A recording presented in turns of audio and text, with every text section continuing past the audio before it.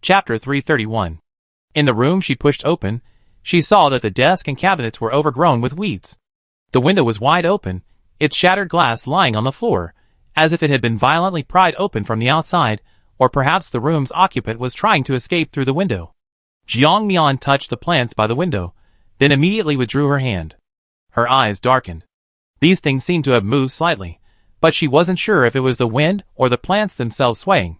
However, she no longer dared to underestimate these things and instead put on rubber gloves to protect her hands.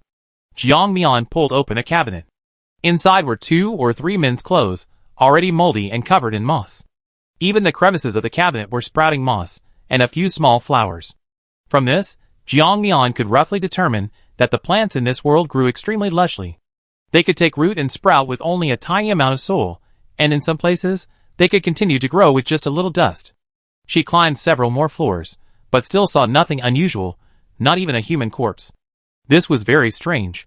Aside from the 2 highly decomposed skeletons she encountered when she first arrived in this world, she hadn't seen any other signs of human habitation. Jiang Mian went up to the top floor. While she didn't find any skeletons there, she did see electronic devices used by humans. However, the devices were completely out of power. While others might not have a solution, Jiang Mian could charge them in her spatial storage. However, it seemed this world's civilization wasn't very advanced. The mobile phones they used were still the old-fashioned kind, the kind with a keyboard.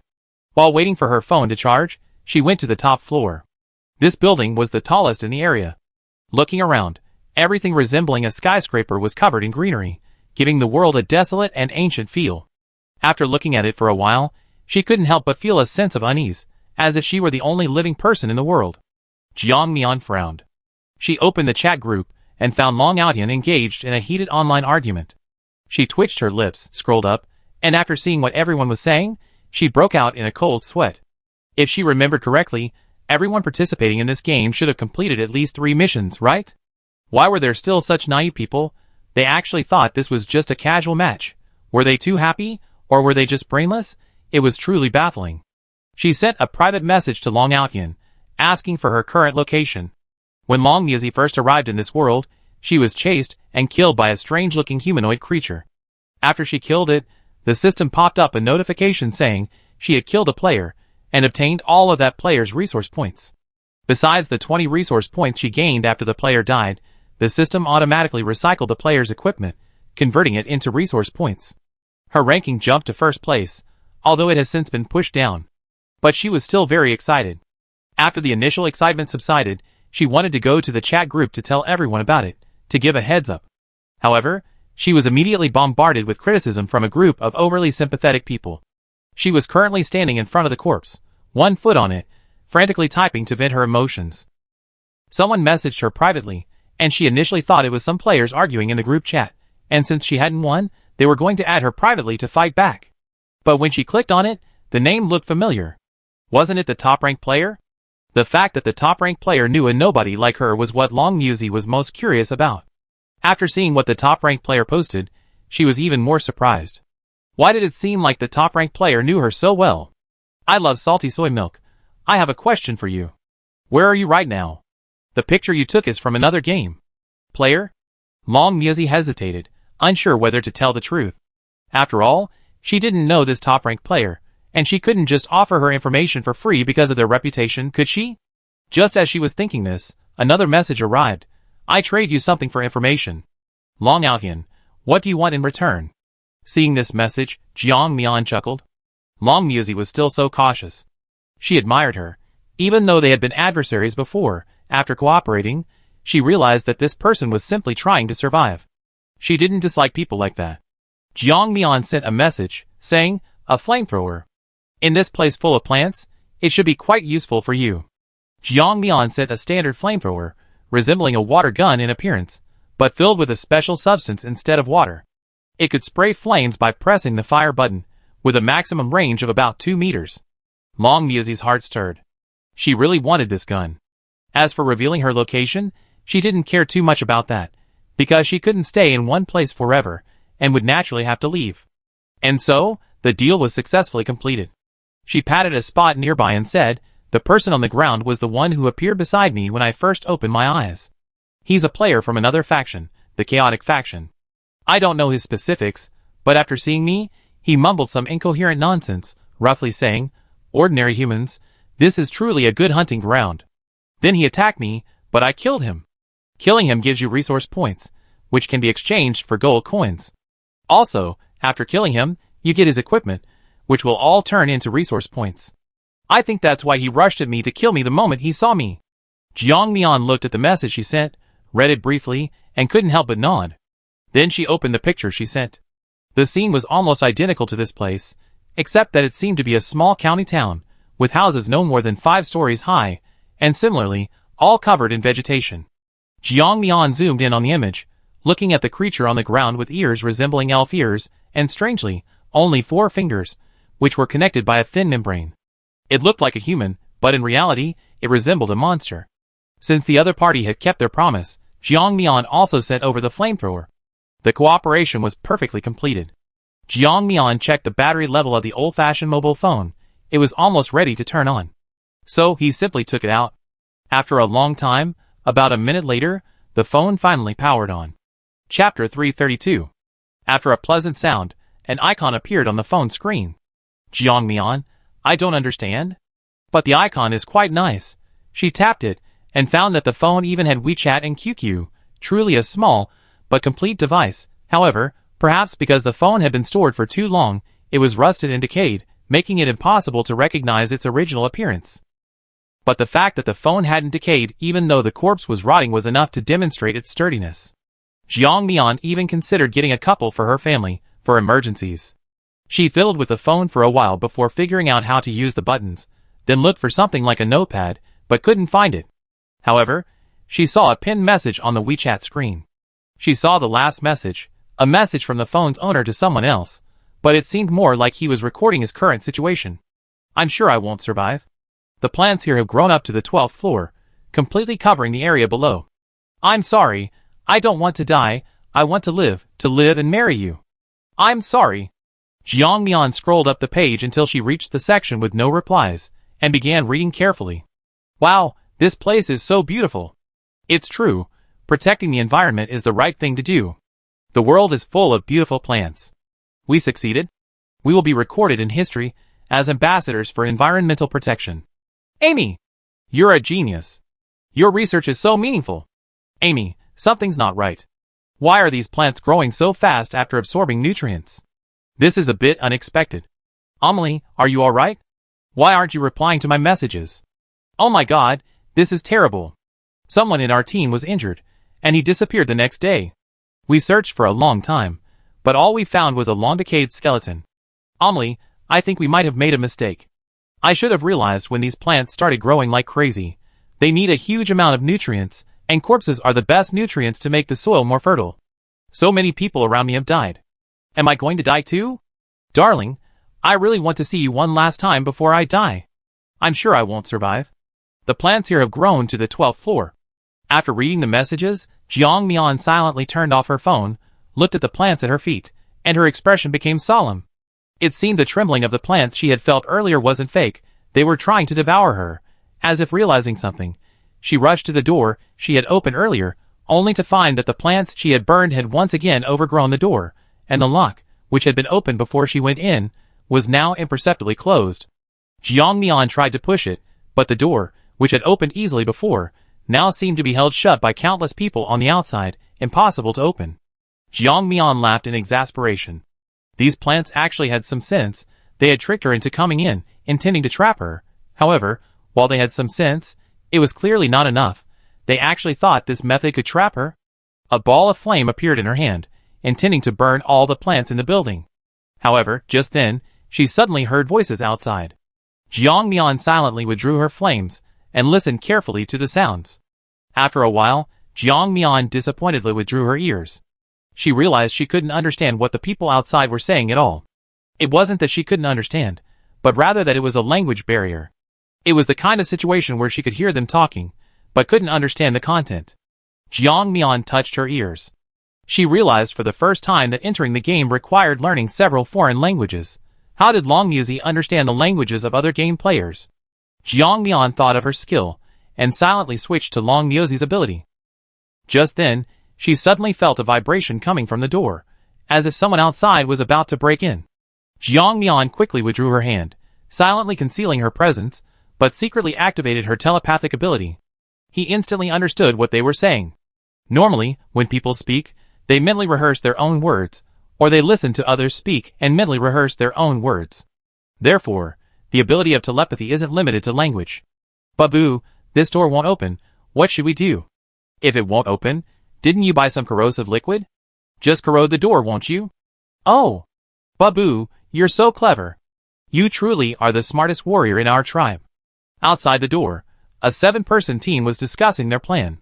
Then, one of them pulled a vial from his pocket and poured it directly onto the door. The plants on the door, and the door itself instantly began to rot. Seeing this, the group walked in smoothly. Once they were inside, Jiang Mian noticed they were carrying several humanoid creatures. However, the creatures' near-death state was pitiful. They didn't search the room or go upstairs. Instead, they simply threw the creatures on the floor. The leader, called Babu, sat imposingly on a solid wood chair his underling had retrieved from his spatial storage. He glanced contemptuously at the group on the ground, sneering, "You damned heretics, daring to attack the great Babu. You deserve to die." His underling, seemingly to demonstrate his loyalty, angrily kicked one of the men, saying smugly, "It's because of you bunch of trash that our gamer's reputation is so tarnished. Everyone says we're stupid and rich. I really don't understand why the great system god would accept a bunch of trash like you. You look like monsters, and you're always the ones dragging us down in missions." Jiang Mian silently sheathed his long sword. Judging from this, these men were all players under the same game master. Was this infighting, or did they have a long-standing grudge? To figure out their relationship, Jiang Mian decided to let them go for now, and quietly find a place to observe the drama unfold. The bound humanoid creatures knelt on the ground in humiliation, coldly staring at this group of 2-meter-tall, yet utterly brainless beings. One of them couldn't help but curse, "You bunch of lackeys of the sun god, have your brains been dried out by the sun god? Is this a game of infighting? We're supposed to be joining forces to fight against people from other worlds, and you, under the guise of justice, are doing this kind of brain-dead thing." Chapter 333. Babu and his companions weren't angry when they were insulted, nor were they angered by the mockery. However, when they heard them speak ill of their sun god, they instantly flew into a rage. A man dressed in an animal skin skirt kicked a fish-scaled creature, shouting angrily, "Shut up! You bunch of heretics, who worship the water god, how dare you insult the sun god? You're asking for death." The man covered in snakeskin, bound to the ground, who hadn't uttered a word until now, paused, then instantly became enraged upon hearing Babu insult his deity. He roared, "No, what does this have to do with me? I haven't said a word from beginning to end. Why did you kick me?" Yes, although he worshipped the water god, he was intelligent. The water god wasn't by his side. Why should he be so devout? His anger stemmed more from being attacked for no reason. The man in the skinny leather skirt glanced at him coldly and said matter-of-factly, "You just nodded. So who else should I kick if not you?" The snakeskin man glared angrily at the man in the animal skin skirt, his pupils widening as he stuck out his tongue. His tongue, like a snake's, was forked, and his gaze clearly indicated he was about to unleash his attack. Seeing this, the group of men in animal skins quickly jumped behind their leader, pointing at the snakeskin man and saying, "Lord Babu, he's trying to attack me. He must be dissatisfied with your rule, dissatisfied with our sun god. Punish him." Babu also saw the man's intention to attack and immediately became enraged. He stood up, roared, and threw a punch. A fist the size of a clay pot struck without warning, instantly caved the snakeskin man's head into his neck. Those nearby, blood splattering from their faces, stared blankly at the scene. Jiang Mian hadn't expected the snakeskin man to die so suddenly, without even withstanding a single blow. What was even more unexpected was that Babu, who seemed to hold the position of leader, suddenly became a follower at the slightest provocation from the others. He seemed like a boss's underling, in short, brainless. The man forced to kneel on the ground, seeing his dead companion, was instantly enraged. "Babu, are you crazy? What did he do to you? Why did you kill him?" Babu mumbled, "He insulted our sun god. The sun god is supreme. No one can insult our sun god. You're insane." That was clearly your underling's opinion. He never said anything bad about the sun god. Can't you use your brain? The man truly couldn't understand why such a brainless guy possessed such immense power, even ranking in the top 50 of their world. Heaven was truly unfair. If he had Babu's strength, he was confident he could even be in the top 10. Unfortunately, he was merely someone who had awakened a useless ability, only able to improve through the system, and because of his lack of sincerity, his improvement was even slower. He arrived in this world, and before he could even act, he was captured by Babu, and now he's about to be sacrificed. He's filled with hatred. His younger brother's death is still vivid in his mind, the blood on his face isn't even dry, his brother's body is still warm, and just like that.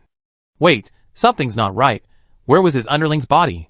He looked in the direction he'd been, only to find his underling's body mostly submerged, while the vegetation where his underling had fallen was now even more lush. He shouted urgently, "Babu, something's wrong here. Let me go!" Quickly. However, Babu seemed oblivious to his despair, instead discussing with his other underlings how to deal with them. Listening to their discussion, Jiang Mian couldn't help but twitch his lips. This group actually wanted to burn those people alive, and sacrifice them to their sun god. Good heavens, living devils. The bound men below also heard this. They exchanged glances, and one of them's tails instantly sharpened, then quietly broke the ropes binding him. Babu and his gang, true to their reputation for being brainless, not a single one of them was watching them. Instead, they were all huddled together discussing how to deal with him. Until the younger henchman, who still had a modicum of sense, suddenly noticed the unusual silence. Turning around, he discovered that the people who had been tied up on the ground were gone, leaving only a corpse. He immediately shouted, "Boss, they got away." Babu turned around, roared angrily, and transformed into a 2-meter-tall tiger. He took a deep breath, looked up, and said, "Go, they're upstairs." Jiang Mian watched them head upstairs, while she herself crouched beside the corpse. The man's death was truly gruesome, but the blood he spurted was instantly absorbed by the grass. At the same time, Jiang Mian turned the body over. The side closest to the greenery had rotted away to the bone. On the surface, it looked relatively normal, but most of the flesh had disappeared. Meanwhile, the greenery grew even more lush. Jiang Mian's face turned cold, and she instantly withdrew her hand. These plants were indeed more than just fast-growing, they also sucked human blood, and they might even actively attack humans. Thinking this, Jiang Mian followed the group upstairs, ready to quickly harvest a wave of kills and see if it was true. Just as Long Musi had said, killing other players would yield resource points, and their equipment could also be exchanged for resource points. When Jiang Mian reached the top, she found 2 more corpses. The method of killing them resembled that of Babu, who had transformed into a tiger, still prioritizing brute force. Jiang Mian searched the 2 corpses on the ground, but found nothing on them. Besides their clothes, they were completely naked. However, Jiang Mian could see that their clothes were partially rotten, and the flesh was somewhat mangled. When she found the group, she discovered that only 3 strangely looking men were left fighting Babu and his group. The others were presumably dead, only these 3 were still desperately resisting. Jiang Mian was astonished to discover that the men wearing animal skin skirts could transform into animals, as magical as the beast men described in novels. At the same time, she also saw Babu, the henchman who had started the trouble from the beginning. Seeing his true form, she understood why Babu obeyed him. Oh, no wonder, he's a fox. Foxes are clever. Even now, he's still slacking off. Anyway, others do all the dirty work, he just needs to stay in the back and lie low.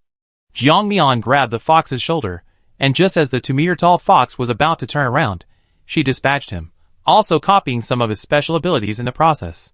Successfully replicated gene abilities, Orc Bloodline, Orc Enhancement, Sun God's Blessing, Special Scent, Sharp Claws, Cunning Nature, Sun God's Blessing. 7 different abilities, but the only downside is that abilities, like the Orc Bloodline and Orc Enhancement, require combination to use. Otherwise, where would an ordinary person like her get Orc Enhancements? Therefore, these are dispensable to Jiang Mian. Chapter 334. But the Sun God's Blessing seemed a bit unusual, so Jiang Mian curiously clicked to take a look. Sun God's Blessing, joining the Sun God's faction and sacrificing people from other factions, or those without a faction, can grant the Sun God's Blessing ability. The stronger the sacrifice being, the greater the boost. Sacrificing while alive yields the best results. Jiang Mian's lips twitched. This Sun God sacrifice thing, it sounded so noble, but it was actually some kind of cult, and it involved sacrificing people alive. Is the outside world really this terrifying? Then weren't all those they sacrificed before joining this game the same kind? Just thinking about it is terrifying. Luckily, I didn't enter their game and get involved in all that supernatural stuff. My current game is so much better. Indeed, there's no harm without comparison. It's all because of their peers making each other look better. It makes their game system seem so benevolent. After killing the fox orc, she even obtained its equipment, but it all instantly turned into resource points and disappeared. Meanwhile, her own resource points increased slightly, from 0 to 20. Not much, but enough. While Jiang Mian was calculating, the orcs on the other side seemed oblivious to her missing teammates, focused on attacking players from different factions. Jiang Mian was taking advantage of the chaos. The remaining few struggling humanoid players, however, sensed something was wrong. They noticed the Sun God tribe's numbers were steadily decreasing. The three exchanged glances. Although they realized it, they didn't say anything. There was a possibility that someone was secretly helping them, and hope immediately rose in their hearts. They even launched a counterattack in the battle against Babu and his group. Jackal, go and confuse them. Babu felt the strain, so he wanted the fox orc to confuse the opposing players. However, after shouting several times, he found no one responding. Turning around, he saw Jackal's corpse lying on the ground, staring at the ceiling in disbelief. Babu froze. Only then did he realize that Jackal wasn't the only one dead. Two of his companions lay on the ground, their eyes filled with astonishment, seemingly not understanding how they had died.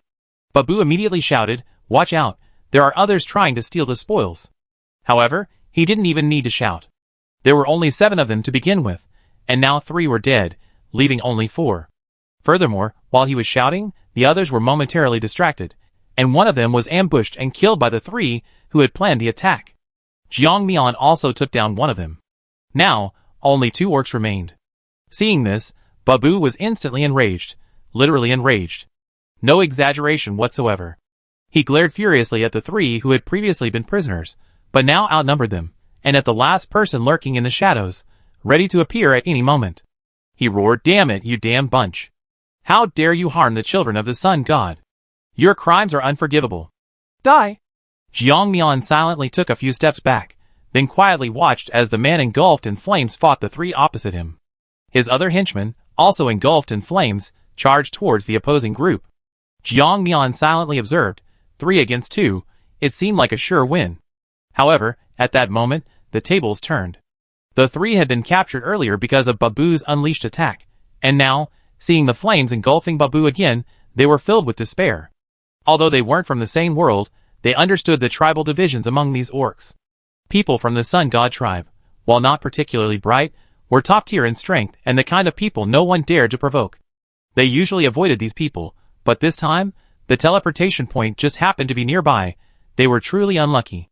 And the player who had been hiding in the shadows, helping them, had vanished, as if they had never been there at all. Seeing his underlings unable to resist, and another one already dead, he desperately wanted to unite them, shouting, "Boss, let's fight this Babu together. We can definitely kill him. If you keep hiding in the shadows, he'd definitely come after you after he kills us. You might not be his match then either. Why don't we cooperate now? Maybe we still have a chance." However, after he finished speaking, no one appeared. The man knew he was doomed. Until he was killed, he still wondered if his boss wanted him to fight to the death before helping them, so they would owe him a favor. However, it was all just wishful thinking. After killing them, Babu returned to human form and sat down on the ground, panting heavily. Of the 7 men, only he remained. All his teammates had perished in the battle. Babu suddenly realized something and tried to stand up, but a cold, foreign object on his neck forced him to stop. It was only while he was resting that his mind registered that there was still someone in the shadows, but it was too late. Looking at the woman who had appeared out of nowhere, barely reaching his chest, Babu instinctively felt a sense of disdain. However, the pain in his neck instantly brought him back to his senses. He looked at Jiang Mian, whose appearance was different from theirs, and asked suspiciously, "Are you a player from the Fireseed Project?" In his memory, only the Fireseed Project would recruit such physically weak humans. Jiang Mian narrowed her eyes, and wanting to gather information, she nodded. The next second, Babu relaxed and said with a smile, "I'm a player in the God Cultivation Project, belonging to the neutral faction." "I remember you guys are also in the neutral faction, right?" Jiang Mian's eyes darted around. Neutral faction? She didn't seem to have heard of any faction she belonged to. But did joining a faction automatically make them part of that faction's faction? She didn't believe it was that simple. After all, there were bound to be inherently wicked people everywhere. If a vicious person joined the neutral faction, would they be neutral? Certainly not. So she just listened to what this orc said. After all, this orc really did seem stupid. Chapter 335. The God Cultivation Plan? What's that? The orc on the ground, whether genuinely stupid or something else, answered Jiang Mian's question with a seemingly casual reply. The God Cultivation Plan is about training ourselves to become gods. Like how we joined the Sun God's camp and gained powerful fire talents. As more and more of us sacrifice ourselves to the god, we will eventually become the next god. Jiang Mian didn't understand. Why would they sacrifice themselves to a vague and ethereal god instead of striving to become stronger? She didn't understand, not at all. So Jiang Mian asked, don't you also have systems? Why not use them to strengthen yourselves instead of offering sacrifices to some ethereal god? The orc frowned upon hearing her disrespect for his deity. Unable to contain his temper, he retorted angrily, everything we do is to become gods. The more people we sacrifice, the greater our chance of becoming gods. Now, I am the next successor to the Sun God. Friend, if you release me, you will forever be a VIP of the Sun God's successor. Jiang Mian chuckled, looks like you're not completely stupid after all. You still know how to use your identity to survive. But rather than letting you go, I'd rather kill you and take what's on you. How could Jiang Mian, an atheist, believe that worshipping some powerful being would increase her strength? This being is already a god. How could they possibly cultivate you into the same god? Would they be creating an adversary for themselves? Isn't that ridiculous? Babu's expression changed, and the flames on his body flared up again, but the stronger flames directly suppressed him. Babu's eyes widened, his expression filled with shock as he looked at Jiang Mian. How is this possible? Are you a divine messenger? How can you possess such scorching flames? Jiang Mian glanced at him coldly, too lazy to waste any more words, and slit his throat while he was still stunned. At the same time, the copy skill successfully copied the abilities onto this guy. Successfully copied gene abilities: Crimson Flame, Beast Transformation, Sacrifice, Displacement. Successfully killed a player, gained 2,000 resource points. Jiang Mian looked at the value of this guy's resource points, and was stunned. Wow, quite high. She hadn't realized this dull-witted guy had such valuable resource points. She checked the guy's abilities. Sacrifice. Choose a god to sacrifice. The stronger the sacrifice, the stronger the ability gained. Please devoutly believe in your god, otherwise you will not gain the ability. Jiang Mian's sharp comment, cult. Doesn't this mean, gaining the ability is because you are devout, not gaining the ability is because you are not devout enough? Isn't this blatant fraud? Exchange. You can exchange a part of your body for the items you need. When Jiang Mian saw this ability, her first thought was that it was very useful. Her second thought was, a part of her body. Could she exchange her wisdom teeth for something? If so, she has 4 wisdom teeth. What could she exchange them for? However, this wasn't the time for her to overthink things. Jiang Mian collected all the corpses on the ground and left them there for a while. Perhaps they would be absorbed by the plants. She had no intention of facing such a powerful opponent. However, perhaps because her actions were too stingy, after all, she had collected so many corpses. How could those plants, with meat right before their eyes, possibly be content? Instantly, the previously quiet, almost stage-like things began to grow rapidly, directly binding Jiang Mian's legs. Jiang Mian was walking forward when this sudden change nearly caused her to trip and fall. She staggered a few steps, quickly cutting away the weeds binding her feet. In those few short seconds, a layer of skin had already peeled off her boots. Jiang Mian's lips twitched involuntarily. Good heavens! Is this thing really that terrifying? Is this still grass? It's a saw!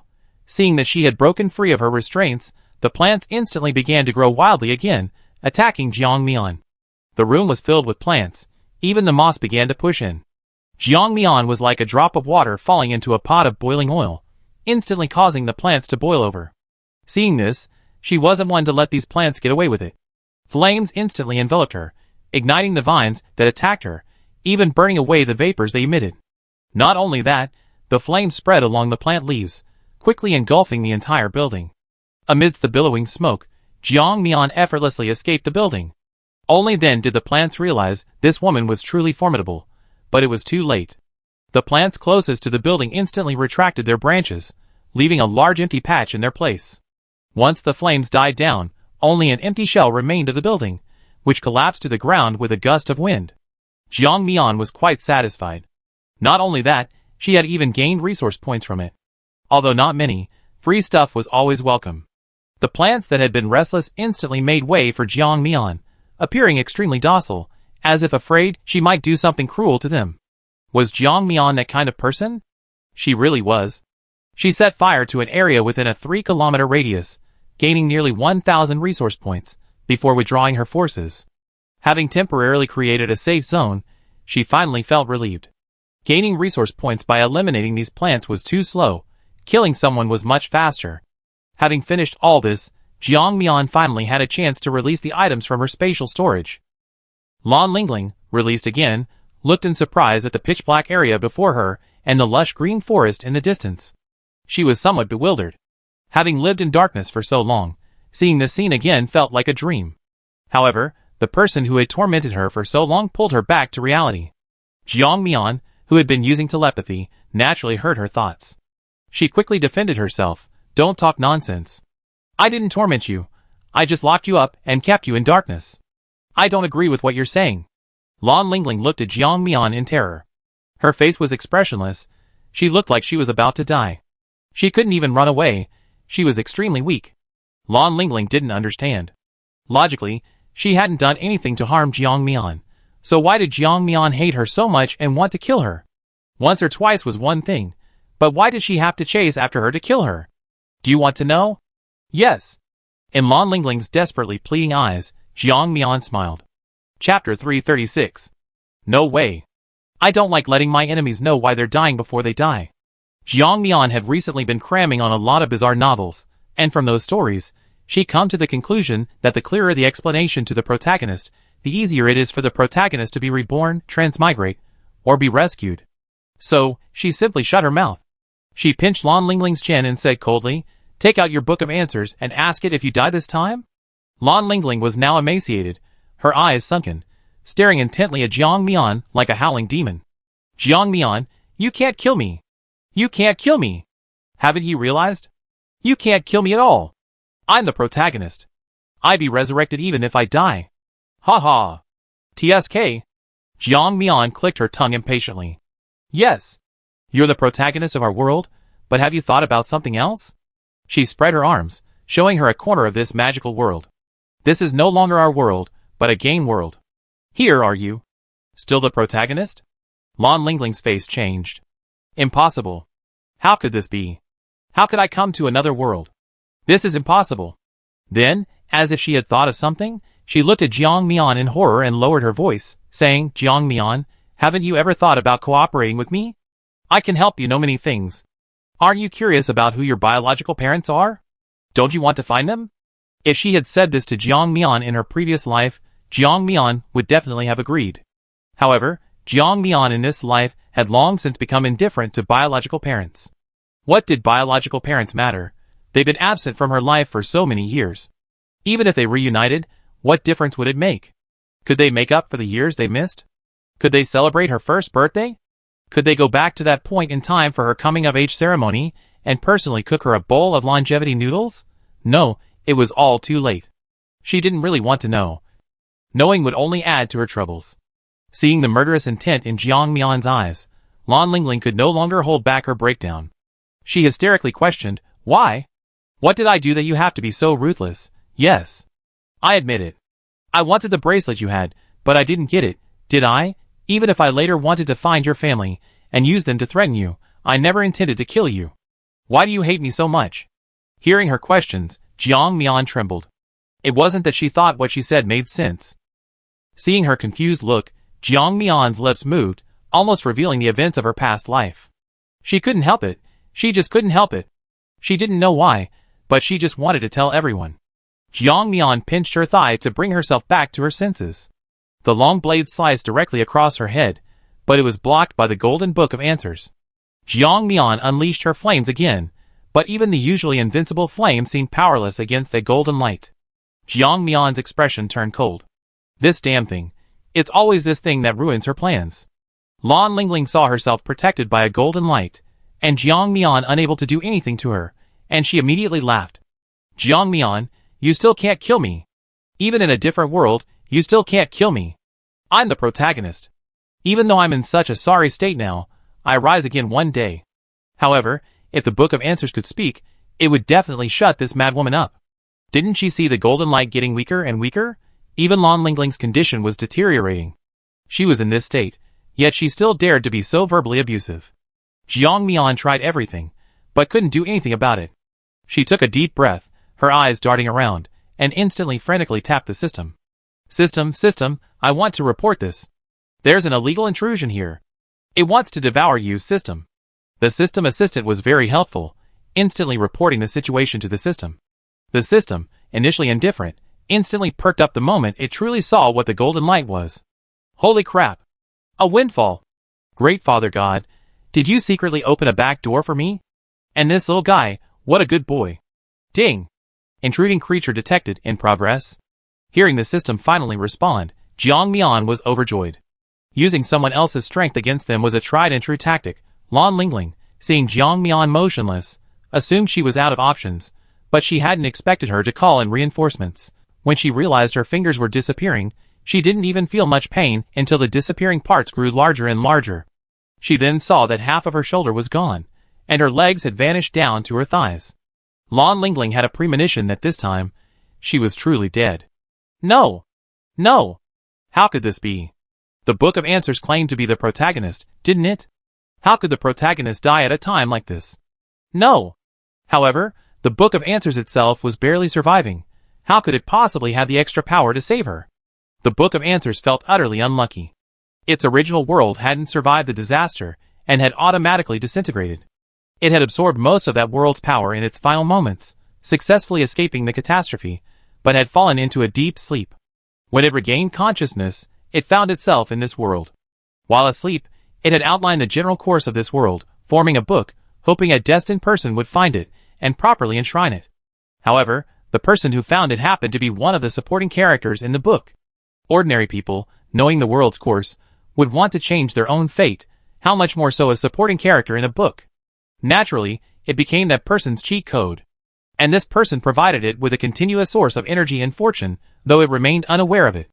The reason she was so unlucky and unable to accomplish anything was because most of her luck had been absorbed by this book. The Book of Answers originally intended to quietly drain her life force before moving on to someone else. However, an accident occurred. The woman's blood dripped onto it, inadvertently forming a pact with it. Therefore, it had to revive the woman, which not only cost it all the luck it had secretly absorbed over the years, but also meant that the woman, because she had offended a mad woman, was constantly being killed. It even used up its own reserves, leaving it incredibly weak. Facing a much stronger being at its peak, it was utterly powerless to resist. If it were at its peak, it might have been able to put up a fight against this thing, perhaps even defeat it. However, now, such talk was like an empty promise, utterly meaningless. Chapter 337. The Book of Answers gradually lost its energy to fight against the system, and was quickly taken back by the system. Lan Lingling also vanished from this world.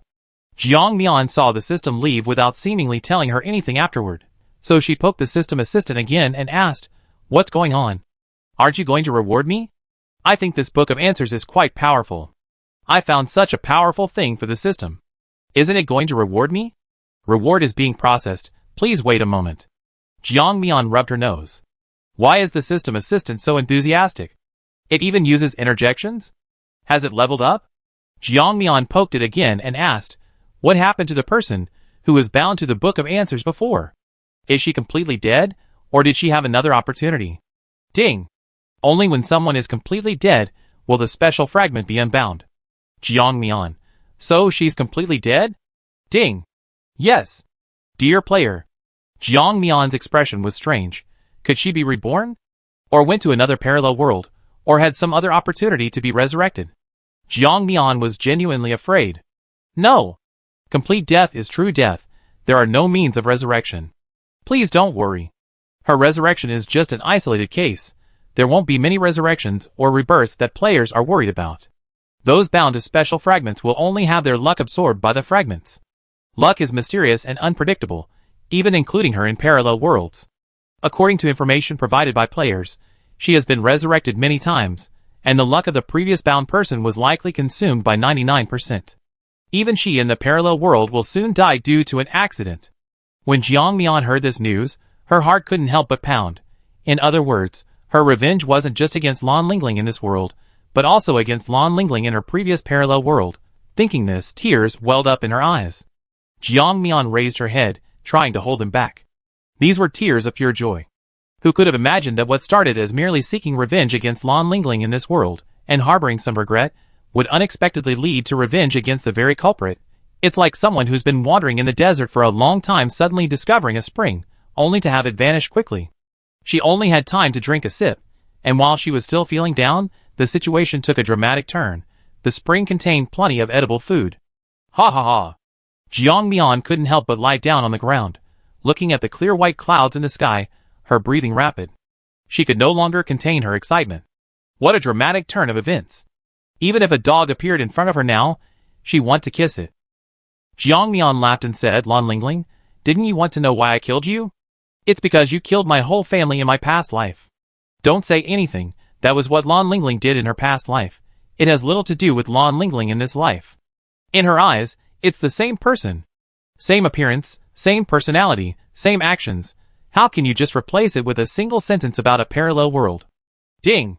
Player I Love Salty Soy Milk has provided the system with special items, receiving the following rewards. Resurrection Opportunity X3, Special Weapon X1, Mysterious Merchant Title X1. All items in the system shop are 50% off. Free residence permit for Fireseed City X10, 000. Fireseed City is under reconstruction and temporarily unavailable. Jiang Mian stared at the rewards provided by the system for a moment, then burst into an even bigger smile. System Assistant, it's been a long time since I've seen players this happy. The system flicked its head, lecturing, observe your players more often, don't use such old jokes. She has great potential, she might even reach that position. You be the one who helped her rise to power. Maybe she can even reach my position. The system assistant rubbed its head, then plopped up from beside the system, angrily saying, You flicked my head again, I'm not playing with you anymore. With that, it scurried away. The system shook its head helplessly, then looked at its newly acquired function, and couldn't help but burst into laughter. This is truly a windfall. With this, it can give its players more room to survive, and then, like finding gold in the trash, it will eventually cultivate some capable talents. A certain piece of trash. No! Someone sat up from the ground, feeling that this cooperation with the system was a win-win situation. She gained a chance to revive, and 3 times at that. And most importantly, she wouldn't need the book of answers to absorb her luck and gain a chance to resurrect. The system would simply help her. If this opportunity weren't so precious, she would have loved to try it out and see what it was like to be resurrected after death. Jiang Mian patted her face. Jiang Mian, you can't get cocky. You absolutely can't get cocky. This chance to resurrect is hard one. You might only get 3 chances. Don't be too reckless, ah. Jiang Mian then casually took out the special weapon the system had rewarded her with. Seeing that it was just a blurry blob, she immediately understood. This was asking her to imagine what the weapon looked like. Jiang Mian wasn't particularly concerned with the weapon's appearance, as long as it was easy to use, sharp enough to kill, and of suitable weight, that was fine. As she thought this, the weapon in her hand instantly transformed. It gradually lengthened and widened, and then, a strangely shaped weapon, emitting smoke, appeared in her hand. It wasn't quite a knife, as its overall shape was slightly curved, and the tip resembled a sword. Jiang Mian tried it out, and found it perfectly suited her sword-wielding habits. It was at this moment that she finally understood why Fu Junhan was so fond of his particular knife. It turned out that when you truly possess a weapon that perfectly suits you, you really don't want to lose it. Jiang Mian gripped the long knife tightly. She was now eager to test its power. However, the area within a 3-kilometer radius was essentially a safe zone. There was no immediate danger, and there was no need to test it. Jiang Mian clicked on the mysterious merchant title and discovered that equipping it allowed her to directly sell goods in the world without paying transaction fees. Of course, if she bought something from someone else, they would still have to pay a transaction fee, while she wouldn't. After using the title, Jiang Mian unexpectedly discovered that she could hide her name. After selecting this option, her name changed to Mysterious Merchant, and her description became, Mysterious Merchant, travels between worlds selling goods, regardless of faction or type. Cannot purchase items from other games. This was practically a skill tailor-made for her. Most importantly, it had an additional function, selling goods between different factions. Although she couldn't buy things, just buying things was enough. Jiang Mian clicked on her current world faction, and discovered that this world had 4 different systems. They were Apocalyptic Spark, God Cultivation, Path to Godhood, and God of Slaughter. After seeing these names, Jiang Mian fell silent. Those who know, know. Chapter 338. Compared to the god cultivation, the path to godhood, and the god of slaughter mentioned above, the doomsday fire seed seemed so simple and unadorned, even giving off a pitiful and helpless feeling. Seriously, it really felt a bit cheap, mainly because the name the other party chose was quite impressive, sounding very high class. The other two rewards were a 50% discount on system items, you could tell just by looking at the name, and Fireseed City. What did reconstruction mean? Was Fireseed City destroyed before? However, these weren't things she needed to worry about right now. She just needed to complete her mission and survive. Thinking about anything else was pointless. She really hadn't expected Lon Lingling's cheat ability to get so many things. If she had thought of this method earlier, wouldn't all these things have been in her hands long ago? However, she didn't have a god's eye view. So how could she know that Lon Lingling was hiding such great abilities? It just goes to show, who can predict what hasn't happened yet? Jiang Mian planned to search the surrounding area again and rest in this vacuum zone tonight. As she took her first step, the plants instantly recoiled, clearing a path strewn with pebbles. This was because the overgrown plants had pushed over the concrete, making the path uneven and bumpy, but it didn't hinder Jiang Mian's pace. According to the instruments in her hand, there was no one else around. It was nothing but green. There wasn't even a single bird in the world. It was as if all living things were covered by vegetation. Whether it was the buildings, the roads, or the pools of water, everything was bursting with green. Jiang Mian estimated that, apart from a few organisms beneficial to the plants, all other living things were being absorbed as nutrients. After walking for about half an hour, she suddenly heard the sounds of fighting coming from not far away. Jiang Mian's heart sank. Were there really so many people in this world? She had only walked about 4 kilometers, and she had already encountered people again. However, this device could only display small red dots, far inferior to Chui Yu's ability. But overall, it had its merits and demerits. Chui Yu's ability could only see within 100 meters, nothing beyond that. This device, however, could see within a kilometer. Jiang Mian silently changed direction. She wasn't crazy enough to join a fight. Her main objective was to scout the area. As for killing for resource points, killing could happen anytime, but if she didn't thoroughly explore the surrounding environment, she might be ambushed by these seemingly harmless plants. For example, that pink, wing-like flower not far away, she had just seen it instantly devour a person. Yes, devour, not engulf. This thing was like the Venus flytrap from Plants vs. Zombies, only much prettier. The only similarity was that after they devoured someone, a large bulge would appear on their stem. Well, this time she really encountered something that countered the brain-eating worm. These plants had no brains, and would devour any living thing they encountered. Jiang Mian leaped over the weeds, flew to the flower, and then swiftly and accurately uprooted it. Then, using the momentum, it rolled several times before regaining its balance. The man-eating flower didn't even have time to react before Jiang Mian grabbed it. Its roots twitched, but it still couldn't break free. It turned to bite Jiang Mian, but Jiang Mian slapped it, leaving it dizzy. The man-eating flower, huh? It almost vomited out the human inside its roots. Seeing that it wasn't behaving itself, and even tried to bite her again, Jiang Mian slapped it a few more times. This time, the pink man-eating flower completely calmed down, drooping its flower head, as if it were dead. However, Jiang Mian knew that it was just pretending. She directly sent the man-eating flower to her planting space. Upon discovering that it could be grown, she was instantly overjoyed. Finally, she had found something useful in this world. It wasn't a wasted trip. She wondered if the planting space had an automatic plant harvesting function, since she never harvested a sentient plant before. But the breeding space had that function, so the planting space should have it too. She secretly observed the flower, planting it separately in a patch of land. It didn't change anything, and even tried to gnaw on the nearby plants. Would Jiang Mian let it gnaw? Of course not. The plant it wanted to gnaw on was the gigantic fruit tree she collected in the monster world. Once it matured, it could enhance one's spirit. She nurtured it for so long, and it had finally flowered and bore fruit, almost ripe. If this man-eating flower ate it, she'd be so angry she'd whip its corpse repeatedly. Jiang Mian instantly moved the man-eating flower to a more distant plot of land, ensuring it was surrounded by nothing but soil. After thinking for a moment, Jiang Mian watered it with diluted spiritual spring water and left it there, temporarily ignoring it. She also casually picked up a few beautiful but aggressive plants before leaving, intending to return the way she came. However, when she saw a group of people in the vacuum zone she had created, Jiang Mian's expression instantly turned cold. This was the empire she had painstakingly built.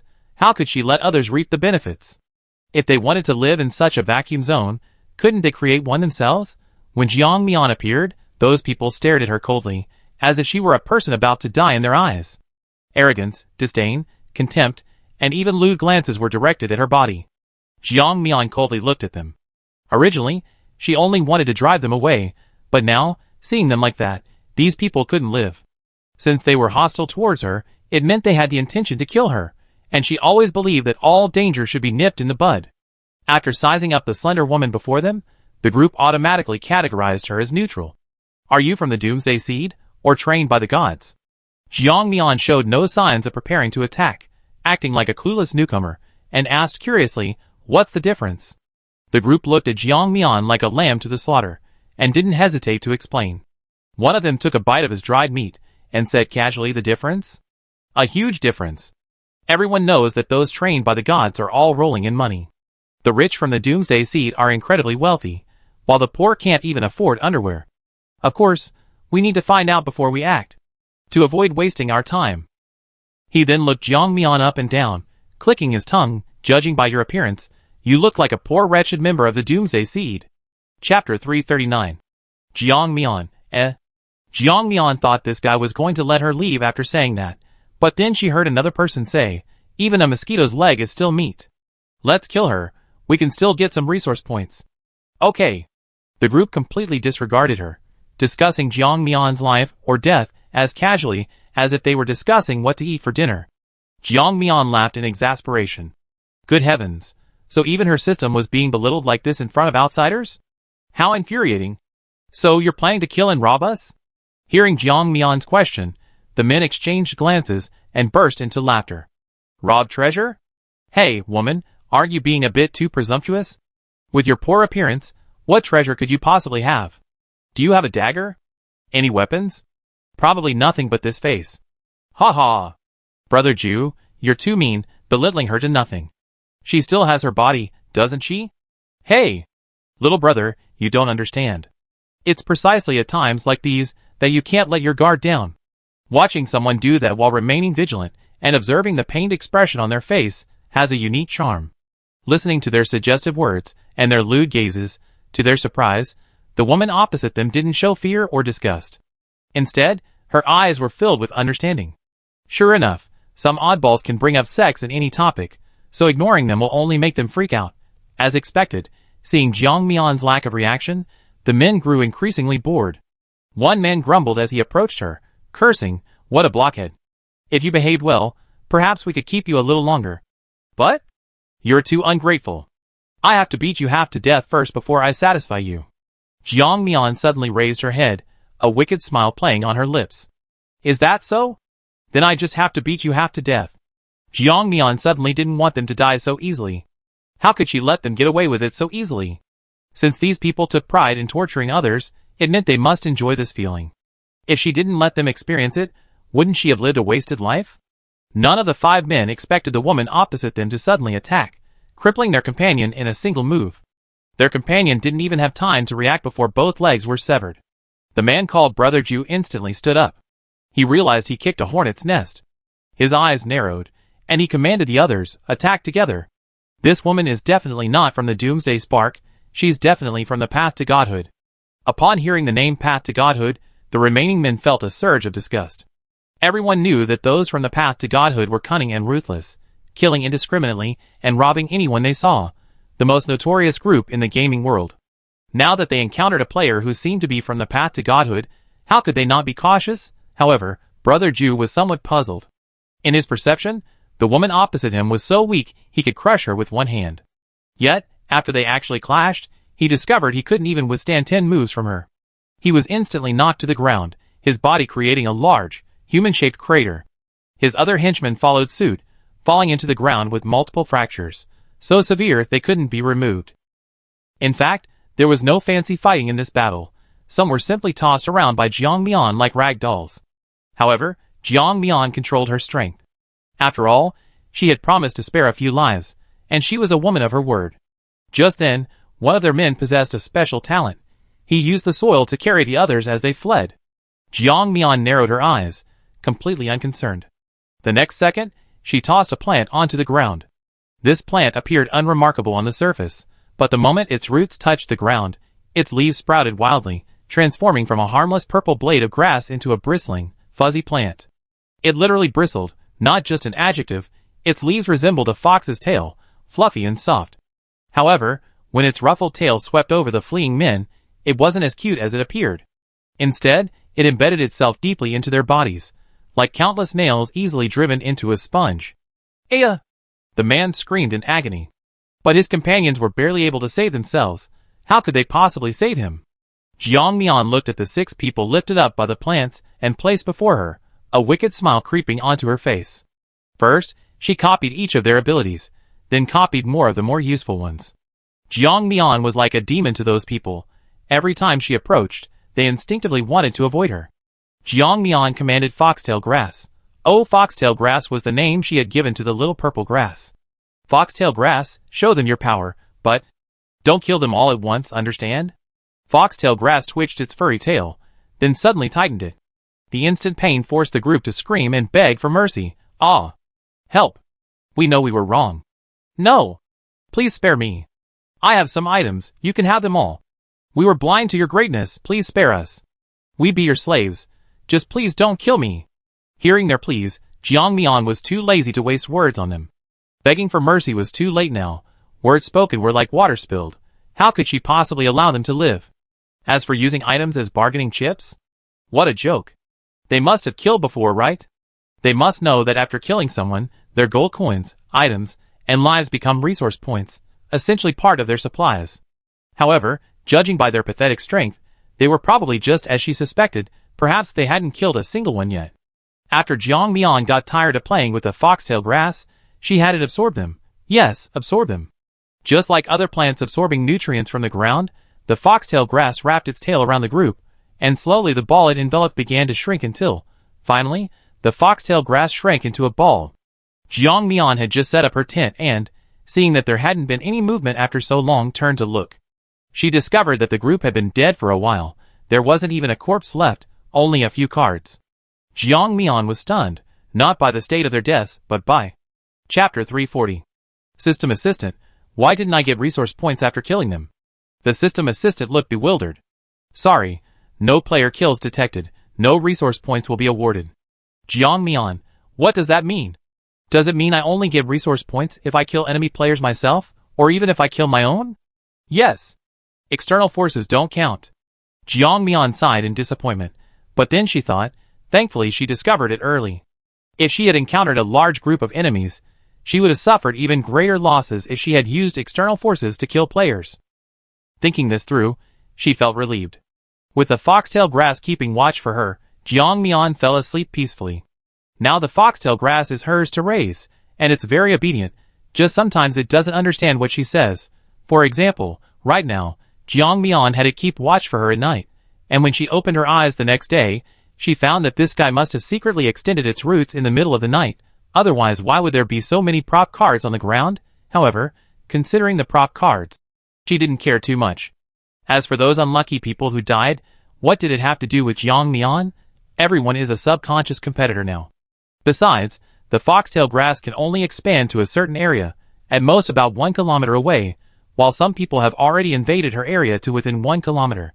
Doesn't that show they have bad intentions towards her? She already doesn't care if they enter her area, yet they still want to invade even closer. It can only be said that they are fools with good fortune. If they hadn't encountered a stingy person like Jiang Mian, otherwise, they would have been squeezed dry before being sent to their deaths. After tidying herself up, Jiang Mian turned and patted the foxtail grass, making sure no one was nearby before putting it away. Jiang Mian thought she had been cautious enough, but she hadn't anticipated that there were always a few players with special abilities who could see further. On a distant building, a player turned to her teammate and said, "TSK, I really envy those with special abilities. In this environment that suits them so well, they're like fish in water." Hearing this, her teammate turned and asked, "What's wrong, Sister Chin?" The person called Sister Chin explained what she had just witnessed. Listening to her description, her teammates began to discuss among themselves. How can we even play like this? If we could tame plants and make them our followers, wouldn't this world be practically ours? Sigh, I really envy them. Someone poured cold water on their enthusiasm, comforting them. Don't be so quick to judge. It's only in this world. In other worlds, that person would be a complete weakling. This person seemed to have a very special status.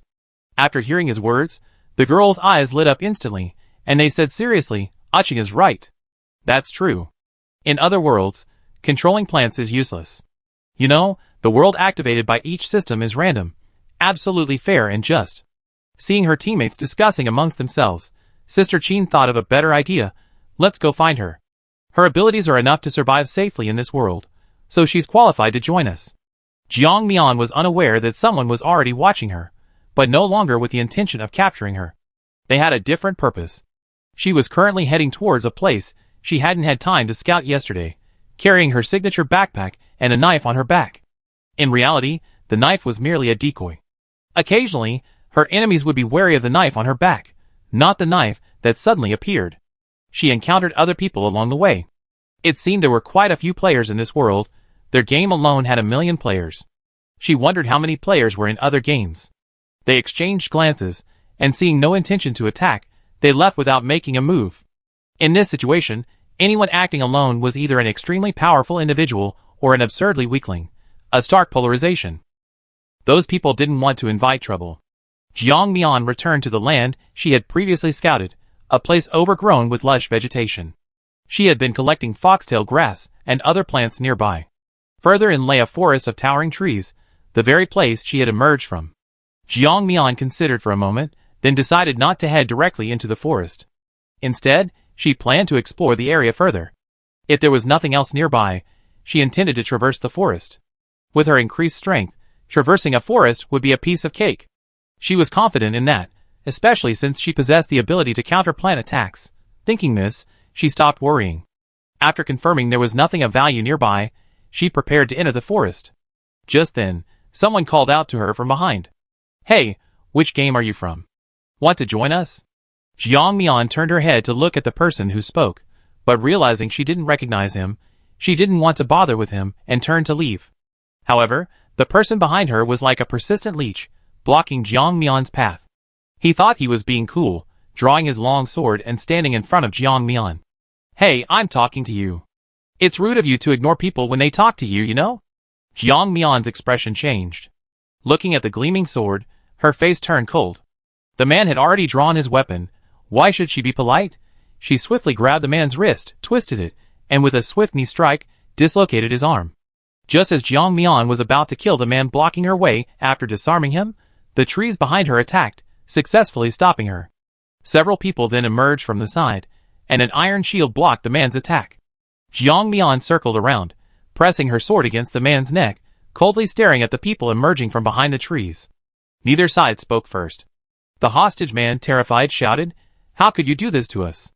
We came to cooperate with you out of kindness, seeing you struggling alone in this world, and this is how you treat us? Hearing the man's rambling words, Jiang Mian tightened her grip on the sword, drawing blood as she slashed the man's neck. The man was stunned for a moment, then became furious. He screamed, Sister, help! This woman really wants to kill me! Jiang Mian looked at the people coming from the other side, and only then did she realize that all 4 of them were women. For a moment, Jiang Mian didn't know who he was calling sister. Chapter 341. However, it doesn't matter. No matter who he's calling for, it's impossible for him to easily rescue the man from her hands. Just then, another woman, wielding a long sword and bearing a resemblance to the man, stepped forward. She looked at Jiang Mian and his brother, who was being held hostage, with a grim expression. She said coldly, Let him go. Jiang Mian raised an eyebrow at her, asking curiously, Are you talking to me? Woman, yes. Let him go, and I forgive your past mistakes. Ha. Jiang Mian laughed awkwardly, then instantly composed himself, looking coldly at the woman. Are you ordering me around? By what right do you order me around? I'm not your subordinate, I don't owe you anything, and besides, your brother is in my hands right now. Before ordering me around, did you consider the consequences of angering me? The woman seemed to have never considered this. Even seeing Jiang Mian's mocking expression, she showed no intention of lowering her stance. Instead, she drew her long sword, ready to fight Jiang Mian. Just then, another woman suddenly stopped her, whispering, Li Ruxin, calm down. Your brother is in that woman's hands. Sister Shui's shield won't be fast enough to block this attack. Don't provoke him. The woman was stopped, but her eyes remained coldly fixed on Jiang Mian, as if Jiang Mian were already a dying man in her eyes. Seeing this provocative look, Jiang Mian couldn't help but laugh. Did they really think she was deaf? Conspiring so loudly, were they afraid she wouldn't hear them? How arrogant. Jiang Mian didn't want to waste words with him. Just as she was about to take action, the woman who had been trying to dissuade Li Ruxin stepped forward, smiling warmly, and said, "I'm sorry, miss. We just wanted to send a teammate to invite you to join us. Perhaps some of this teammate's behavior offended you. We can explain everything and even compensate you. How about we release our teammate first?" Jiang Mian glanced at the woman and sneered, "Who recruits teammates like this?" Pointing a sword at someone. "I can only say you're far too authoritative when it comes to recruiting teammates." Qinji smiled awkwardly. Actually, she hadn't wanted Li Ruqing to intervene in the first place. Li Ruqing was spoiled by his sister and them, thinking everyone should give way to him. Plus, Li Ruqing was indeed quite handsome, and the girls in the team usually gave them face. Over time, he became increasingly arrogant and looked down on everyone else. These were teammates who had worked together several times, so it was best not to say anything too harsh. Fortunately, he hadn't caused any major trouble before, but this time, something seemed to have provoked him, or perhaps something else was wrong, but he immediately pointed his sword at the woman who could control plants. As the team's recognized peacemaker, she had no choice but to step in and resolve the situation. However, Jiang Mian didn't want to waste any more words with him. She planned to deal with the man under her command directly. As for the other four, in Jiang Mian's view, killing 1 or 5 made no difference. Seemingly sensing the killing intent in Jiang Mian's eyes, Qinji immediately explained her role. "Miss, please don't get agitated. We're seeking your cooperation because of your unique abilities." Seeing Jiang Mian pause in her actions, Qinji continued, "I'm a vision enhancer. I can concentrate and see scenes within a 3-kilometer radius. The girl next to me primarily focuses on her own attacks, and another girl can generate shields. There's also someone else who can conceal our presence. Her support abilities are very strong. As for the person you're holding hostage, his ability is fire, which effectively counters these plants." After saying so much in one breath, she swallowed hard before continuing, "I saw your abilities upstairs before. You can control plants, and you want to leave this place, right? We also want to leave, so we can cooperate. Furthermore, with your cooperation and the help of our companions, we might even qualify for the top 1,000. Making it into the top 1,000 in this competition will grant us different rewards. Although our ranking won't be very high, the rewards we receive will still improve our strength. What do you think?" Jiang Mian observed the woman with interest, surprised that her actions had been secretly witnessed. Moreover, the woman's enhanced eyesight was remarkable, able to see at a distance of about 3 kilometers, a valuable asset. As for the other abilities, Jiang Mian wasn't particularly interested. The ability to conjure a shield out of thin air was rather useless to her, and she was even less interested in controlling flames or concealing herself. "You want me to join you?" Seeing that Li Ruqing's attitude had softened, and she no longer intended to kill Li Ruqing, Qinji finally breathed a sigh of relief. To prevent Li Ruqing from saying anything more wrong, she simply had someone pull Li Ruqing back and stepped forward, saying, "Yes, if you're willing to join us, we can definitely achieve mutual success." Jiang Mian ignored the woman's words and asked, "All right, then what compensation can you offer for the man namely who offended me?" Before Qinji could speak, Li Ruqing, who was being held hostage by Jiang Mian, couldn't help but jump up. His voice was shrill and incredulous. "What? You want compensation? You've done this to me, and I haven't even asked you for compensation yet. How can you say such a thing?" Qinji opened her mouth to speak, but before she could, Jiang Mian sheathed his sword and pressed it against Li Ruqing's neck. Jiang Mian wasn't interested in the woman's proposed cooperation, but she wanted to replicate the woman's abilities. Besides, judging from the woman's words, they also wanted to leave the forest. Venturing alone would inevitably lead to attacks from the plants. It was better to find some cannon fodder to distract them. Thinking this way, it meant that the man before her couldn't be killed for the time being. However, this didn't stop Jiang Mian from demanding some compensation. Li Ruqing saw her younger brother being lifted up like a chick and was about to step forward, but was immediately pulled back by Sister Shui. Sister Shui was much taller than her and easily restrained her. Seeing this, Qinji quickly offered the compensation she needed, smiling as she said, "This is the compensation we can offer. Please take a look." Jiang Mian lowered her eyes, looking at what the woman had brought out. Several thousand gold coins, plus some special item cards. Jiang Mian was quite satisfied. These were practically freebies, so why not take them? Chapter 342. Seeing Jiang Mian accept the gifts, Qin Ji breathed a sigh of relief and said with a smile, "Since you accepted them, let's discuss joining our team." Jiang Mian directly threw the man aside, ignoring his disheveled appearance after falling. Li Ruqing was thrown heavily to the ground, and his sister rushed forward to inquire about his injuries. Her caring manner made him seem like a delicate, fragile creature. She looked at Qin Ji and corrected her, "You misunderstood. I don't want to join you, but to cooperate with you to get out of this forest together." Qin Ji's polite smile froze for a moment, but considering the woman's strength, she didn't deliberately cause trouble and quickly accepted the situation, changing her wording. "Okay, then let's discuss the cooperation." Jiang Mian listened to their terms of cooperation, nodding where she could accept them, and promptly pointing out where she couldn't. After a general discussion, the group prepared to enter the forest. However, the siblings still glared at Jiang Mian with hostility, but due to the difference in their strength, they could only silently swallow their anger. Secretly, they were plotting how to teach this woman a lesson when they found an opportunity. Jiang Mian didn't care much about their thoughts. In her eyes, they were nothing more than corpses, their fate sealed sooner or later. What interested Jiang Mian was the girl who could conceal everyone's presence. Along the way, everyone surrounded her, and she emitted a peculiar light. Under this light, no plants attacked them. Just as Qin Ji had said, their forms were hidden. She wondered if other players would notice. Jiang Mian stroked his chin thoughtfully. It seemed this girl was either on the path to godhood or a player of the God of Slaughter game. As for God Cultivation and the Doomsday Fire, they clearly weren't. Judging by their inexperienced appearance, they were probably players on the path to godhood. As for the others, judging from their familiarity with each other, they were probably all from the same game. After all, a team composed of 2 or 3 or more games wouldn't be this harmonious. Yes, harmonious. And perhaps a little too harmonious. Along the way, Li Ruqing, who had previously blocked his path, was like a succubus, enjoying the care of the girls around him. Furthermore, Qin Ji, the girl who seemed adept at handling things, was the first to ask Li Ruqing's opinion on minor issues. It was as if Li Ruqing, who was utterly useless except for his good looks, was the center of the group, being fawned over at every turn. Whether it was the tall, imposing Shuijia, the gentle, timid girl, or even his sister, they all seemed to intentionally or unintentionally stand before the group, adopting an elder's air and expecting to be fawned over. Jiang Mian's vision blurred. However, considering that these people's abilities were indeed useful, and that they had mostly cleared the way, Jiang Mian decided to tolerate them for a while longer. During the rest stop, the group clearly grew dissatisfied with Jiang Mian. After all, she hadn't used her abilities at all. Aside from intimidating them, she acted like a lazy, good-for-nothing like Li Ruqing. However, while they harbored a strange, inexplicable affection for Li Ruqing, even romanticizing his behavior, they felt nothing for Jiang Mian, a fellow woman.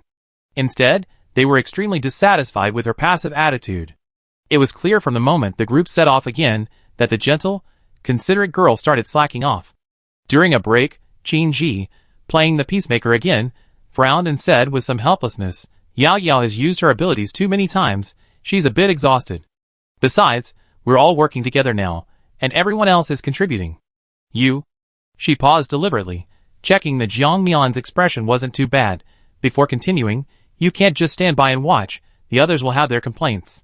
Jiang Mian looked at her with a forced smile, casually pointing to the others sitting to the side, enjoying the company of beautiful women around him, feeding him water, and subtly displaying their jealousy. Turning her head, she asked, "What about him? He didn't do any work either, did he? Doesn't he have the fire ability that plants fear? Why didn't he contribute at all from beginning to end? I thought this was a relay race, where one person contributes first, then the others are called upon." Qin Ji looked at the person Jiang Mian was pointing at, her expression somewhat unpleasant.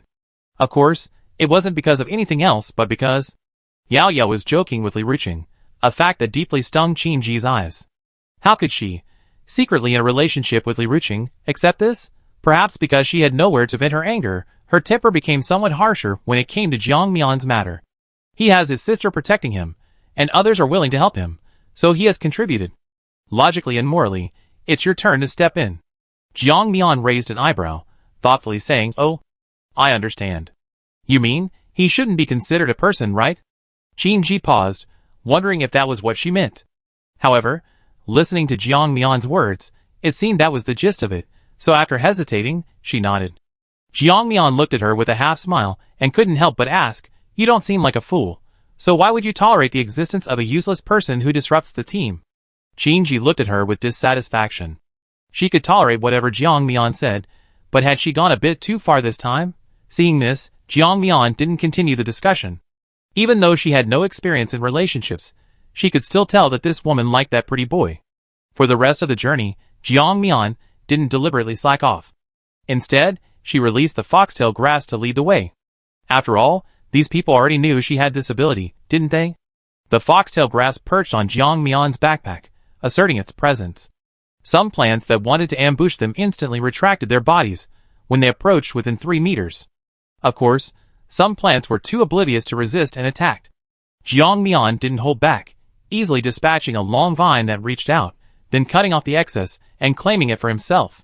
The others, witnessing this, looked at Jiang Mian with suspicion. "Where did you put those things?" The question was quite impolite. Jiang Mian coldly glanced at Li Ruqing. "That's none of your business." However, Li Ruqing seemed oblivious to Jiang Mian's dislike for him, and instead clung to her even more. In his mind, this was just because they were still strangers. Once they became familiar, she would be like the other women, eagerly seeking him out. It had been like this since childhood, he was used to it, and thus had developed a thick skin. Chapter 343. He continued to press closer to Jiang Mian. "Hey, just tell me, is this some kind of special item in your game? It can actually hold all these plants, so, can you just wave your hand and put all the plants around you into it?" Seeing him getting closer and closer, showing no sign of backing down, his large face almost touching her neck, Jiang Mian, too lazy to waste any more words, punched Li Ruqing, sending him staggering back several steps. And the punch landed squarely on his face, causing Li Ruqing's nose to bleed profusely. He covered his nose, staring at Jiang Mian in disbelief. He began to hurl insults. "You bitch, are you crazy? How dare you treat me like this?" At the same time, several other women with questionable taste also stared in disbelief at Jiang Mian and Li Ruqing, whose nose was bleeding profusely. Qin Ji stepped forward, her face grim. "Aren't you going too far? He was just asking you out of curiosity. There was no need to be so ruthless, was there?" Hearing this, Jiang Mian looked at them as if they were idiots, coldly saying, "Is that so? Are all the people on the path to godhood so naive, or rather brainless? Do you all keep your brains hidden? Even if we were teammates, let alone just being partners, there's no need to expose all your trump cards. He's practically begging for it. I already clearly refused him once, but he still doesn't appreciate it, and he's even getting closer and closer to me. I really can't accept this. It makes me feel like he's trying to ambush me from behind. So, everything I've done is a normal reaction, isn't it?" Jiang Mian glanced at everyone's expressions, unconcerned by their subtle actions and reactions. She had already achieved what she wanted, and the supernatural ability was in her possession. She had no desire to continue feigning friendship with others. At worst, she could simply break off relations now, kill someone, and leave. Although Qin Ji had acted irrationally when facing Li Ruqing, she could still discern right from wrong in the face of the bigger picture. After considering the situation, she persuaded her teammates to stay calm. Qin Ji sent a message to the 5-person team. "Hold on a little longer. We're currently deep within this forest. If we fight, no one will benefit. It will only result in mutual destruction. These plants grow like crazy when they see blood." After her persuasion, although the others' attitude towards Jiang Mian worsened, at least they didn't immediately turn on her. As for Li Ruqing, he could only take the punch for nothing. Who told him to be so foolish as to walk right into it? But some people didn't see it that way, they only felt sorry for him. They were all treating him like a fragile porcelain doll, showering him with concern, asking about his well-being, and carefully applying medicine. Qin Ji, his official girlfriend, was furious, but she didn't say anything. They were still in a secret relationship. Watching this scene, Jiang Mian almost rolled her eyes. Those who knew better would know they were coaxing a man, but those who didn't would think they were coaxing a 1-year-old baby. After all, Jiang Mian had only ever seen this kind of scene when coaxing her teacher's children. She never seen such a heartthrob before. Jiang Mian's lips parted, and she muttered under her breath, "A bunch of lunatics." Not wanting to witness this horrible scene any longer, Jiang Mian said coldly, "Are you leaving or not? If you're not leaving, stay here. I leave alone." Upon hearing this, everyone hurriedly followed Jiang Mian away. No one wanted to stay and wait to die. The deeper they went, the more skeletons they saw, human, large animal, and even feline and canine skeletons. Strangely, given the plant's absorption capacity, there shouldn't be so many skeletons, especially since the stronger the substance became the deeper they went. Jiang Mian became wary, but the people behind her didn't seem to understand the situation, simply assuming that too many people had died and the plants couldn't absorb it all, without considering any other possibilities. Until, as Jiang Mian walked on, a scream suddenly came from behind her. She instantly became alert, turned around, and sure enough, saw Li Ruqing hanging upside down from a tree, his head down and feet up, a truly comical sight. It was only at this moment that he dared to use his fire abilities. He directly covered his bound feet with flames, and after the flames burned away the plants there, he instantly fell from them. No one else could react in time, and they could only watch helplessly as he crashed heavily to the ground. Li Ruqing rushed over with heartache and helped her younger brother up. However, a large net in the sky instantly trapped the two of them. Jiang Mian, too, felt the murderous aura rushing towards her. She instantly dodged the light arrow that attacked from the shadows. The arrow grazed past Jiang Mian's mask, even sparking as it passed.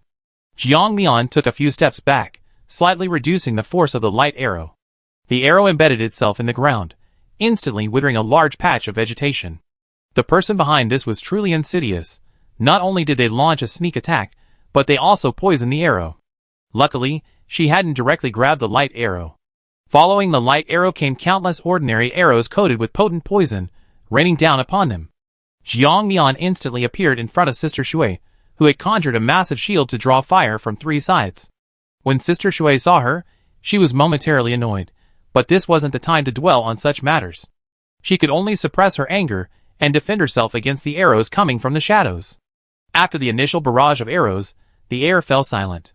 However, none of them dared to venture out, fearing another sneak attack. Have they stopped attacking? Should we go out and check? Yao Yao was the first to lose patience, but Qin Ji refused. No, they stopped attacking, but they're not showing themselves. That means something's wrong. They're probably waiting for Sister Shui's abilities to run out before launching another attack. Li Ruqing frowned, dusting himself off, and said impatiently, "Are we just going to wait here? We're surrounded by shields on all sides. Who knows when they show up?" He then turned his head. He flashed what he thought was a charming smile, looking at Sister Shui with concern. Besides, Sister Shui's abilities are limited. She can't possibly conjure a shield all the time. He suddenly turned his gaze to Jiang Mian. "I remember you can control plants, right? Have your plants scout ahead and see where those people are hiding. Plants don't feel pain when they're injured. Perfect for scouting." Jiang Mian gave him a cold look and scoffed. "Why don't you go? Even if you go, I won't feel any pain. You? I'm a human, and that's just a plant. How can you compare?" Chapter 344. Jiang Mian nodded in agreement. Just as Li Ruqing thought he had the upper hand, Jiang Mian said seriously, "You're right. How could someone like you compare to my lovely plant? You're not even as good as one of my plant's tails. You? Enough. Stop arguing. Our most important target right now is the enemy in the shadows, not infighting." As she spoke, Qin Ji turned to Jiang Mian, earnestly advising, "Miss Jiang, now is not the time to be foolish. Quickly release your plant." Jiang Mian was silent for a moment. Just when everyone thought she had given in, Jiang Mian said, "They're already here. No need to release the plant."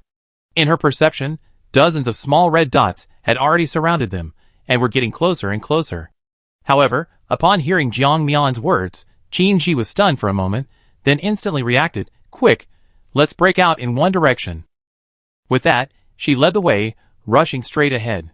The others followed closely behind, but Jiang Mian concealed herself, disappearing from their sight without them noticing. The others didn't notice, focusing solely on their escape. With Qin Ji's special ability boosting their power, they fled in one direction. However, the other side seemed to sense something, and instantly, several more people appeared in that direction. Qin Ji's eyes flickered, and she led her group in another direction. Unfortunately, her ability was completely countered. No matter which direction she ran, there were always people guarding that direction. After several attempts, seeing the encirclement tighten and they were completely trapped, Qin Ji finally remembered that there was a formidable figure among them. However, turning around, she discovered that the person had vanished without a trace. Qin Ji's eyes widened. When had she left? Had they not noticed at all? This wasn't the time to worry about Jiang Mian's whereabouts. The most important thing was how to break through and survive against more than 30 people. Only then did Shinji understand why there were no corpses elsewhere, but here. It turned out that humans had imitated the characteristics of those plants, making people think that this was just a place dominated by plants, thus ignoring the real source of danger. However, their methods were somewhat clumsy. If they were real plants, they would simply bury the corpses in the soil as nutrients. Or perhaps they also discovered the importance of these remains to the plants, so they deliberately didn't bury them to increase the plant's nutrient absorption rate. Shinji looked at the group opposite her and asked warily, "Which game are you from?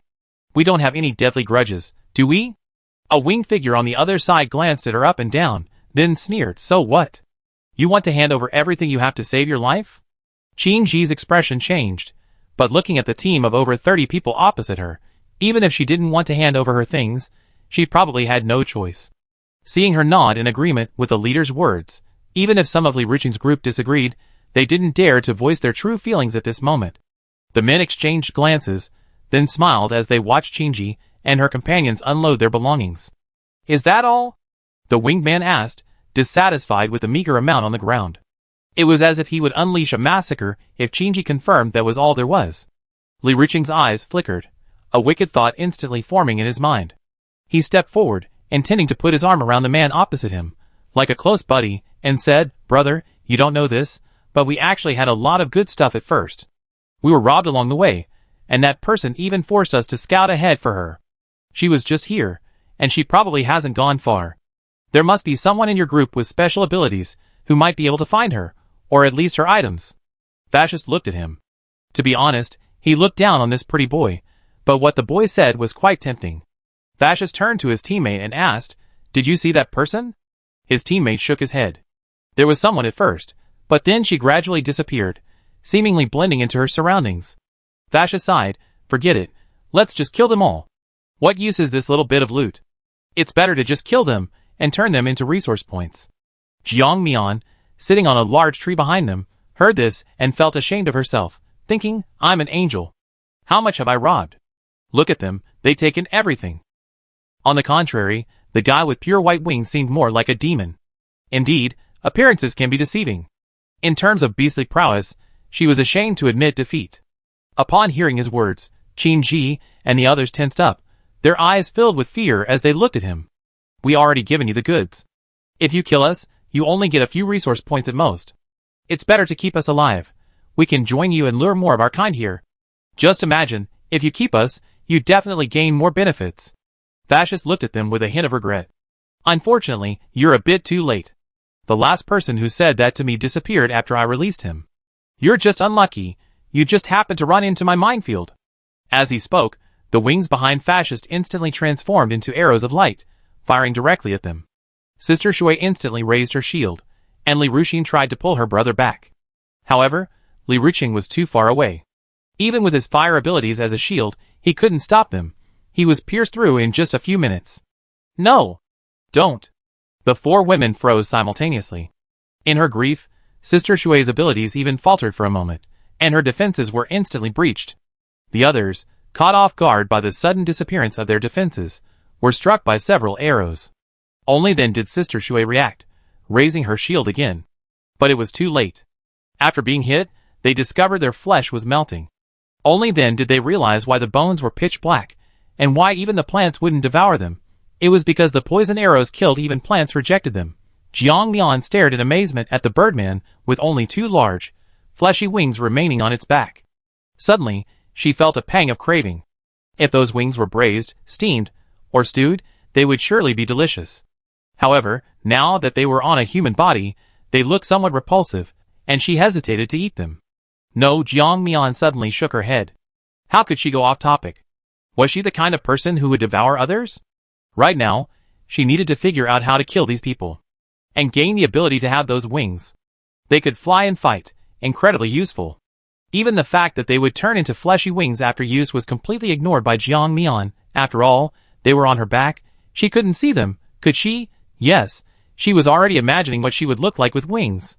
Chapter 345. The more Jiang Mian thought about it, the more she felt this was truly a brilliant, underhanded tactic, aesthetically pleasing and capable of launching a barrage of light arrows unexpectedly. Furthermore, who would have thought that those seemingly holy wings were actually poisonous? After being struck by the light arrows, the body rapidly rotted away. TSK.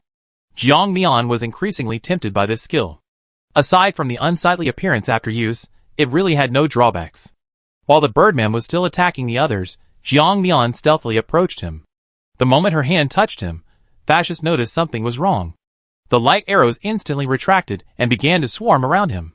Jiang Mian, however, had already withdrawn her hand and appeared 100 meters away. Successfully copied Jin ability, Twin Wings. Twin Wings, the intertwining of black and white, the symbol of sin and evil, is what you see truly real. Jiang Mian pondered for a moment, then pasted the twin wings onto her ability. As she moved, her clothes were torn by the wings that had sprouted from them, the sound of tearing fabric instantly drawing everyone's attention. Their gazes immediately turned, landing on Jiang Mian, who sat perched in a tree, winged and watching them with a cold smile. Fascist stared at the familiar wings, an incredulous expression on his face. This is impossible. How could you awaken the same ability as me? Who are you? Jiang Mian smiled without answering, her wings instantly transforming into arrows of light, shooting towards the crowd below. When the badly injured Qin Ji saw Jiang Mian, a relieved smile instantly appeared on her face. In her eyes, Jiang Mian was a temporary teammate, although she had fled halfway. At least she had intervened at this moment. This showed she still kept her word, so she forgave her for now. However, the next second, the indiscriminate barrage of light arrows made her realize what was happening. She hadn't considered them teammates at all, and now she wanted to discard them after they served their purpose. However, it was too late for her to realize this. Jiang Mian didn't deliberately avoid them. Instead, she attacked indiscriminately. Fascist hesitated for a moment, then quickly reacted, using his wings to transform into lightsabers and attacking Jiang Mian. However, Jiang Mian had no intention of staying put. Coordinating with her light arrows, she attacked everyone, with her primary target being Fascist, the leader. Fascist's eyes flashed, and he instantly retracted his light arrows, taking to the air. This allowed him to dodge Jiang Mian's attack, but his teammates behind him weren't so lucky. They were instantly pierced through. Jiang Mian looked at the man in the air and couldn't help but laugh. Did he think he could dodge? Wishful thinking. Jiang Mian always enjoyed delivering a fatal blow to those who jumped the highest, so she paid extra attention to Fascist, who was flying in midair. She waved her hand and released a crow, which instantly soared into the air and attacked Fascist. Fascist didn't bother fighting the strange bird at all. He simply took out his weapon from his spatial storage, ready to deal with the crow. However, the crow's speed shocked him. Not only was the crow unharmed, but it seemed to be toying with Fascist. Fascist grew even more enraged and charged straight at the crow. Jiang Mian's side fared much better. These people were quickly defeated or killed by her, even Qin Ji and the others. Jiang Mian went on a killing spree, leaving no survivors. Many of the attacks she faced were blocked by an invisible barrier. Jiang Mian, now a one-woman army, was capable of both offense and support, so she didn't even need to dodge the attacks from others, quickly killing them one by one. As for the Fascist in the sky, he was still in a chase with the crow. Of course, it was Fascist chasing and crow fleeing. Whenever the Fascist tried to leave, the crow would flap its wings and chase after him, forcing him to a designated spot. However, the crow wasn't faring well either, suffering many injuries, but it didn't care at all. Instead, it saw it as a symbol of glory, the kind of thing its boss appreciated. It had learned from its companions. It was striving to become its boss's right-hand man. Until then, Jiang Mian flapped her wings and flew into the sky, engaging the Fascist in direct combat. Only then did the crow go from being the main force to a supporting role. Fascist stared in disbelief at the wings behind him, angrily demanding, "Why do you have the same wings as me? Are you also a follower of the Angel of Light?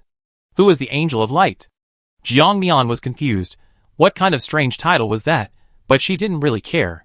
All she wanted to do was kill this man, not inquire about his origins. "Some things, I think you should ask your lord in hell." Unexpectedly, even though Fascist had been defeated in battle, he maintained a polite demeanor.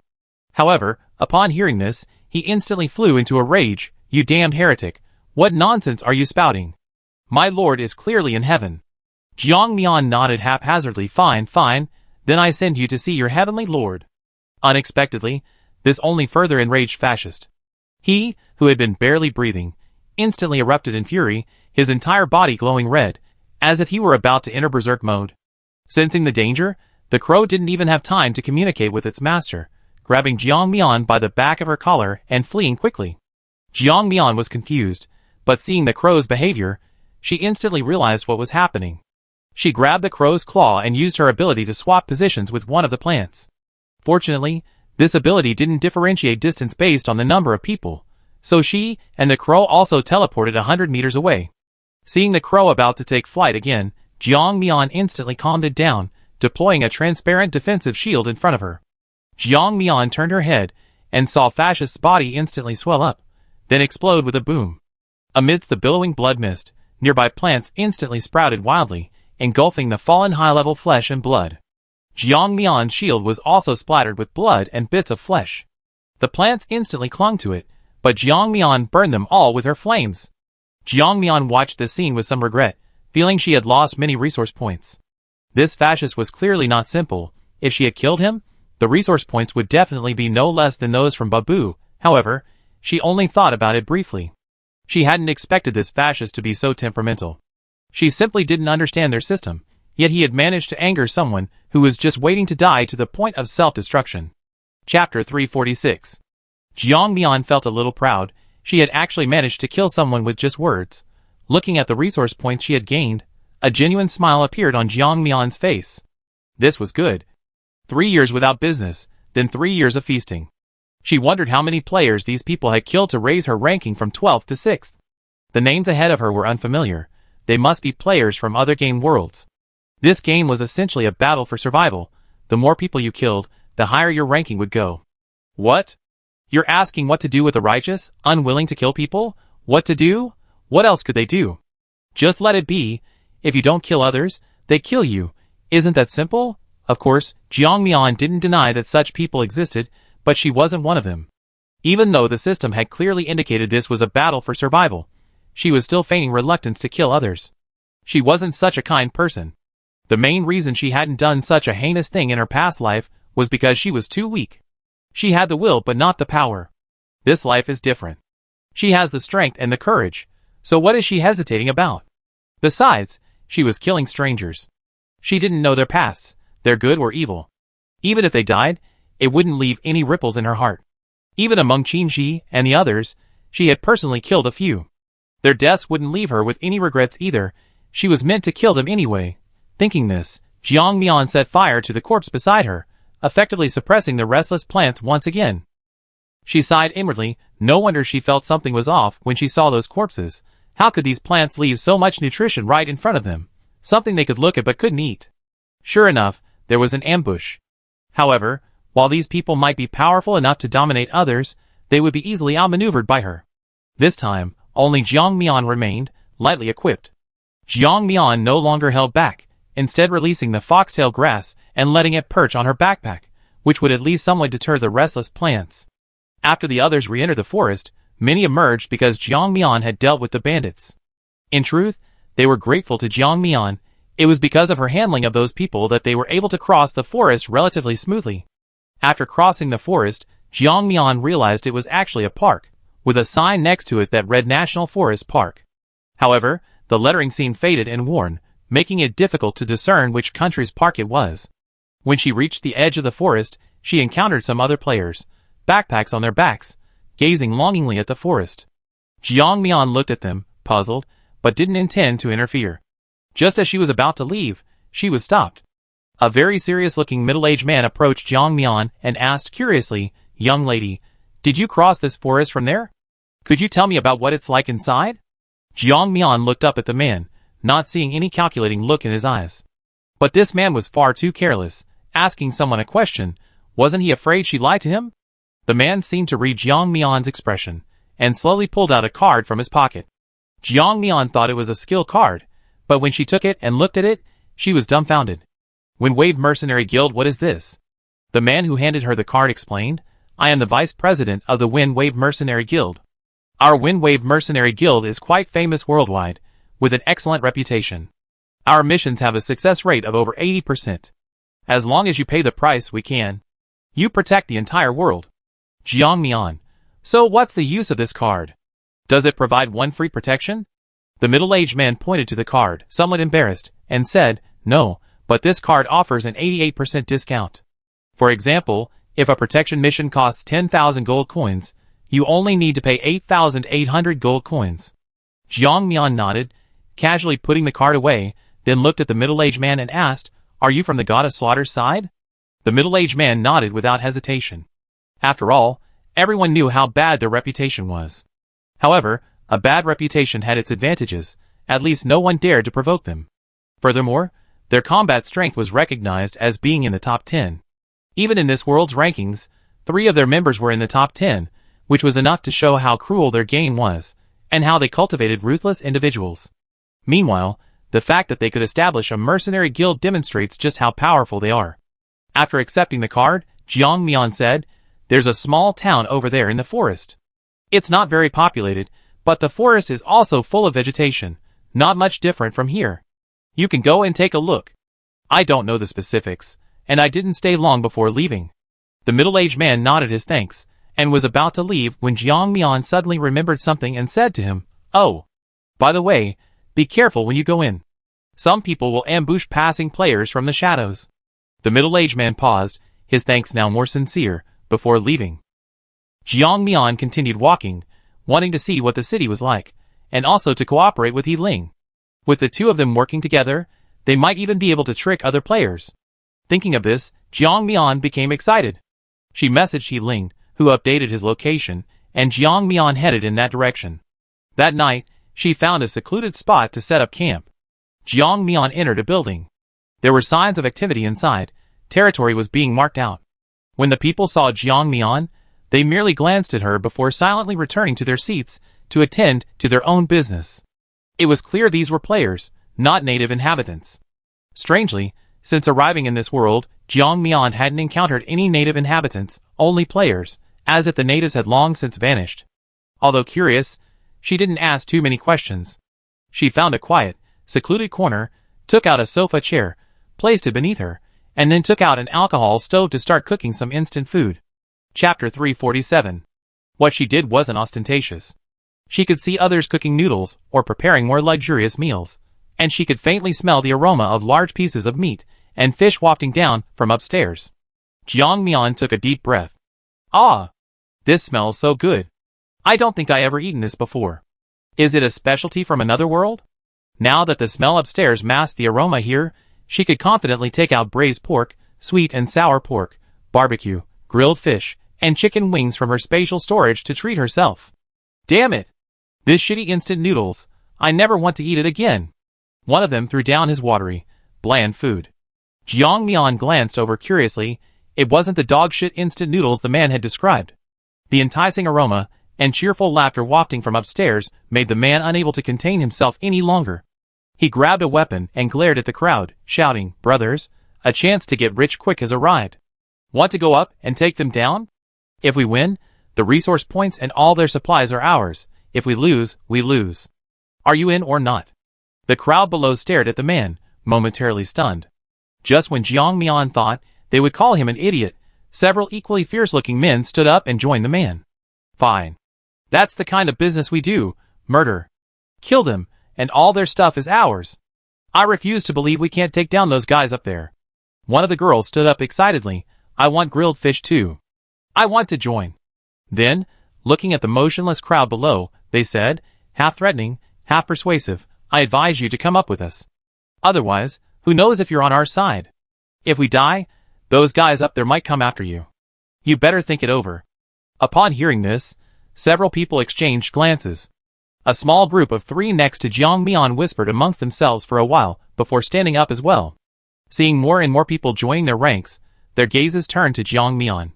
Jiang Mian wiped her mouth before turning to face the crowd. "No need, I'm full." Jiang Mian was willing to go and kill, but she felt ashamed to do it for such a reason. Therefore, facing the leader's threat, she remained unfazed and said, "If you want to go, go yourself. With so many people following you, you can't possibly have no confidence at all, can you?" The first leader gave Jiang Mian a cold look, snorted, and turned to lead his men upstairs. The remaining 5 or 6 people, who didn't want to get involved, looked at each other in bewilderment. One of them, her eyes darting around, approached Jiang Mian and whispered, "Sister, should we run first? What if something happens to these people, and they drag us down with them? Those people upstairs aren't easy to mess with." When Jiang Mian arrived, there were already people upstairs, so she didn't know who they were. Hearing the woman's words, She didn't want trouble and thought there was another building nearby where she could stay. With that thought, Jiang Mian got up and left with the woman. The others followed behind. Jiang Mian noticed the plants on the building hadn't been cleared. She casually released a ball of fire, instantly wiping out all the plants outside the building. As for the plants inside, they naturally displayed their unique abilities. Jiang Mian had no intention of serving others. When these people saw Jiang Mian's abilities, their eyes lit up instantly. Zhao Wan, who had initially struck up a conversation, now approached Jiang Mian with shining eyes. "Sister, your flames are amazing. I encountered people who used flames before, but they seem much weaker than you. Sister, which game are you from? You're so powerful. Are you the god of slaughter, or on the path to godhood?" Jiang Mian ignored the chatter around her, silently closing her eyes to rest. Seeing this, Zhao Wan naturally shut her mouth, no longer bothering her. However, her eyes kept glancing at Jiang Mian. She imitated Jiang Mian, lying down nearby. Occasionally, she could still hear roars and explosions coming from the building they had been in before. It seemed the battle inside was intense. Luckily, they left beforehand, otherwise they might have been caught in the crossfire.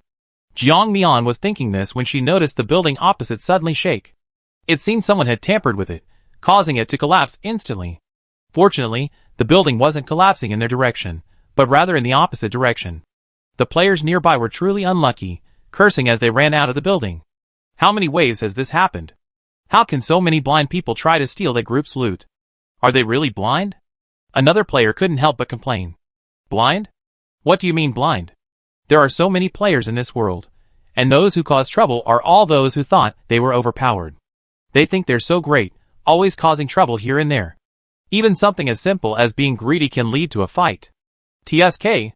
No wonder they say the most people die in these games. Sometimes, even players from an entire system can be wiped out. I remember a few years ago, there was a game system like that. That battle really weakened several systems, and they haven't recovered yet. Brother, are you really that strong? You know all this inside information. The man waved his hand. Not at all. I'm just lucky, I joined a game with a long history, so I know these rumors. I bet you newly emerged forces don't know this. As they spoke, they entered the building Jiang Mian had cleared out, and Jiang Mian overheard the man's conversation with the others. She felt a mix of emotions. The system had said that Fireseed City was still under construction. Could it be because it was destroyed before? That system is quite powerful, I must say. It's come back to life so quickly, a last gasp of life? With her mind a jumble of thoughts, Jiang Mian had no intention of going outside to check things out. She stood before a shattered window, watching the man who had been so aggressive, attempting to rob others of their food, and his entourage. Some fleeing, some dead, and some even kneeling and begging for mercy. However, kneeling and begging for mercy at a time like this made them easy targets. They didn't even need to aim, they were easy kills. She wondered what these people were thinking. They robbed someone, yet they expected the person to treat them well after their robbery failed. Had they been watching too many TV dramas? Chapter 348. TSK. So pitiful. Zhao Wan shook her head and sighed. Those people were like grasshoppers on a string, each one a perfect target. And they were like spectators watching their mothers fight in a gladiatorial arena. It was quite a spectacle. Jiang Mian even started eating sunflower seeds, and Zhao Wan next to her took out a handful from her spatial storage. The two of them chatted and discussed the situation as they ate. Zhao Wan, you know what, that leader guy actually has some skills. Jiang Mian nodded. Too bad, just some. Zhao Wan, I wonder where he gets that much confidence, thinking that someone who dares to eat and drink well at a time like this is someone he can covet. Jiang Mian tried to understand. Maybe he thinks that with a bit of luck, he can rise to the top? Zhao Wan clicked her tongue in amazement. While luck is part of strength, you can't rely solely on luck without any real ability. The battle below continued, with sparks occasionally flying towards them, but no one was injured. Soon, the group on the ground was dealt with, and silence returned to the scene. The group that had been cooking upstairs glanced in their direction, before going back to eating. Seeing this, Zhao Wan said, So you're from the path to godhood, no wonder. Jiang Mian looked at her and asked, What do you mean? Zhao Wan curled her lip, somewhat disdainfully saying, The path to godhood. That's how it is. They like to stick together for warmth, and they're all cunning old foxes, pretending to be ignorant, but actually just used as bait. Those people can't resist the temptation, and once they fall for it, they're finished. Someone nearby nodded in agreement. Yeah, we used to live across the street. Someone couldn't resist taking a liking to one of their women, and ended up burying her that very day. The grass on her grave must be 3 meters high by now, right? Jiang Mian's lips twitched. This guy's words were quite amusing. After watching the spectacle, everyone went to rest. Jiang Mian used a do not disturb item card next to her, then released the foxtail grass to guard her before closing her eyes and falling asleep. Before drifting off, she organized the items in her spatial storage and added a batch of weapons to the shelves. Seeing the button that allowed her to list items in other worlds, Jiang Mian clicked on the items in other game shops. Although she couldn't buy these items, she could at least get a general idea of the prices. This way, she could adjust the prices according to the different prices when listing items. She first clicked on the Path to Godhood. The Path to Godhood mainly sold spells, and Jiang Mian noticed that this system didn't seem to immediately grant talents, or grant different nature-based talents before allowing users to buy spells. The most common weapon there was a fire poker. Oh, no! That thing is called a magic wand. Of course, there were also melee weapons, but she didn't see any firearms being sold. Jiang Mian wouldn't provide them with highly lethal weapons for the time being, otherwise, wouldn't the people of the Doomsday Seed be at a significant disadvantage? After carefully examining the prices of their food, which were similar to her own system settings, Jiang Mian listed some items at those prices to test the waters. Since all the marketplaces are now closed, resources can only be obtained through player-to-player trading. The second shop she opened was the God of Slaughter system shop. Good heavens, this shop was even more outrageous. It was entirely filled with weapons for sale, and food was practically limited to simple cabbage, steamed buns, rice, green vegetables, and scallions, and even those were unavailable. Good heavens, this is like feeding rabbits. No wonder they say the people of the God of Slaughter are all incredibly powerful. How could they not be? After all, there's a saying, only those who survive hardship bloom strong flowers. Although Jiang Mian strongly disagreed with this statement, glorifying suffering is the world's tragedy. Jiang Mian saw a business opportunity here, immediately tripling the prices of fruits and vegetables, and also stocking up on a batch of food. As for the people cultivated by the gods, they weren't just known for their wealth, they had everything: melee weapons, ranged weapons, cold weapons, and all sorts of strange weapons. Jiang Mian even saw that she could buy divine blood for 10 million gold coins. Jiang Mian was furious. Their system shop didn't have anything over 10 million gold coins, and even items costing 1 million gold coins were extremely rare. Jiang Mian hardly needed them. But why did other worlds have them? It was so unfair. However, she only thought about it. After all, the system had given her quite a few benefits before. Goodness, it seems there's not much of a market here. Most importantly, this divine cultivation system is like money. Is it even considered a paid service? A deluxe lunch for 1 gold coin? Are you kidding me? If the people of the God of Slaughter saw this, they'd definitely exclaim impossible. Jiang Mian thought for a moment, then decided to just put the food up for sale. Only then did Jiang Mian realize that the best-selling item among the 4 shops was actually the God of Slaughter's stingy system shop. Where else besides their own world could those people have ever eaten such good food? Spicy hot pot, stir-fried pork, tomato rice bowls, hot dry noodles, instant noodles, spicy soup, snail rice noodles. Even if she sold each item for 10 gold coins, they could afford it. After all, besides saving gold coins to buy weapons or items, they had nowhere else to spend them. Even though their prices were the highest, customers still flocked to them, which showed how miserable their lives had been before. The second fastest-selling item was surprisingly the shop within the God Cultivation Project, but after thinking about it carefully, Jiang Mian realized why. These guys, accustomed to a life of luxury, are suddenly thrust into the game world. Without access to supplies and their affluent lifestyle, they're bound to struggle. Seeing these items for sale, they're naturally eager to buy them. However, many are also cursing below, mostly from the less developed orc world. They're furious. Why eat wild beasts? Jiang Mian silently tripled the price. Don't ask, just know, he's ripping off the rich. Chapter 349. Comparing the strength of the 4 sides, the Doomsday Seed was indeed as others had said. The strong got stronger, and the weak got weaker. Jiang Mian thought for a moment, then suddenly snapped her fingers. Oh, I forgot. She was asleep, so it was her consciousness that snapped her fingers. The things she stockpiled in the last world, wouldn't they come in handy in this one? She could quickly monetize them. Thinking this, Jiang Mian directly listed a batch of weapons in the Doomsday Seed system shop. As for the price, 200 gold coins each, the guns came with standard bullets. Of course, bullets could be bought separately. she had listed them all in the shop. After doing all this, Jiang Mian finally fell asleep. What she didn't know was that when those people saw the products suddenly appearing to be sold by a mysterious merchant, they were all stunned. Clicking on the mysterious merchant's introduction, everyone was even more shocked. Mysterious merchant. Possessing this title allows access to the system shops of various worlds, where you can sell goods but not buy them. A tax must be paid after each sale. Additionally, this title includes the note. You can trust the person holding this title, they are an absolutely honest merchant. Caterpillar wants to become a dragon. Brothers, what are we waiting for? Let's just take them. Miracle 11. Isn't this a bit inappropriate? After all, the big shots in our world made their fortune selling things. Won't this steal their business and give others an advantage? Black Cat Sheriff, this isn't the time to worry about these things. We're all struggling to survive. How can we guarantee who we buy from? Besides, this mysterious merchant doesn't sell food. The big shots sell food, it doesn't conflict with his business. Hearing his explanation, the others thought it made sense, and immediately more people placed orders. When Jiang Mian woke up, she found her gold coins had increased again. Simultaneously feeding so many people, the food she had previously stockpiled in her space began to decrease rapidly, but this wasn't a problem. After cultivating several hundred more plots of land, Jiang Mian planted them all with grain and activated automated management. Then she began upgrading time acceleration, using all her existing gold coins for it. She upgraded the time acceleration ability to level 43 before stopping. It has to be said, money is easier to make where there are many people. There's just one downside. With so many people, there are always one or two troublemakers.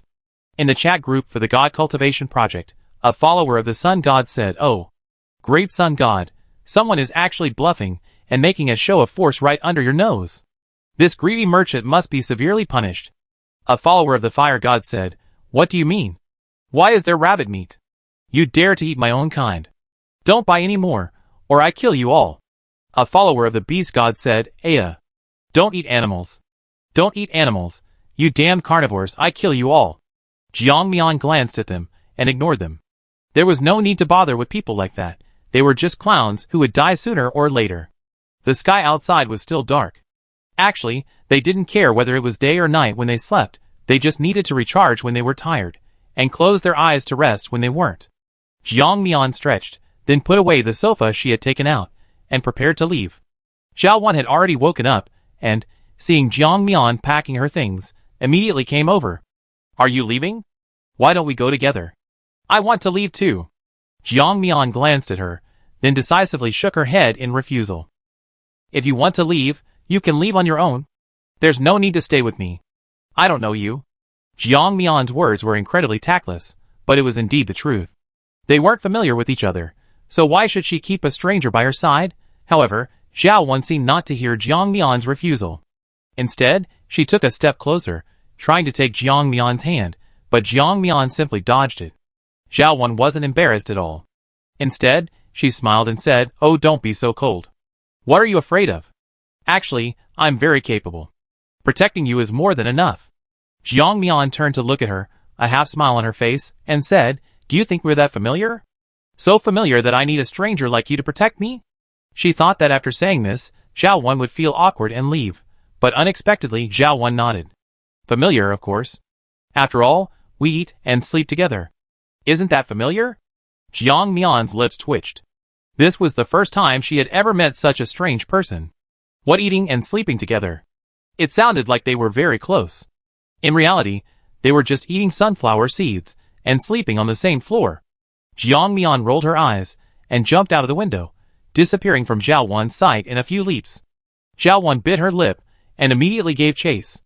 Unfortunately, she didn't chase for long before Jiang Mian disappeared. Damn it! She got away. She kicked a nearby tree in anger before messaging her teammates. Damn it! She probably sensed something was wrong with me and left. After a brief exchange, Xiao Wan, still somewhat frustrated, said, "But I can feel that woman's energy field is very strong. If we had captured her, our resource points would have increased again. What a pity! Why don't you send Man out? Can't she see hidden people?" Finally, Xiao Wan angrily left and returned to her original spot. Jiang Mian was about a kilometer away, coldly staring at the woman. She knew that people who inexplicably showed interest in her usually didn't have good intentions. They were either plotting against her or trying to kill her. She didn't think she had any personal charm that would make someone want to be her friend or lover after just one meeting. Of course, Qian Yuan was an exception. He was purely driven mad by the people in his own world and only saw her as a crutch. To say he loved himself that much would be a lie. He actually loved himself the most. Jiang Mian didn't get too close to Zhao Wan. Several systems were competing for her, each with all sorts of abilities. Getting too close would likely draw attention. Even with multiple layers of protection, it was still the same. Jiang Mian thought for a moment, then changed her clothes, removed her mask, and applied stunning makeup to ensure no one would recognize her before approaching. Chapter 350. Back in the same spot, Jiang Mian couldn't help but sigh. The players in this world were all incredibly cunning, their schemes almost as numerous as a hornet's nest. She was getting trypophobia. Everyone, strong or weak, was pretending. Yes, she was one of those pretending too. Zhao Wan, completely unaware that she was being followed, nonchalantly went to the rooftop where they had first met. She pushed open the door, looking somewhat dejected. Now look what happened, we didn't even catch them, and we wasted our time. Hearing this, her close friend started to comfort her. Wan, don't say that. If it weren't for you, we might not have gotten so much stuff. Those people are so easy to fool. They can be swindled with just a little food, much easier to fool than our players. Exactly. Who told those people to treat us like walking gold mines? Do they think we can bully them just because we have gold? That's right. Do they think we, the people nurtured by the gods, deserve to be killed by them? The crowd chimed in, quickly cheering Zhao Wan up. Her gloomy mood vanished, and she regained her initial confident demeanor. Jiang Mian blinked. Good heavens, that's cunning. The god cultivation directly disguised her as a player from the path of gods. A toad wearing gold armor? No, it should be a toad taking off gold armor. Jiang Mian successfully activated some kind of mechanism. She figured that if she did anything bad, she could use someone else's name. She was squatting in the tree when she suddenly felt someone poke her back. Jiang Mian instantly got goosebumps and vanished the next second, appearing on a rooftop not far away. After regaining her footing, she turned around to look at what had just bumped into her. Ah! This? How embarrassing. The large tree she had just been standing on was silently retracting its branches. Jiang Mian breathed a sigh of relief. Just now, she thought someone had lurked nearby, but it turned out to be the mutated tree trying to ambush her. It scared her to death. Jiang Mian's eyes darted around, and she stroked her chin. Rather than dealing with this tree herself, perhaps? A wicked smile crept onto Jiang Mian's lips. After discussing with her companions how to improve their plan to lure people, Zhao Wan decided to change her appearance and appear before the others. Just then, as she was about to leave and return to the building, she suddenly realized that her ankle felt like it was bound by something. In the dim moonlight, she could see what was on her foot. A furry tail? Impossible. Aren't there no animals left in this world? How could it have a tail? As she pondered this, the tail suddenly tightened, and the sharp thorns on it pierced her calf. Hiss! Zhao Wan reacted instantly. She drew an ice knife, intending to cut off the tail on her foot. However, only then did she realize why she could only see a tail in the dim moonlight. She was completely enveloped by the tail. It was the last thing she could see through the moonlight. Had she been poisoned without even realizing it? Weak and powerless, Zhao Wan could only let the foxtail grass absorb nutrients from her body. This was the only thought in her mind. Jiang Mian looked with satisfaction at Zhao Wan, who had been drained of her life force. With her last breath, he pierced her head with the wings on his back. Ding! Congratulations to the player for gaining 320 resource points, currently ranked 61st. Keep up the good work. Looking at his ranking, Jiang Mian couldn't help but click his tongue. Looks like everyone's been killing like crazy. My ranking has been pushed so low I can't climb any higher. He even wondered if he should do something to solidify his #1 spot. With that thought in mind, Jiang Mian began to devise a plan. It wasn't until the foxtail grass poked him that Jiang Mian reacted. Looking at the corpse, now just a skeleton, absorbed by the grass, he patted it as a reward. Good job. You even cooperated with me and weren't greedy. You're truly my best little brother. The foxtail grass swayed excitedly in the wind, as if it understood Jiang Mian's meaning and was incredibly proud. Jiang Mian looked at the corpse in her hand, then had the foxtail grass place it near the window to lure the large tree that had just been about to ambush her. Sure enough, the tree instantly became agitated, sprouting branches and shoots rapidly towards the window. The foxtail grass continued to tease it, its branches growing longer and longer until the tree's branches stretched into the building. Only then did the foxtail grass throw the corpse over. Jiang Mian watched this scene with a smile, while she herself hid in the shadows, waiting for the people inside the building to discover the situation outside. However, these people didn't seem to care much about their teammates. Several hours had passed, and no one had come out to check the situation outside, even though they had just made quite a commotion. She had even deliberately used foxtail grass to block the view, but it seemed these people didn't care at all about Zhao Wan's life or death. Seeing that Zhao Wan's corpse was almost completely absorbed by the tree, and no one had come out yet, and dawn was approaching outside, Jiang Mian then released several more plants, sending them to ambush the people inside. Although they wouldn't kill them, they could at least frame them silently. Thinking this, Jiang Mian's smile grew even more lewd. The group was either discussing important life events or refining their plan, when suddenly someone noticed something amiss and yelled, "Damn it! Something got in here? Jin Xia? Where's your ability? Didn't you use it?" The person called Jin Xia was pale. Seeing the distrust in her teammates' eyes, she quickly waved her hands and said, No, my ability has been on the whole time. I didn't notice them at all. They just appeared out of thin air. I'm not lying." Although the group knew each other and had cooperated a few times, they each had their own beliefs and ulterior motives, so naturally, they wouldn't fully trust each other. Jin Xia knew this, so when these people looked at her, she immediately distanced herself. The others naturally didn't believe Jin Xia's words. They assumed she was being lazy and hadn't activated her ability, causing this mess. However, this wasn't the time to argue. Their priority was dealing with these inexplicably berserk plants. Chapter 351. The situation spiraled out of control after one of them was wounded and died in the battle. Not only the few food plants, but also other plants outside the windows sprouted. The faces of these people were grim, and even others nearby were caught in the crossfire. Gradually, the nearby plants began to go berserk, while the plants that had initially attacked them vanished. Jiang Mian watched this scene with satisfaction. These plants were indeed her good helpers. Although somewhat weak, their ability to confuse was quite good. Under these circumstances, Jiang Mian directly took out her firearms and began indiscriminately bombarding them. Even the plants feared this barrage and instantly withered. But Jiang Mian didn't care. Listening to the occasional notification sounds, she was extremely satisfied. Resource points kept increasing, and at the same time, the lives of those people kept disappearing.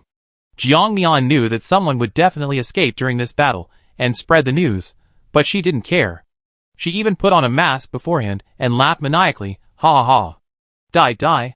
We players of the path to godhood are the ones who deserve to survive. You walking resource points, hand over your lives.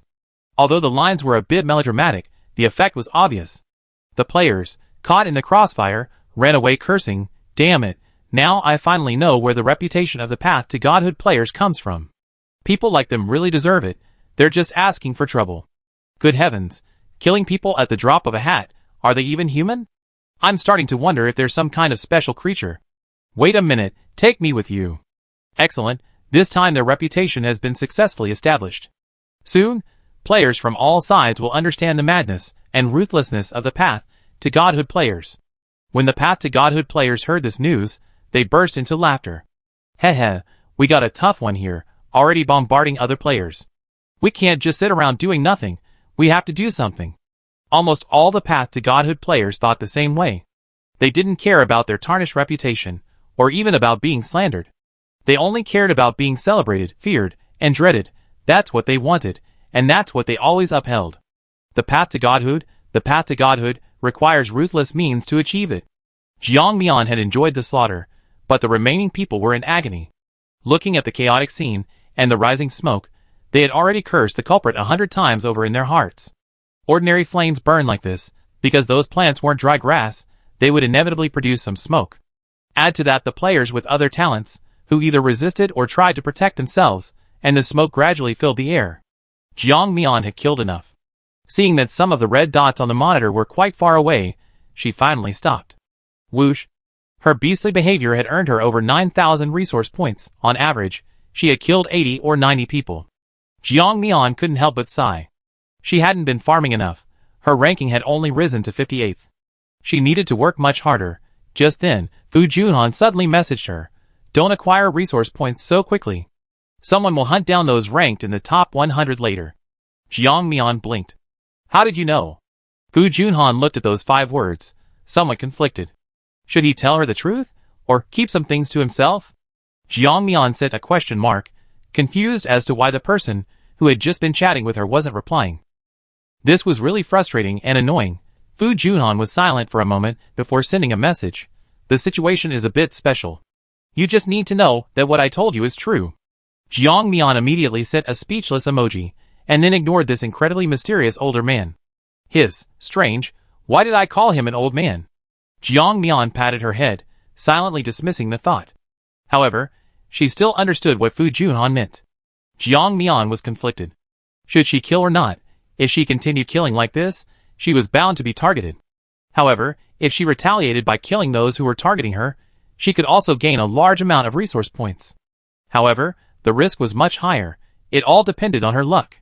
If she won, she was set. If she lost, she was just a handful of dust. If it were up to Jiang Mian, she would definitely want to play it safe. Ranking wasn't important. Her life was the most important thing. But she shouldn't forget that she had sacrificed Lan Lingling at the beginning. Oh no!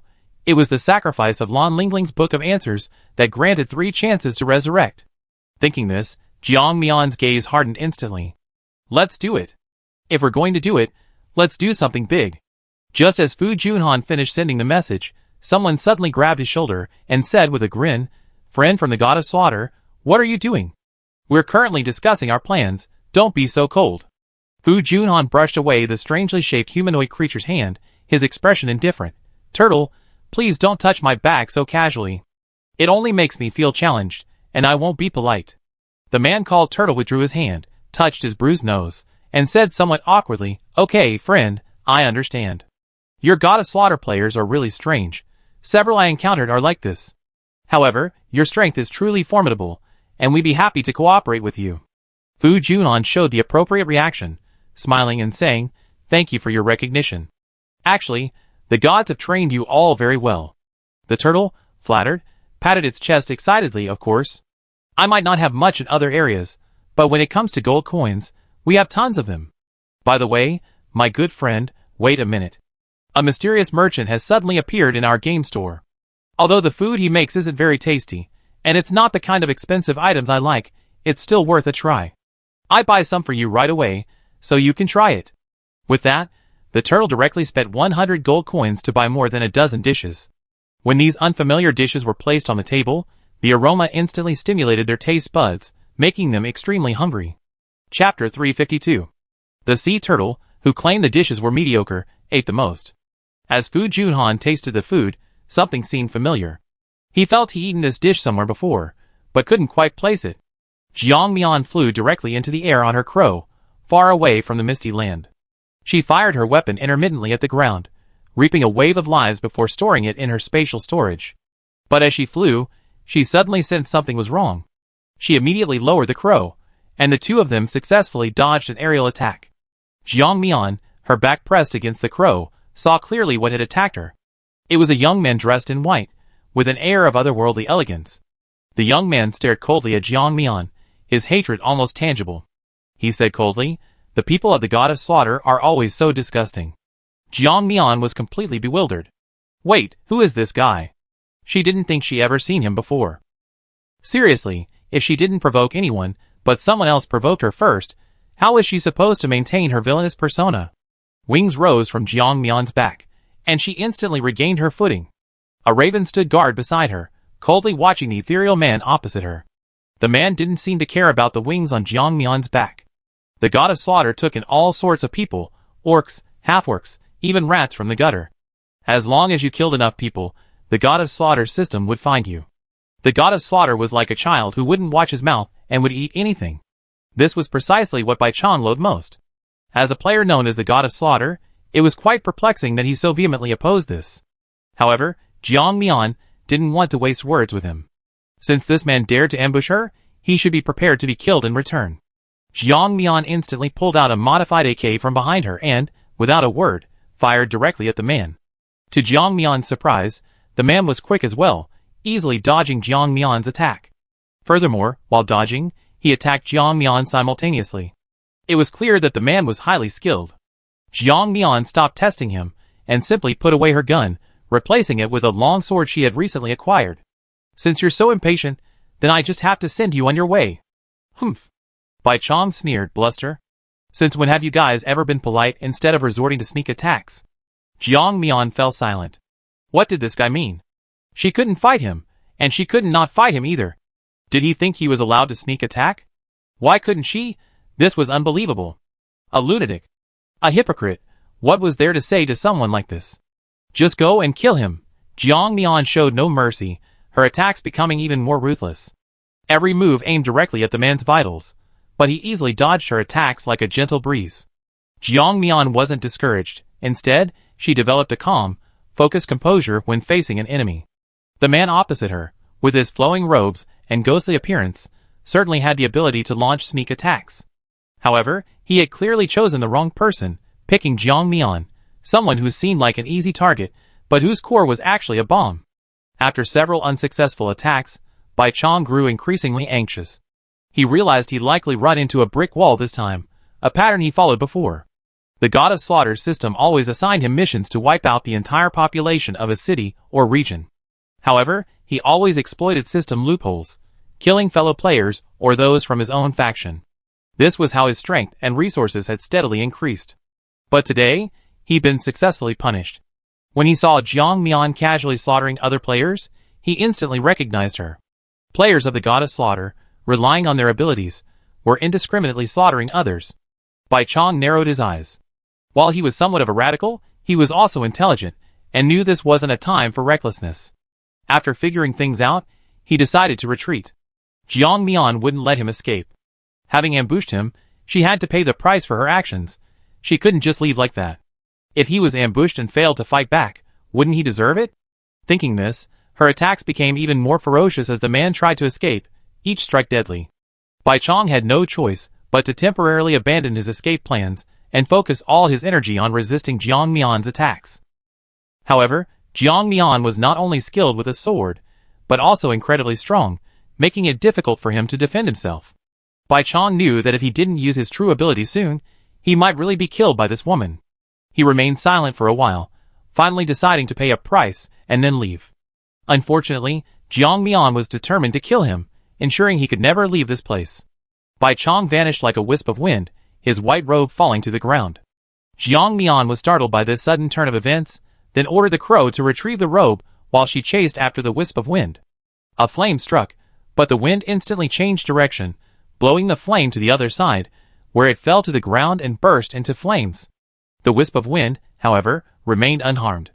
Perhaps seeing Jiang Mian's talent, fire, an ability he was relatively weak against, Bai Chong, now transformed into a wisp of wind, felt a surge of joy, even considering attacking Jiang Mian again. However, remembering the difference in strength between them during the forbidden battle, he silently abandoned the idea. While theoretically his ability countered the woman's, that was only theoretical. In reality, such things were uncertain. After all, with various tools and the enhancements of close combat, it was difficult to reconcile theory with practice. Seeing that the flames had no effect, Jiang Mian prepared to change her attack method. She immediately deleted one ability and switched to a spiritual attack, gathering over 100 years' worth of spiritual energy within her body, directly enveloping the gentle breeze. The gentle breeze momentarily froze, stopping in midair. However, it then gradually shrank, instantly breaking through a corner of the spiritual energy and darting away. Although the pause was only brief, it was enough for Jiang Mian to catch up. Facing the gentle breeze, she imbued her blade with both flames and spiritual energy, one for attacking the physical form, the other for attacking the breeze. No matter what, it couldn't dodge. Even though the gentle breeze tried to deflect the flames, it wasn't at its peak. Even though the flames were blown to one side, it was still struck squarely by the strange blade. Strangely, the blade struck the gentle breeze, but instead left behind bright red blood. Jiang Mian raised an eyebrow, looking at this peculiar situation, and couldn't help but chuckle.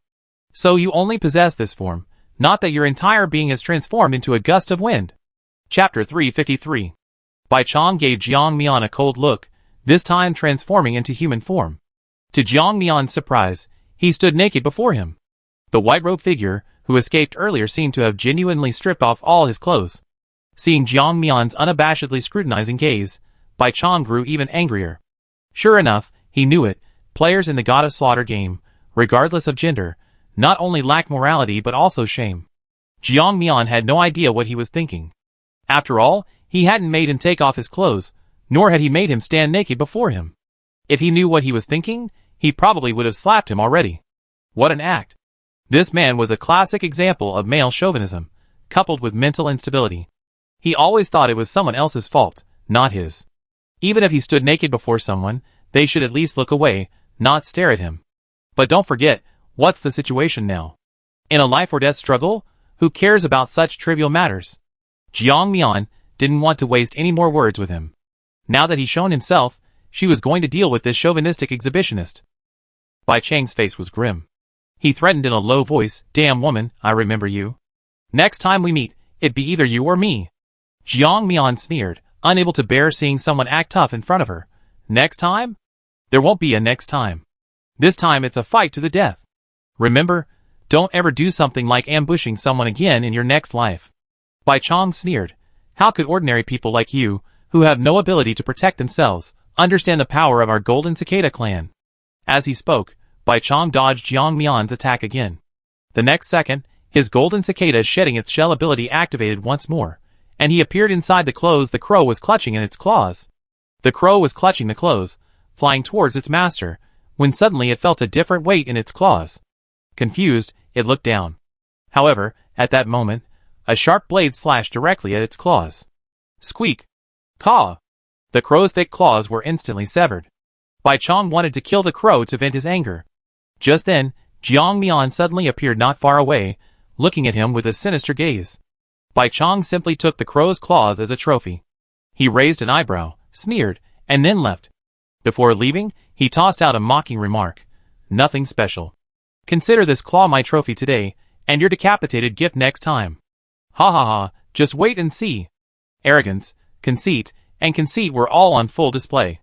Jiang Mian glanced at him coldly, silently memorizing his figure, appearance, and abilities. A location card appeared in her hand, which she shone directly at the man. The red line that appeared in her mind instantly relaxed her. She decided not to rush after him. After all, those located by the location card couldn't escape.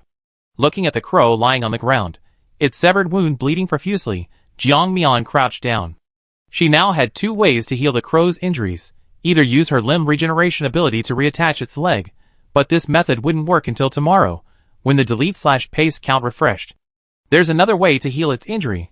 Install a mechanical claw on the crow, a specially crafted claw that the crow can use. This method would aid the crow's recovery and enhance its combat abilities, eliminating the pain of having its leg arbitrarily severed. The only downside is the cost. Thinking this, Jiang Mian wanted the crow to make the decision itself. However, the crow looked at her blankly. Jiang Mian slapped her forehead, lamenting her own foolishness. The crow couldn't speak, it only had the intelligence of a small child. How could it understand so much? Jiang Mian first stopped the pain, at least alleviating it, and then went to the manufacturing module to design a blueprint. Well, it was basically just a rough sketch. She placed it on the crafting table, which took about 2 minutes to recognize. Then, a series of metal products were displayed, which could be used to create prosthetic limbs. The cost of those metal items, and their manufacturing was enough to train another crow. However, the little crow had been with her for so long, she couldn't just abandon it. People still need to have some conscience, though she didn't have much, but at least she knew about rewards and punishments. A horse needs to be fed to run. Jiang Mian stroked her chin, suddenly noticing a familiar metal. Wasn't this the door she received in the first world? Based on the door's thickness and weight, it could be used to forge a device worth 20,000 gold coins. Thinking this, she clicked on the crafting template and indeed found the material input interface. Jiang Mian tried placing the deformed but still sturdy door on it, and the crafting cost instantly dropped to 1,000. Jiang Mian's eyes widened like saucers, and he cursed under his breath. A swindler. Jiang Mian instantly selected the function. The prosthetic limb was manufactured swiftly, completed in just 5 minutes. Jiang Mian looked at the black claw, which was roughly as he had imagined, with intricate gears that could be directly attached to the injured claw. Jiang Mian didn't hesitate to use it on the crow. The crow shrieked, uncomfortable with the prosthetic limb touching its wound. After it adapted, it tried flying a little. It was clear it was still somewhat unaccustomed to this thing, but after flying a couple of circles, it gradually mastered its movements. The crow even tried leaving its claw marks on a large tree. Its intact claw gripped the tree without causing any real damage, but the metal claw had torn a huge hole in the tree.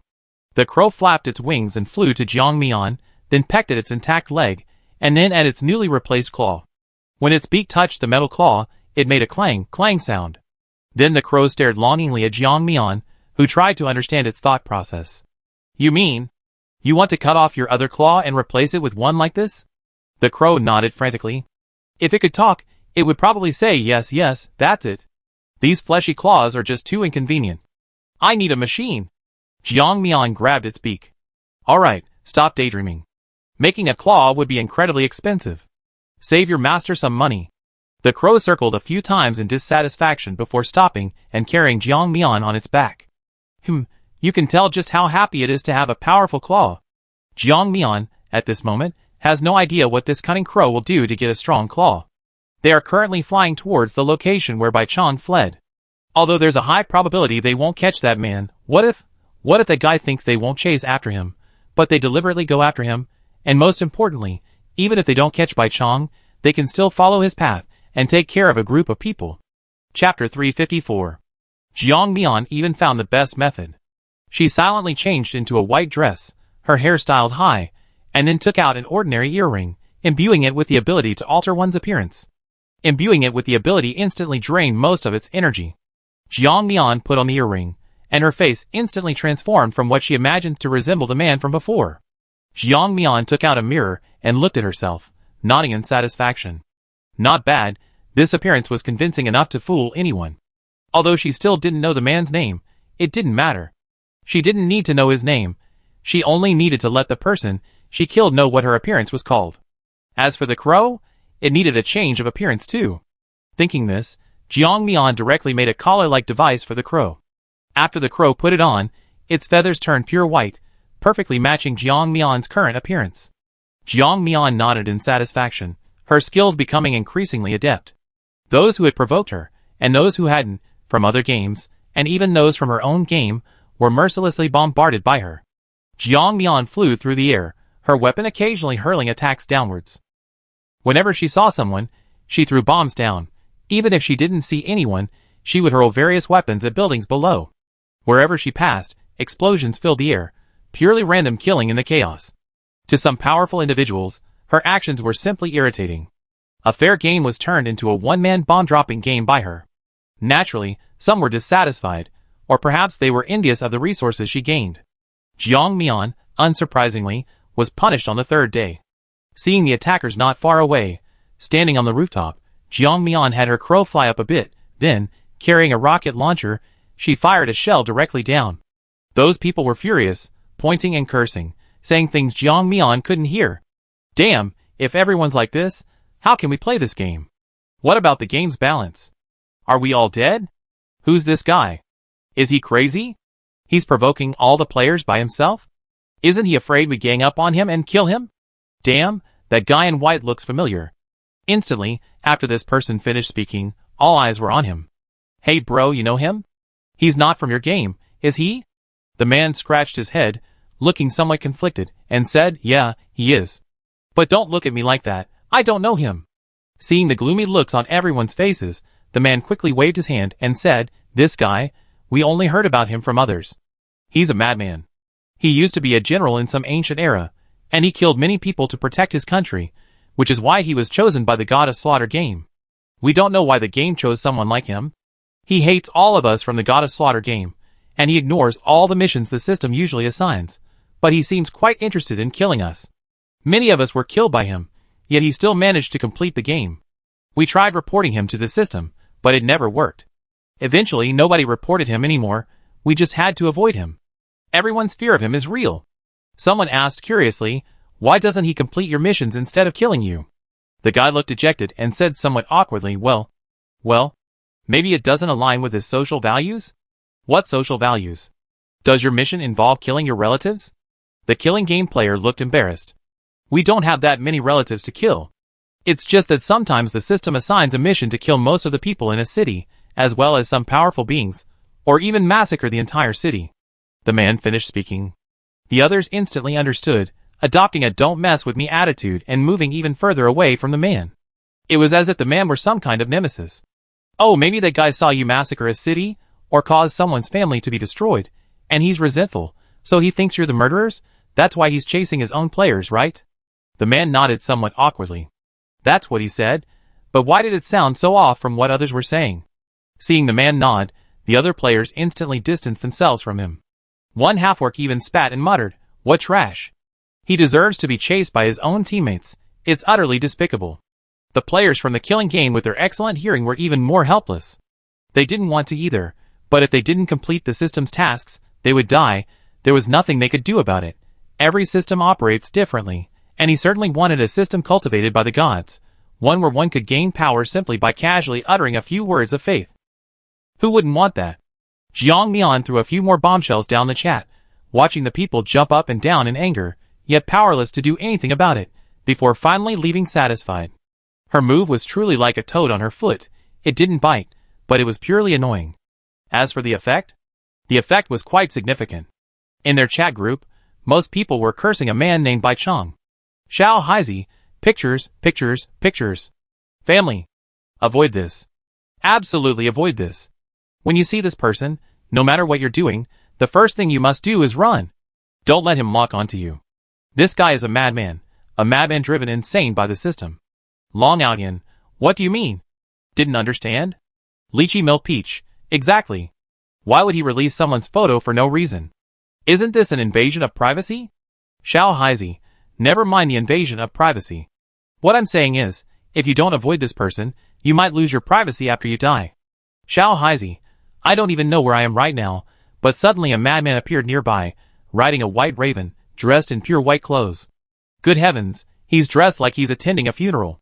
Xiao Haizi, actually, he's somewhat related, because he's the white impermanence who sends you on your way. One cannonball after another will hit you. If you're not careful, or if you're not vigilant enough, you'll be back to dust. Several of our teammates died like that. Lychee Milk Peach, really? Why did he attack you? Did you do something wrong? Little Blackie was speechless. Where did this naive, crazy guy come from? Do people like them need any logic in their actions? Fortunately, at that moment, the person named Long Outyan sent a message. Thanks for letting me know. I just encountered the man in your picture. However, he wasn't sitting on the crow at the time. But after seeing me deal with the person who tried to ambush me, he seemed quite dissatisfied with me. He really seems to have mental problems. Chapter 355. Xiao Haizi, right, I almost forgot to tell you. This big shot only entered the killing game to protect his country, so he hates those who kill in front of him. They automatically be categorized as the system's lackeys. You absolutely mustn't kill anyone in front of him. Long Outyan, too late to the party. I'm running away to another place now. After sending the last message, Long Miaozi looked at the man chasing after her and turned away in disgust. Even while chasing her, this guy kept spitting at her. He was saying that she was a ruthless and vicious woman, and that those people hadn't done anything, yet she had killed them. But this guy hadn't witnessed the whole thing. Didn't he see that those people had harbored ill intentions towards her first, which is why she wanted to kill them? He's a lunatic. Sure enough, what Xiao Haizi said was absolutely right, but for some reason, as she ran, the white-clad man behind her suddenly changed direction and started running in another direction. Looking at him like this, she had a feeling he was running for his life. Seeing that he had stopped chasing, Long Miaozi was still uneasy and ran forward for a long time before stopping. She cut down the plants that were trying to ambush her, then sat down, panting, on a large rock. Only then did she hear the sound of artillery fire coming from not far away. Could that guy have left because he heard this sound? Lost in thought, Long Miaozi didn't react until a bullet was fired at her. She quickly retreated, dodging the attack. She looked up and her gaze met that of the man perched a crow in the sky. Long Miaozi was startled. How could there be two people who looked exactly alike? Wait, something's not right. This man seemed a bit shorter, about 10 centimeters shorter than the man who had just run past. Jiang Mian, seeing someone below, instinctively attacked.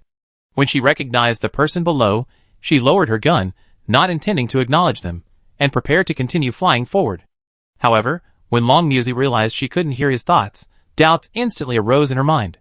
Furthermore, the person in the sky had only attacked her once, and then ignored her, which didn't match the description.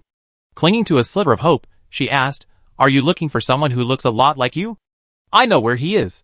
Jiang Mian patted the crow, making it stop and circle in the air, then looked down at Long Miaozi and asked, "Oh, you mean it?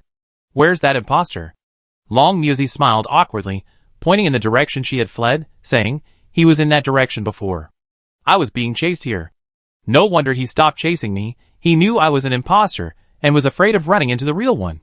Long Miazi didn't care who was the real one, and who was the imposter. All she knew was that this person couldn't hear her thoughts.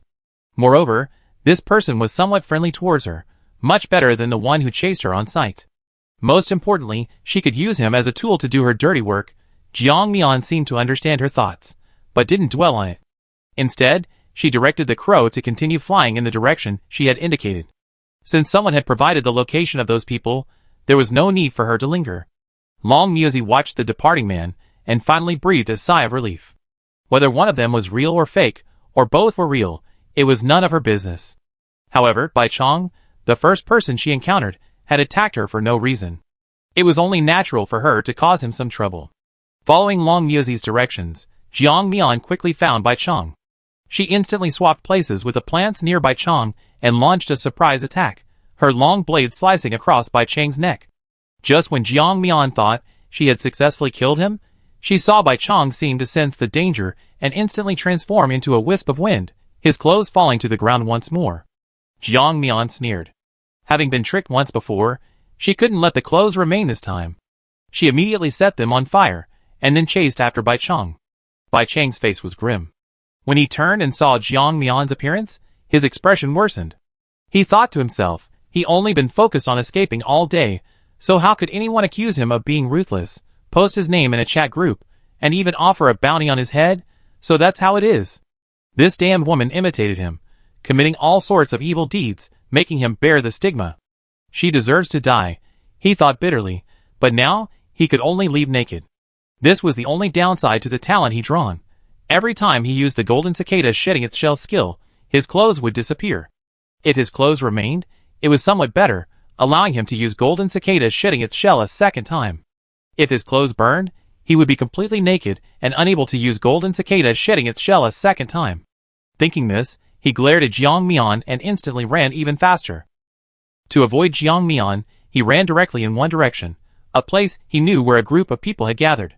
And coincidentally, it was precisely those people cultivated by the gods, attempting to summon their deity to grant them immense power.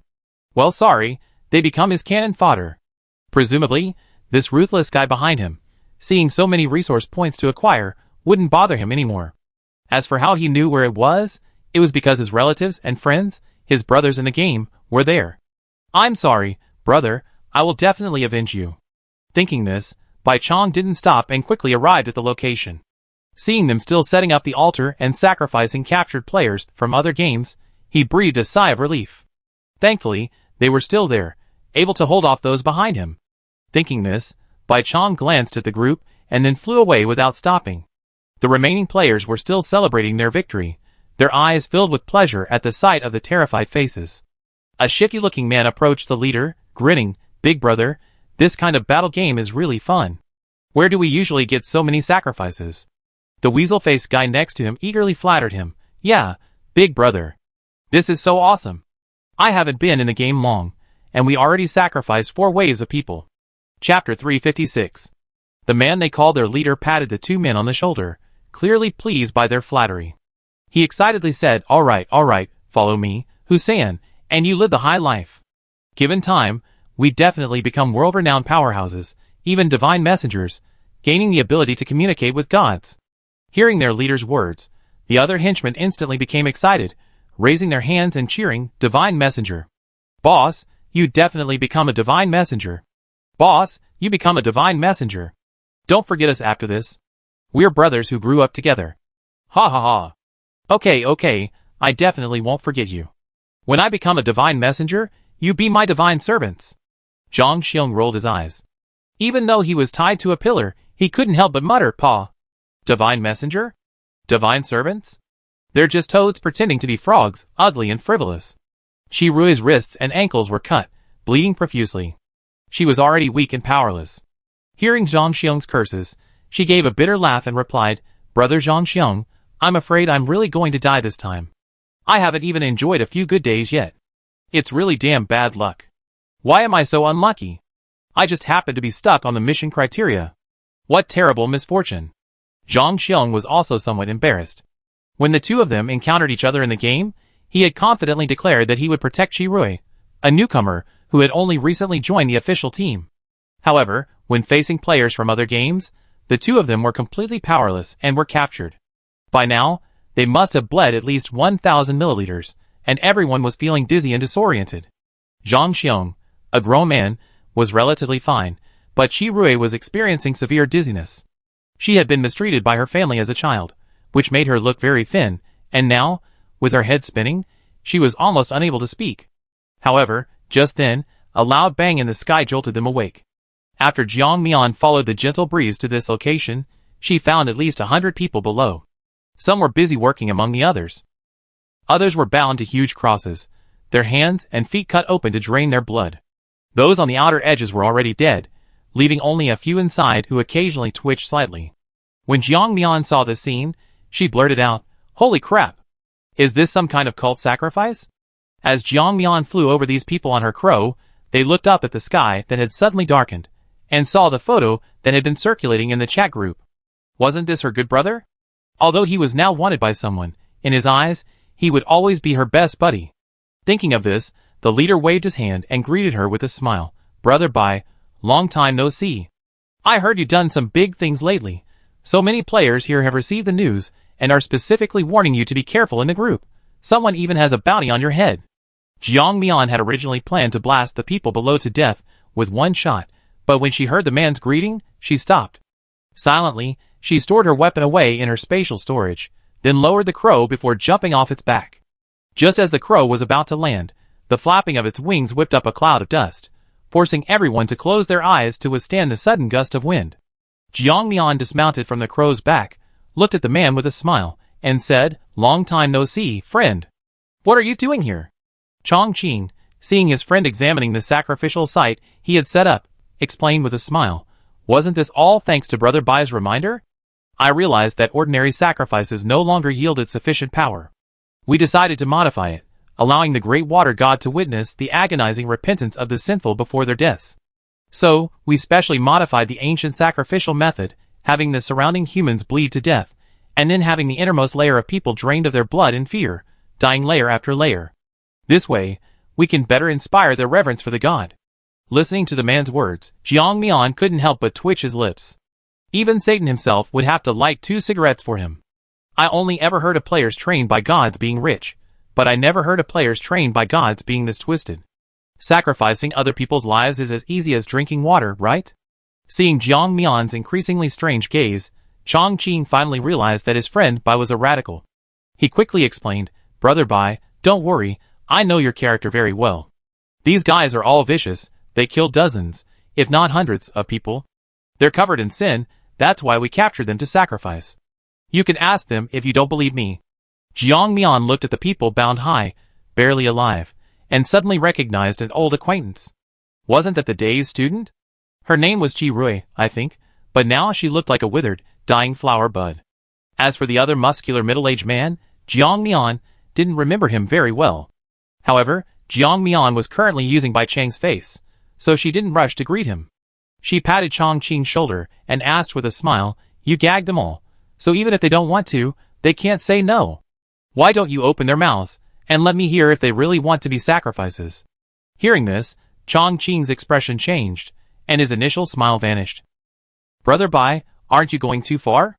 I never seen you so serious before." Jiang Mian looked at him coldly, adopting the air of a reincarnated Bao Sheng, a legendary upright official, and said sternly, "In my eyes, I cannot tolerate even the slightest evil. You say they did it voluntarily, yet you silence them, preventing them from seeking justice. How do you explain that?" Chong Qing's face was cold, there was no point in exchanging words, and their relationship immediately cooled. Chong Qing couldn't help but mock, "Brother Bai, we know each other well. You don't need to be so disrespectful to your brother. If we're really talking about it, the blood on your hands is far more than all of these people combined. I usually give you face, but if you don't know what's good for you and insist on causing trouble, I don't care if our relationship sours." Jiang Mian blinked. Oh, why is this guy so anxious? She only said a few words. Are her words really that powerful? Chapter 357. However, she quickly realized that this guy was probably already dissatisfied with Bai Chong. No wonder Bai Chong had led her here. But she should thank him though. He allowed her to reap another wave of resource points.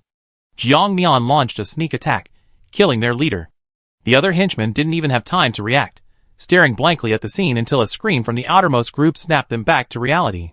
By then, 4 or 5 of their brothers had already died. Ah! He killed our boss. I knew it. How could a player from the God of Slaughter be so easy to talk to? So this was what they were waiting for. Could it be that they'd been eyeing our boss's head all along? They just wanted to fatten us up before killing us, and people said they had a saintly heart. Shaw. Now that our boss is dead, what should we do? What else can we do? Run. You think you can kill him? Great Water God, grant me great power so I can kill this disrespectful person. Everyone gasped, turning to look at the speaker with strange expressions. However, upon seeing the man, they understood. Goodness, what a pig. Even at this point, instead of running, he's thinking about avenging our boss?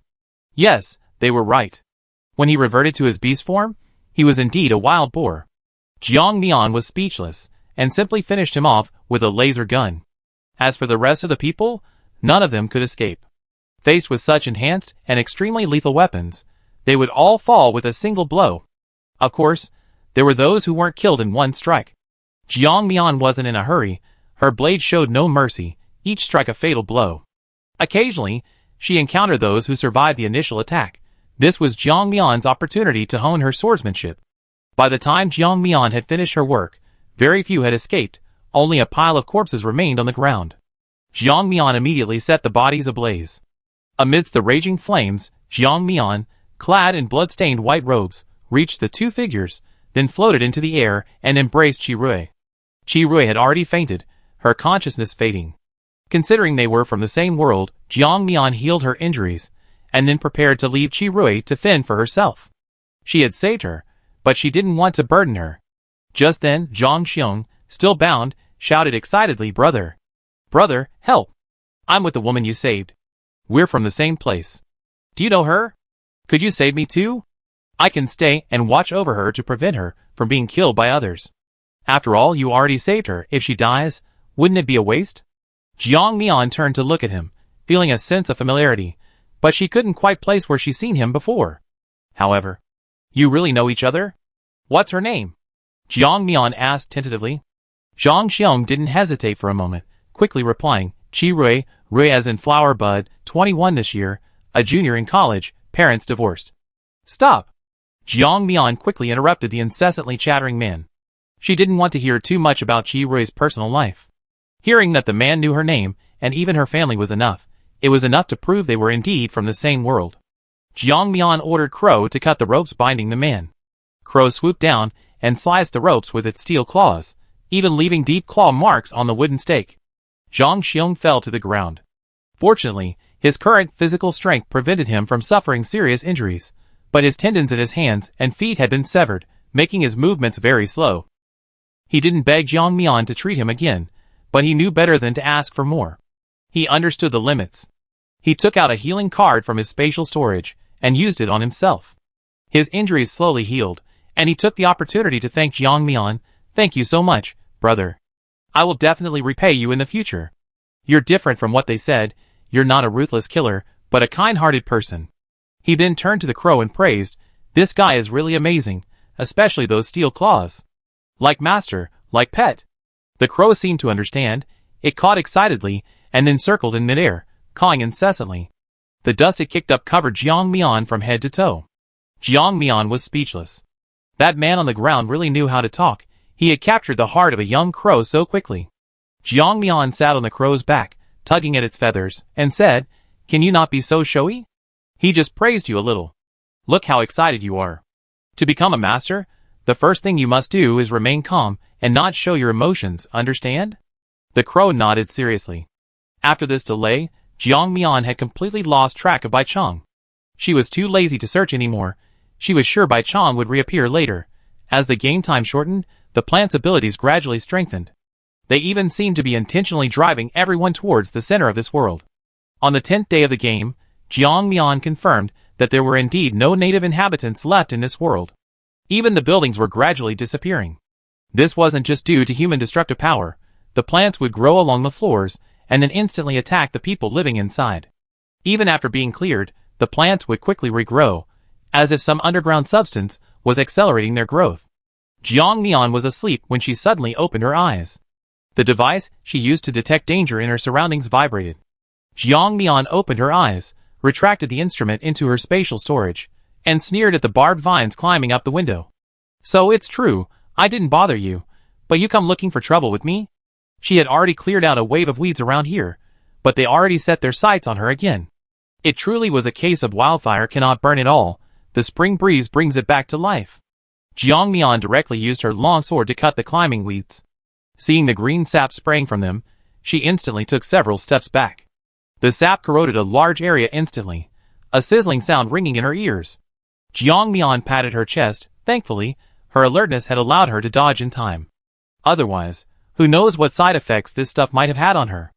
Just then, the vines that had been lurking by the window launched their attack, wrapping around Jiang Mian's waist and dragging her backward. Chapter 358. Jiang Mian reacted instantly, grabbing the windowsill to avoid falling from the 12th floor. The same thing seemed to be happening downstairs. Screams and explosions filled the air. Jiang Mian slashed with her long sword, instantly severing the vines around her waist. The only saving grace was that the vines binding her waist weren't corrosive. The sap only splashed onto her. However, she felt an itch where the sap had hit. Jiang Mian quickly used her healing ability, and the itching stopped. She pursed her lips. These plants seemed to have secretly evolved, becoming poisonous.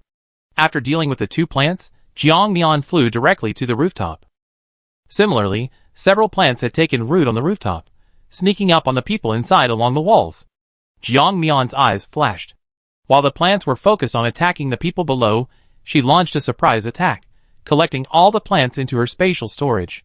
After she stored these plants in her spatial dimension, they instantly went into berserk mode, struggling wildly. Jiang Mian placed them in an empty spot, letting them struggle as they pleased, knowing they wouldn't damage the other plants. The people below breathed a sigh of relief, inwardly wondering if their accidental trespassing was the reason for the strange plant attacks.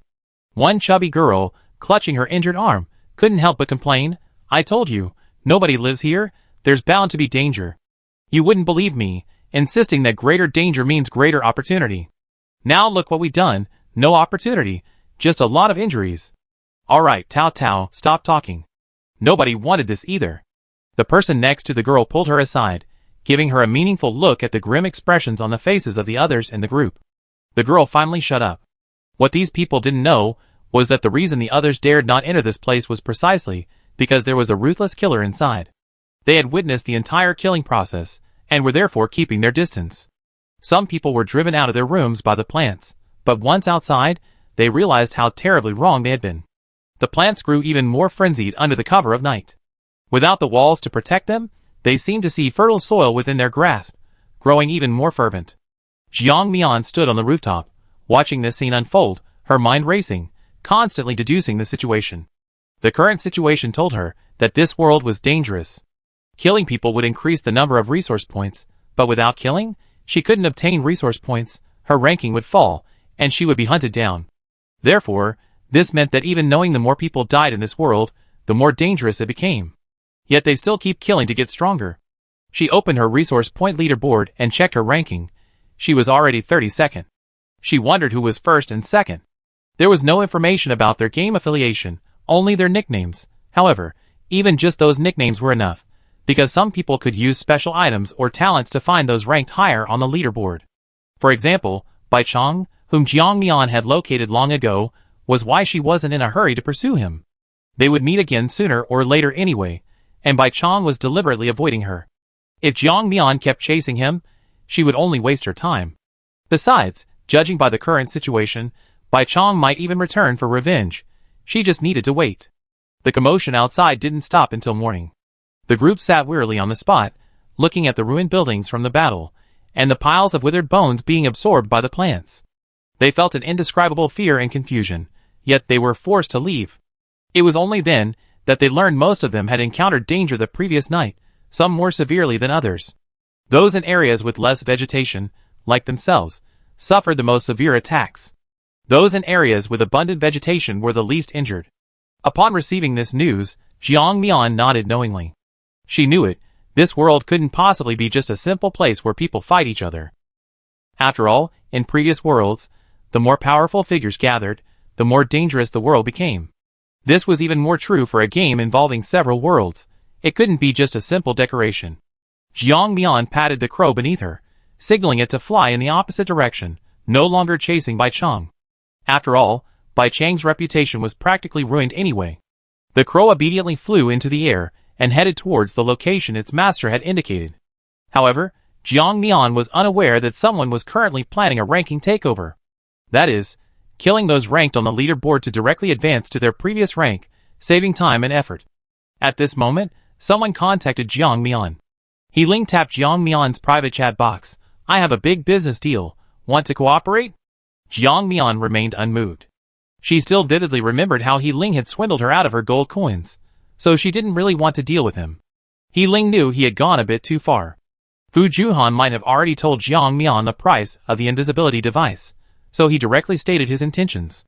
"The team I joined needs a lot of location cards. They know I'm from the Doomsday Seed, so they're asking me for them. The price has been agreed upon. I sell them to them for 5,000 gold coins, and we split it 50/50. What do you think?" Jiang Mian's eyes flickered slightly before she replied. After all, it would be a fool not to take advantage of a good deal. "Jiang Mian, 5,000 gold coins is a bit too low, isn't it? You know, I need 1,000 gold coins just to buy these things. It should cost at least 10,000 gold coins, right? He Ling, there's no way around it. These location cards aren't unique to us. Other game players have them too, just in smaller quantities. I was just asking how many you have." Jiang Mian, 7-3 split. I get 7, you get 3. I can accept this price. He Ling, no way. There's not much profit to begin with, and I found all these buyers myself. Do you know how hard it is to find buyers? Jiang Mian stroked her chin, suddenly realizing why she had to cooperate with He Ling. She could just sell them on her own alt account. Wouldn't that work too? However, she didn't treat He Ling unfairly. After discussing it, they agreed on a 60-40 split, Jiang Mian getting 6, He Ling 4. Of course, He Ling had to pay in gold coins first. Chapter 359. After asking He Ling how many he needed, she sent them over. Although she didn't have that many location cards, she had a manufacturing machine. She could easily create identical cards with the same function by spending some gold coins. It couldn't be more convenient. She sold 50 location cards for 250,000 gold coins. She only needed to spend half that amount on the machine to manufacture them. Overall, she still took the lion's share. She knew He Ling would deceive her, but she hadn't expected him to be so ruthless. Meanwhile, after receiving the 50 location cards, He Ling immediately smiled and said to the person next to him, come on, these are special items I found after using mini connections. They can locate other people's presents, but that guy is really greedy. 20,000 gold coins each. Limited quantity, first come, first served. Give me one, 20,000 gold coins is nothing." The person who said this was wearing clothes with special defensive and cleaning properties, and a large ring on his hand that could enhance his attack power. His 10 fingers were adorned with rings of various functions, and even his shoes were speed-enhancing items. He exuded an aura of nouveau riche, making it clear at a glance that he was someone cultivated by the gods and ranked among the top 10 players on the leaderboard. For them, who were already wealthy, 20,000 gold coins were a piece of cake. These people who had gathered were not short of money either, and the 50 location cards quickly sold out. After transferring her share to Jiang Mian, He Ling said with a smile, "This time I want another 100 the same old way." Jiang Mian smiled without saying a word, replying with a simple okay. Both were feeling guilty. One had underestimated the price, and the other was currently listing location cards on the mysterious merchant account. As for the price, out of humanitarian considerations, she didn't ask for too high a price, but she also didn't ask for too low a price, setting it at 10,000 gold coins per card. Limited quantity, only 1,000 cards. Both had their own agendas, and wanted to take advantage of each other. Jiang Mian had considered that He Ling might undervalue the price, but she hadn't expected him to undervalue it. Looking at the message someone had sent her, Jiang Mian clenched her fists, making a cracking sound. "He Ling, you damn guy. You sell for 20,000 gold coins, and you only give me 5,000. You're so stingy." She was furious, wishing He Ling would appear before her right now and punch her to death. Good heavens, I'm not the crook at all, He Ling is. A total swindler incarnate. It was a message from a player in the god cultivation game. The person initially doubted whether Jiang Mian's location card was genuine. His exact words were, "Why are you selling it so cheaply? Is it some kind of defective product? Can it really locate the person you want to locate?" Jiang Mian, honest and fair. The person, "But I bought the exact same location card, and it cost 20,000 gold coins." The seller said it was hard to get. "Where did you get so many? Didn't the system shop close a long time ago?" Jiang Mian narrowed his eyes, infuriated by He Ling's shamelessness, but still suppressed his anger and replied, "Partnering with the system shop, honest and fair." Jiang Mian went directly to He Ling, intending to send him a message to question him, but then she remembered that she couldn't reveal her true identity yet. She was currently just an ordinary, top-ranked player in the game, not the mysterious merchant who could sell goods to other systems. Jiang Mian immediately deleted the words she had typed. It didn't matter. She refused to believe she wouldn't find He Ling's location in this world. She'd deal with it once she saw He Ling. Achoo! He Ling sneezed suddenly, feeling something was off. Just then, the nouveau riche player approached He Ling, pulling out 2 identical location cards and asking, "Hey, brother, I got something good for you. Guess which of these 2 cards is yours?" He Ling, confused, still pretended to be enigmatic, glanced at them before saying, "You bought someone else's location card again? How about it? Was the price I told you the lowest? How much did you pay for this one?" The nouveau riche man smiled, then abruptly wiped his smile away, coldly uttering a number, 10,000 gold coins. Honest and straightforward, no middlemen taking a cut. Silence. Silence. An awkward atmosphere filled the two of them.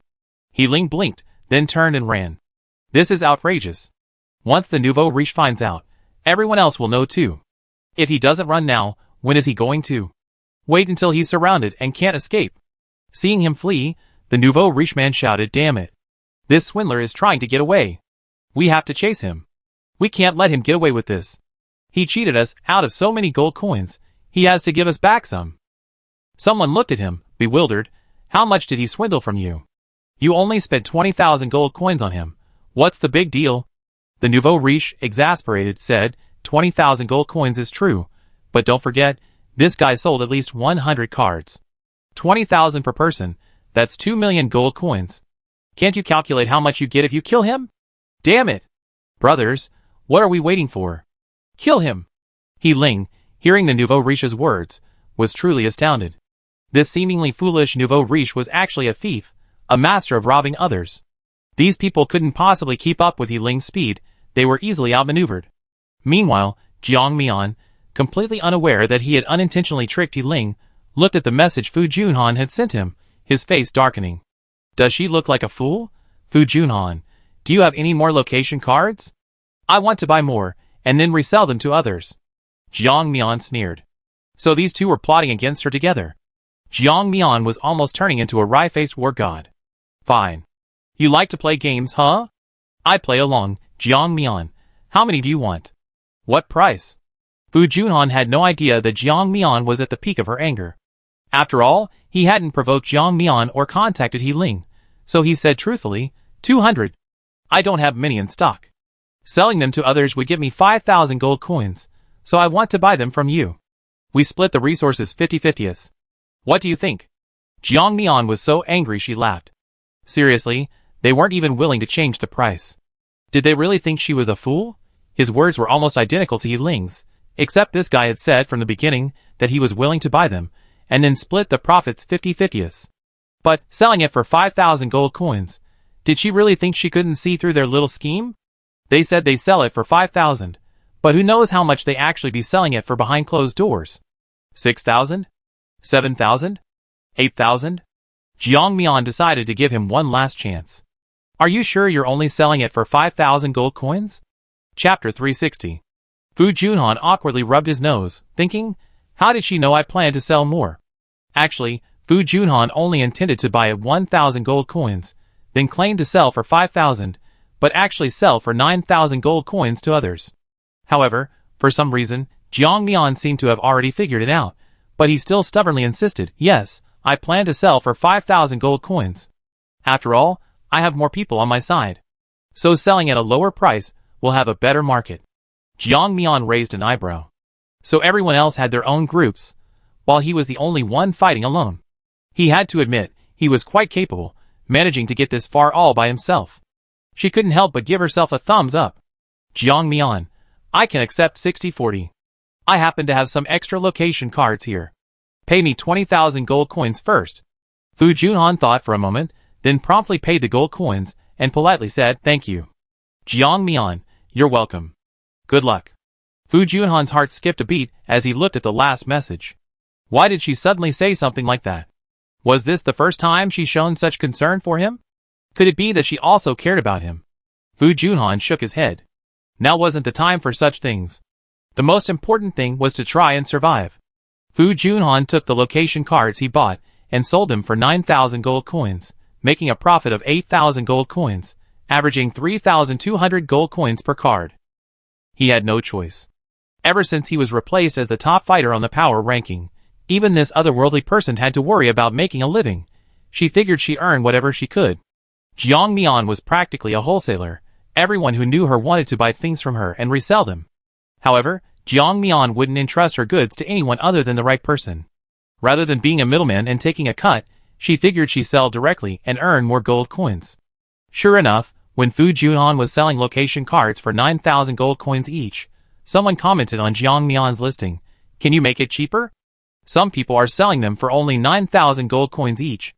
Jiang Mian instantly realized that the 9,000 gold coin seller was probably Fu Junhan. TSK, the comparison was stark. Look at He Ling, she dared to charge a whopping 20,000 gold coins, while Fu Junhan only sold for 9,000, not ruthless enough. But then she realized that He Ling's 20,000 gold coin price was mainly due to the lack of market pressure, meaning she was selling them for 10,000 gold coins each. Fu Junhan sold them for 9,000 gold coins precisely because of her initial price. If she had charged too much, no one would have bought them. Jiang Mian silently watched the frantic buying of the location cards. The 1,000 location cards she listed quickly sold out. Many people were still trying to buy them, but Jiang Mian stopped selling. Selling too many would disrupt the game world's inherent mechanics. The top 100 leaderboard began to shift, with people disappearing from time to time. Disappearing from the leaderboard had only two outcomes, either being killed or dropping in rank. But normally, there's no such rapid update frequency. It's obvious she was murdered. Jiang Mian felt a mix of anticipation and trepidation. Who was behind this attack? She sold so many location cards, and her ranking was in the top 100. Surely, some people would be able to locate her, right? Thinking this, Jiang Mian calmed down. She already changed her appearance. Bai Chang's reputation was ruined. She couldn't let too many people discover she was an imposter, or all her efforts would be wasted. Jiang Mian thought for a long time, then changed her face to He Ling's face. Yes, she was that shameless. A female version of He Ling was born. Then, even if people made the connection, they only think of the Birdman, not her. She was so clever. Why hadn't she thought of that before? Good brother, don't blame me. You're the one who tricked me first. It's your own fault. And what about He Ling at this moment? While being chased, he took the opportunity to deliberately alter his face, changing it to resemble Fu Junhan. These two cunning old foxes truly have identical thought processes. Ever since being inspired by Qian Yuan, they completely lost their way. They only let others take the blame. As for their own faces, they would never reveal them. Jiang Mian sat on a crow, leisurely flying in midair. Originally, she had nothing to do with others, but some people couldn't stand her carefree appearance and launched a sneak attack. Just as the bullet was about to pierce the crow, it abruptly stopped, circling in midair and catching the bullet with one claw. Good heavens! Jiang Mian had initially planned to jump down and catch the crow to avoid the bullet, but the crow's sudden stop nearly caused her to fall off its back. She quickly grabbed the crow's feathers to avoid falling. Even more bizarrely, despite being able to dodge the bullet, the crow used its other claw to catch it. Unsurprisingly, the bullet pierced its claw, and blood immediately flowed.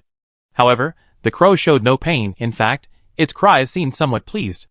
Jiang Mian looked at it, puzzled. The crow caught twice more. Jiang Mian didn't bother arguing and simply put it into her spatial storage, feeding it some spiritual spring water before doing so. Only then did she have time to look at the attacker, but the spot was already empty.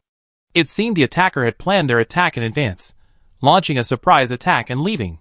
Jiang Mian sneered. Did he really think that would work?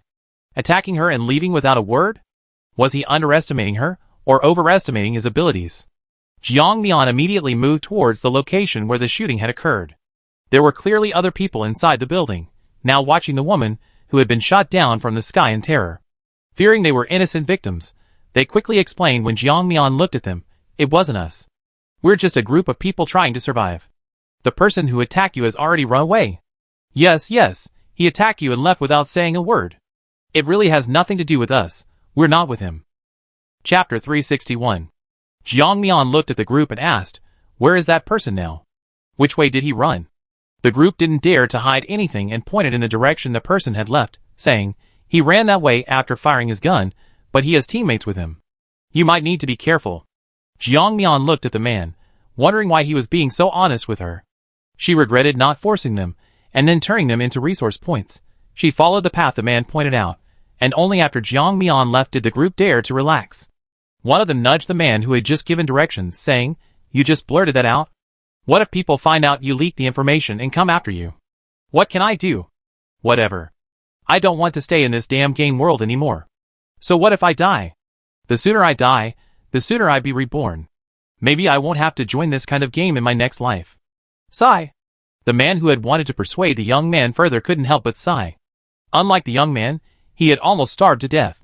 Now, with the game's intervention, at least he could eat his fill and live a good life. He didn't want to die. Furthermore, fearing the man who had ambushed them might return for revenge, or Jiang Mian might return for revenge, the man left with his teammates. Jiang Mian wasn't so bored as to return for revenge.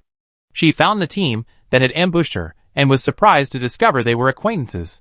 To be precise, not exactly acquaintances, but players from the same game. They had met once before, but those people didn't know it. They never expected that the team, which was just a random collection of people before, would now be quite organized. Jiang Mian concealed herself, quietly following behind these people, listening to their conversation. These were the same rookie team Jiang Mian had encountered in the extreme cold world, except that their previous leader, Brother Li, was now Xiao Wei, whom they called Sister Wei. She was currently looking disapprovingly at one of the team members. "Jenny, why did you act alone? Didn't I tell you? Try not to provoke others. They're flying peacefully in the sky. Why did you attack them?" The woman called Jenny had a small braid, dark skin, and clearly wasn't from any particular country. She was probably from some special region. She glanced at Xiao Wei with disdain. "Wei, although I joined your team, it's only as a player in the game world. It doesn't mean I have to obey your orders. I have my own plans for what I want to do. If you continue to control me like this, then we have to part ways." Seeing the atmosphere between them gradually hardening, someone pulled Xiao Wei aside, trying to smooth things over. Hey, Weijia, don't mind her. Jenny is just all bark and no bite. She doesn't really have any bad intentions. Don't mind her." Xiao Wei gave the speaker a cold look. "Does no bad intentions justify her wanton provocations and causing trouble for our team? We finally found a safe place to rest and recuperate. Do you know how much trouble her actions will cause us? Besides, that person wasn't killed in one hit. If they come looking for revenge, do you think we can handle them?" She spoke out of consideration for the group, and the others understood her point. However, instead of blaming their teammates over a potential danger, it would be better to calmly discuss how to resolve the situation. Jenny, however, glanced at Xiao Wei with disdain. A self-proclaimed beauty-conscious young woman, she had always disliked people of Asian descent. In fact, Jenny had even considered changing her skin color and race after playing the game for a while. Therefore, her attitude towards this was fearless. "Xiao Wei, don't worry. If that person comes looking for me, I handle it. You don't need to worry, and I won't implicate you. He's just an ordinary player. I'm the 6th-ranked player in our world. Don't look at me with your narrow-mindedness." "You?" However, just as Xiao Wei was about to step forward to argue with her, she was stopped by the others. All right, Sister Wei, don't talk to her so much. After all, we're all relying on her for our safety right now. It's just an attack on someone, right? This person hasn't come looking for us yet. They can't be anyone powerful. It'd be fine." "Yeah, Sister Wei, don't worry. You worry too much. That's why you look several years older than you actually are." Xiao Wei's face darkened as she looked at her teammates. They were completely indifferent, their expressions sarcastic and obsequious towards Jenny. It was as if Jenny, ranked 6th, was some kind of extraordinary person. However, Xiao Wei didn't think that way. Besides, she was only ranked 6th. There were plenty of people ranked higher than her. Most importantly, this world isn't just populated by their gamers. Normally, Jenny's arrogance would be understandable. But in this situation, Isn't Jinny's arrogance just feeding the enemy? They only been playing for a short time. But what about everyone else? She's only ranked 6th in her own world, on the overall power rankings. She's not even in the top 1,000. What is she being so arrogant about? Xiao Wei finds it unbelievable. Even the top player in their world, who's also ranked number 1 on the global power rankings, probably wouldn't be so arrogant as to think they're the strongest. Xiao Wei can't understand Jinny's thoughts, just as Jinny can't understand Xiao Wei's timidity. They're destined to part ways. Moreover, Xiao Wei's intuition keeps telling her that continuing to stay with Jinny isn't a good thing. She reminded her teammates again, since we're on different paths, we shouldn't work together. Those who want to come with me, come with me. Those who don't, continue following you somewhere else. Everyone was stunned for a moment. Jinny looked at Xiao Wei with displeasure. Wei, what do you mean? Are you that afraid of death? I've been saying this for so long, and that person hasn't come yet, which is enough to show that everything is fine. Xiao Wei looked at her, not wanting to argue, but instead looked at her teammates. Seeing the hesitation and disapproval on their faces, she was also somewhat disappointed. Jinny, since they want to follow you, I hope you can treat them well, and not use them as cannon fodder. After saying that, Xiao Wei turned to leave. No one noticed that as Xiao Wei was about to leave, a smile appeared on Jinny's face. That's how the people of Yin are. Their minds are fickle, and often, with just a little manipulation, you can sow discord among them. Chapter 362. However, at that moment, someone stopped Xiao Wei. She shouted, Sister Xiao Wei, wait for me. You saved me when I was in danger. I always remember that kindness. I leave with you. Seeing someone take the first step, many people who had cooperated with Xiao Wei a few times, knowing she was a responsible person, and now that they had been forced to leave, naturally didn't want to stay under the control of a strange woman alone, so they followed Xiao Wei. Unbeknownst to them, the original team of more than 10 people had now dwindled to only 6. These people were either unfamiliar with Xiao Wei or from other countries. Seeing Xiao Wei and the others leave, they mocked, my god. They just left like that? Aren't they afraid of encountering any danger? Or are all Yin people so afraid of death? This person said it deliberately, glancing at the people in the corner. Seeing the expression he wanted to see, he smiled with satisfaction. After he said this, the remaining 2 Yin people's faces turned ugly. One of them even nonchalantly explained, look at what you're saying. There are so many people in Yin, and everyone's thoughts are uncertain. Do you think a few of them can represent all Yin people? The foreign man curled his lip, looking at them mockingly. Oh really? But ever since I started studying abroad, all I encountered are Yin people like you. Cowards, always running away faster than the next when trouble comes. Damn it! What do you mean? Trying to sow discord, huh? Oh. Friend, can you be a gentleman? Don't yell like that, it's really not gentlemanly at all. Am I a gentleman? As he spoke, the man was about to throw a punch at the person who had mocked him, but Jinny grabbed his fist. Jinny's hand was like an iron fist, tightly binding him. Once she held his hand, the man had no ability to resist, completely at Jinny's mercy. Jinny said coldly, all right, let's not waste any more time. We need to find another place to rest before dark. Only after her fist was released did the man shake his wrist, looking at Jinny with dissatisfaction. This foreigner was clearly biased towards the others, but they had to remain silent because of her strength. At this moment, the 2 of them also regretted not following Xiao Wei's group in the first place, choosing the wrong path instead. Jiang Mian, hidden behind her, was enjoying the show up close. Watching the 2 groups separate and walk away, she shrugged helplessly. But upon further reflection, she decided against it. After all, Xiao Wei's team was innocent. They hadn't done anything and were just implicated by this woman. But things were different now.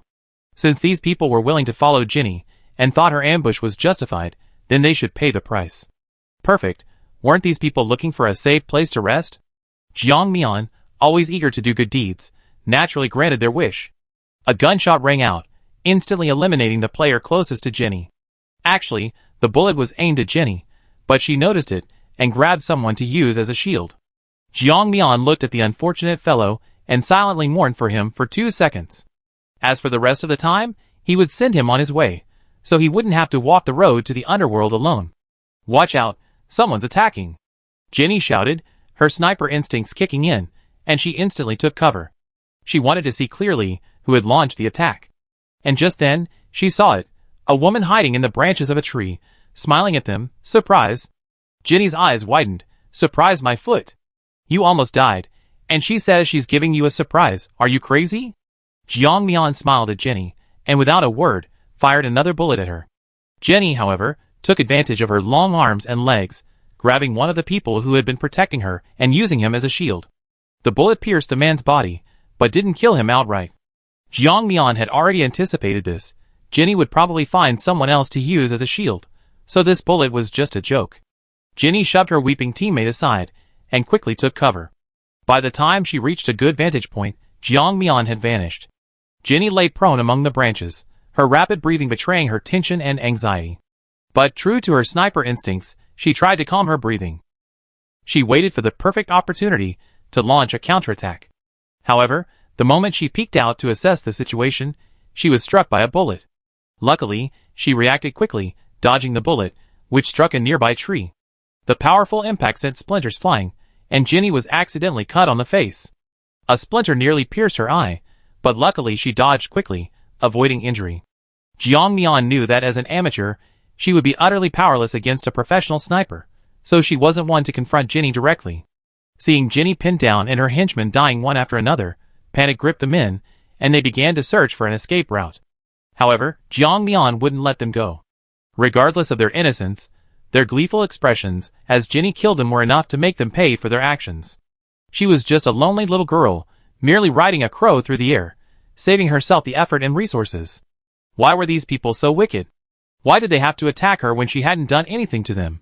Since they didn't want peace, then they shouldn't blame her for being ruthless. Jenny sensed the enemy fire had ceased. She instantly peeked out, her gun moving with lightning speed, firing directly at Jiang Mian's position. Jiang Mian had been waiting for this attack. Time acceleration activated instantly, her body becoming a blur in everyone's sight. The time acceleration, combined with a position swap, allowed Jiang Mian to instantly switch places with her. Before Jenny could react, a bullet pierced her shoulder. Ugh! Jenny stared at the wound on her shoulder, her face filled with disbelief. No, this is impossible. What kind of ability is this? How can it be faster than a bullet? This is impossible.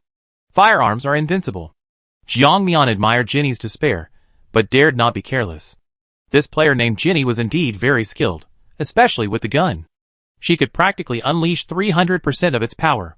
Against someone of similar strength, she might even be taken down by Jenny's sneak attack. Unfortunately, Jenny thought she had picked an easy target, but it turned out to be a ticking time bomb. Chapter 363. Jiang Mian unfurled his wings, the feathers instantly detaching and attacking Jenny. For Jiang Mian, controlling light arrows was far easier and more precise than controlling bullets. After all, these light arrows were launched according to Jiang Mian's intentions, so their accuracy was unquestionable, though it did require more mental energy. Jenny bit her lip, forced to dodge, mentally cursing Jiang Mian dozens of times. My friend, I only attacked you once. Shouldn't you be satisfied by now? There's no need for a fight to the death, is there? Hearing this, Jiang Mian chuckled. She still had the energy to negotiate, which meant his attack was too simplistic, giving her the opportunity to bargain. Thinking this, Jiang Mian continued to control the feathers, letting Jenny jump around in frustration, helpless against him. All of this stemmed from Jenny's unauthorized attack on Jiang Mian, who was flying in the sky. She brought this on herself, and now that she said enough, who would pay her any attention?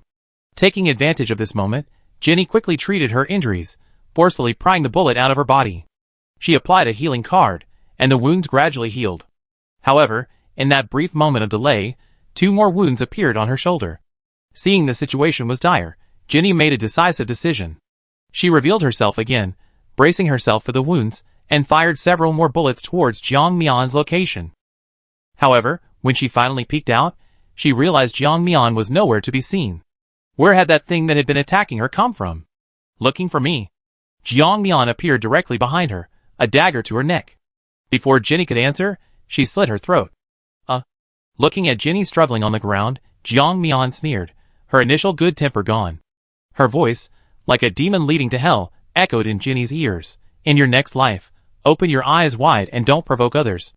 You easily be killed in retaliation, understand? However, Jenny was already unable to speak. Her throat had been slit, she had been shot several times, and the bloody holes from the lightsabers had rendered her beyond saving. She only managed 2 final gasps before dying in the grass. Jiang Mian, being a kind person, naturally collected her body. A ball of fire ignited, instantly reducing her to ashes. As for the others, of course, they were all treated the same. Their bodies were burned to prevent the vegetation beneath them from growing.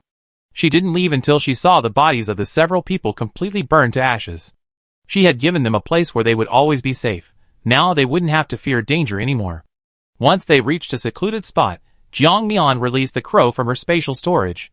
The crow's bullet wound on its claw had healed, but judging from its sullen expression, it seemed unwilling to let its claw recover.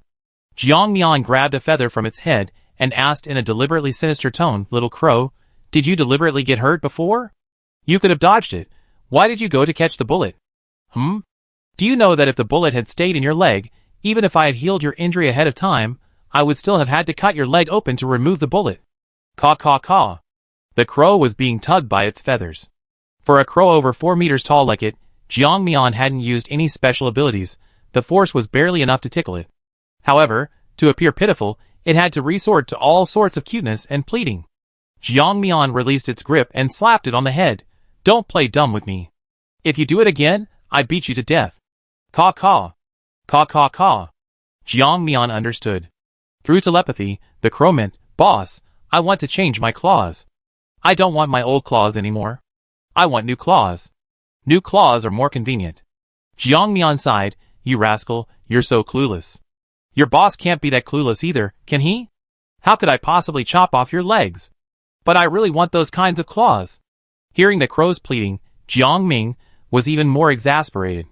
This guy was like a little child, impossible to understand. It was like a fangirl, desperately wanting to get her hands on her favorite celebrity's merchandise. Jiang Mian could understand. Jiang Mian patted its head, trying to soothe it. "Wait a little longer. Let's see if I can find a new way to strengthen your claws." "Thank you, boss. Long live the boss. Long live the boss's family." Caw caw caw. Ha ha ha. Who said crows are a calamity? This is clearly an auspicious sign. All right. As long as you behave well, I won't give up on you. Boss, kiss me." The crow leaned closer, about to kiss Jiang Mian's face. Jiang Mian pushed away its large beak, immediately regaining her serious expression. "Stay away from me. I don't have that kind of hobby." After this incident, Jiang Mian stopped riding the crow so ostentatiously, lest she encounter another crazy little Karami. Sure enough, the further she went, the quieter the plants became, no longer actively attacking her.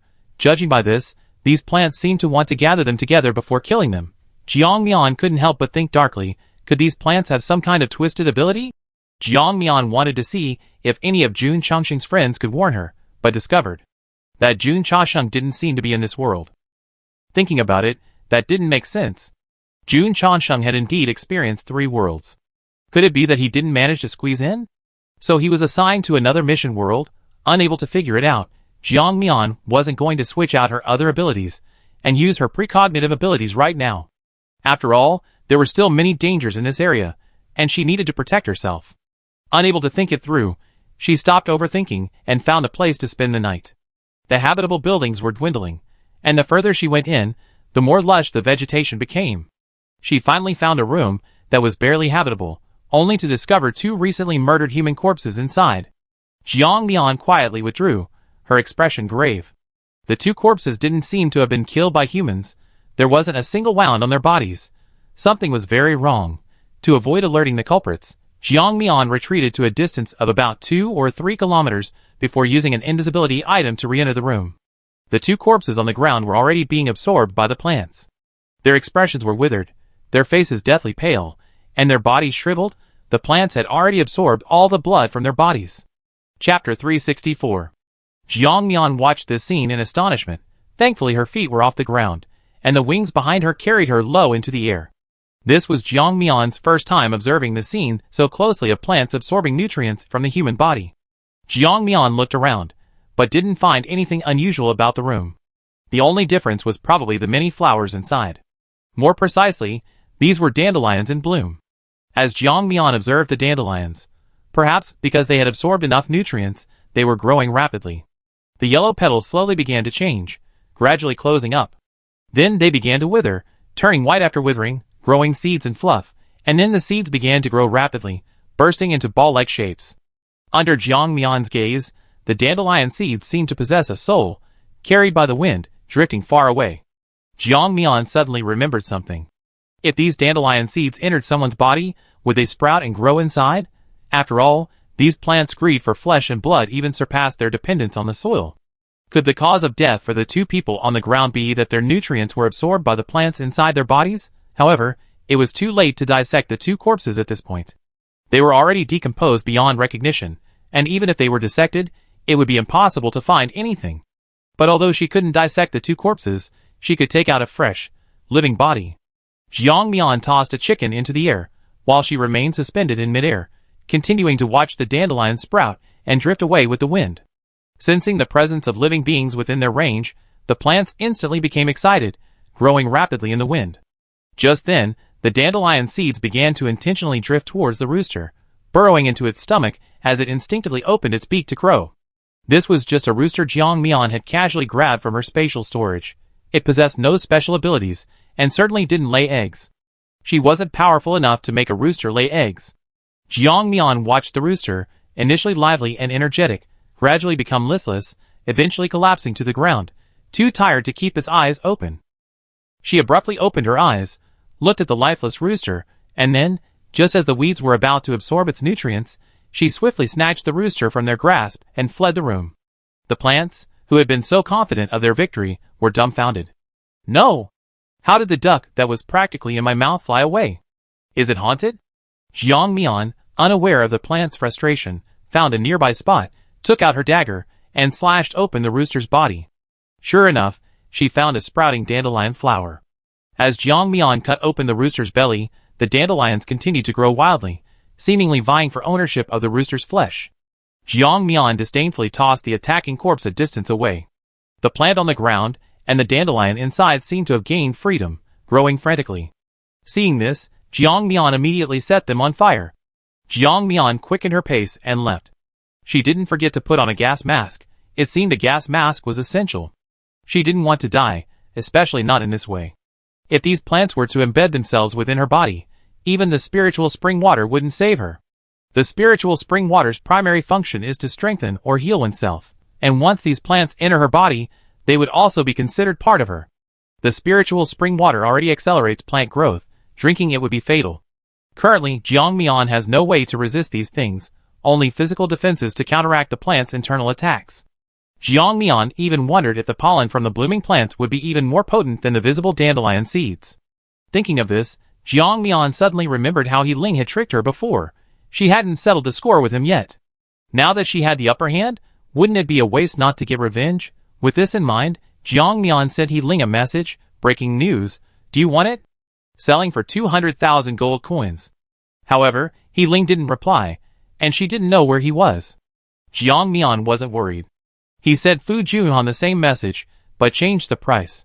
Breaking news, selling for 100,000 gold coins. Fu Junhan replied with a question mark. Jiang Mian explained, a newly discovered item might be harmful to our survival, so you only need to pay 100,000 gold coins to let me know in advance and avoid this trap. You can also sell it for more gold coins. Fu Junhan fell silent. For the first time, this man, who always boasted about not lacking money, lowered his head. Could you make it cheaper? You know I'm not the strongest fighter now, so... Jiang Mian understood. The unspoken meaning was roughly, I'm not number one anymore, so I don't get that extra 5% gold coin bonus. In short, he's starting to care about the cost. Jiang Mian thought for a moment before saying, really? Considering how many times we cooperated, I give you a smaller amount, 90,000 gold coins, how about that? Fu Junhan remained silent, his mind racing with wild thoughts. Does she know that the location card I bought for 1,000 gold coins was resold for 9,000 gold coins? Otherwise, why would she say 90,000 gold coins? Not 80,000, not 99,000, just exactly 90,000?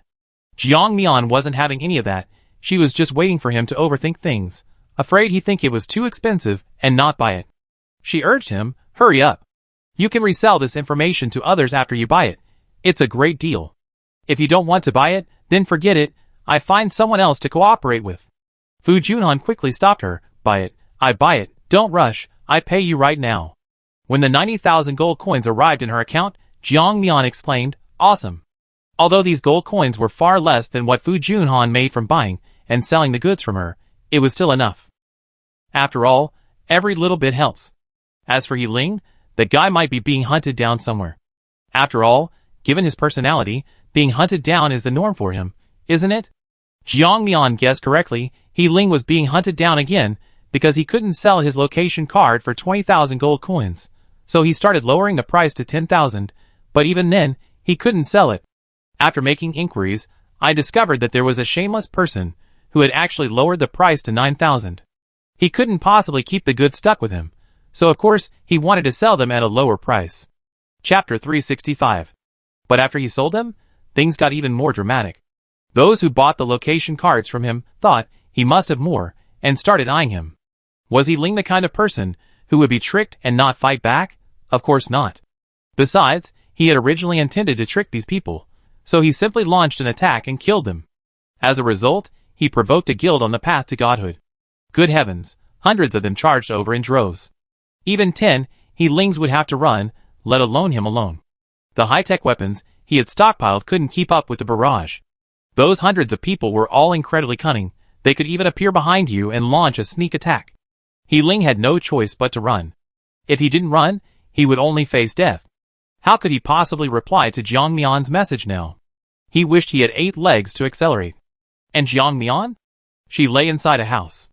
The outside still appeared to be covered in vegetation, but the inside was a charred mess from a fire. Jiang Mian looked at her handiwork with satisfaction, then released a few plants to guard her. If anyone broke in, they could attack them. However, Jiang Mian instructed them not to run outside. They could only move around inside the house. She was afraid these creatures weren't clever enough and might be lured out, which would be bad news for her. In the dead of night, Jiang Mian was fast asleep, while several hundred meters away, several groups of people were crouching. They checked the location pinpointed by the GPS card and confirmed that the person they were looking for was hidden inside one of the inconspicuous ruins. One group, clearly more agile than the others, whispered, "Boss, the guy currently ranked 23rd is in that house. Should we just go in and catch him off guard?" The man called Boss stopped his underling's eagerness. He looked at the less professional-looking group nearby and said, "Let them test the waters first. We're not in a hurry. Someone ranked in the top 100 isn't someone to be trifled with. Don't act tough if you don't have the ability. Let them test the strength of the person inside. If they're too strong, we better retreat." The underlings looked at their boss with admiration after hearing his orders. No wonder he was the boss. He was always so thorough. The other group shared the same idea. It was simply a matter of who had the least patience. "Rokujo, aren't you going? It's almost dawn. If we wait any longer, the people inside might wake up." The man called Rokujo was under a lot of pressure. He had wanted to wait for others to go in and scout ahead, and they had the same idea. Plus, their group had only recently been formed, and everyone was eager to take shortcuts. Under pressure from everyone, Rokujo reluctantly said, "Go. Go now." Although he said this, he didn't take the lead. Instead, he stepped back a few paces, letting others go first. Seeing him like this, a burly man over 2 meters tall and weighing at least 200 kilograms limped up to him. When he reached Liu Tiao, he spat and said disdainfully, "Coward, you don't even dare to go up here? Go home and play with your wife." With that, he swung his hammer, smashing the iron gate in one blow, and roared, "Hey! You little bastard, prepare to die." As he spoke, he carried his hammer inside. The plants tried to stop him, but he used brute force to knock them aside, and several even died under his heavy hammer blows. Jiang Mian woke up when the man smashed open her door. After hearing what he said, she was so angry she laughed. She hadn't seen such a naive and foolish person in a long time. In the middle of the night, wasn't he planning to ambush her? Why was he shouting and yelling? Was he just making a scene? However, looking at his height and attire, Jiang Mian understood. He was probably another orc player from some game. How incredibly simple-minded. Didn't he see everyone else nearby was standing still while he charged forward alone? Most importantly, he actually killed several of her plants. Unforgivable. You're asking for death. With that, she charged forward, her long sword slashing directly at the man. When the burly man saw Jiang Mian, he immediately lowered his guard. A little girl, the most useless female orc, actually managed to get into the top 100? You really got lucky. Now I wipe out your luck. Jiang Mian sneered. Looking at the burly man who didn't take her seriously, she didn't say anything more. The longsword slashed, clashing head-on with the hammer's tip. This longsword, worthy of being a system reward directly given to Jiang Mian, remained undamaged even after colliding with the hard hammer. On the contrary, The hammer's owner felt the hammer in his hand vibrate several times. The immense force even cracked his thumb and forefinger. Seeing the blood flowing from his hand, Giant Bone instantly flew into a rage, charging directly at Jiang Mian, shouting, "Damn human! I kill you! I kill you! How dare you harm the esteemed Giant Bone Lord! Die!" Watching the burly man charging towards her, Jiang Mian couldn't understand why he had so much energy, shouting every time he attacked. Was this what youthful vigor was? Anyway, she couldn't do something so foolish. At most, she could subtly plot against someone. She would never shout and yell to warn her enemy before every attack. In Jiang Mian's hands, this guy was like a toy. She stabbed him when she was happy, and kicked him away when she was unhappy. Soon, the already dilapidated house they were in collapsed under their attacks, the force of the fall sending the plants flying. Jiang Mian looked at her painstakingly prepared home, now a ruin, her face darkening, her initial playful mood gone. "Do you want to die? Attacking me is one thing, but destroying my shelter is another. You damn thing." However, seeing Jiang Mian's anger, the Giant Bone laughed loudly. "Ha ha ha. Humans are so fragile. Even the smallest thing can enrage you. Top 100, here I come." With that, the Giant Bone's attack returned to Jiang Mian, with a show of force that seemed determined to fight to the death. Chapter 366. Jiang Mian was too lazy to play games with him anymore. She nimbly dodged the burly man's hammer. If the man had used a knife, gun, or sword, she wouldn't have been so agile. But what could she do when he was using a clumsy hammer? Jiang Mian was skilled at dodging and ambushing, making her a perfect target. The two exchanged blows for about 10 minutes. Even the clumsy Giant Bone realized he was being constantly pressured by Jiang Mian. Frustrated and angry, he shouted in the direction he had come from, "Rokujo, didn't you say you cooperate? Why aren't you out yet?"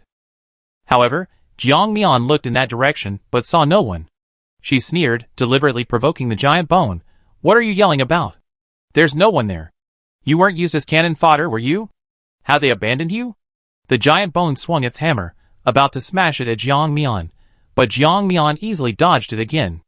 Oh, getting angry. "You know you're not smart enough, so you're trying to kill me out of shame and anger?"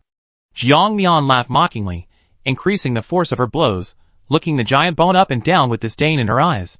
"But your strength seems a bit lacking." Every word Jiang Mian uttered was a scathing insult to the Giant Bone.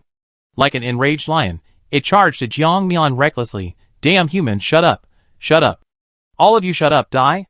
As it pounced on Jiang Mian, it transformed into its true form, a magnificent lion. Standing over 4 meters tall, its robust physique suggested it was a lion in its prime. Watching it transform into its true form in its rage, Jiang Mian sighed, "This game is so unfair to humans.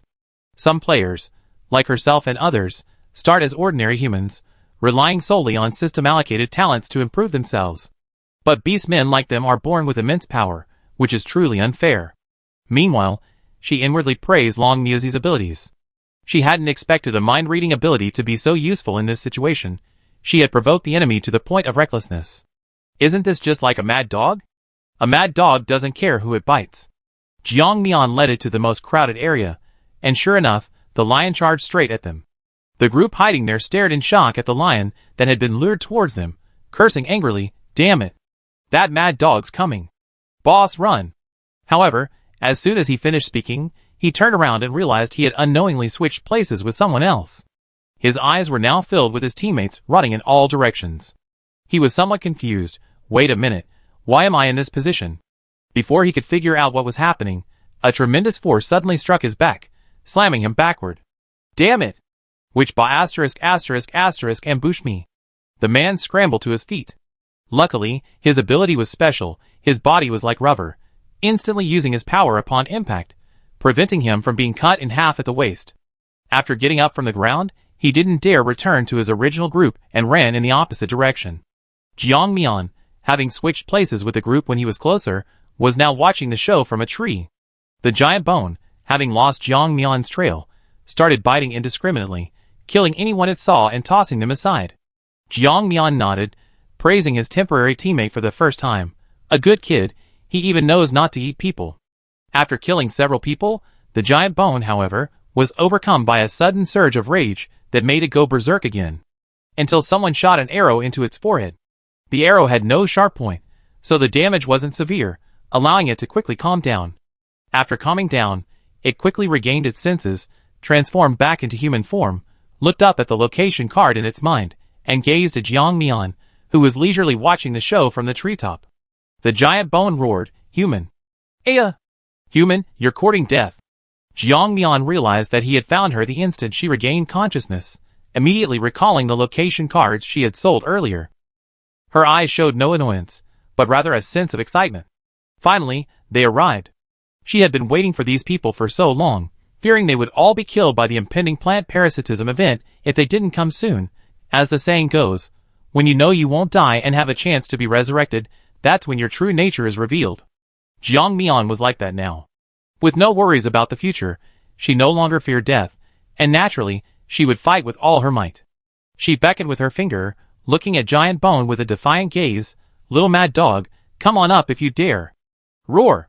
Giant Bone roared, preparing to transform into a lion, but was stopped by his teammate. Sixtail grabbed him, whispering, "Giant Bone, you can't beat her. She's been kiting you the whole time. Don't waste your time." Giant Bone couldn't help but look at the speechless Sixtail, wondering if he was just putting on an act, making a show of bravado. He was just trying to get back at her, and now everyone knew he couldn't beat the woman in the tree. How could he accept that he couldn't defeat a weak human, weaker than even a female beastman? Jiang Mian heard his words, and turned to look at the person he called Sixtail. It was a thin young man, and judging from his shrewd appearance, he was definitely the strategist or leader. Jiang Mian, never one to shy away from a good spectacle, said, "Your name is Liu Tiao, right? That little mad dog just called you an idiot. All you do is talk, useless. Good for nothing, not even as good as the females in their tribe."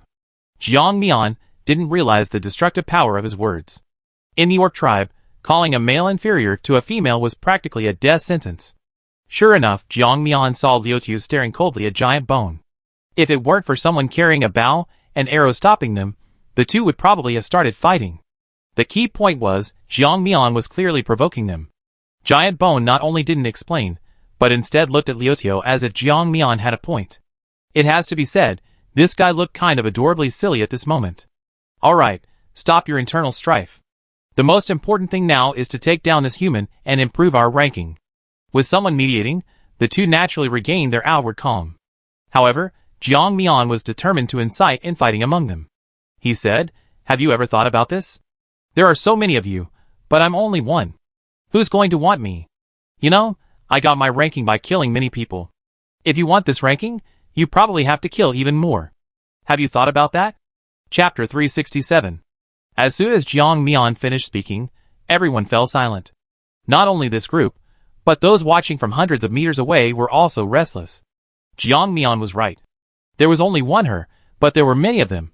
Instantly, everyone became restless, exchanging glances. Naturally, some of the smarter ones quickly realized what was happening and whispered, "These aren't things we can consider right now. Our priority is to capture her. If we fight amongst ourselves over what we haven't obtained, it will only make us look foolish." The others agreed, and the previous peace was restored. However, what they were truly thinking was known only to themselves. At least, Jiang Mian's provocation had subtly created a rift in their hearts, so when attacking Jiang Mian, they always held back their strength. They wanted others to do most of the work while they conserved their own power, hoping to launch a surprise attack at the end. Jiang Mian looked at the people surrounding her. This wasn't what she imagined. There were only a few dozen people, a bit few indeed. However, their quality was surprisingly high, making it a bit of a waste. Seeing them closing in, forcing her back to the collapsed building, Jiang Mian finally smiled. "Guests, welcome my gift." With that, Jiang Mian soared into the air, a pair of enormous wings carrying her into the sky.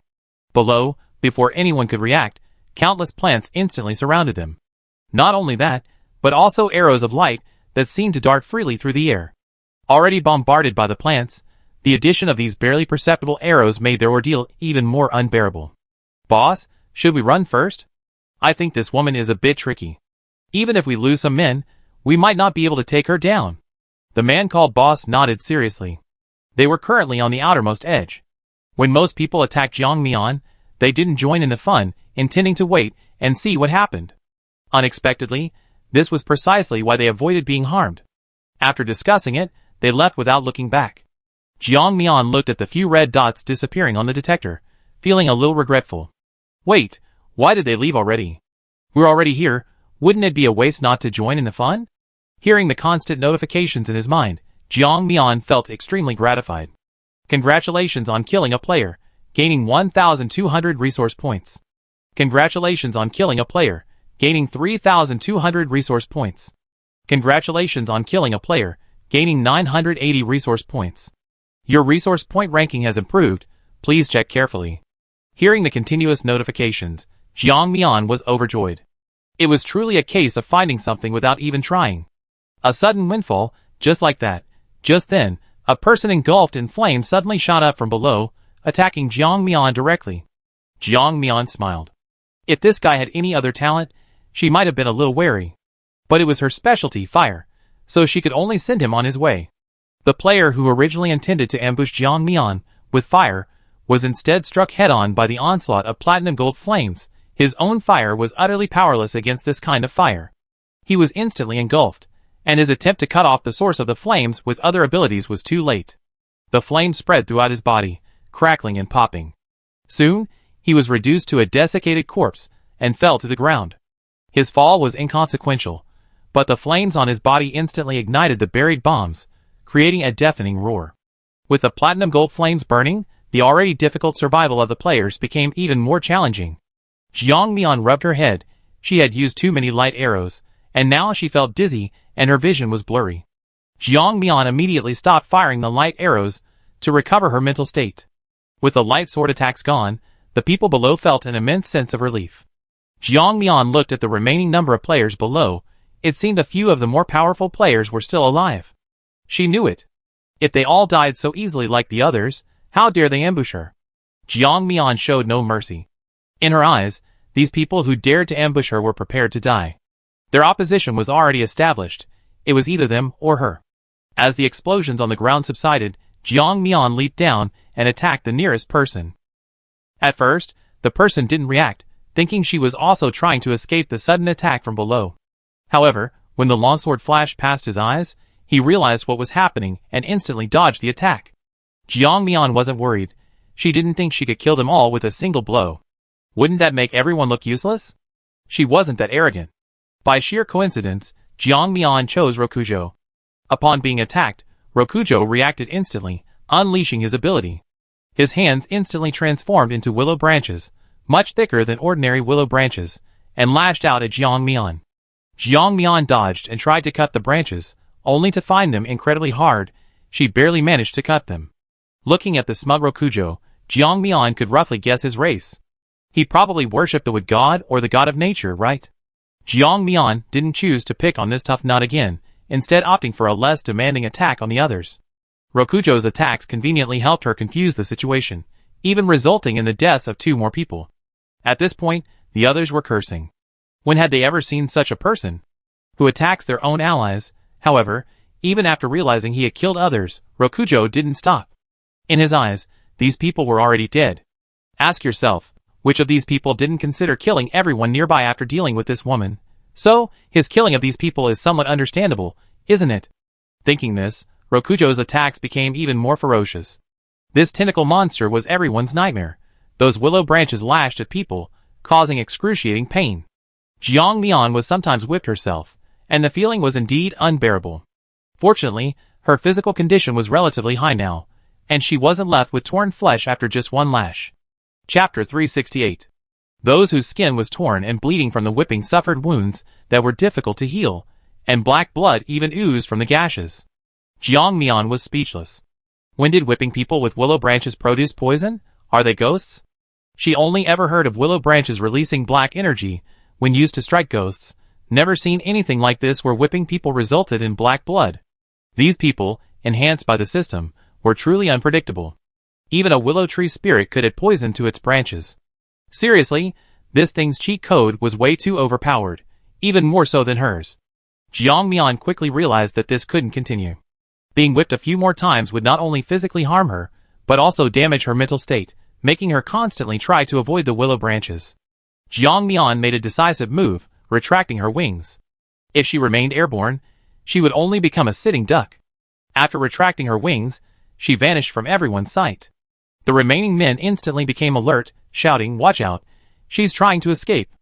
Jiang Mian's expression was ashen, her features contorted in disgust. Did Jiang Mian really think she was so unethical? Would she run away without eliminating all of them? They had seriously underestimated her.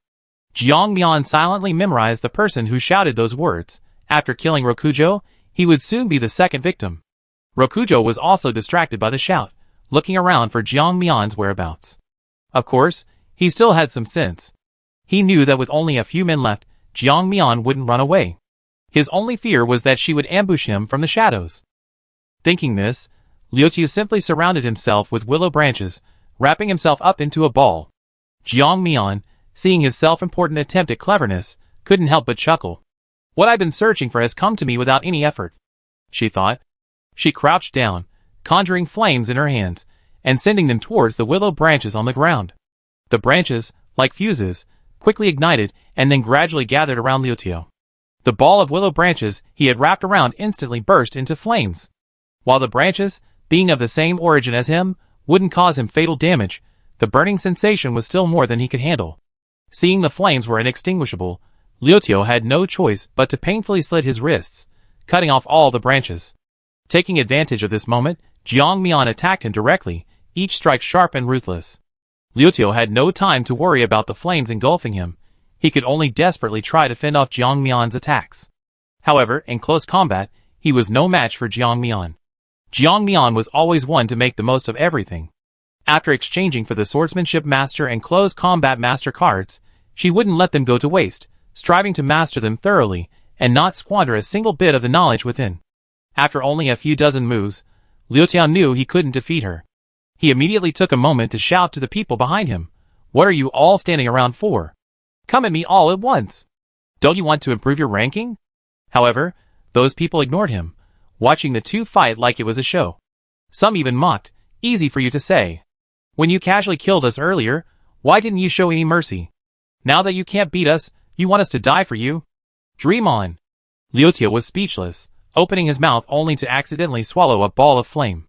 The flame, made of an unknown material, possessed extremely potent combustion properties. He felt as if his body was on fire, tormenting him with excruciating pain. He tried to extinguish the flames within him, but only managed to diminish them somewhat. The flames continued to burn relentlessly. Fortunately, he was a willow tree transformed into a human, barely able to withstand some of the flames, but completely extinguishing them was extremely difficult.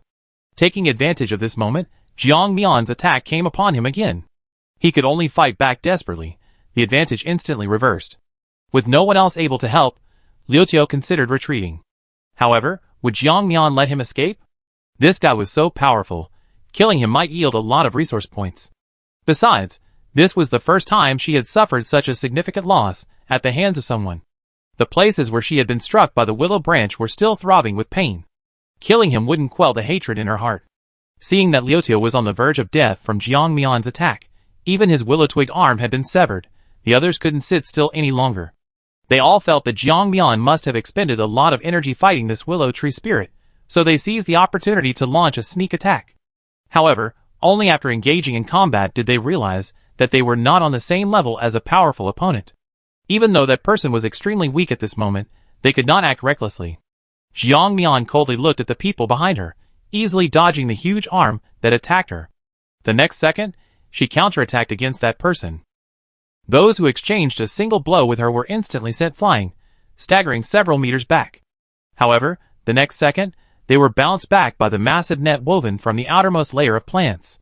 Only then did they realize that Jiang Mian had no intention of letting them escape. She had already laid a trap, first ambushing them with bombs, then launching a relentless aerial attack, until they were exhausted before she personally engaged in battle.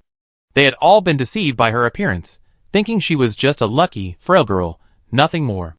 But in reality, she showed them that appearances can be deceiving. She was a one-woman army, far beyond their capabilities. However, it was too late now. Those plants were not harmless creatures. In their current state, if they ran towards the plants, there was an 80% chance they would die at their hands. Advance meant death, retreat meant death. Now they had no choice but to fight. Some even dreamt of using Rokujo as a vanguard to launch a sneak attack. However, seeing Rokujo lying on the ground, barely alive, being dragged along by several vines, they fell silent. Good heavens! They didn't know when, But Rokujo had been cut in half at the waist, his upper and lower bodies separated. Although he was still alive, he was barely breathing. They had initially thought that since he was born from vegetation, he would be more resilient, but reality had given them a harsh slap in the face. This wasn't a world where like attracts like. In fact, these plants subtly repelled Rokujo's presence because he had legs and could run. He could absorb energy from the earth at any time, which was why someone previously unknown had suddenly become so powerful. Chapter 369. The main reason was that he could absorb the energy beneath his feet. The soil in this world was exceptionally fertile, and the only side effect disappeared because his rationality prevailed. However, perhaps because he was too arrogant, he was ultimately punished. And this person was a female he had always looked down upon. It was fortunate that Jiang Mian didn't know what he was thinking. If she had known, she would have definitely cracked open his brain to see what was inside.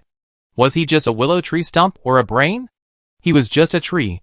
He didn't distinguish between genders, so why would he look down on females? Ultimately, it was just a different environment that shaped their different personalities.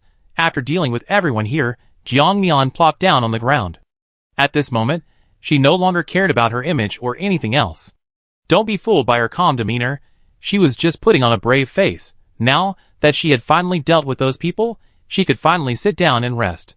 Jiang Mian took out a cup of spiritual spring water she had prepared beforehand, tilted her head back, and gulped it down. Feeling her strength gradually returning, she finally felt at ease. Looking at the people still hiding nearby, not yet appearing, Jiang Mian quietly waited for their arrival. Jiang Mian thought to herself, since she had acted so weak, surely those who wanted to take advantage would seize this opportunity to launch a sneak attack, right? However, those who hadn't made a move and had fled far away thought completely differently from her. Brothers, I think this woman is faking it. Look how energetic she was when she killed the last person, but now she's just sitting on the ground. It's obviously not normal. She's probably trying to lure us in. One of them put away his binoculars and said warily, I think so too, boss. Look at her hands. I remember when I was exhausted, my hands were shaking like crazy, but she was fine. It's definitely fake. Then we should hurry up and retreat, lest she loses her temper and kill us. Okay, I think you're right. Let's go. Jiang Mian shouted anxiously, as she watched the small red dots getting further and further away. Don't run. Aren't they going to attack us? That's such a waste. Don't they want to try? Maybe we're already at our last gasp? Unexpectedly, after hearing her shout, the men ran even faster. Sigh. Jiang Mian sighed. This world is truly tough. The next second, when Jiang Mian saw her ranking, all thoughts of the harsh world and the treacherous nature of people instantly vanished from her mind. After that chaotic slaughter, her ranking had now reached 9th place. As for the original 9th place avatar, it's now grayed out. It's probably been ambushed and killed. Jiang Mian stroked his chin, watching the resource point of the number 1 player rise slightly every now and then. It would be a lie to say he wasn't envious, and he became wary of the player named Eternal God of Nature. However, what puzzled Jiang Mian was why Fu Junhan and Yi Ling weren't on the list. That shouldn't be the case. Logically, their strength wasn't particularly weak. They should at least be in the top 20. Or perhaps, these two were preparing some kind of big move? Jiang Mian's guess was actually correct.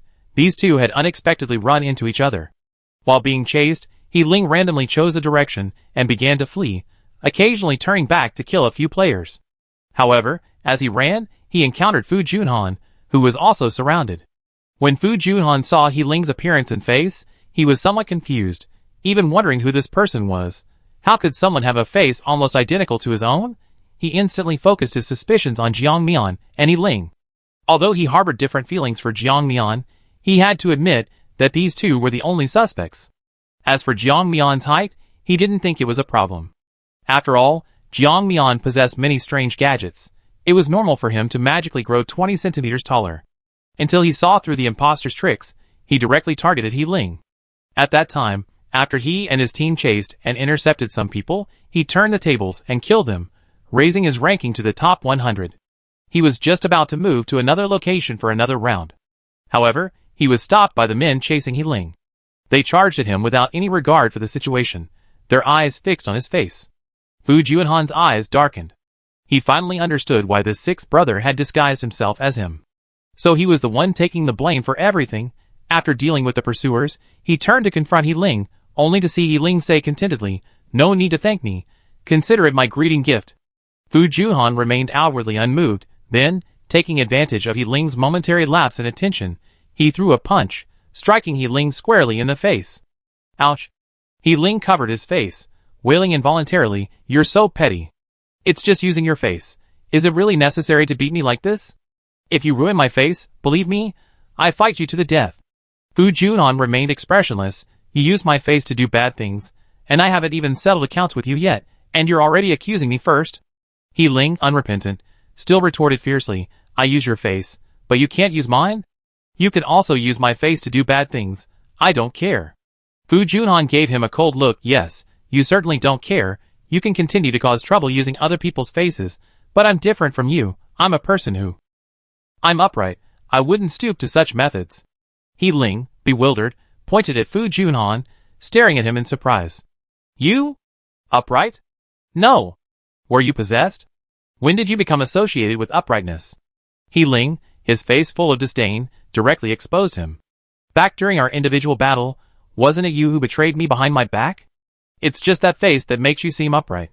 In reality, how does your style of doing things relate to uprightness? Can you stop trying to glorify yourself?"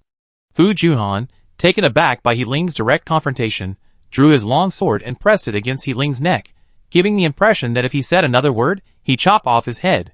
He Ling, realizing the situation, instantly shut his mouth, then made a gesture as if he had already said nothing. Only then did Fu Junhan sheath his sword, preparing to part ways. However, He Ling's eyes lit up, and he suddenly suggested, "Hey, how about we cooperate? We lure some people here, then ambush them to get resource points?" Fu Junhan paused, and without turning his head, asked, "How do you plan to attract others?" He Ling was also stumped. Both of them had the same idea, to specifically attack the people on the leaderboard at the last minute. So neither of them really had a way to attract other people. Chapter 370. After thinking for a moment, He Ling said, "How about we put one of them on the list first, then have others hunt them down, using that to lure them out?" Fu Junhan turned around and said directly, "Sure, but I don't trust you. I need to be on the list myself. What do you think?" He Ling chuckled awkwardly, "Unfortunately, I also feel I can't trust you." Just as their cooperation was about to collapse, they both said simultaneously, "Fine, Jiang Mian." Upon hearing this, they exchanged a glance. He Ling, as if he seized upon something, grinned and said, I thought you really liked her, so you're just following my lead, using her to gain resource points." Fu Junhan's face darkened. "Don't talk nonsense. I'm not as narrow-minded as you. What I mean is, she's on the leaderboard now. We can protect her while killing those attacking her.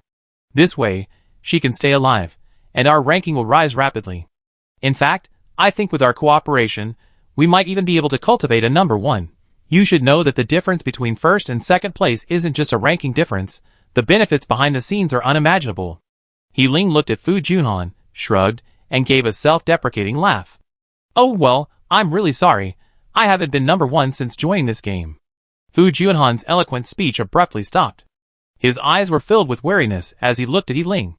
"If that's the case, then I don't think we can continue cooperating." In this atmosphere, He Ling suddenly laughed. "What are you thinking? I won't hurt her, after all." He didn't finish his sentence. Although Fu Junhan was curious, he didn't ask further. Once he was certain that Jiang Mian wouldn't do anything bad to him, he prepared to contact her. Just then, Fu Junhan saw that Jiang Mian's ranking had jumped from the bottom 100 to 5th. This meant that during this time, she had killed many people, or many people had attacked her. He immediately sent Jiang Mian a message, "Cooperation?" Then, he explained the general terms of the cooperation to Jiang Mian. However, the two might have misunderstood something. When they sold Jiang Mian's location card, they had charged a much higher price than advertised. Therefore, after seeing the message, Jiang Mian completely ignored them. She had no intention of cooperating with them. A bunch of old foxes. He Ling asked Fu Junhan, "How is she? Where is she now? Should we go over there?"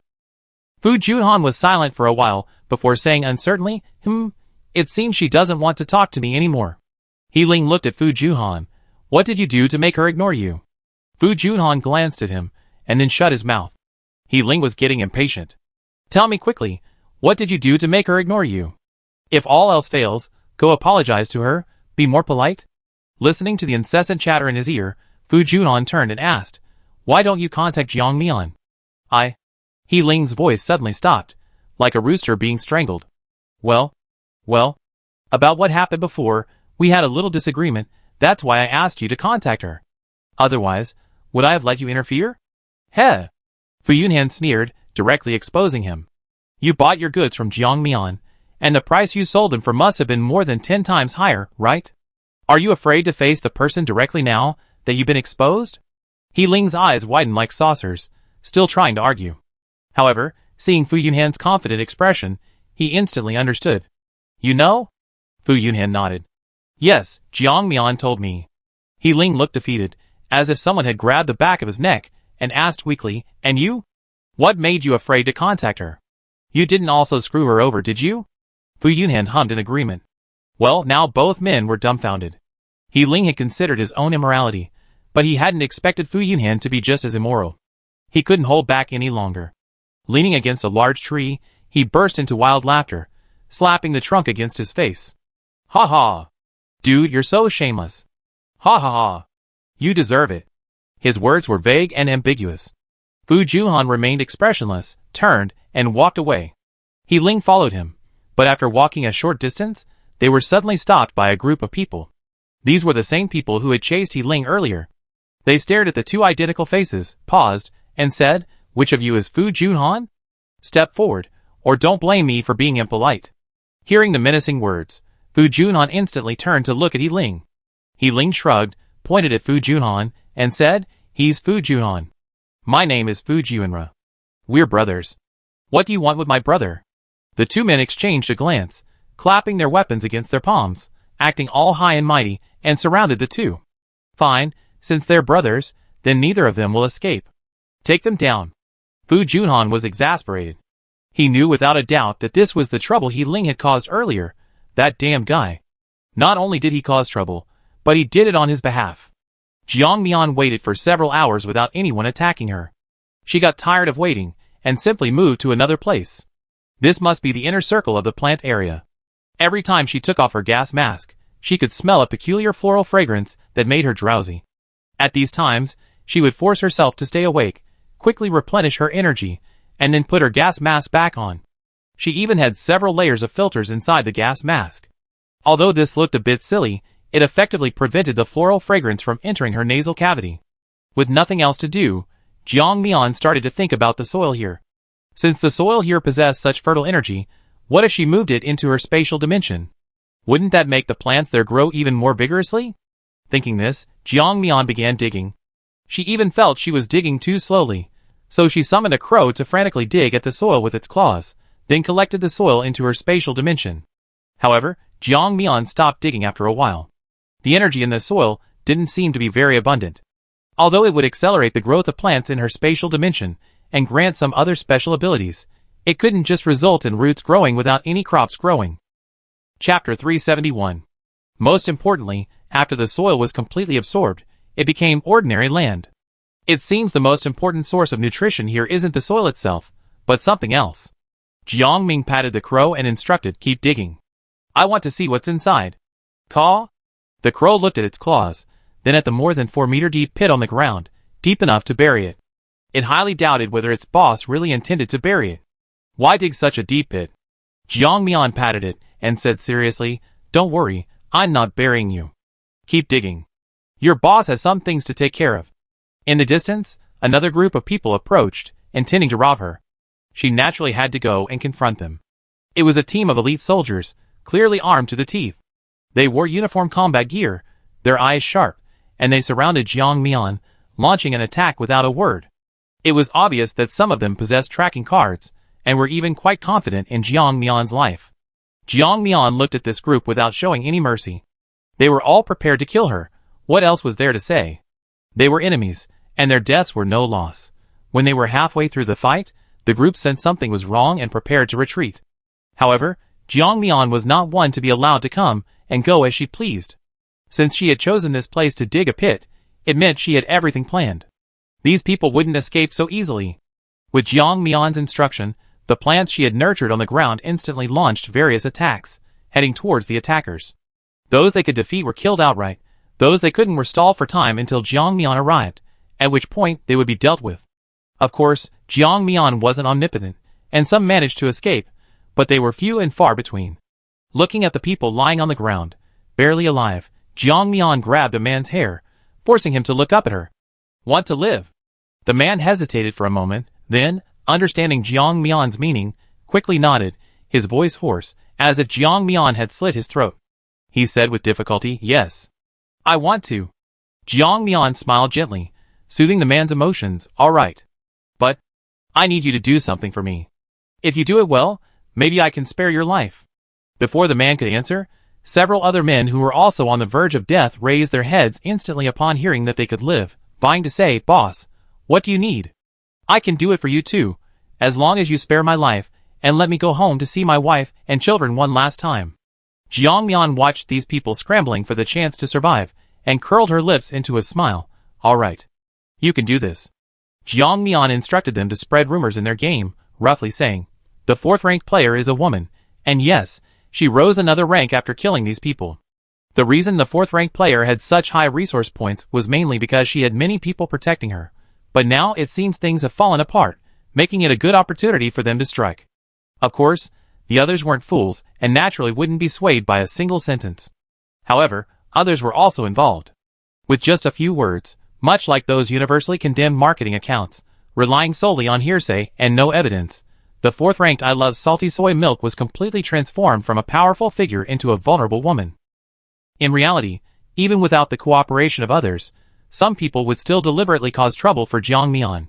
After all, in most people's minds, woman represents weakness, and now this was being confirmed. Therefore, compared to the top 3 players, who remained firmly in their positions, the fourth-ranked female player appeared so isolated and powerless. Of course, some people remained skeptical, and didn't fully believe what these people said. However, such people were indeed a minority. The majority were those who had designs on the situation, and were actively seeking cooperation. Jiang Mian watched the discussion with satisfaction. If it weren't for her reputation as the mysterious merchant among other game players, she would have personally testified. Jiang Mian was a woman of her word. After feeding these people some medicine, she took them with her. They wanted to ask Jiang Mian if she hadn't promised to let them go. However, when they opened their mouths, they found they couldn't make a sound.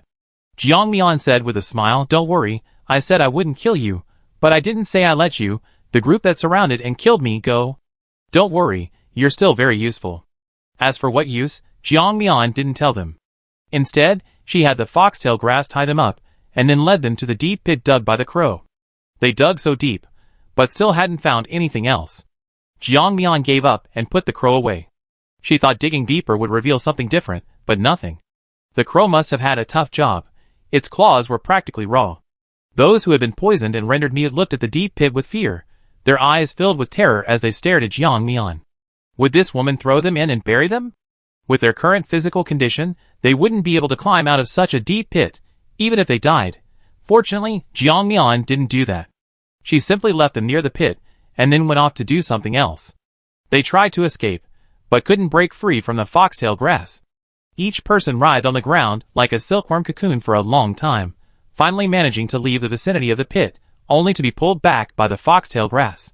After a few rounds, they gave up, feeling like lambs to the slaughter, unable to escape their bound fate no matter how much they struggled. The foxtail grass watched regretfully as the little creature stopped hopping, and out of boredom, it quieted down.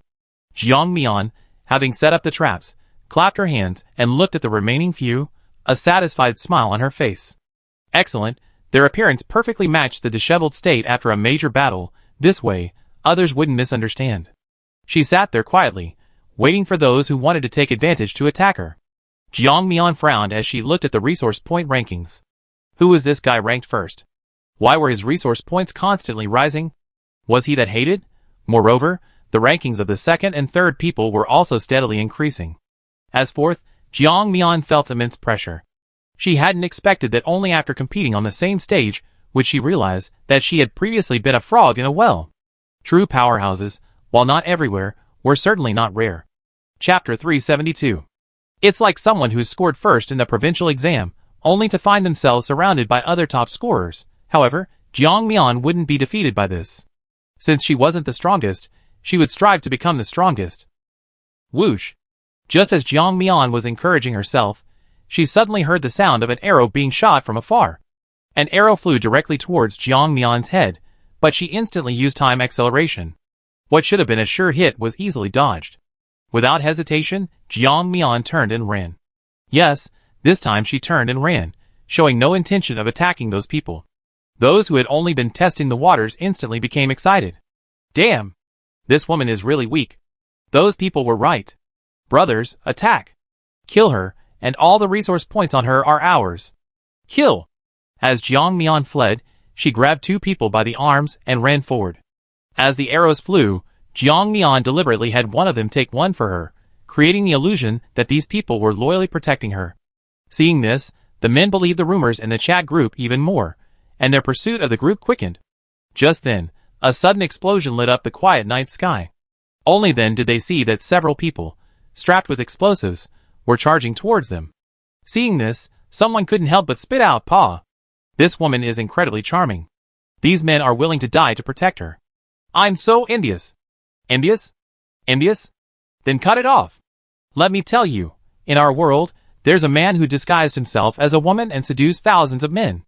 If you had that ability, you never lack rice, flour, or oil, and you could eat whatever you wanted. The man who said this was instantly glared at, and walked away cursing. If these people had looked closely, they would have noticed that the expressions on the faces of these people strapped with explosives weren't those of heroic selflessness, but rather terror and helplessness. They didn't want to die either, they didn't want to die, yet their trouser legs were covered in vines, which controlled their bodies, hurling them at the people strapped to them. From a distance, it looked as if they were leaping towards the people, just to stop them. Boom! Boom! Boom! Explosions rang out incessantly. In this explosion, no one died, only those strapped with explosives perished.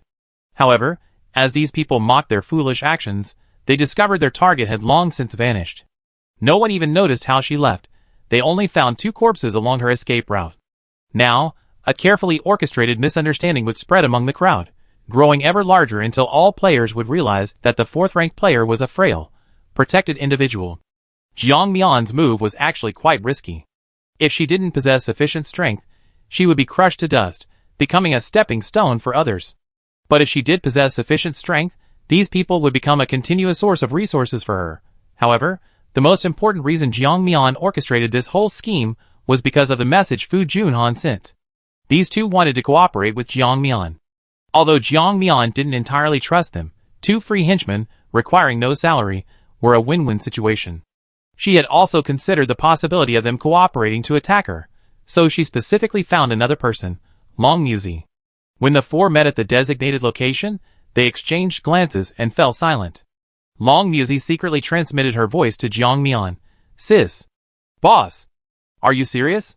Do you think I can beat either of them?" Jiang Mian replied inwardly, "It's okay. You just need to monitor their thoughts at all times.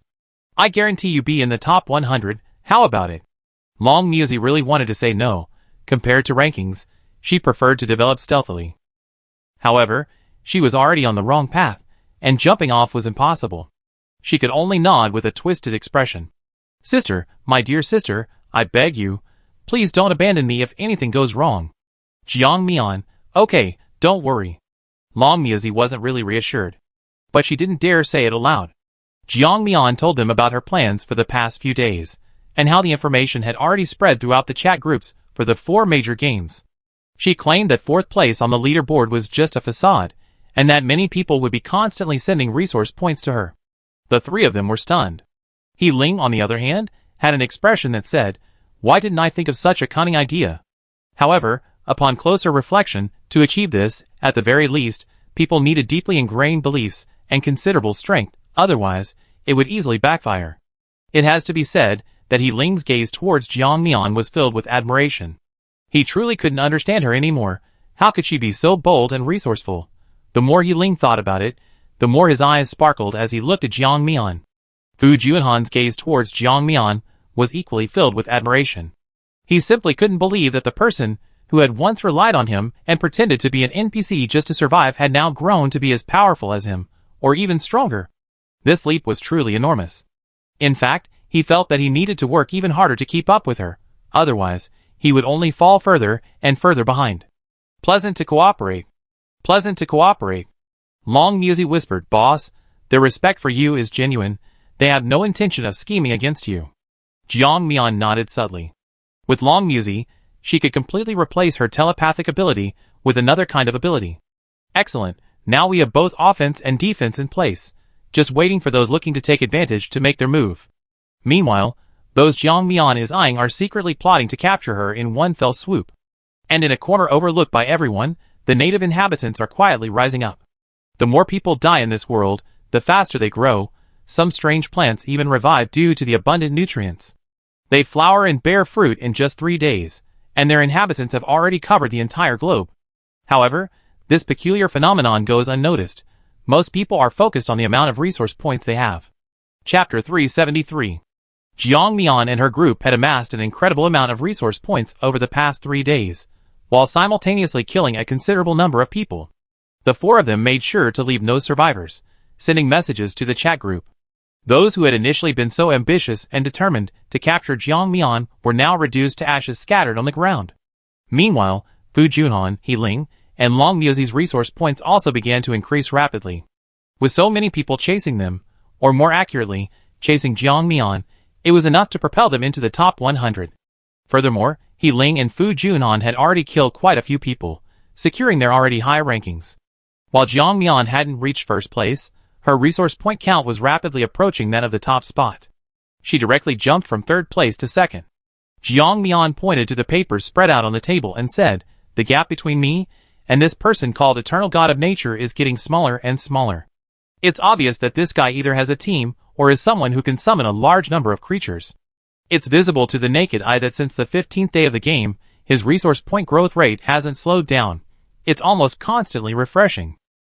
If he were alone, he definitely couldn't do that, but it's also impossible for him to keep improving like this indefinitely.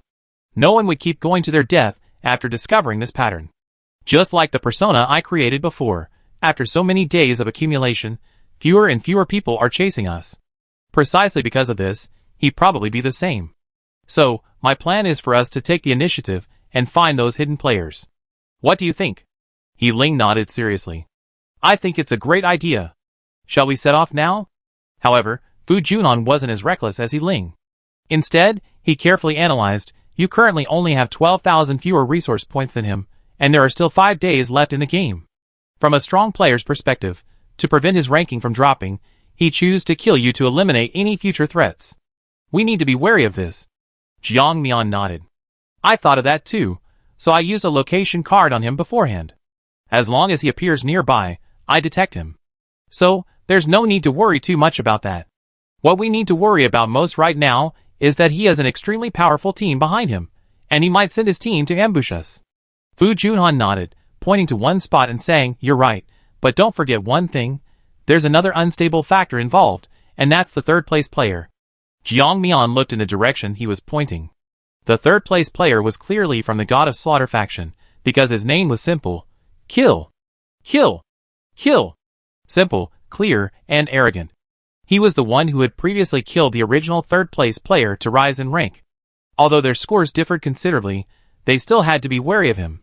The group discussed for a while longer before preparing to lie down and rest. Long Musi, the newly appointed secretary, did a very good job. After reassuring Jiang Mian that the two were alright, Jiang Mian nodded and whispered, "Thank you for your hard work." Long Musi lowered her head and transmitted her thoughts, "It's not hard work. After all, you paid me. I'm a man who does things for money, and I'm always honest and fair."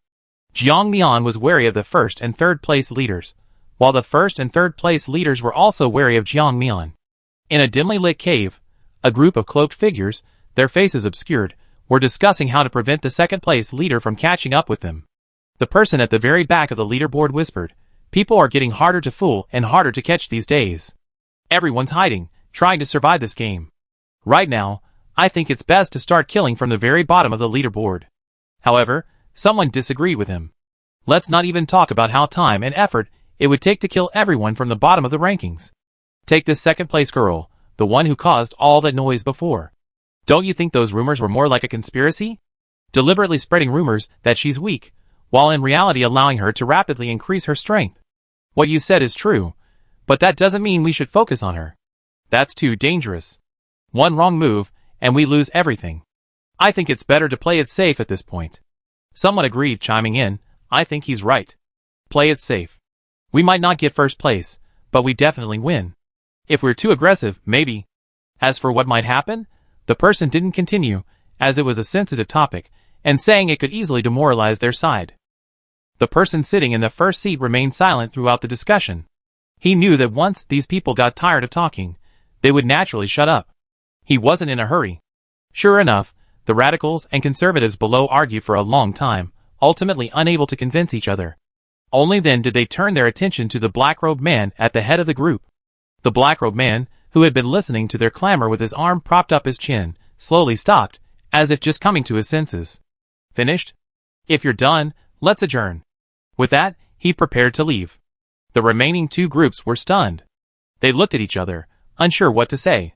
One of them, who considered himself the most senior member, mustered his courage and called out to the man in front, Sir? You haven't said what we should do next? The black-robed man, about to leave, stopped and said without turning his head, anything is fine. Good heavens, that was a worse question than asking at all. What did anything is fine mean? The group was even more confused. After returning, the man in black robes began checking the rankings. He excitedly looked at his own ranking, sat for a while, and then suddenly burst into laughter. Ha ha ha! I never thought I, Chongong, could one day be ranked first. Who said the god of nature has no future? Isn't this the future? Then, he frowned and muttered to himself, there's one downside. There are always people coveting his achievements, and people are constantly hunting him down. More and more people in his team are dying, many of his former companions have died protecting him. This saddens him greatly. Before they died, they always told him to maintain his ranking, to make the god of nature proud. Let everyone see that the god of nature is truly number one, invincible, and best suited for all kinds of harsh environments. Chapter 374. Sigh. Being number one is so hard. Can't those ranked behind me just die for no reason? Clinging to this fantasy, he continued to communicate with the nearby plants. With the blessing of the god of nature, most of these plants obeyed his commands. With the assistance of his own faction, they could easily kill any humans who approached, thus gaining resource points. If Jiang Mian knew, she would definitely report him. Why can't she gain resource points by killing humans with crows or plants from this world, while this person can? It's so unfair. Unfortunately, Jiang Mian didn't know. She was currently locked in a fierce battle, and sure enough, Fu Junan was right. The player ranked third suddenly launched a sneak attack. Taking advantage of the quiet of the night, they crept up to Jiang Mian's location. This guy also had team-based combat skills, making Jiang Mian extremely envious. Judging from their demeanor, they were indeed from the God of Slaughter game. After all, they were all well-trained, possessing combat skills unlike those of ordinary players. However, they might have underestimated Jiang Mian and his group.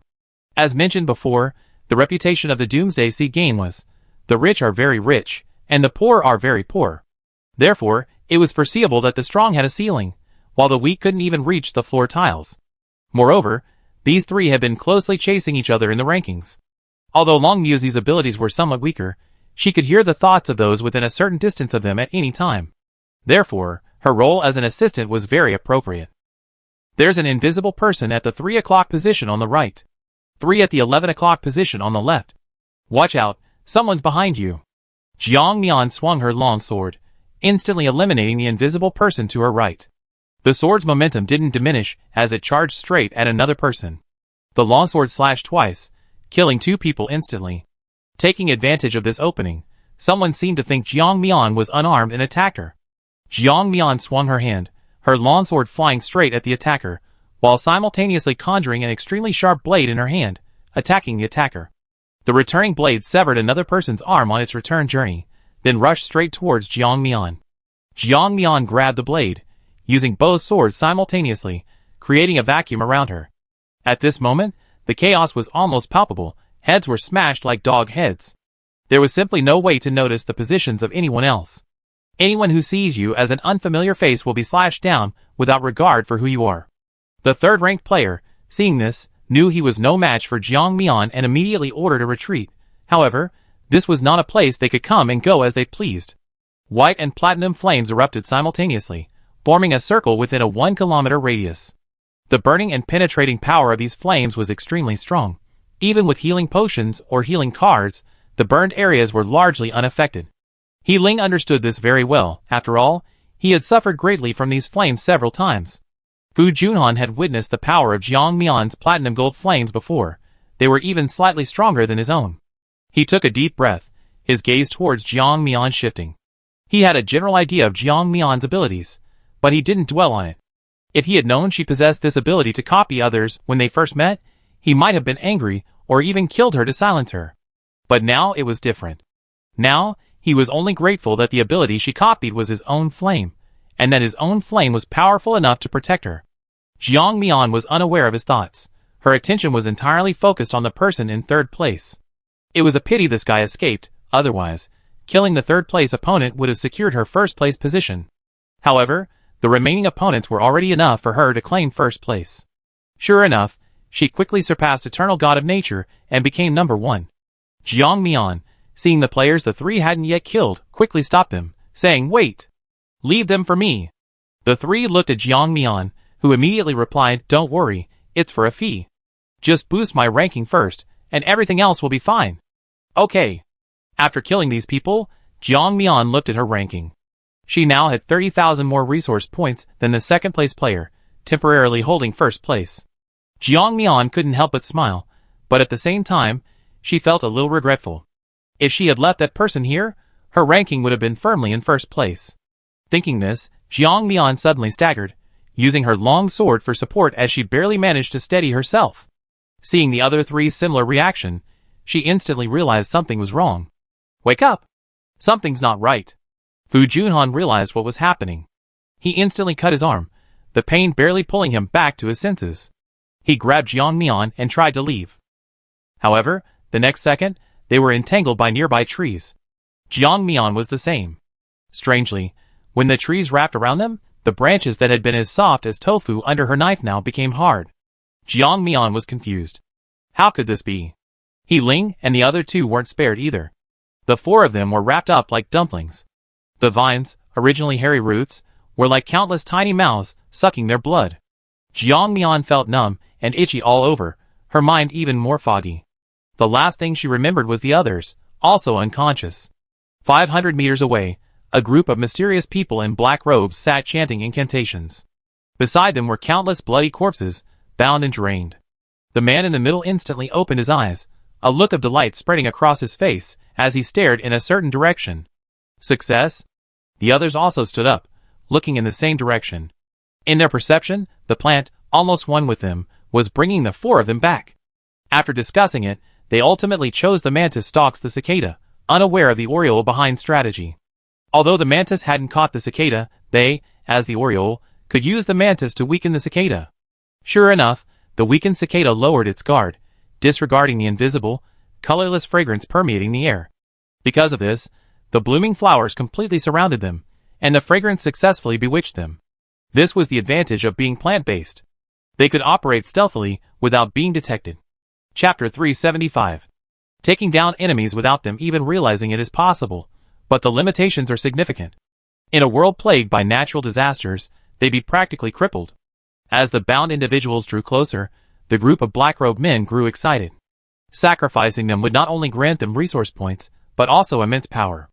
The more they thought about it, the more excited they became, even assigning roles to the individuals. This strong man is mine. He'd definitely be ranked high alongside this woman. Fine, then I take the man who looks like a woman. You all made your choices. So who should I choose? Which of these two women is I love salty soy milk? The skinny one, like a bamboo pole, is number 1. Upon hearing this, someone's breathing faltered slightly, then silently returned to normal. They analyzed everyone's fate with such arrogance and ease, displaying remarkable ease. Then, he ordered his men to tie the 4 men to the makeshift altar. Because of their special nature, they were bound by vines that couldn't break free. Next, they slashed their wrists and began to bleed them. Whispers echoed in their ears, but none of the 4, usually vigilant, opened their eyes. They were all unconscious. The black-robed figure standing below, some with disdain, others with arrogance, silently watched this scene, waiting for the men's blood to drain completely. In this solemn moment, one could even hear the black-robed figures on the periphery whispering among themselves. These people are nothing special. Why does the master order us to be so careful? They seem no different from the previous ones? What do you know? All of this is thanks to the master's efforts. Without his prior planning, capturing them would have been incredibly difficult. Indeed, these people shouldn't be underestimated. After all, the speed at which the four of them acquire resource points is comparable to the combined speed of all of us. These people chattered amongst themselves, their voices reaching the ears of those above. Although they harbored some resentment, they maintained a facade of friendliness. Slowly, the sacrificial ritual reached its final stage. Those who desired the sacrificial power slowly ascended the platform, enjoying the continuous flow of energy. Everyone closed their eyes, quietly awaiting the feedback of the power. However, 1 second, 2 seconds, 3 seconds, until a minute passed, and none of them felt any feedback. Their first thought was, could it be because my heart wasn't sincere? However, observing the reactions of those around them, they suddenly realized something was amiss. The leader, a man in black robes, shouted, "Watch out! It's a trap!" However, his shout came too late. The person who had been bound to the pillar, awaiting sacrifice, suddenly opened their eyes, and the vines they had considered so stubborn were instantly engulfed by flames. The four split into two groups, attacking two of the men. Jiang Mian was even faster, striking the man in black before he could react, slitting his throat with a single blow. The blood didn't even have time to stain the blade before it was evaporated by the flames. Jiang Mian wasted no more time, attacking the leader directly. However, by then, the others had reacted and swiftly surrounded the man in the middle. Protect the master. Kill these scoundrels. Instantly, chaos erupted. But they quickly regained their composure, each taking their place, and beginning to chant incantations. Meanwhile, the previously merely eerie plant instantly sprouted new shoots and branches, unleashing a frenzied attack on the four men. Holy crap! They can do this? Are they leaving no way for ordinary people to survive? Jiang Mian glanced at He Ling, exposing his folly. Don't overthink it. You're not an ordinary person. If an ordinary person had your skills, they'd be burning incense in gratitude. He Ling curled his lip, glancing at the black-robed figures, and said meaningfully, even so, some people's abilities are simply heaven-defying. Jiang Mian looked at them, and couldn't help but nod. He Ling was right. These people's abilities were indeed heaven-defying. These plants became their perfect partners. The already ferocious plants, enhanced by their power, became even more troublesome. Jiang Mian seized the opportunity, and attacked one of the black-robed figures. Upon seeing Jiang Mian, the black-robed figure's expression instantly changed, and he quickly fled. Jiang Mian realized that these guys were physically weak, but their magical attacks were incredibly powerful. That's why they seemed so panicked when Jiang Mian got close.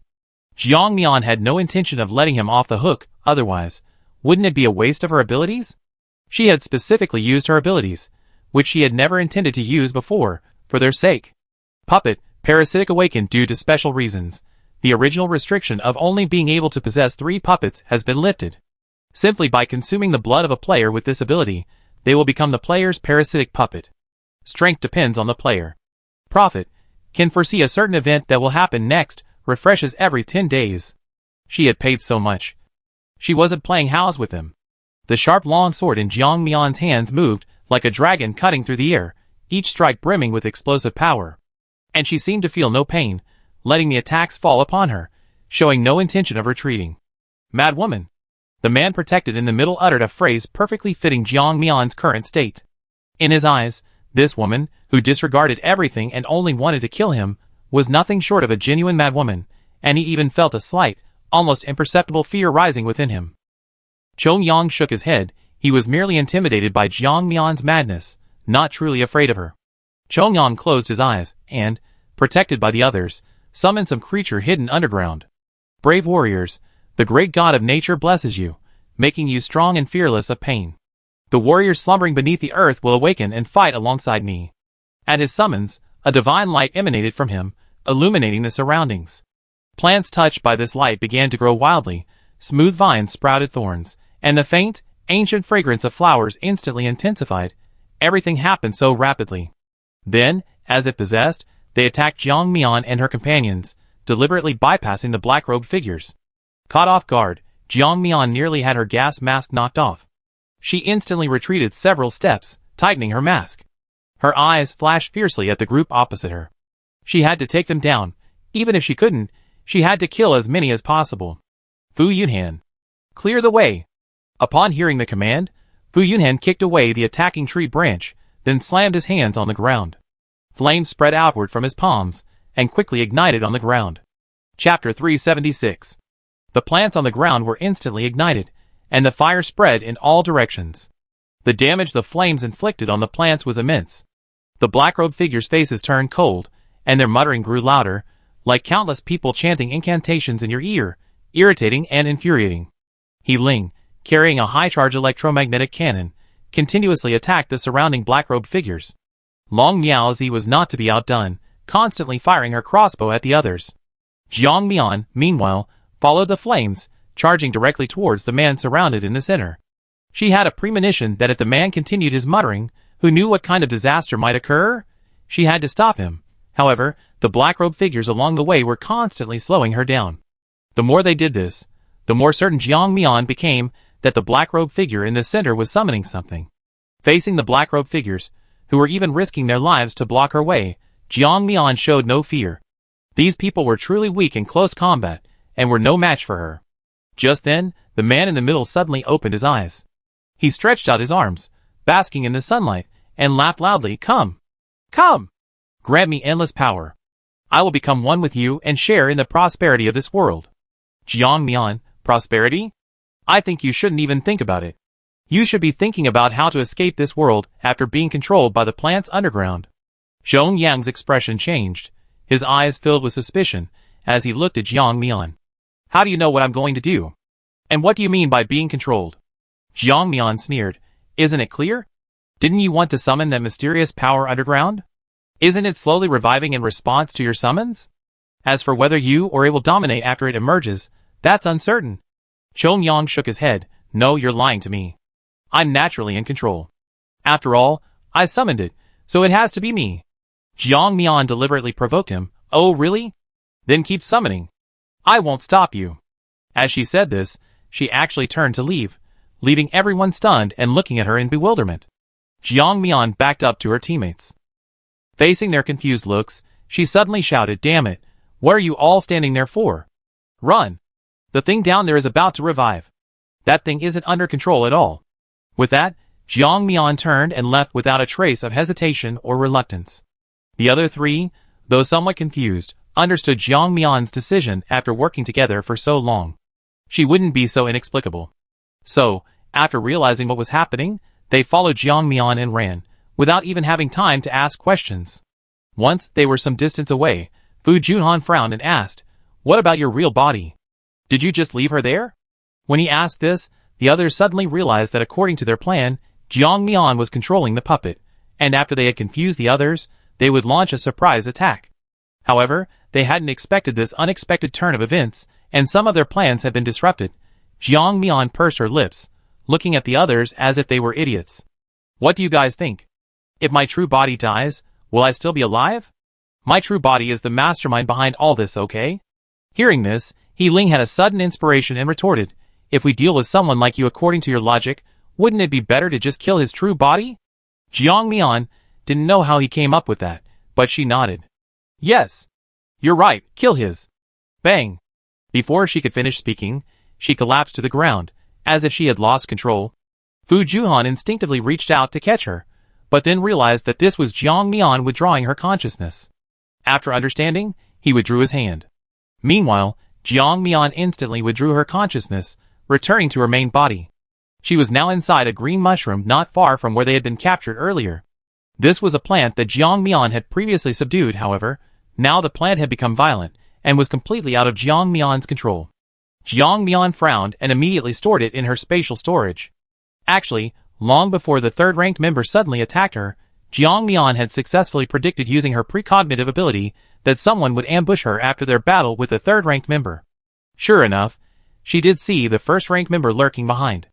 Jiang Mian had originally planned to use this as a pretext, but she hadn't expected that these damned guys from the God of Nature were different from those she remembered, summoning such a bizarre thing.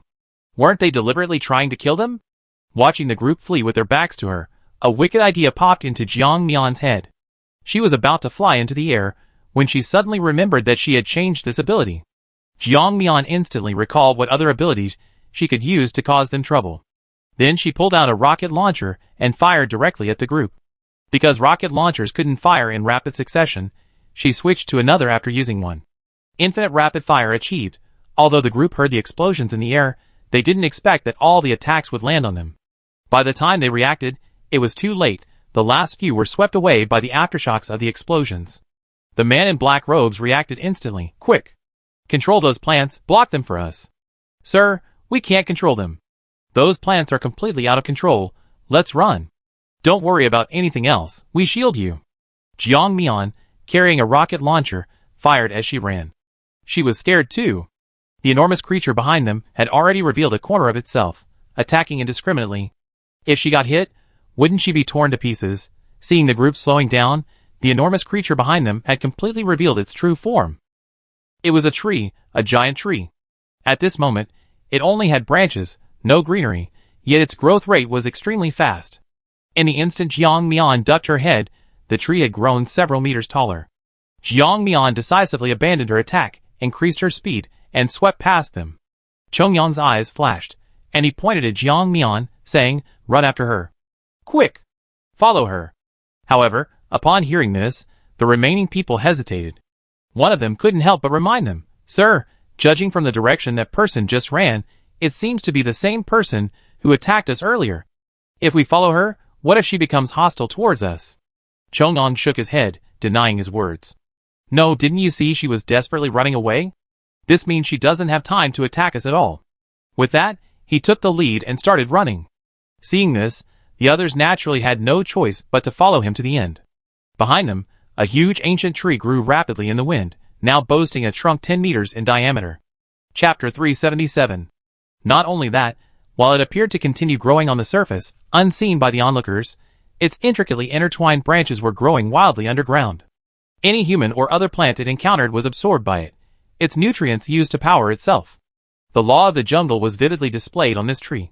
Some people who were close to the giant tree, caught off guard, were impaled by the sudden piercings of its roots from the ground, going straight through. Then, before they could even react, they rapidly withered away, becoming nothing more than skin and bones, before collapsing to the ground. Jiang Mian quickly caught up with the three ahead. Seeing Jiang Mian finally catch up, Fu Juhan asked, "Did you take care of them?" Jiang Mian shook her head. "It's different from what I predicted. The thing this guy summoned might be the final boss of this world. It shouldn't appear at this time. It should at least appear on the last day, but it's 2 days early. I don't know what will happen next. Let's get out of here first." The group nodded, not saying anything more, and ran towards the outer perimeter. They didn't dare stop, fearing that the group behind them, pierced by the tree roots, would suffer the same fate. The ground trembled intermittently. Even those outside, unaware of what was happening, sensed something was wrong. They all asked in their chat groups what was going on. However, those who discovered the situation were busy running away. There was no time to explain. Some curious people even went against the flow, running inside to see what was happening. People like these are destined to be strung together like human puppets. Upon reaching a more open area, Jiang Mian stopped and, without a word, released a crow. "Hurry up, running like this isn't sustainable." The three reacted quickly. At this point, they weren't curious about what Jiang Mian pulled out of his spatial storage. They grabbed the crow's claws, or feathers, and climbed onto its back. The crow flapped its wings and took flight, carrying the group into the air. However, at that moment, vertical branches suddenly rose from below, sweeping towards the crow, seemingly trying to pull it down. Jiang Mian's eyes flashed. Looking at the black-robed figure deliberately causing trouble in the distance, he immediately pulled out a rocket launcher. Fu Junhan and Long Muzi were responsible for cutting down the approaching branches. Jiang Mian and He Ling exchanged a glance. Both were carrying rocket launchers, but He Ling's looked more advanced. Jiang Mian looked at his rocket launcher with envy. He Ling, unusually generous, tossed her the rocket launcher, and then took out a new one from his spatial storage. Jiang Mian couldn't help but tease, "Wow! You're so generous, it's making me uncomfortable." He Ling raised an eyebrow, looking at Jiang Mian smugly, and said with a grin, "Of course, after all, I made a fortune off you, so giving you a rocket launcher is nothing, I can afford it." Jiang Mian looked at him with a forced smile and asked, "Really? How much did you make?"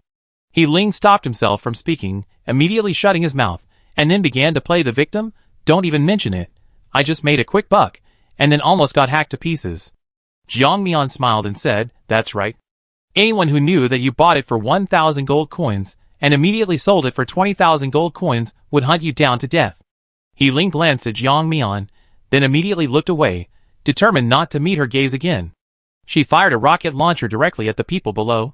Without the interference of those people, the crows successfully took to the air and quickly left the high-risk area. However, the group didn't let their guard down. People below, unwilling to see others succeed, would attack the crow.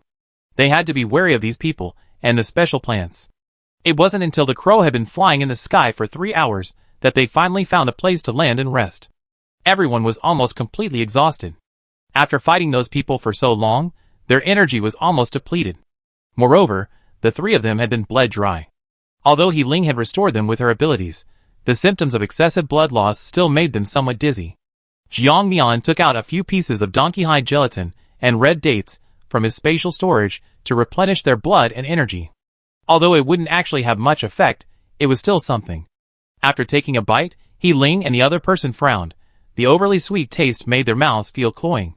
However, Long Miezi didn't say much. Being a girl, she drank donkey hide gelatin and brown sugar tea several times a month before the world changed. She was used to the taste. After finishing, she gulped down a lot of mineral water, which made her feel a little better. Long Miezi stood up, looking at the giant tree still visible even from this distance. She couldn't help but worry. I have a feeling this thing appeared at the worst possible time. At this rate of spread, it'd soon force us to the outermost edge. However, if we run any further out, we'd be targeted by those increasingly powerful mutated plants. It's a dead end no matter which way we go. What should we do? Jiang Mian pursed her lips, remaining silent, also thinking of a solution. He Ling, on the other hand, was nonchalant. We deal with whatever comes our way. What else can we do? Fu Junhan also fell silent. The atmosphere became tense. Long Miezi suggested, since they have a way to summon such a powerful creature, is there any way to get it underground? Jiang Mian shook her head upon hearing this. No, it's different. This thing already exists in this world. It was bound to revive sooner or later. It was just prematurely revived. With their abilities, they definitely can't take this giant tree back. All we can do now is wait for the game to end. Long Miezi nodded somewhat disappointedly. She had thought they might have some better ideas, but it turned out they were still just waiting. Jiang Mian looked into the distance, mentally cursing these guys hundreds of times over. If they can't beat them head-on, they can't beat them. So why did they have to resort to a summoning ritual? Now look what's happened. They summoned a giant tree that doesn't distinguish friend from foe, and is completely uncontrollable. Who can solve this problem now? Jiang Mian looked at the messages in the chat group. Most of the people there were in low-risk situations, discussing who was responsible for this. However, these people weren't fools. They could tell at a glance who did it, and almost all of them pointed the finger at the team of the God of Nature, who was ranked second. Chapter 378. However, no one wronged them. After all, they were the ones who did it, and they were the ones who acted dishonestly first. In fact, players trained by the gods are now almost universally hated. Everyone wants to vent their anger by giving them a few sarcastic remarks. That's still considered mild. Many more directly attacked, leaving players who worshipped other gods with no way to express their suffering. Of course, there were also those who took advantage of the chaos, gloating and profiting from the misfortune.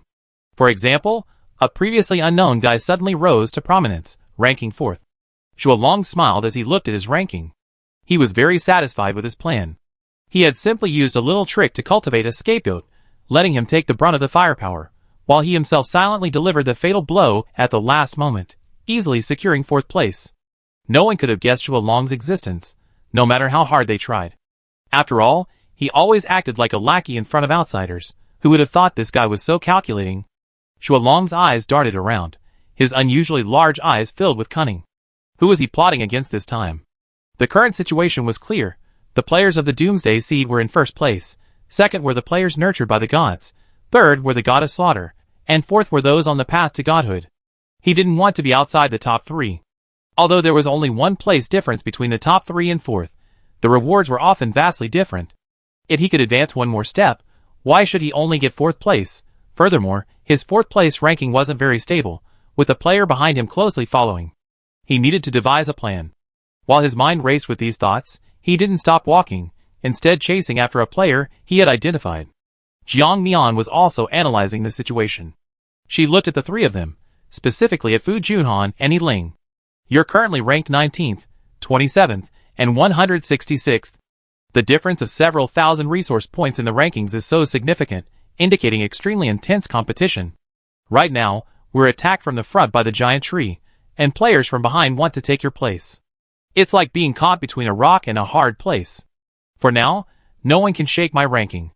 However, I think you should improve your rankings. Ideally, you should all be in the top 10. This way, we can obtain more resources in this competition. What do you think? Long Musi was the first to nod in agreement, saying, I think Sister Jiang is right, but my strength is only SOSO. I'm afraid it will be difficult for me to get in. I make it into the top 10, but I strive to get into the top 100. Jiang Mian nodded. Top 100 is already very good. It's a very impressive ranking among millions. After encouraging her, Jiang Mian turned her gaze to the two of them. Fu Junhan nodded, saying, what you said is indeed correct, but you can't be careless about your ranking. So I'm thinking of finding players ranked between 11th and 50th, and using them to improve my resource point accumulation. He Ling said, me too.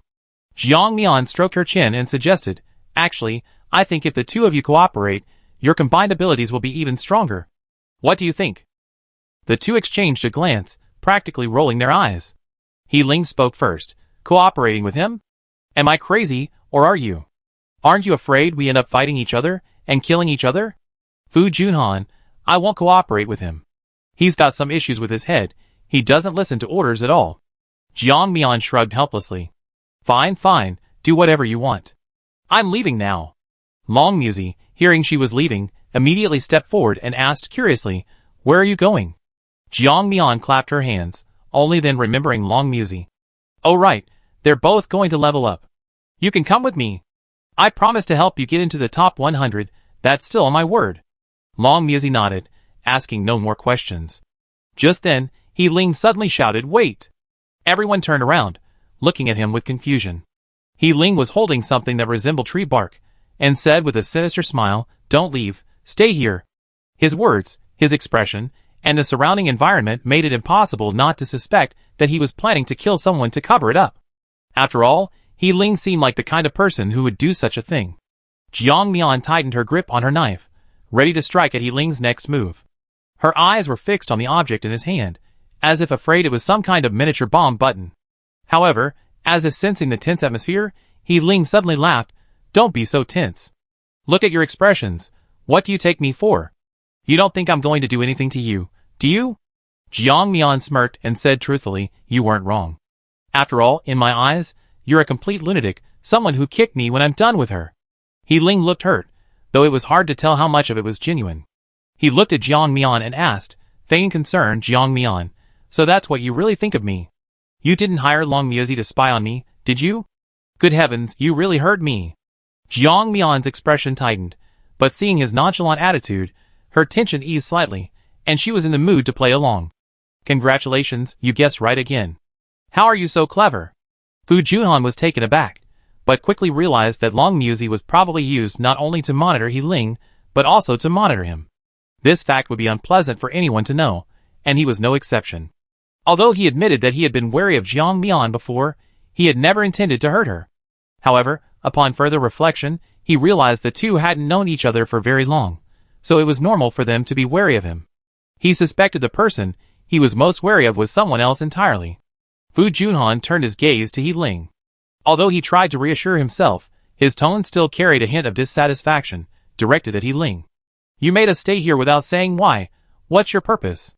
Are we just here to play games with you? He Ling looked at him as if he were an idiot, her words piercingly blunt and merciless. Why are you taking your anger out on me? Who made you unhappy? Who are you taking it out on? What does it have to do with me? I'm completely innocent. Chapter 379. Jiang Mian felt a throbbing sensation on his temple. He didn't want this guy to continue fanning the flames, so he quickly stopped him, saying, quickly tell me what's wrong. Everyone's trying to escape, we don't have time for your nonsense. He Ling, scolded, couldn't help but pout before saying, oh. Nothing much, just that my little cicada spotted a group of people heading this way, and judging by their demeanor, they seemed to be looking for me. Jiang Mian and the other two fell silent. Don't tell me they're nearby right now. He Ling said casually, no.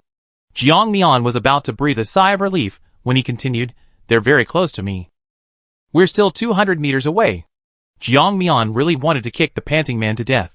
For people of their level, what was 200 meters? It was practically right next door. Jiang Mian didn't have time to curse him now. Instead, she prepared for battle. He Ling preemptively said, "Let's make this clear. I found these people first, so I take their resource points." However, at this point, who cared about him? With resource points right in front of them, only a fool would let them go. The 11th ranked player was a player from the God of Slaughter. He led a group of players towards a randomly selected player, number 27. He had never seen this player's name in his own world, so he immediately ruled him out as a player from his own game. Since he was from another game, it didn't matter. However, in his haste to attack, he didn't expect that not only was the 27th ranked player he was looking for there, but also the player temporarily ranked first. Once they entered a certain distance and were attacked, they realized they had been completely deceived by appearances. However, by then it was too late to escape. Bombs, rocket launchers, high-energy electromagnetic cannons, flames, arrows, long swords, all sorts of attacks rained down on them. To the uninitiated, they would have looked like some heinous criminals experiencing the 18th level of hell. Those who knew understood they were simply careless, unlucky souls who hadn't properly investigated before acting. Now they had become a resource point for Jiang Mian and his group. Satisfied, the four-person team decided not to split up and continue operating in this manner. After all, four people would attract more people than one. However, Jiang Mian had actually held back somewhat later. He still wanted to try and improve the rankings of these three. This was the premise of their cooperation. She couldn't be so selfish as to completely destroy one path. However, Jiang Mian still had her own selfish motives. She also wanted to absolutely secure her number one position. Fu Yunhan had already entered the top 10. Overall, all that was needed was for He Ling and Long Muzi to boost their resource points. The group searched the leaderboard repeatedly before finally selecting one person. Fu Yunhan. Based on my observation, this person seems to have been nurtured by a god. Generally, those nurtured by gods are powerful, but their physical bodies are weak. Unless it's a player who specifically believes in achieving godhood through physical strength, they're actually quite easy to kill. Most importantly, after killing them, they have a lot of resource points. He Ling only needs to kill a few, and they'd definitely be in the top 10. The rest will go to Long Niezi. That way, we only need this group of people.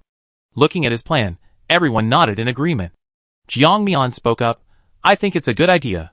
The others had no objections either, and they ultimately decided to rest and recuperate before heading straight to the man's location. Jiang Mian put the crow away, letting it rest in his spatial dimension. They set up camp in an open area. The ground around them still trembled intermittently. After finishing his night watch, Jiang Mian glanced at the giant tree.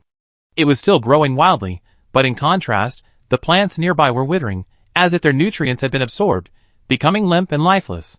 Because of this, the plants were even more frenzied in their attack on the flesh and blood of passers-by. The next day, Jiang Mian and his companions hadn't gone far when they were ambushed by the plants. These plants didn't care who you were or what abilities you possessed. In their eyes, humans were simply the key to their survival.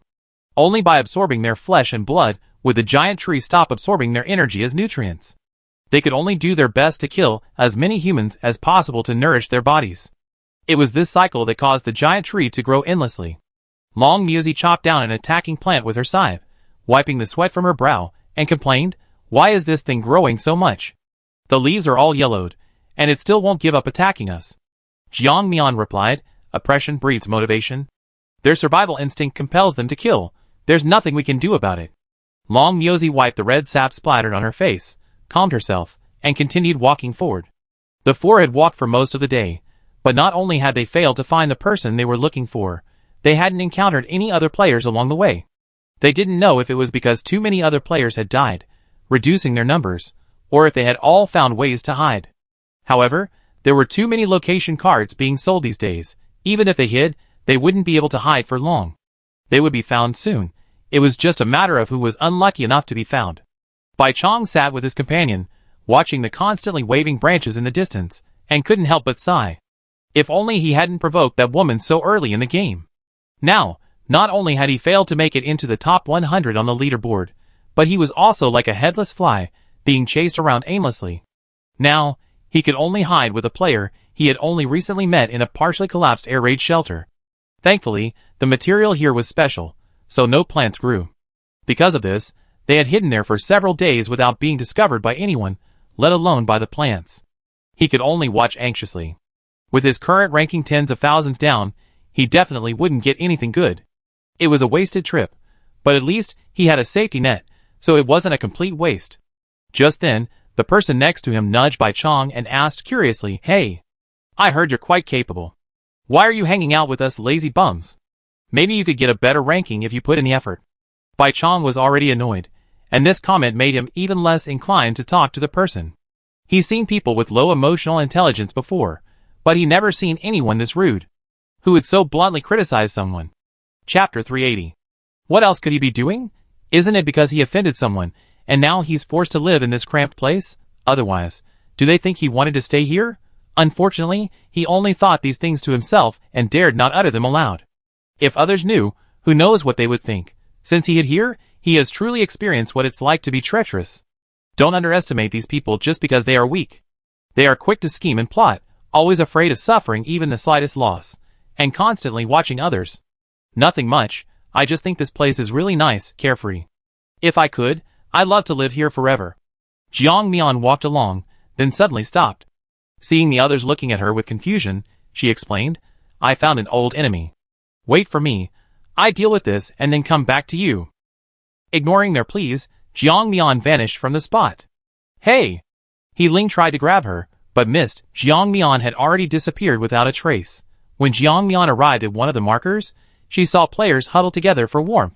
Jiang Mian glanced at it, and couldn't help but nod. This was truly a treasure trove of feng shui. Not only was it highly concealed, but it was even overlooked by the plants. A truly rare and wonderful place. Looking at the red marker in front of her, Jiang Mian couldn't help but smile.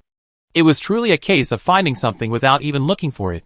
Unexpectedly, she had gone to chase someone else, but by a twist of fate, she found her enemy. This couldn't be shared with others, it was her spoils. Jiang Mian immediately took out skill cards from her spatial storage, blocking off the surrounding area. These items wouldn't be taken back without her order. Bai Chong felt something was amiss. A sense of unease washing over him, but seeing that no plants were attacking, he could only suppress his restless thoughts. He was about to close his eyes and rest, quietly waiting for time to pass. However, seemingly helpless, he suddenly transformed into a gust of wind and fled towards the cave entrance. But he was instantly blocked by the transparent protective barrier at the cave entrance, bounced back, and his wind-shaped form solidified, crashing to the ground. His face darkened. He blamed himself for being too careless, for letting his guard down, and being found at this crucial moment. He tried to escape in another direction, but Jiang Mian blocked his way. Jiang Mian looked at him with a cold smile.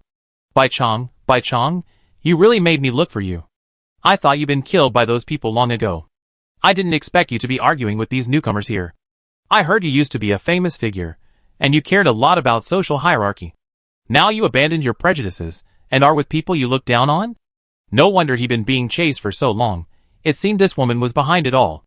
Bai Chong stared expressionlessly at the woman wearing a gas mask, his hatred and fear immense. All he wanted now was to live. With only a few days left, he knew he could pull through, and then reclaim everything that was rightfully his in the next game. He didn't want to give up on himself like this. Friend, I don't recall having any deep-seated grudge against you. I was just blind and tried to rob you, and you chased me relentlessly until this point. Shouldn't it all be over by now? Jiang Mian smiled at the man who had clearly backed down, but she didn't want to grant him his wish. As you say, we don't really have any major grudges. If I couldn't find you, that would be fine. But I just happened to find you. Today, you become my resource point. With that, Jiang Mian attacked Bai Chong. Jiang Mian wasn't lying. She hadn't wanted to look for this person anymore. But what bad luck. She just happened to run into him on her way to find someone else. It's obvious how hard it is to find players these days. Having finally found one, we can't let him go. Bai Chang's expression changed. Although he had mentally prepared for this, when death was near, he couldn't escape. Jiang Mian didn't waste any words with him. In his meticulously planned attack, Bai Chong had no chance of escape and was trapped in this small, auspicious place. Truly, his words proved prophetic. This place became the place where he would spend his entire life. After dealing with him, Jiang Mian looked at the remaining people. They immediately explained, pulling out their meager belongings, "Boss, we're just a bunch of random players, complete strangers. We only came here to escape the disaster, that's why we're all together. We really don't know each other, please don't misunderstand." Yes, boss, we give you the rest of your stuff. You can exchange it for resource points to improve your strength. It has nothing to do with us. Just spare our lives. Boss, even if you kill us, you only get a tiny bit. It's not worth it, is it? Listening to their pleas for mercy, Jiang Mian stroked her chin. While they were right, even a small amount was still something. After disappearing for over 10 minutes, Jiang Mian reappeared before the three, and they resumed their journey. Although the three didn't know where she had gone, they knew she had just killed some people. After all, although her ranking hadn't changed, the resource points for those behind her had increased. On the other side, after escaping the forest, Chongyang and the others, still shaken, looked at the gnarled branches of the trees, and couldn't help but swallow hard. One of the men, his face obscured by black robes, looked worried. My lord, it seems we summoned something extraordinary. Chongyang nodded. I know. Another couldn't help but speak up. It seems we're in trouble. This thing seems to be beyond your control. Chongyang remained expressionless. I know. My lord, is there no way we can send this thing back? Then, won't those players use this as an excuse to ambush us? Won't we be completely isolated? Chongyang was exasperated. I know. My lord, please think of something. We can't go on like this. Chongyang was speechless. I know. As if afraid they would continue, Chongyang quickly added, I'm thinking. Those 3 words sounded like he was gritting his teeth, showing just how angry he was.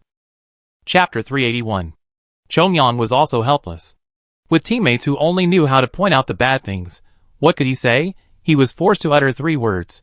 He knew all about these things, but what about solutions?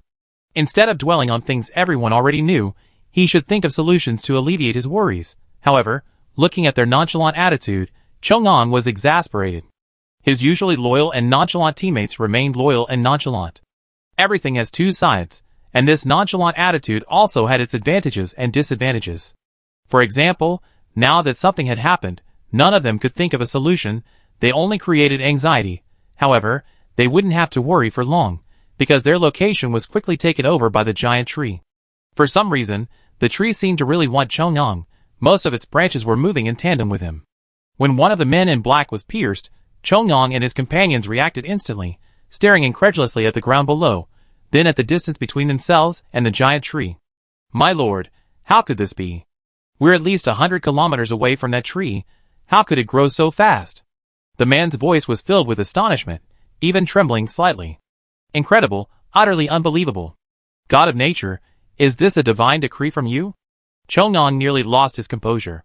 He gritted his teeth and said, Can you stop talking? Our priority now is to escape from here. As for what happens next, we talk about that later. However, their escape was fraught with difficulties. They frequently encountered other players, and Chongyang's first instinct was to attack them. Unexpectedly, these players fled the moment they saw him, as if he were some kind of terrifying monster. His assessment wasn't wrong. They were so focused on escaping that they hadn't noticed the situation in the chat group. If they had observed for even a few minutes, they would have discovered it. The chat group cultivated by the gods was now filled with rumors that the members of the nature god branch had gone mad. They had summoned a long-dormant creature from underground, intending to exterminate all players to gain absolute control of resource points. Therefore, the best course of action upon encountering him was to flee immediately. This rumor spread like wildfire, quickly becoming common knowledge. Whether true or false, survival was paramount. They couldn't easily risk their lives to test the truth of this rumor. Of course, there were also those who believed their strength was no less than Chongyang's and couldn't resist provoking him. The result was predictable. They were killed. However, this scene perfectly confirmed most people's earlier suspicions. Thus, the unsuspecting Chongyang became a pariah. Jiang Mian and his group walked for a long time before finally finding their target. However, this group was fighting another group, seemingly also being targeted. Seeing this, Jiang Mian and his group exchanged glances, a surge of excitement rising within them. Unexpectedly, we seized the opportunity of the mantis stalking the cicada, unaware of the oriole behind, and by such a twist of fate. This is truly thrilling. Long Muozi's serious little face couldn't help but break into a smile. Great. We're quite lucky. Fu Yunhan, waiting for the rabbit to run into the tree stump, striking at the opportune moment, saves us a lot of effort.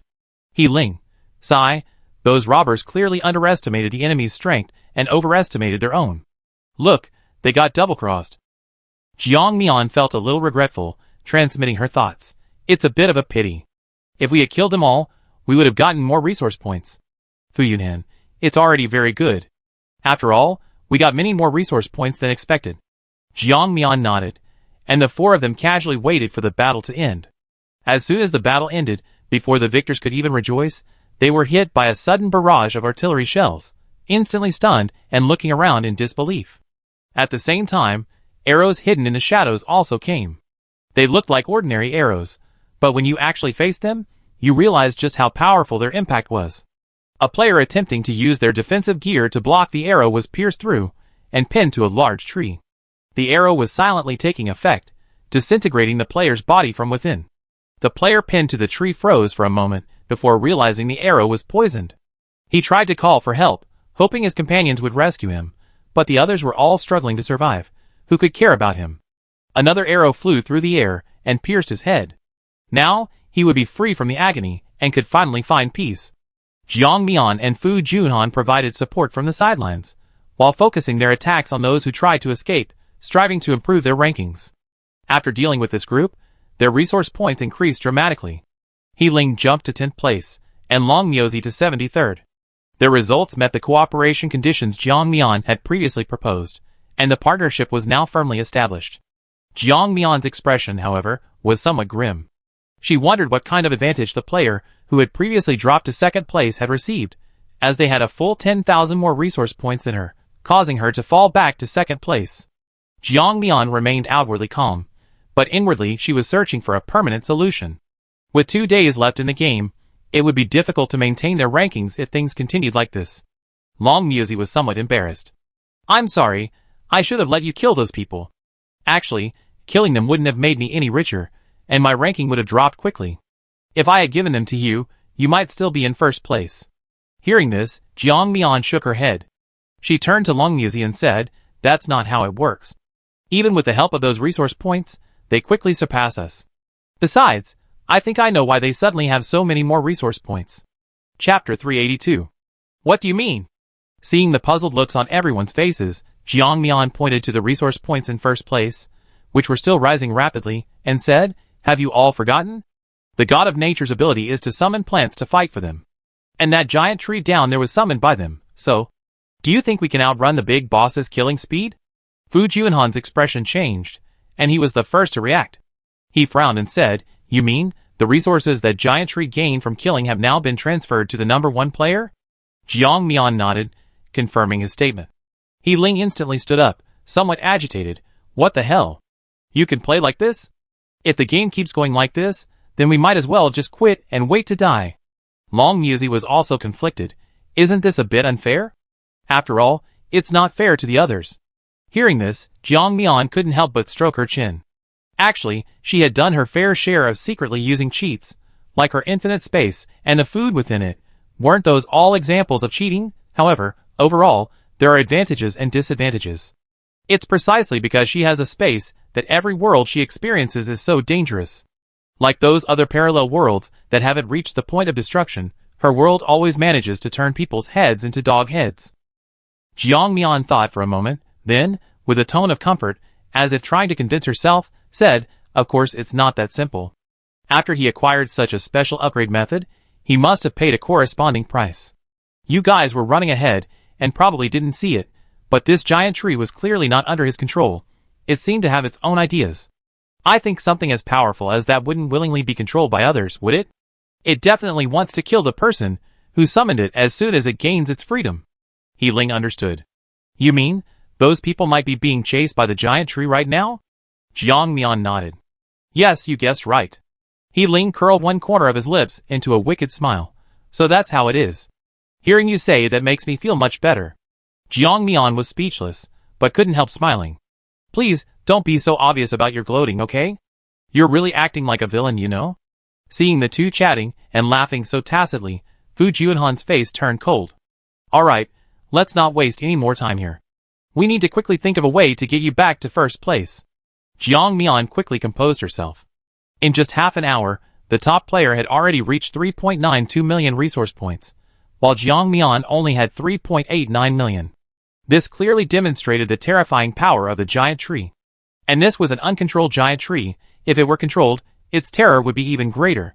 Suddenly Jiang Mian had an idea. Her eyes lit up, and she casually released a ball of fire, burning all the plants within 100 meters to ashes. However, her resource points increased by 120. Although the increase was relatively small, don't forget that the plants around her were mostly ordinary ones. Like killing ordinary players, the resource points gained were minimal. But what if she specifically targeted the more mutated plants? How many resource points would she have then? What if she killed the giant tree? The more Jiang Mian thought about it, the more excited she became. She abruptly turned to look at the three of them, but her gaze was actually focused on Fu Junhan. Fu Junhan, if you were to attack that giant tree, how confident would you be? Fu Junhan frowned at the sudden question. He carefully considered the possibilities before replying, 20%, maybe even less. Jiang Mian nodded. What's your biggest concern? Fu Junhan already had the answer in mind. Hearing Jiang Mian's question, he blurted out, the giant tree's aggressiveness, its flexibility, its inherent fire resistance, and the intensity of my flames. While it's basically effective against everything, there are always things it can counter. Jiang Mian closed her eyes, deep in thought. In other words, with Fu Junhan's addition, her original 30% chance of success increased by 20%, or even more. Now, even at a 50% probability, that's already quite high. Jiang Mian suddenly turned to look at them. Now we have a 50% chance of killing the giant tree. If we succeed, we get first place. If we fail. Jiang Mian didn't say what would happen if they failed, but everyone knew the answer. Before the somber atmosphere could settle, Jiang Mian smiled and said, no, this mission can only succeed. Failure is not an option. She, Jiang Mian, reborn, couldn't always be so cowardly and afraid of death. She had to live for herself this time. Most importantly, she could be resurrected. This was Jiang Mian's reliance. Knowing she would be resurrected after death, what did it matter if she died? This wasn't something to fear, it was a plus. Jiang Mian's eyes were incredibly determined, but unbeknownst to many, it was this unwavering determination that had sustained her until now. It was this determination that allowed her to survive in the apocalypse. Yet, it was also this determination that led to her death in this struggle. My lord. That's wonderful. Your score has been steadily increasing, widening the gap with second place, and you're now firmly in first place. Chongyang also saw it. His score was 200,000 resource points higher than second place. He didn't know where those 200,000 resource points came from. Anyway, he could simply sit back and reap the rewards. It's incredibly satisfying. The player in second place hasn't increased their resource points yet, indicating they're also at their wits' end. Meanwhile, the third place player is neck and neck with the second place player, and has a good chance of overtaking them before the game ends. The atmosphere was tense, especially in times like these. Everyone wanted to climb higher, whether they were in the bottom 1,000 or at the top. They all wanted to go higher and higher. Of course, there were also those who knew their strength was weak and wanted to survive by clinging to life. However, they were already seen as resource points by others, so how could they be allowed to live freely? No, don't kill me. I didn't do anything. I don't want to die. I haven't killed a single person from beginning to end. Why are you killing me? The man's weapon pierced the man's heart. In the man's incredulous gaze, his eyes were as cold as a demon just crawled out of hell. He coldly said, whether you kill me or not is your business. Killing you is my business. What does it matter? He looked contemptuously at the man on the ground. You don't actually think that if you don't kill, good luck will come your way, do you? Chapter 383. The man's gaze swept over the player on the ground, barely breathing, and he didn't bother to look at him again, simply finishing him off. The man flicked the blood from his sword, and just as he was about to leave gracefully, a branch suddenly pierced his body from the ground. Ah! Zhong Yan looked at the man and sneered. You don't think you look cool killing people, do you? The man died without ever knowing why he died. After saying this, Zhong Yan continued to flee with the group. These branches didn't appear here randomly. They appeared because they were chasing Zhong Yang. Zhong Yang was like a perfectly presented apple, but once cut open, it was full of malice. Everyone envied his rapid resource point growth, but only he knew his own helplessness. He had been chased by this giant tree the entire time. Originally, he had dozens or even hundreds of people with him, but now only a few dozen remained. The black-robed men had suffered this disaster because they were protecting him. Zhong Yang remembered all of this, and planned to properly compensate the families of those people after returning to Shiming City. Jiang Mian, however, didn't have such complicated thoughts. They returned to the pit Jiang Mian had dug earlier, and seeing the tangled branches inside, she grinned widely. The branches seemed to sense someone's presence above, and a thick root emerged from the ground, ready to attack Jiang Mian. Jiang Mian told everyone to retreat, while she conjured a large ball of flame in her hands and attacked the root directly. Boom! The flames instantly spread and burned along the tree roots as soon as they touched them. The roots writhed and twisted like agile serpents. Jiang Mian took several steps back, watching the burning roots in the crater, feeling an immense sense of satisfaction. She turned to Fu Junhan, her eyes filled with amusement. See? These branches easily ignite our chances of winning, even raising them to 60%. Jiang Mian had come here primarily to prove the extent of her confidence. Fu Junhan frowned, looking at Jiang Mian seriously, and asked, I want to know where your other 20% confidence comes from. If it's just the flames, I don't think it's convincing enough. Jiang Mian lowered her eyes. She knew that if she couldn't convince Fu Junhan, he probably wouldn't participate in this operation. That wouldn't do. It wasn't that others were unwilling to participate, but if Fu Junhan was also unwilling, then her confidence would only be 30%. Jiang Mian looked at Fu Junhan. At this point, she could only gamble, betting on whether he could be trusted. I received an extra reward, a resurrection chance. Fu Junhan's pupils constricted instantly upon seeing this message, staring at Jiang Mian in surprise. Jiang Mian nodded. Okay. I agree. Hey, what about us? You're not going to abandon us, are you? As he spoke, he grabbed Long Miozi, who was trying to get away from him, and pulled her back. Long Miozi's lips twitched, revealing an awkward smile. She really wanted to get away from this man. She didn't want to be used as cannon fodder. Jiang Mian looked at the two of them, thought for a moment, and said hesitantly, Actually, I think you two are very useful too. Quick! Run! Don't stay here. Live. You must live. No! Brother Zhang Xiong. I don't want you to die. Let's live together, okay?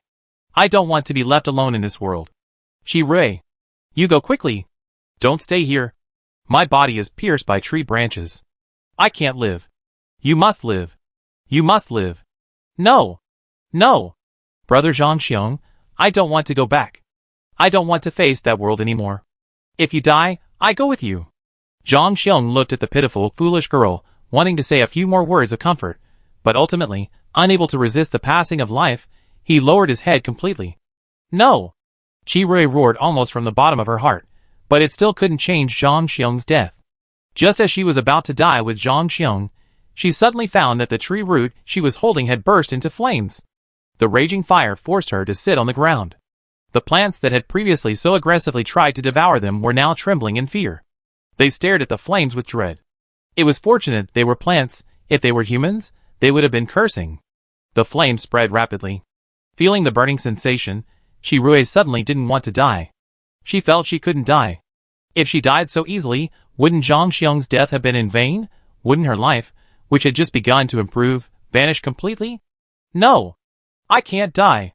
Having convinced herself, Chi Rui staggered to her feet, wiped away her tears, and ran in the opposite direction. Jiang Mian had no idea that she had unintentionally saved someone's life. She was now simply wreaking havoc all over the world, a veritable destroyer. Flames ignited across the globe, and since this world was densely vegetated, the flames spread rapidly, setting more and more people ablaze. The plants, one after another, quickly spontaneously combusted. Not only that, but after the flames subsided, a choking smell of smoke filled the air. Following this, the players hiding everywhere were forced out by the scorching flames. They had no choice but to come out. If they stayed hidden any longer, they would be roasted alive. One player wiped the sweat from his brow and couldn't help but spit out, "Whose ability is this? Is it going to smoke out human flesh?" Cough, cough, cough. Another player not far from this player couldn't help but cough. She covered her nose with one hand and waved the smoke from the burning plants with the other, cursing, "Idiots! I don't think we offended these people much. We're just trying to survive. Do they have to skewer us 1 minute and roast us the next? Don't let me find out who this person is, or I chop him into 8 pieces, fry him in oil until crispy and golden brown, then coat him in egg wash and breadcrumbs." These players were all incredibly scathing, yet they were also incredibly quick to back down. After their indignant outburst, they began to use their ingenuity to change locations, trying to find a place not yet burned by the flames. However, all of this was wishful thinking. Everywhere they looked, there was no safe place. Everything was engulfed in flames. The air, which had been pleasantly cool at around 20 degrees Celsius, was now scorched to over 40 degrees Celsius by the flames, and the smoke was suffocating. The heat was unbearable, and they were constantly experiencing additional side effects. Fortunately, these were all players, having undergone several upgrades and evolutions, which allowed them to withstand the scorching heat and high temperatures. Jiang Mian, flying in midair, couldn't help but cough. She and Fu Junan split up. Fu Junhan was responsible for setting fires with the crows in midair. Jiang Mian, on the other hand, used her wings to travel to another location to commit murder and arson. Chapter 384. Now, flames engulf the entire world, and it is precisely because of this that the giant tree's growth has been halted. However, the backlash came so quickly. It discovered fires everywhere, even many of its roots were ablaze. Enraged, the strangely shaped tree began attacking indiscriminately, no longer just chasing Zhongyang. Zhongyang felt the pressure behind him lessen considerably, and he felt immense gratitude for the person who had shared his burden. He was completely unaware that the person he was thanking was the player who had almost killed him. If he knew, his heart would be filled with unspeakable emotions. Jiang Mian controlled her wings, flying in an S shape, tangling the rampaging tree roots on the ground into knots, successfully locking herself in place. Jiang Mian's eyes flashed, and she directly severed the roots, then stored them in her spatial storage. This stuff is great. Such a large piece, I keep it to plant something, and see if it can grow into one of these raging giant trees for my own use. Thinking this, Jiang Mian began to descend, intentionally collecting several unscorched tree roots. By the time she realized what was happening, she had already cleared a corner of the space specifically to store these roots. Seemingly sensing Jiang Mian's actions, the giant tree's roots became even more enraged. The ground around Jiang Mian was instantly ripped up, revealing even more roots beneath the soil. These roots pierced straight towards Jiang Mian, as if determined to pierce her completely. This provided Jiang Mian with an even better source of combustion. Flames spread along the roots, burning deeper inside. The giant tree wasn't stupid either. After a few attempts, it simply flung the ignited roots around, further accelerating the fire spread through the forest. I'm speechless. If I remember correctly, this is a plant forest. When did it turn into a massive firestorm? Damn it! Are we even supposed to survive? What kind of fire is this? Why is it burning so fast? Don't you guys think someone did this on purpose? I have a feeling a group deliberately set fire to try and wipe us all out. Wait! You haven't forgotten, have you? It was the guy cultivated by the gods, who summoned the giant tree in the first place, right? Maybe they were forced into this situation, so they came up with this trick? After saying this, he noticed everyone was staring at him. He paused. What's wrong? Did I say something wrong? Brother, do you know where I'm from? No. Cultivated by the gods. Upon hearing this, the people around them moved far away, afraid this guy might do something crazy. The man's eye twitched as he defended himself, saying, although I'm a player trained by the gods, I still want to say that we're different from them. I worship the moon god, I like peace and a low profile, and I don't like killing. I don't care what god you worship, the commotion you all cause is always so inhuman. I don't want to have anything to do with you, lest I be plagued by bad luck. With that, as if afraid of retaliation, the man turned and left, leaving the player trained by the gods isolated by everyone. The player looked helpless, he was used to it. He turned and left in another direction. After walking a distance, he couldn't help but chuckle and message Jiang Mian, ha ha. The reputation of the players trained by the gods is terrible now. Everyone avoids them like the plague. Jiang Mian saw the message and replied briefly, not bad, now it's time to spread another rumor. What rumor? Jiang Mian, I remember there's a group of guys among the players trained by the gods, who worship the sun god. They're saying that the followers of the sun god and the followers of the god of nature have cooperated, and to become divine messengers, they're willing to sacrifice all of us. The man stroked his chin and couldn't help but sigh, sly. You're really cunning. With that, he turned around, changed his expression, and left, preparing to go to the next gathering place of players to spread a new rumor. Jiang Mian brushed the dust off his clothes, looked at the giant tree that was growing larger and larger in his line of sight, and revealed a satisfied smile. Excellent. The closer she got to the tree, the more powerful the life force emanating from it became. She took a deep breath, but the smoke outside choked her, making her cough uncontrollably. A wave of fatigue washed over her, alerting her. She realized she hadn't eaten much in the past few days, and now wasn't the time to eat. She took out a nutrient solution from her storage space, removed her gas mask, and drank it all in one gulp. Then she quickly put the mask back on. The smell of the burning plants outside was almost nauseating. Some of these plants contained toxins, and the fumes they released when ignited had the same effect. Who knows what might happen if you smell too much of it? For example, some unlucky player might happen to be in front of a certain plant, and then the plant bursts into flames, and he's already high, looking so euphoric that it's hard not to suspect he's been using it. Jiang Mian only needed to drink some nutrient solution for a moment before she felt a throbbing pain in her throat, like being cut by a knife. Jiang Mian knew this was definitely the effect of some nearby plant burning. Otherwise, with her current physical condition, she wouldn't have been so easily affected. Cough cough. The pain in her throat was getting worse, and she didn't dare drink water anymore, immediately using her healing ability to repair it. Jiang Mian's eyes flickered. She couldn't delay any longer. If she delayed any longer, not only would she not be able to get first place, but her current lack of effort would even cause her ranking to drop.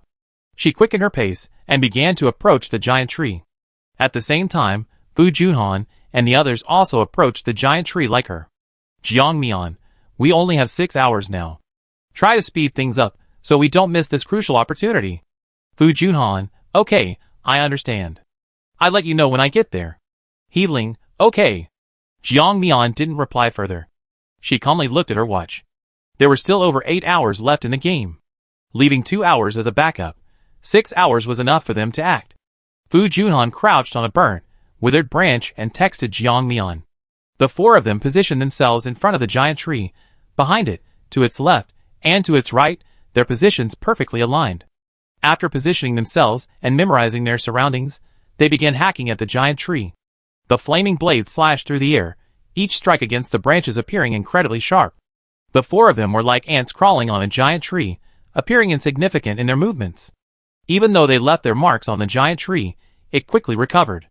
Chapter 385.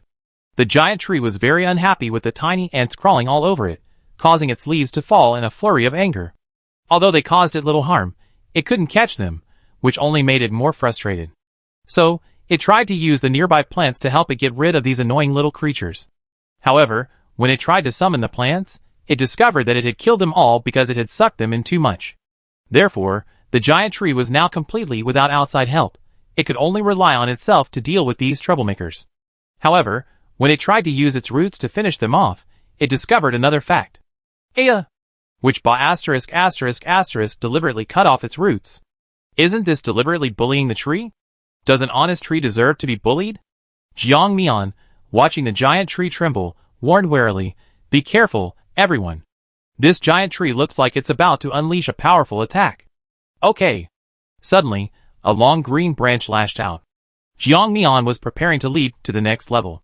Disrupted by this unexpected turn of events, Jiang Mian tiptoed down the trunk, successfully avoiding the attack. She looked up and was surprised to discover a thick, snake-like branch growing among the green leaves of one of the branches.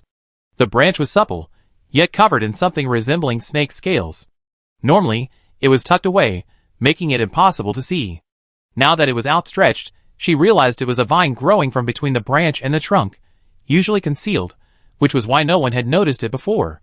Of course, not every branch contained these vines. Those she had cut down earlier were empty. Jiang Mian wasn't afraid.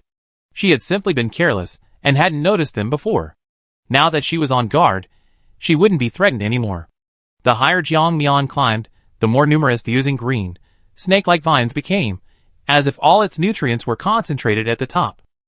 Looking at the lush green expanse above her, Jiang Mian's desire to reach the highest point reached its peak. She continued to maneuver, dodging countless plants attacking her. Luckily, she was facing a tree. If it were any other creature, it would probably have already fled or fought back. However, the biggest reason for this was that the giant tree was too greedy, devouring too many plants. Otherwise, not a single plant would have been willing to help it. Or perhaps it had absorbed too many plants, leaving no usable ones nearby, rendering it powerless to continue its attack.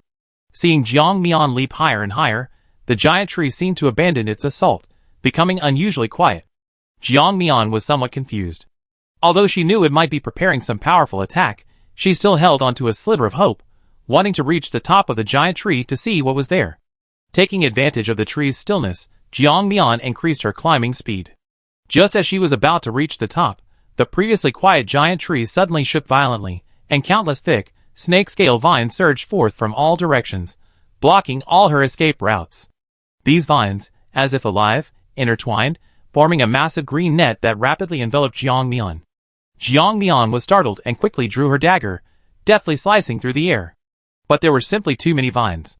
Several vines had unknowingly entangled her feet, and her movements gradually slowed. Just as a vine was about to wrap around her neck, Jiang Mian suddenly noticed a weak point at the junction of the vines. She acted decisively, concentrating her strength to chop at that spot. With a crack, a gap appeared in the vine web. Seizing the opportunity, Jiang Mian leaped, finally breaking through the blockade and reaching the top of the giant tree. Here, several fruits emitting a strange light hung silently, their surrounding light flickering, as if proclaiming their extraordinary nature. Just as Jiang Mian reached out to pick them, she felt a powerful force surge from the fruits. The originally lush green fruits suddenly began to grow rapidly, their color changing from green to a half-red. Jiang Mian withdrew his hand, quietly observing the changes in the fruit, no longer showing impatience with the giant tree's attacks. Both man and tree were doing their best to buy time, waiting for the fruit to ripen. Jiang Mian's eyes flickered, and his figure gradually disappeared. The vines, still suspended in midair, were bewildered, swirling a few times, but still unable to locate Jiang Mian. It angrily lashed out in the air, creating a series of explosions. Seeing this, Jiang Mian covered his ears, and silently moved further away. Looking at the increasingly vibrant red fruit, Jiang Mian estimated the time, then sent a message to the other three, telling them to hold on a little longer. There were probably a dozen or so fruits in front of them. One could be given to each of the others, and the rest, of course, Jiang Mian would keep them all. Although she didn't know the fruit's effects, it didn't affect Jiang Mian's judgment. This tree had absorbed the life force of so many people to produce these fruits, they must be extraordinary. Perhaps eating them would increase her own life force, or perhaps improve her physique or mental state. Anything would do. Natural treasures belong to the capable. At this point, she wasn't so eager to kill the giant tree anymore. She just wanted to eat, and take as much as she could.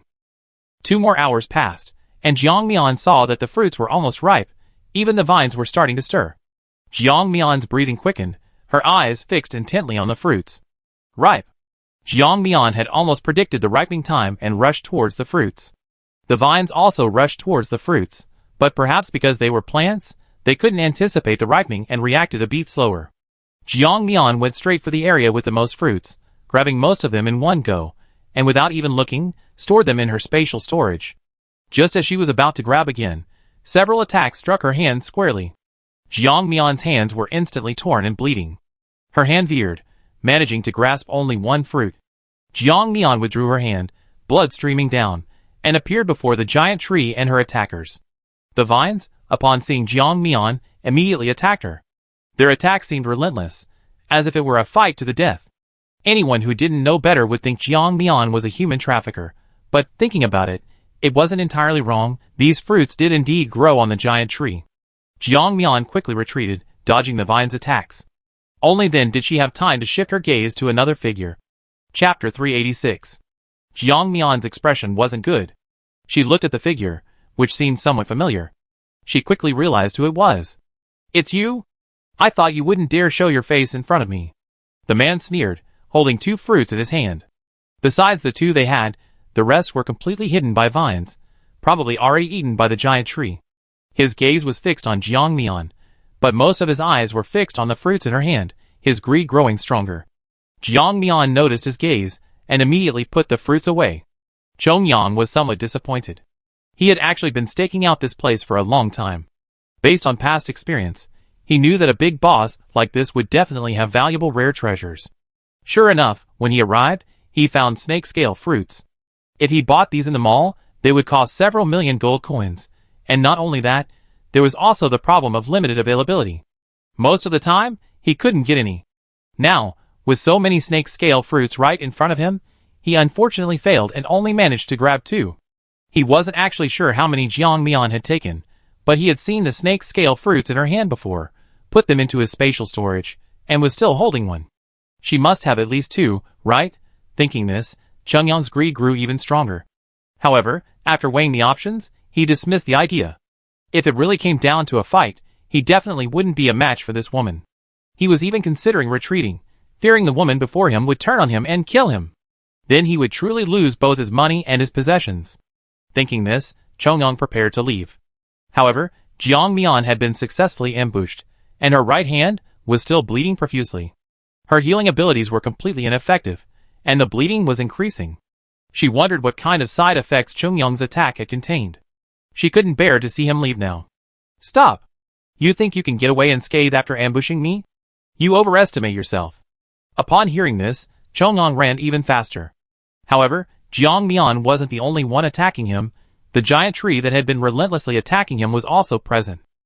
However, escape wasn't so easy for him. Jiang Mian spread her wings. Because Chongyang had attracted too many vines, Jiang Mian wasn't attacked much. As the distance between them closed, Chongyang, whose attention was entirely focused on the vines, didn't notice her. Jiang Mian unleashed a powerful slash, flames accompanying the blade's force, leaving a deep, bone-piercing wound on Chongyang. The vines also lashed out at Chongyang, his face pale. He cursed the man and the tree inwardly, but using the force, he retreated, running even faster. Jiang Mian watched Chongyang disappear into the distance, a pang of regret on her face.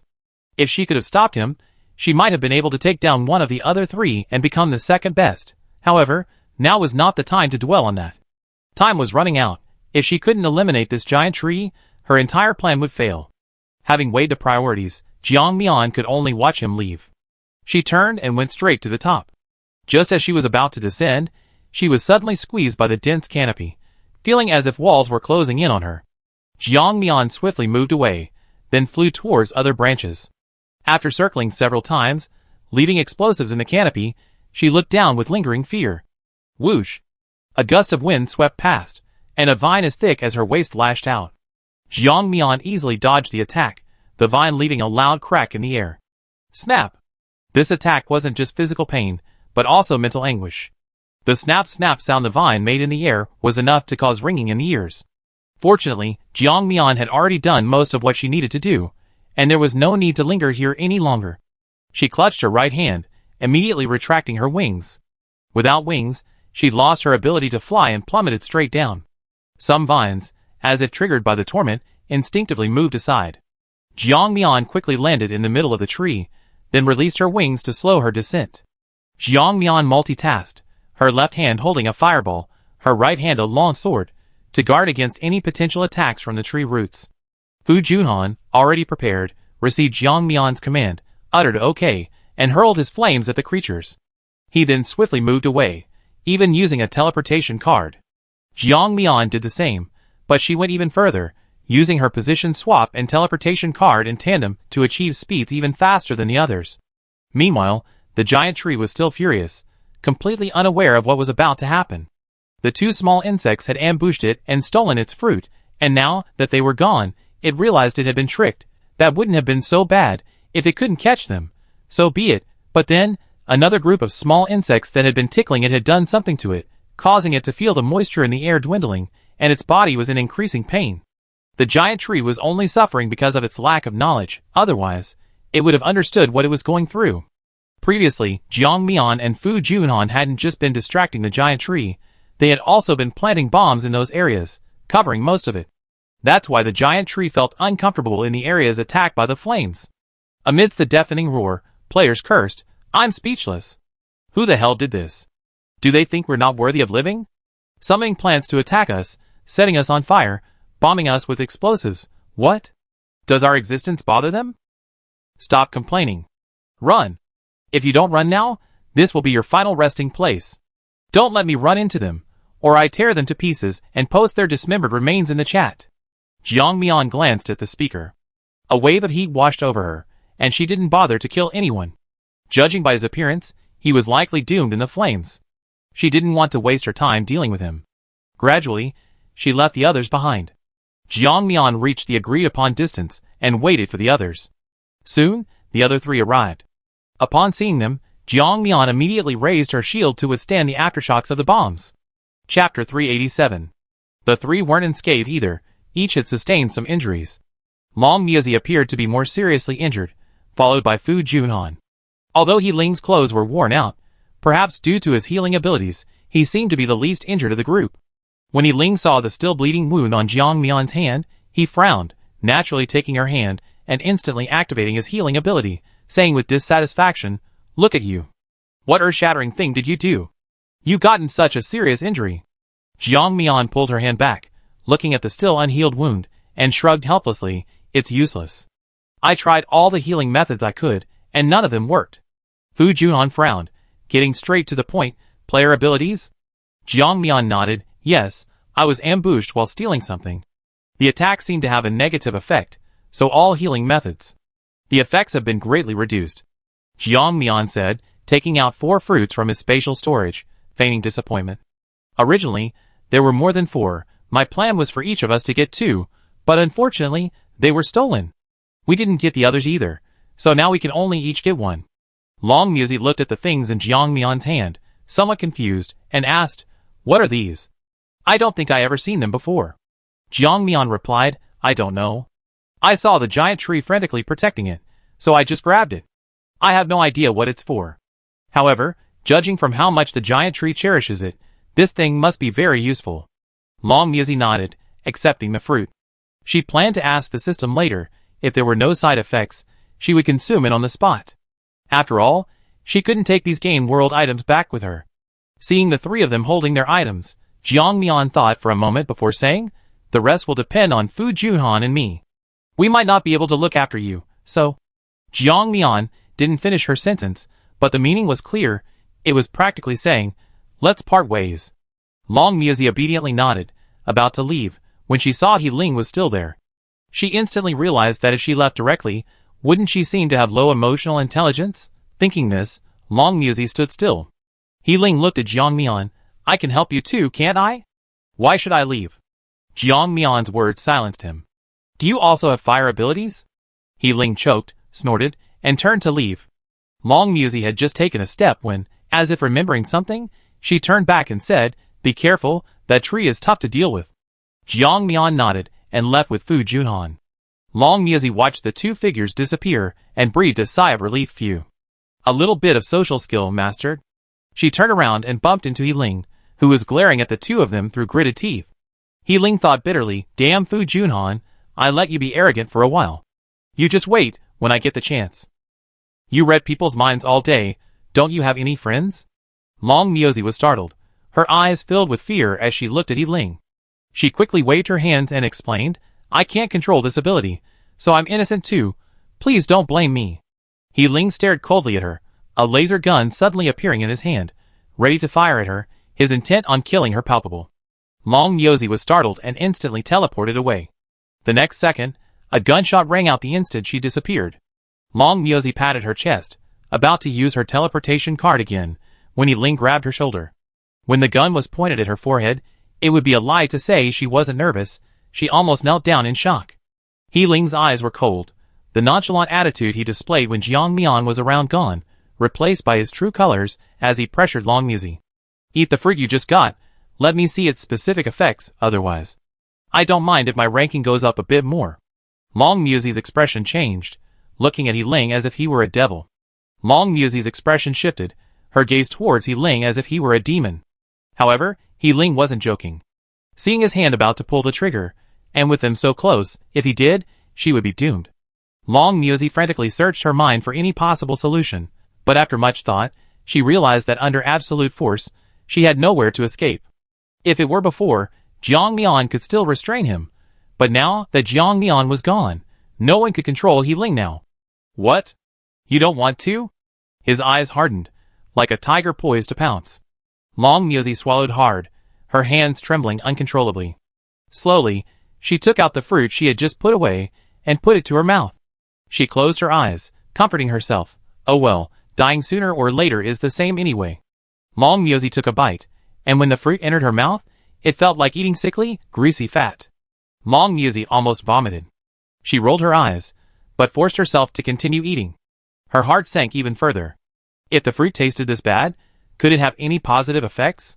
It was probably more like a negative effect, something that would kill her if she ate it. The more she thought about it, the more desolate she felt, almost ready to sing a lament from behind bars. However, after she had eaten most of the fruit, she was surprised to find that she was fine, and didn't feel any discomfort anywhere. Only then did she relax. He Ling's gaze was fixed on Long Miaozi. Seeing that she hadn't died on the spot, he asked, How did you feel after eating this fruit? Did your strength increase? Or did something else become stronger? Long Miaozi shook her head. No, I didn't feel anything like that. I just felt nauseous, wanted to drink water, and also, I never want to eat fatty meat again. Hearing her words, He Ling's lips twitched. He wouldn't let her off so easily. He immediately pulled Long Miaozi away. The two moved to a safer spot, mainly because He Ling wanted to observe her more closely to see if she would show any unusual signs. Meanwhile, Jiang Mian and Fu Junhan hurried and finally arrived at the still-burning giant tree of flames. They didn't know what abilities this giant tree possessed. The closer they got, the weaker the flames on its body became, as if they were being suppressed. This was rare. A plant could actually suppress fire. Chapter 388. The two exchanged a glance, immediately noticing something amiss. Someone, or rather something, helped this tree. Although she didn't know who had ruined her plans, Jiang Mian remembered the culprit. She couldn't let her find him, or she'd teach that person a lesson. The explosions had stopped, and the two immediately launched their attack, intensifying the flames on the tree. The giant tree shuddered violently, unable to contain its rage any longer. Whether it was from eating the fruit or something else, the tentacles that had previously only been in the middle, and at the top of the hundreds of meters tall tree now burst forth from the ground, attacking Jiang Mian and the others. Jiang Mian swiftly severed the vines, but they grew faster and faster. She unleashed a ball of fire, intending to use the same tactic to eliminate them all. However, as the flames burned on the vines, an unexpected event occurred. A sticky substance grew on the surface of the vines, and this substance actually resisted the flames. The two exchanged a glance, and Jiang Mian's face visibly paled. She gave a bitter smile. I never expected that the result I least wanted to see would actually happen. This thing has mutated again. And it's even developing resistance to fire. Fu Junhan also fell silent. He looked at Jiang Mian with some worry and said, Why don't we abandon this plan for now? We still have 2 hours. We can turn around and find the player currently ranked 3rd. I help you become number 1. Jiang Mian turned her head sharply to look at him, momentarily stunned. She didn't have telepathy now, and didn't know if Fu Junhan was telling the truth, but at least for a second, she genuinely trusted him. However, they couldn't find the person ranked 3rd at all. Forget 3rd, even those ranked 1st and below were incredibly far away, practically on the edge of this world. Even if they wanted to find them, it would take them a long time. Let alone with only 2 hours, it was utterly absurd. You can just leave later, you don't need to wait for me here. Fu Junhan opened his mouth to say something more, but Jiang Mian ignored him. Seeing that Jiang Mian had already reached another branch, he shut his mouth and began attacking the tree trunk. The higher Jiang Mian climbed, the more frenzied and sharp the giant tree's attacks became. She even heard someone's screams, but she didn't know who it was. At the same time, her wounds multiplied, and her clothes were already stained red with blood. However, Jiang Mian didn't care. All she could see now was the giant tree. She truly felt she had never been so crazy before. This reckless feeling was alluring, yet it also filled her with uncontrollable fear. She knew that if she continued to indulge in this feeling, she would subconsciously put her life at risk. Just as she was distracted by this thought, her arm was lashed again by the vine. Jiang Mian grabbed the vine, veins bulging on her arm, gritted her teeth, and pulled the vine away, then stored it in her spatial storage. She didn't even have time to observe what was different about this vine. Jiang Mian realized that her action of uprooting the vine seemed to have caused considerable damage to the giant tree. Looking at the white liquid left on the tree, Jiang Mian's eyes flashed, and she immediately took out a large red plastic bucket to collect it. But before she could catch them, more vines lashed out at her. Jiang Mian cursed inwardly, this time daring not to take the blows head-on. She dodged the vines, which, when they struck the giant tree, left deep marks. Good heavens, Jiang Mian looked away. She had to admit, this giant tree was ruthless. It showed absolutely no mercy. With 1 hour left in the game, Jiang Mian finally climbed to the top again after much hardship. Her clothes were already tattered, and even her eyes were starting to cloud. Looking at the fruit gone at the top, although she had expected it, she was still somewhat disappointed. Forget it, don't bite off more than you can chew. Being too greedy isn't good either. Jiang Mian sent Fu Junhan a message, it's okay, you can leave now. Fu Junhan was silent for a moment before nodding, okay. Be careful. Fu Junhan didn't know what Jiang Mian was planning, but she had clearly told him to create as many wounds as possible on the tree roots below, and he had simply done his best to comply. Now that she was telling him to leave, Fu Junhan didn't hesitate and used his teleportation card to leave. As for what happened afterward, he wasn't really sure. He only knew that when he regained consciousness, he endured the discomfort in his body and searched for Jiang Mian. However, when he searched the place where the giant tree had been, he found only a huge crater. He couldn't find her. But halfway there, he found Chongyang, barely alive. Chongyang's eyes were unfocused, as if she were about to die at any moment. Fu Yunhan grabbed his collar and coldly demanded, "What happened? Where's the tree?" Chongyang's face and body were covered in wounds, his skin peeling away. With Fu Yunhan's forceful shaking, skin from his face fell directly into Fu Yunhan's hand. Fu Yunhan frowned, looking at the bits of flesh in his hand with disgust, and asked again. Chongyang couldn't hear what he was saying, only gesturing a few times before his hand fell limply to his side. Fu Yunhan's eyes flashed. Before he died, he wanted to finish him off. However, unexpected events occurred. Just as his blade was about to strike the man on the ground, a withering vine wrapped around his hand. "My lord! Run! Run!" Fu Yunhan's eyes were cold as he looked at the person who had stopped him. The man appeared old and frail, yet now seemed utterly loyal. Looking at the man's appearance, Fu Yunhan felt a pang of pity. He hadn't expected that someone so old could still enter the game and be so loyal to his master. Fu Yunhan's eyes turned cold. So what if his left hand was entangled in vines? He still had his right hand. He hurled the flames in his hand towards Chongyang on the ground. However, in the next second, someone rushed forward and blocked the attack. The flames, as if finding tinder, suddenly rose several meters high. The aged, black-robed man looked at Chongyang below and weakly said, "My lord, I still have a teleportation card. My lord, you must live on for me and see the world's splendor." Chapter 389. The faint white light seemed insignificant in the firelight, yet it easily carried away a person. Fu Junhan quickly sensed something was wrong. After Xiao Liuzi's death, his previously stable posture suddenly collapsed. Looking at the empty space beneath him, Fu Junhan's eyes turned cold.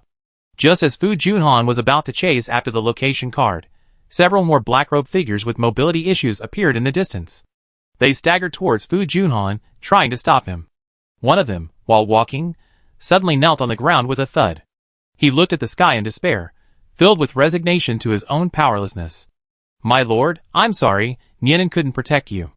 Chongyang crashed heavily onto the scorched earth hundreds of meters away, his eyes red-rimmed, filled with murderous intent and resentment.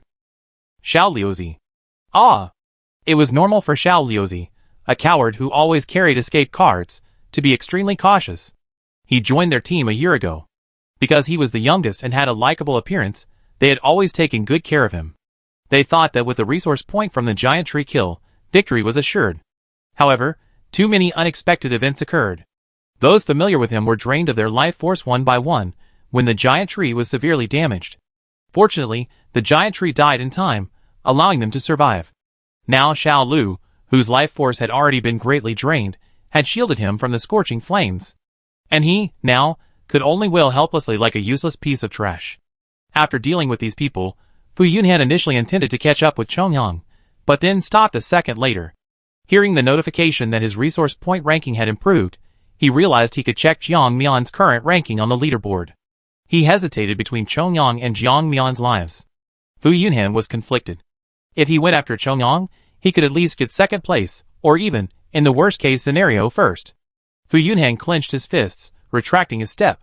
He opened the resource point leaderboard, and his heart sank instantly. He lost all interest in finding Chongyang. Not there? How could it not be there? Fu Yunhan persisted, but even outside the top 100, Jiang Mian's ranking was still nowhere to be found. Jiang Mian, you're lying to me again.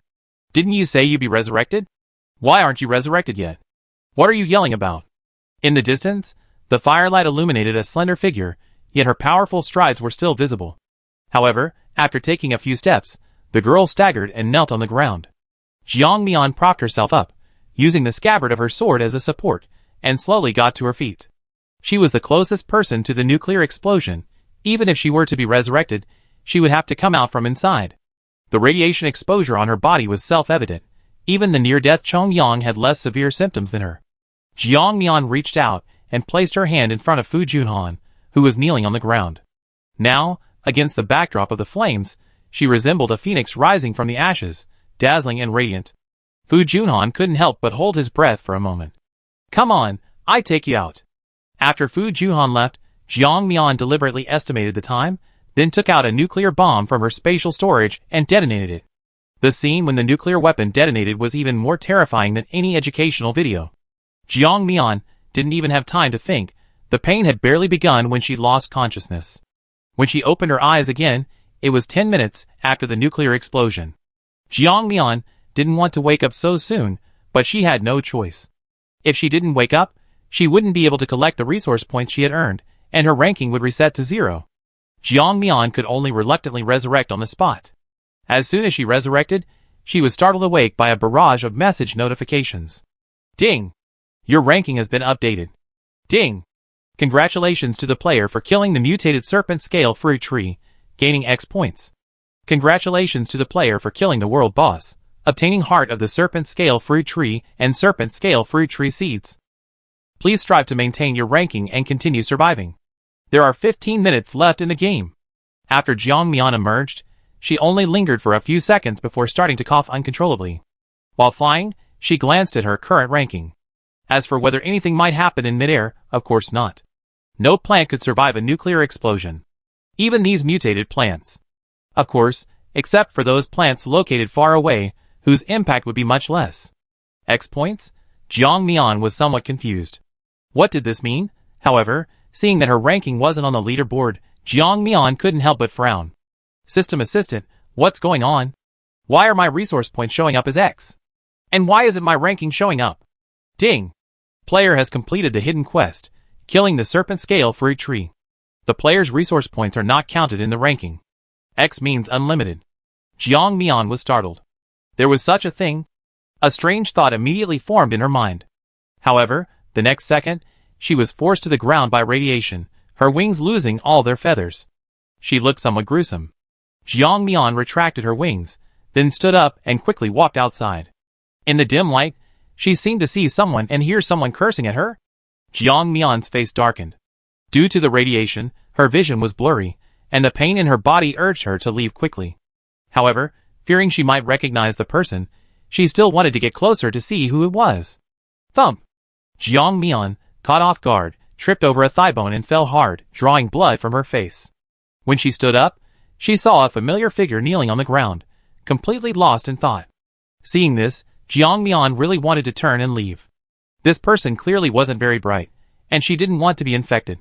But as she got closer, she realized it was Fu Junhan. However, he looked rather disheveled, and his injuries seemed quite severe. After helping him up, Jiang Mian couldn't contain her curiosity and asked, "What are you doing? Everyone else is running away from the radiation. Why are you going against the grain?" Fu Junhan's vision was blurry now, and he looked confused. "I was afraid you'd be all alone, so I came to help you." Chapter 390. Jiang Mian was speechless. "What are you doing? How could I be isolated and helpless?" "You forgot. No living being has ever survived a nuclear explosion." Fu Junhan shook his head, correcting him. Yes. "I'm worried you'd be surrounded by those people." Jiang Mian asked, puzzled, "What?" "There are creatures that can survive nuclear weapons. My world launched a nuclear war to attack alien species. Although one of them died, many alien species survived. Not only that, they evolved and called themselves new humans." Jiang Mian brushed him off, not really taking it to heart. After all, their worlds were different. Fine. They're awesome, okay. Jiang Mian? You? What? Fu Junhan? Why aren't you saying anything? Don't die. Jiang Mian called out twice, then turned around to find that Fu Junhan had already fainted. No wonder, after all, Fu Junhan not only endured the first wave of nuclear attacks, but also risked radiation to find her. Jiang Mian wouldn't say she was afraid to move, but it's impossible that she had any ulterior motives. She had never been in a relationship before, but she wasn't blind. Being pursued and being in a relationship are two different things, and it's even possible that she be with someone completely different person during the process. Moreover, don't forget, they weren't from the same world, sometimes they weren't even in the same world. In other words, if they were to date, they would only see each other once every few worlds, and only spend 10 days or a month together each time. Is she crazy? Why would she seek out someone she can't control? Lost in her thoughts, Jiang Mian decided that she should stay away from Fu Junhan in the future, lest they both go astray. Thinking this, Jiang Mian even considered simply abandoning Fu Junhan here. However, she reconsidered. He had saved her, If she just threw him away, given the radiation in this area, wouldn't she be unwittingly harming him?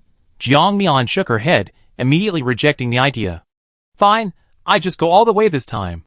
Luckily, most of the people here had run away, otherwise, these two half-dead people might have been taken advantage of again. The players in the distance, watching the mushroom cloud still lingering in the center, all looked on, with lingering fear. These big shots are insane. They even use nuclear weapons. They're really courting death. I see someone's position has changed again. Could it be that someone wanted to take first place, so they just blew this place up? Now that you mention it, it makes sense. These big shots really don't care about our lives. I can speak to that. I knew a big shot before, and in their eyes, we're just nobody. Our lives have nothing to do with them, even. He paused, then continued under the others' curiosity and urging. Some of them even think we're just playthings. I remember one world I met a big shot who didn't treat us like human beings at all. He even kept us as livestock, turning us into real-life animal fights for his amusement. Upon hearing this, the players gasped in unison. Of course, some scoffed, that's nothing. I encountered something even more extreme. That big shot treated us like livestock, even engaging in beast fights, and he was a beast. It was a completely reversed world, with animals even eating people and selling us to other players. This sparked a huge discussion. After this initial outburst, many more people shared their own experiences, some true, some false, and some downright outrageous. Even some with bizarre thought processes couldn't help but exclaim, these big shots are so powerful, I can't even imagine what they'd be like if they found a woman they truly loved. Just imagine, a ruthless, cold-blooded boss on the outside, a heartless killer at home, crying and begging for hugs every day.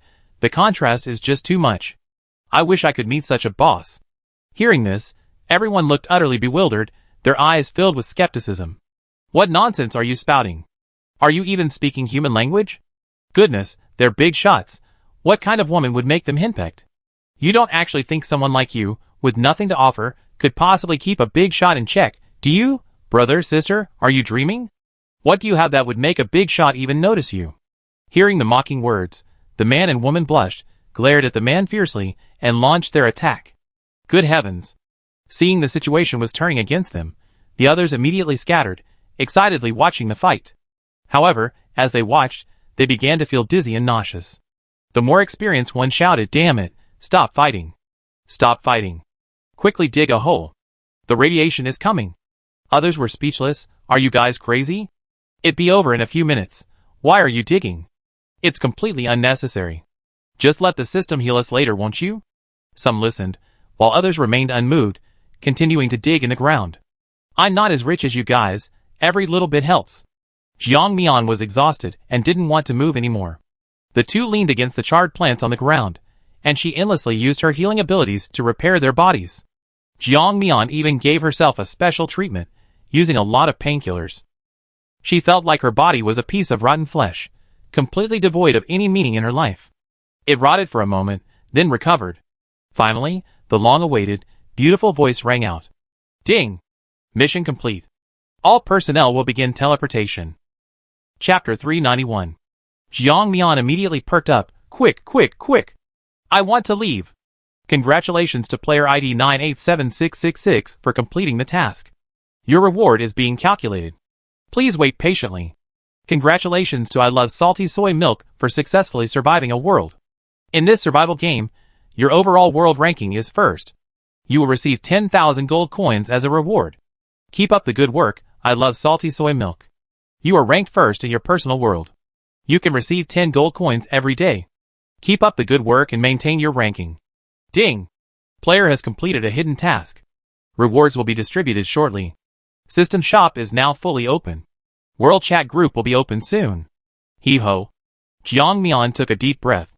During the system's repair process, she finally had a fleeting feeling that she was still alive.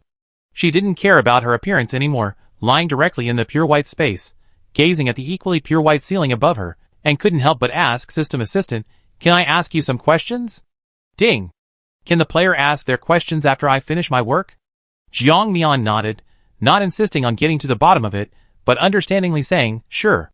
When Jiang Mian opened her eyes again, it was a pitch-black night outside, with the occasional sound of hail hitting the ground. Jiang Mian sat up, got out of bed, and put on her shoes. Looking at the scenery outside the glass, she couldn't help but frown. She was completely clueless, with no idea what kind of disaster was about to strike. Mian? Are you awake? Jiang Mian turned her head and realized that her grandmother had been watching over her on another small bed. She hadn't paid much attention before and hadn't even noticed. Why do you look so haggard? Jiang Suiyu said, tucking a stray strand of hair behind her ear. Looking at her granddaughter's pale face, her heart ached. Jiang Mian forced a smile and comforted her. Grandma, I'm fine. I'm just a little tired after leaving the game. I haven't had a proper rest in days. Plus, so much happened on the last day, the nuclear explosion, resurrection, fighting off radiation, it was exhausting. Jiang Mian had only been casually complaining. After all, non-players wouldn't hear about the game. She was used to telling her grandmother about it, even though her grandmother couldn't hear her. However, this time was different. After hearing her granddaughter's story, Jiang Suiyu's vision blurred, and she almost fainted. She looked at her granddaughter in disbelief, a look of heartache creeping into her eyes. Mian, what did you say? Nuclear weapons? Radiation? What's going on? Didn't you say it wasn't dangerous? Why is this happening? Jiang Suiyu quickly touched Jiang Mian, practically running her over her entire body to check for any injuries. You died and came back to life? How is that possible? Jiang Mian was stunned, her previously dazed eyes widening instantly. Grandma, can you understand what I'm saying? Seeing that she not only didn't answer but also asked a question, Jiang Suiyu was both angry and worried. You silly girl, why didn't you say anything before? Didn't you say it wasn't dangerous? Jiang Mian's heart skipped a beat. She still wanted to deceive her, but she was no longer trusted. No matter what she said, her grandmother wouldn't believe her. Fine. You grown up, and you know how to fool me now. You always pick out the nice things to say, but you never mention the actual dangers, do you? Jiang Mian had been discovered. At this point, she was truly helpless. She could only lower her head and listen to her grandmother's seemingly scolding, but actually caring words. And her grandmother's reddened eyes, and the hands that subtly wiped away tears. Jiang Mian wiped away her tears and said with a smile, Grandma, I'm really fine. I knew I could be resurrected, that's why I was so bold. You know me, I'm terrified of death. I don't want to face any danger at all. Have you forgotten? Jiang Suiyu shook her head with a wry smile. Mian, you're probably used to it, too close to the situation to see clearly, so you haven't noticed. If you were an outsider, you would see just how much you changed. Jiang Mian looked at her, confused. Grandma, I won't change. I'll always be your granddaughter, that will never change. Jiang Suiyu sighed. Silly girl, that's not what I meant. What I meant was, you changed. You wouldn't have gone abroad alone before, especially not to such a chaotic country like the US, and you certainly wouldn't have stayed away alone for so long. Now everything's different. You become decisive, brave, and cautious. I know this is a sign of your growth. Actually, Grandma doesn't want you to grow up too much. I just want Grandma to be able to protect you and your brother, so you can always grow up under my wings, without having to worry about the future. Grandma only wants you to be safe and sound. I don't want you to be in danger when Grandma is completely unaware. Grandma wants to protect you too. Thump thump thump. This was Jiang Mian's rapid heartbeat. Even though she was in the bright and warm base building, it felt as if her surroundings had changed again, and she was back in her old house. Grandma reached out her hand. Mian, Grandma doesn't want to eat, you guys eat. Mian, Grandma's getting old. Mian, you must live well. Mian, Grandma's useless. Jiang Mian looked up, trying hard not to let her tears fall. No. That night, the two sat on the bed, Jiang Mian leaning against her grandmother's lap. They talked for a long time, as if they wanted to say everything. Jiang Mian finally closed her eyes to rest the next morning. After tucking her in, Grandma sat in the living room, her mind a jumble of thoughts. Chapter 392. Jiang Mian's sleep was restless. Bizarre and fantastical scenes kept flashing through her mind in her dreams. Each time, she was chased relentlessly, with no escape, followed by the illusion of falling off a cliff. Phew! Jiang Mian woke up covered in sweat. She wiped the sweat from her brow and looked at the already bright sky, realizing she had slept straight until the next morning. Her stomach was growling with hunger. Jiang Mian didn't want to move an inch. She took out a folding table used for her computer, unfolded it, and took out food from her spatial storage, eating in bed. Only after eating and drinking her fill did she have the strength to get out of bed. Jiang Mian looked at the reward the system had sent her yesterday, completely bewildered. Congratulations to player I Love Salty Soy Milk for completing the hidden quest in this game and successfully clearing the level. Reward: 10 million gold coins. The system shop is currently updating. Players are advised to save their gold coins. Jiang Mian blinked. This was the first time the system had been so considerate and clearly indicated this. She was a little flattered, feeling like the system assistant was giving her extra attention. Could it be because she helped the system and received the book of answers as a benefit? Jiang Mian nodded seriously. Very likely. Unexpectedly, players and the system could use this method to bribe their superiors. Jiang Mian suddenly remembered something and quickly asked, by the way, I wanted to ask, what are the uses of the snake scale fruit tree heart, and snake scale fruit tree seed that I obtained? Ding! Snake scale fruit tree seed can be used for planting. Combined with the snake scale fruit tree heart, it perfectly replicates the original plant's effects. Snake scale fruit, consuming it increases the species' maximum lifespan, the exact limit determined by the race. Jiang Mian seemed to understand. What does that mean? What's the maximum lifespan? Lifespan cap is based on the species' inherent lifespan. After consuming the snake scale fruit, it will approximately increase the species' lifespan cap by 50% to 70%. Ding! The snake scale fruit's growing environment is extremely rare, requiring a large amount of live spring watering to grow successfully. If the player is willing to sell the obtained snake scale fruit tree seeds and snake scale fruit tree hearts to the system shop, the system shop will buy them back for 500,000 gold coins. Jiang Mian instantly snapped out of her daze and quickly waved her hand in refusal, saying, I politely decline. What a joke. The system assistant already said this stuff is extremely rare. Is she the kind of person who lacks gold coins? There's no need to sell this for 500,000 gold coins. Jiang Mian tapped her knee, considering the cost-effectiveness of consuming it. As everyone knows, the human lifespan cap is approximately between 120 and 150 years. As for Jiang Mian now, she wasn't actually very clear about her own lifespan cap. However, this didn't stop her from eating the fruit directly. When Jiang Mian took the first bite, she found it tasteless, the second bite was too cloying, and the third bite brought a look of pain to her face. After finishing the fruit, her expression could easily be mistaken for a mask of agony. It wasn't that it was terrible, but it certainly wasn't delicious. Moreover, after eating it, for some reason, Jiang Mian felt like vomiting. Perhaps this was a side effect of the fruit, effective, but awful. Of course, there was another possibility, but it was rather nauseating, so Jiang Mian didn't mention it. Jiang Mian actually leaned towards the last idea. She decided to say it anyway, that is, the serpent scale fruit grows on a giant tree, and the giant tree absorbs nutrients from all the plants within its roots. And the nutrients absorbed by these plants, besides the mutations brought about by the soil, also included humans. More precisely, besides the players, there were also the original natives of that world. Don't forget, there were traces of human existence in that world. Those ruins prove everything. It's just that they were unlucky enough to arrive when almost all the humans were dead. Therefore, the taste of the serpent scale fruit actually comes from the nutrients of all the corpses. It's terrifying to think about. If you really think about it, Jiang Mian is actually eating people. No, no, no. Jiang Mian shook her head. She couldn't think like that. She didn't mean to eat people directly. She only indirectly ate the fruit that grew on human corpses. Jiang Mian's guess was correct. Countless corpses were buried beneath the roots of that giant tree, which was one of the conditions for its growth. It needed sufficient nutrients and bones to grow, something that could increase its lifespan. In reality, letting Jiang Mian eat this thing would be a complete waste. It would only have a real effect if eaten by certain special races. For example, right now, in a building in a somewhat western-facing area, a werewolf, who spent 5 million to buy a snake-scale fruit in the previous game, not only didn't feel nauseous after eating it, but also had the illusion of enjoying an unparalleled delicacy. She closed her eyes, silently sensing the increase in her lifespan. Then, her bright, glowing green eyes appeared. 900 years. That's wonderful. A 60% increase in my lifespan limit.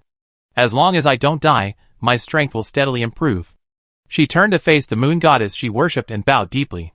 Thank you for the moon goddess's gift, thank you to my parents, thank you to the system that nurtured me, thank you to my loyal protectors, thank you. She spoke as if giving a speech, thanking almost every name she could think of, even the canine-type pet dog in front of her house. Jiang Mian closed her eyes. She couldn't sense her lifespan, but she could feel changes in her body, as if certain cells had become more active. Jiang Mian, confused, directly asked the system assistant, "Can you tell how many years my lifespan has increased?" Ding! After consuming the snake scale fruit, the player's maximum lifespan has increased by 70%, which translates to an increase of 212 years. Congratulations. Jiang Mian nodded in satisfaction, surprised that her lifespan had increased so much. However, listening to the system's voice, she felt a strange sense of resentment. Was it just her imagination? Jiang Mian was puzzled. The system assistant was heartbroken. Seeing other players' lifespan increases rapidly, while its own player hadn't even reached 500 years, how could it not be angry? Seeing its own player's expression as if they had gotten a huge advantage, the system assistant was even more speechless. Chapter 393. To be honest, Jiang Mian would have been better off selling the snake scale fruits and exchanging them for other things. While those wouldn't have the same significant effect as the snake scale fruits, they would at least increase her lifespan. Actually, this would be more practical for Jiang Mian. After all, while her lifespan limit would increase, it wouldn't be of much use to her now, since she wasn't exactly old and frail. It seemed a bit wasteful, didn't it? Jiang Mian was unaware of the system assistant's ulterior motives. She was currently taking stock of the snake scale fruits she had acquired. She hadn't taken many, just 10, distributing one to each of the 3 people. Fu Junhan had contributed more, so she gave him an extra one, meaning she had given away 4, leaving her with only 6 snake scale fruits. And she had just consumed one, meaning she only had 5 snake scale fruits left. Fortunately, there was no limit to how many she could eat, provided she could grow the snake scale fruit tree. Jiang Mian buried the serpent scale fruit tree directly in the planting space, then used time acceleration on it. She even created a special backdoor for its growth environment. It even needed watering from the nearby spiritual spring. And it was pure, unadulterated water. Only Jiang Mian would dare to be so extravagant, considering she hadn't used spiritual spring water much in her previous world. With the aid of time acceleration, the spiritual spring water in the space grew exceptionally well, already reaching a depth of about 5 meters. However, even with time acceleration and the spiritual spring water, the serpent scale fruit tree's growth was still slow. It didn't grow as quickly as it did in the game world, growing and bearing fruit in a flash. Jiang Mian knew that the slow growth was due to the fact that she hadn't provided as much life force as in the previous world. But she couldn't actually do that. Killing everyone in the world for the sake of lifespan, Jiang Mian wasn't that ruthless. Jiang Mian left the room.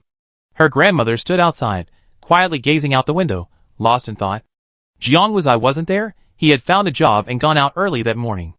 The atmosphere between Jiang Mian and her grandmother was as if nothing had happened. They still cared for each other. In other words, she felt more sorry for Jiang Mian. Jiang Mian washed the fruit and handed it to her grandmother. Neither spoke, yet they understood each other's meaning. However, no matter what she said, her grandmother refused to eat it. She turned her head away, avoiding Jiang Mian's gaze. "Keep it for yourself. This will definitely be more useful to you than to me. I'm so old, it's a waste for me to eat it. It's better to." Before she could finish, Jiang Mian shoved the fruit into her mouth. A tooth mark was clearly visible on the snake scale fruit. Jiang Mian pointed at it, acting like a rogue, and said, "Look, you already bitten it. You know I never eat other people's leftovers, so you're the only one who can eat this." Jiang Mian's face was full of unreasonable whining, as if she herself were a spoiled and willful person who wouldn't listen to reason. Jiang Sui looked at her helplessly, and finally could only nod and eat the fruit. She knew that her granddaughter, whom she had raised herself, had the most stubborn temper. Once she made up her mind, she wouldn't go back on it, just like she had been in her youth.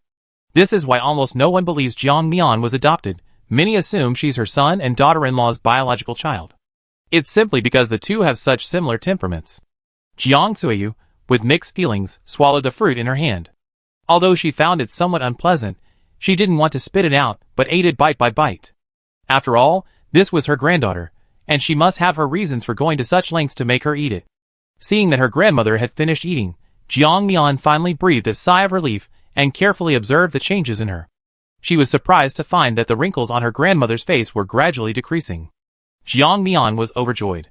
Slowly, as the fruit entered her mouth, even her grandmother's hair began to turn from gray to a glossy black. Seeing this change, Jiang Mian couldn't help but open her mouth wide. It's a bit too miraculous. It was only now that she realized what increasing the lifespan limit meant. She thought it was just a simple increase in lifespan. What's wrong? Jiang Suiyu looked at her granddaughter, puzzled. She didn't understand why her granddaughter was looking at her like that, as if she had witnessed a magical transformation. Jiang Mian silently handed over a mirror, then stared intently at Jiang Suiyu. Jiang Suiyu took the mirror, looking at her reflection with some confusion. When she saw her reflection, she froze, and the figure in the mirror also froze. Clatter! Jiang Suiyu lost her grip, and the mirror slipped from her hand, falling to the ground. How could this be? It's unbelievable. She took several steps back, touching her face, her shock evident. Jiang Mian looked at her astonished expression with satisfaction, then smiled and said, "Yes, that's it. That's why I especially brought it out for you to eat. Don't tell anyone about this. Actually, I was thinking that since you changed so much, we should move to a different place to live. That way, we can ensure everything goes smoothly." Jiang Suiyu quickly understood. She nodded and began packing her things, waiting for Jiang Wuzai to return that evening to tell him about it. When Jiang Wuzai heard that they were moving again, he hadn't yet recovered from the shock of his grandmother suddenly becoming younger. Family, who understands? After a long day of work, Grandma suddenly looks like she's in her 40s. Who wouldn't be surprised? Looking at the fruit his sister offered, Jiang Wuzai, unusually, didn't reach for it. Instead, he stood far away and said, "Sister, if I eat this, will I become like a child? Will it shrink my body? Then I won't be able to protect you and Grandma. Maybe I shouldn't eat it. Or you can eat it yourself, or give it to Grandma." Jiang Mian rolled her eyes, and slapped him on the head. "What nonsense are you talking about? I tried it myself. Grandma is an exception. My body didn't shrink after I ate it, and it didn't have any other effects. Hurry up and eat it, stop talking nonsense." Jiang Wuzai took the strangely shaped fruit, his expression full of resistance, but he had no choice but to take a bite. After chewing a couple of times, he instantly rolled his eyes, looking at Jiang Mian with utter despair. "Sis, do I really have to eat this? Can I add something to it with? This stuff is so greasy." Jiang Mian coldly shook her head in refusal. "No, eat it quickly. If you had something else and it affects the fruit's effects, wouldn't that be a complete waste?" Chapter 394. Jiang Wuzai closed his eyes, quickly stuffed the fruit into his mouth, and then tried to hypnotize himself, telling himself he was a tiger hunting and had only eaten something unpalatable, but he was starving and had no choice but to eat it. By this self-hypnosis, he forced the fruit down his throat. Ugh! After eating the fruit, Jiang Wuzai ran to the kitchen, grabbed a bottle of rice vinegar, and gulped it down. Finally, the unpleasant taste in his mouth subsided, and he breathed a sigh of relief, grimacing as he frantically drank water, trying to metabolize the fruit quickly. Jiang Suiyu's sharp comment, pretentious. Many people outside, let alone fruit, have to work hard all day to earn a simple white flour bun. This guy has never experienced hardship, that's why he's so pretentious. If he were truly starving for a while, he'd eat anything, not even unpalatable fruit, but tree roots. Thinking this, the two exchanged a glance, both having the same idea. At this moment, Jiang Wuzai had no idea what would happen next because of his own affectation. Sure enough, after Jiang Wuzai ate the fruit, there wasn't much change. He didn't become younger or anything like that. Jiang Mian guessed that the fruit, after they consumed it, probably increased their maximum lifespan. Just like how they started as a 300 milliliters mineral water bottle, and now it's increased to 500 milliliters, they can hold more water, so their lifespan increases accordingly, their growth rate slows down, and the rate of aging also slows down. This is why Grandma became younger after eating the fruit. The three looked at the hail outside and decided to leave later. Leaving in the current situation would be unwise. The hail had been falling for a long time and was about to end, but they wondered what would happen afterward. The hail, combined with the hot weather, didn't stay on the ground for long and quickly melted, which was why a drought hadn't occurred. Although it was hot, at least ordinary people could still drink water. As for health, that didn't matter. "It's snowing?" someone shouted, and everyone huddled inside couldn't help but open their windows or doors to check the weather outside. Jiang Mian stretched out her hand, and a piece of ice crystal slowly melted on her palm. Looking at the puddle of water, Jiang Mian breathed a sigh of relief. Extreme cold. It's coming soon. Thankfully, it's extreme cold, not acid rain. Jiang Mian felt relieved and quickened her pace. She called to the two of them, "Grandma, Wuzai, let's take this opportunity to leave here and go to the S-City base." Upon hearing this, Jiang Wuzai didn't react at all. He didn't know where the S-City base was. But Grandma looked at Jiang Mian with surprise, Mian, why are we going so far? The S city base is over 1,000 kilometers away from here. It won't be an easy journey. Jiang Mian nodded. She understood her grandmother's concerns, but if a blizzard came, accompanied by extreme cold, food distribution in many places would be insufficient, increasing the risks considerably. S city was different. It had always been a relatively prosperous city, and even after natural disasters, it had stockpiled all sorts of food.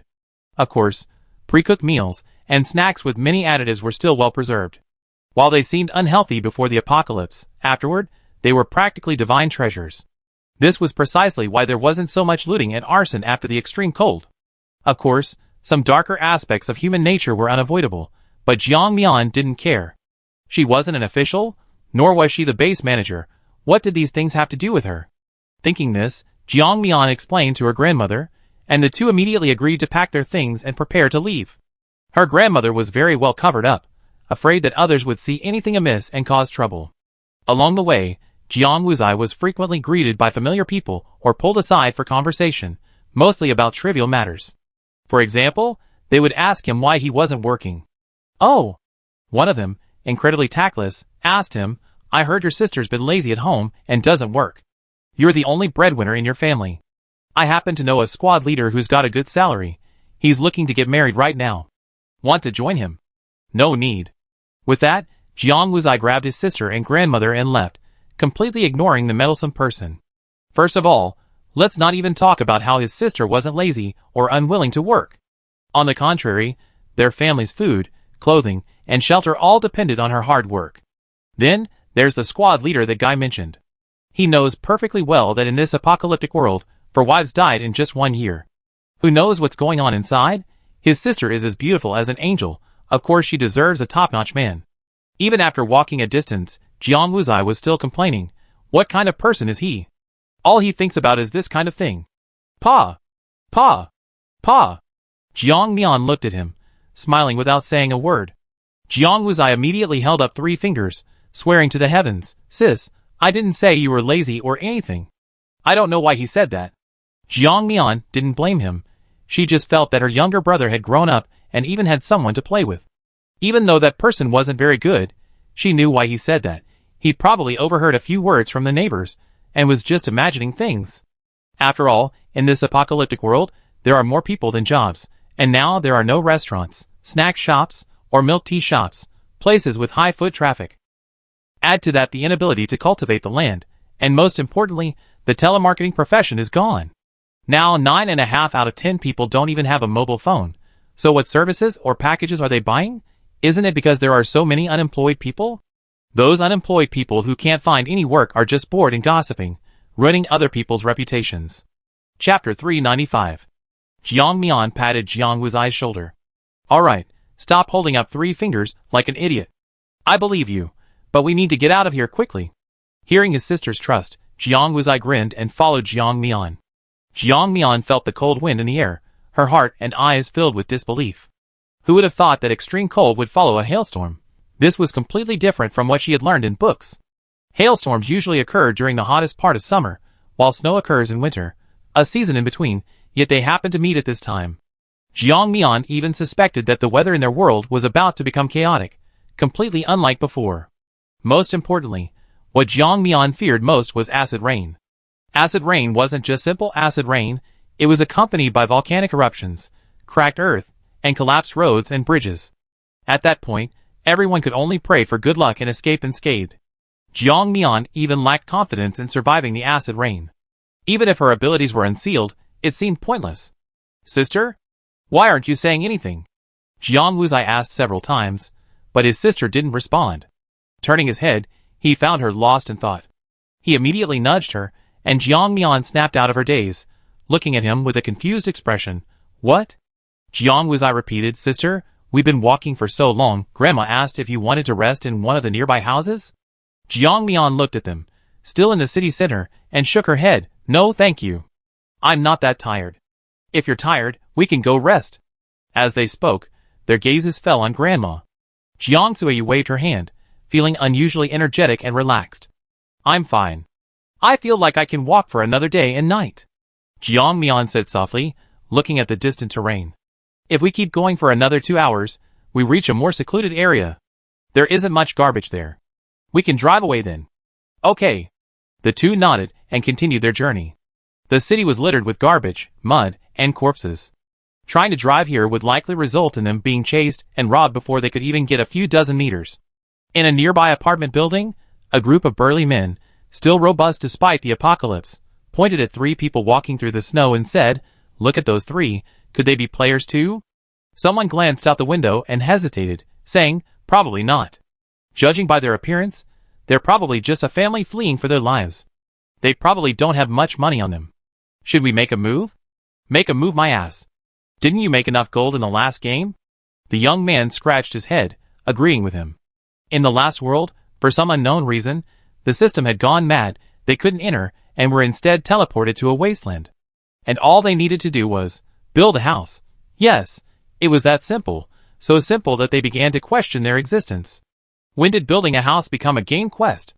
Many veteran players began to become cautious, fearing that this quest world might have other schemes. Unexpectedly, all they needed to do from beginning to end was build houses. However, there were one things to remember. No using inferior materials, no urinating or defecating inside the houses, no substituting beams for pillars, no. There were hundreds of rules in total, so it wasn't as simple as it seemed. Because of this, some players specializing in civil engineering made money with ease. The money they earned in the previous game made these ordinary players incredibly envious. Even some veterans addressed them with respectful titles like Big Brother, Teacher, and Master. That's how the game world is. If you can seize an opportunity, it means you can soar to great heights, but if you can't, it just means your time hasn't come yet. Brother, you still need to practice. Thinking this, these people gave up on robbing the three men who looked to have only a pittance. And that's why these men luckily escaped with their lives. The three of them made their way to the outskirts of the city, where the crowds were scattered, meaning even if they heard a car, they wouldn't rush over immediately. Jiang Mian first used binoculars from the highest point nearby to confirm that the road ahead was passable before releasing the vehicle.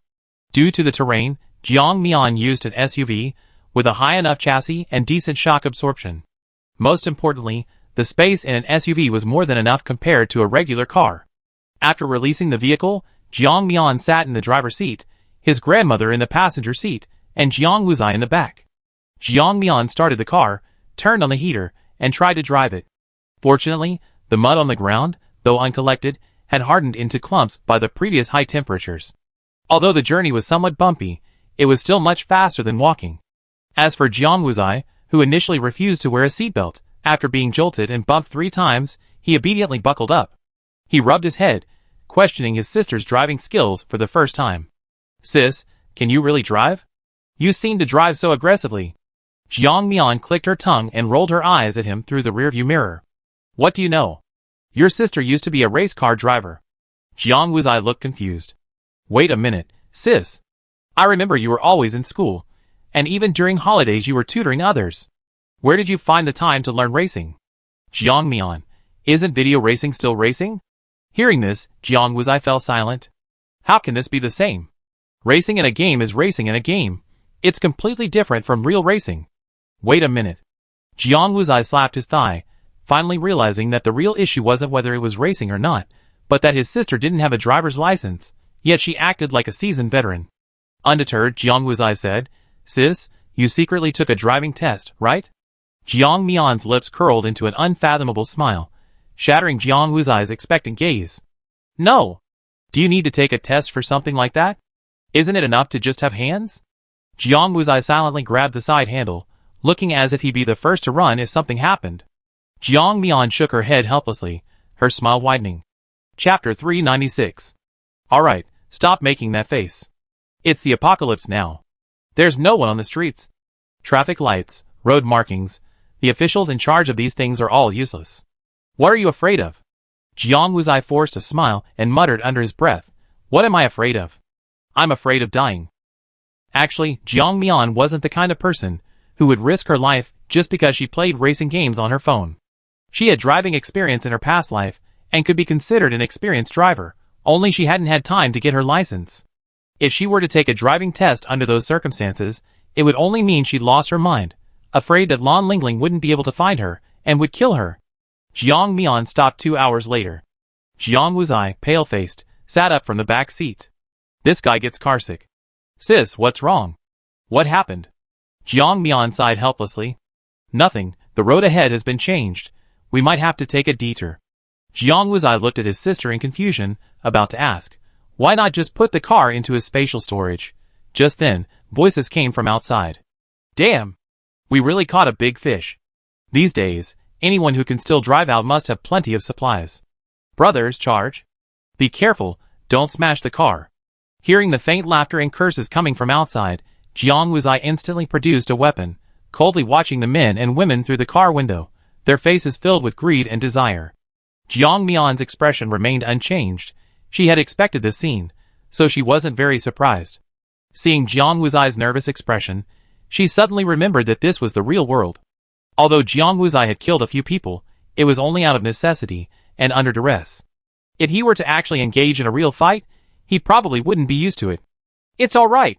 Just follow me in a bit, Jiang Mian reassured him, shifting the car into reverse and slamming on the gas. As for the crowd surrounding the car, judging from the loud crashes and the feeling of the tires crushing objects, it was clear that those people were in a bad situation. Some of those who narrowly escaped the impact immediately pointed at the car and cursed, "You bastard, are you blind? You hit someone, don't you know?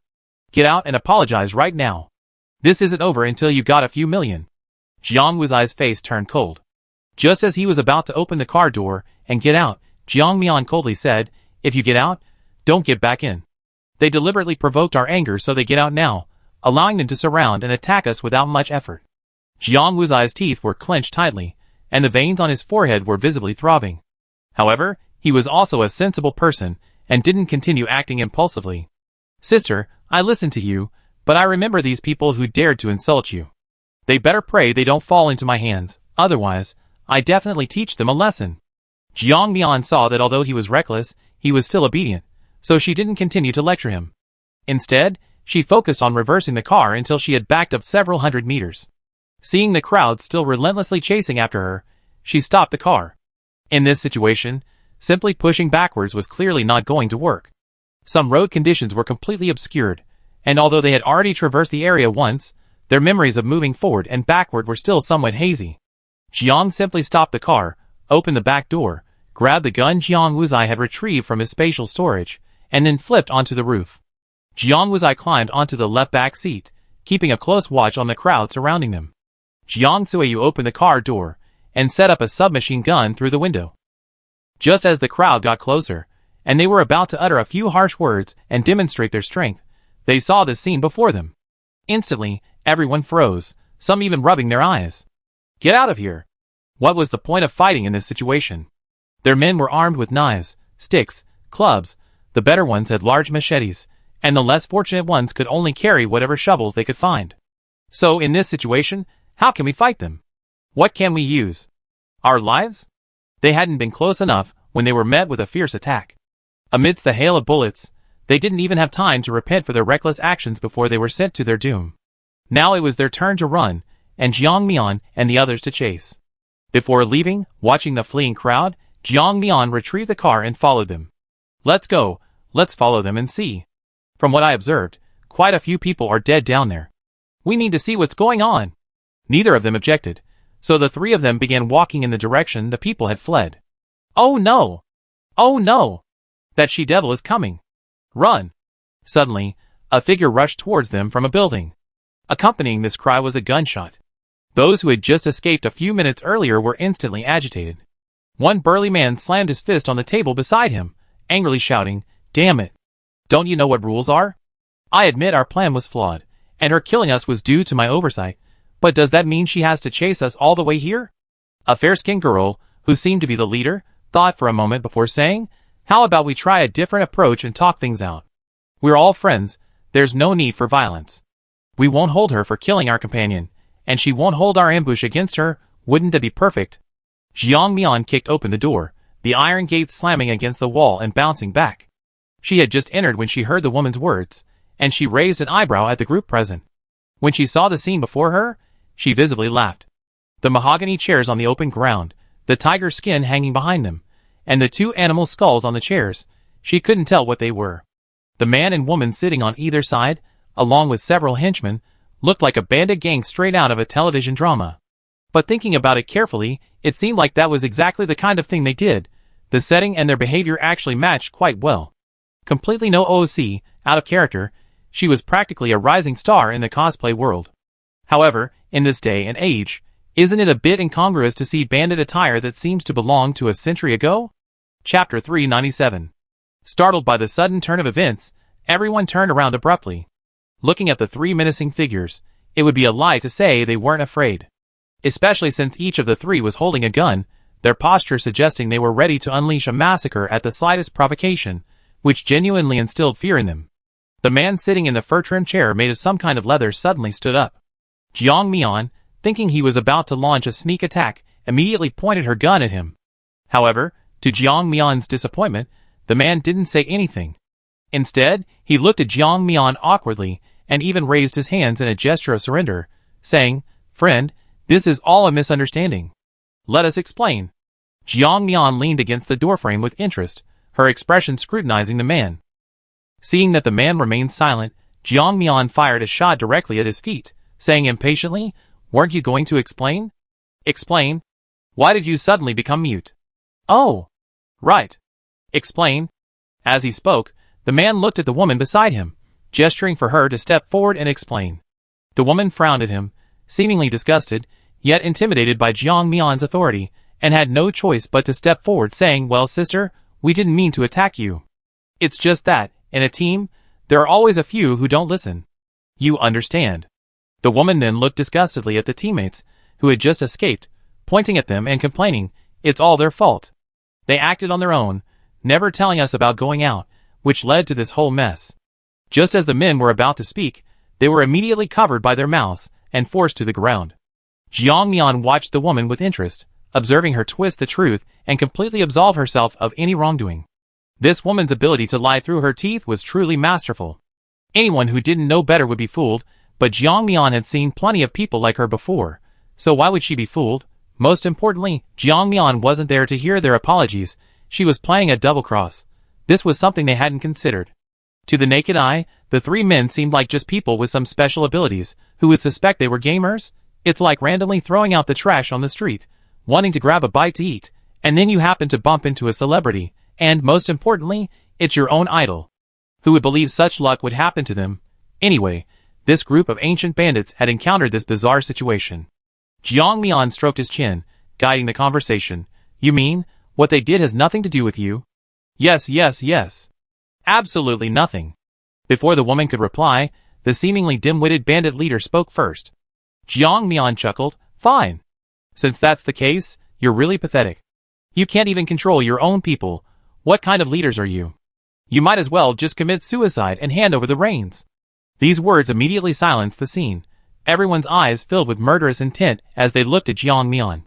Seeing that the two sides were about to fight, Jiang Mian turned around, pulling his grandmother and Jiang Wuzai aside, dodging the incoming pistols and bullets. Jiang Mian, holding a thick iron door in front of her, instantly darkened her expression. No wonder these people hadn't shown much fear earlier. They were waiting for her here. On the surface, they wanted to negotiate, but secretly, they wanted to keep her and her guns. "Fine, fine, fine." Jiang Mian was truly enraged, her eyes filled with murderous intent. "Since you're like this, don't blame me for being impolite and inhuman." Upon hearing this, Jiang Wuzai immediately understood what he needed to do. Now he only needed to be a fearless warrior, without worrying about anything else. Jiang Suiyu also raised her gun and attacked the group. In an instant, smoke filled the room, and those who hadn't even reacted were riddled with bullets. The few people who had initially sat at the head of the table simultaneously showed expressions of embarrassment. They hadn't expected the three opponents to be so fierce and quick to react, attacking without warning. And who was this woman? She could conjure several large iron gates out of thin air. It was illogical. Isn't it said that guns are faster beyond 10 meters and more accurate within 10 meters? How come it was completely reversed with this woman? However, the situation was too late for regrets. What's done is done, and Jiang Mian would never let them go. He would kill them to prevent future trouble. When Jiang Mian braked, there were many car wrecks and human corpses in the crater. These people knew best what they had done. Jiang Mian had never believed they were the type to easily repent. Even if these small groups are unstable, they will still consider the overall situation, and would never make excuses like the man said, such as "I can't control this or that." After the attack, the buildings here were completely transformed into Assyrian style, full of ruins and blood splattered everywhere, all telling the story of the chaos in the apocalypse. Jiang Mian watched as some fled and others fought amongst themselves, without making any further moves. These were just small fry. She had their leader, and some things only needed to be asked of that leader. There was no need to concern herself with the affairs of those small fry. Jiang Mian plopped down in the chair Jiang Wuzai had brought over, looking casually at the man kneeling on the ground, missing an ear and a leg. She exuded an aura of superiority, and said nonchalantly, "If you answer my questions honestly, I might give you a quick death. But if you try to evade the question, I won't be so lenient." The man, forced to kneel, glanced weakly at Jiang Mian sitting above him. At that moment, all he wanted was for this woman to give him a quick death, so he quickly nodded in agreement. "I tell you everything you want to know, just please kill me." Jiang Mian nodded. Seeing that this man was somewhat sensible, she didn't intend to make things too difficult for him. She said, "All right.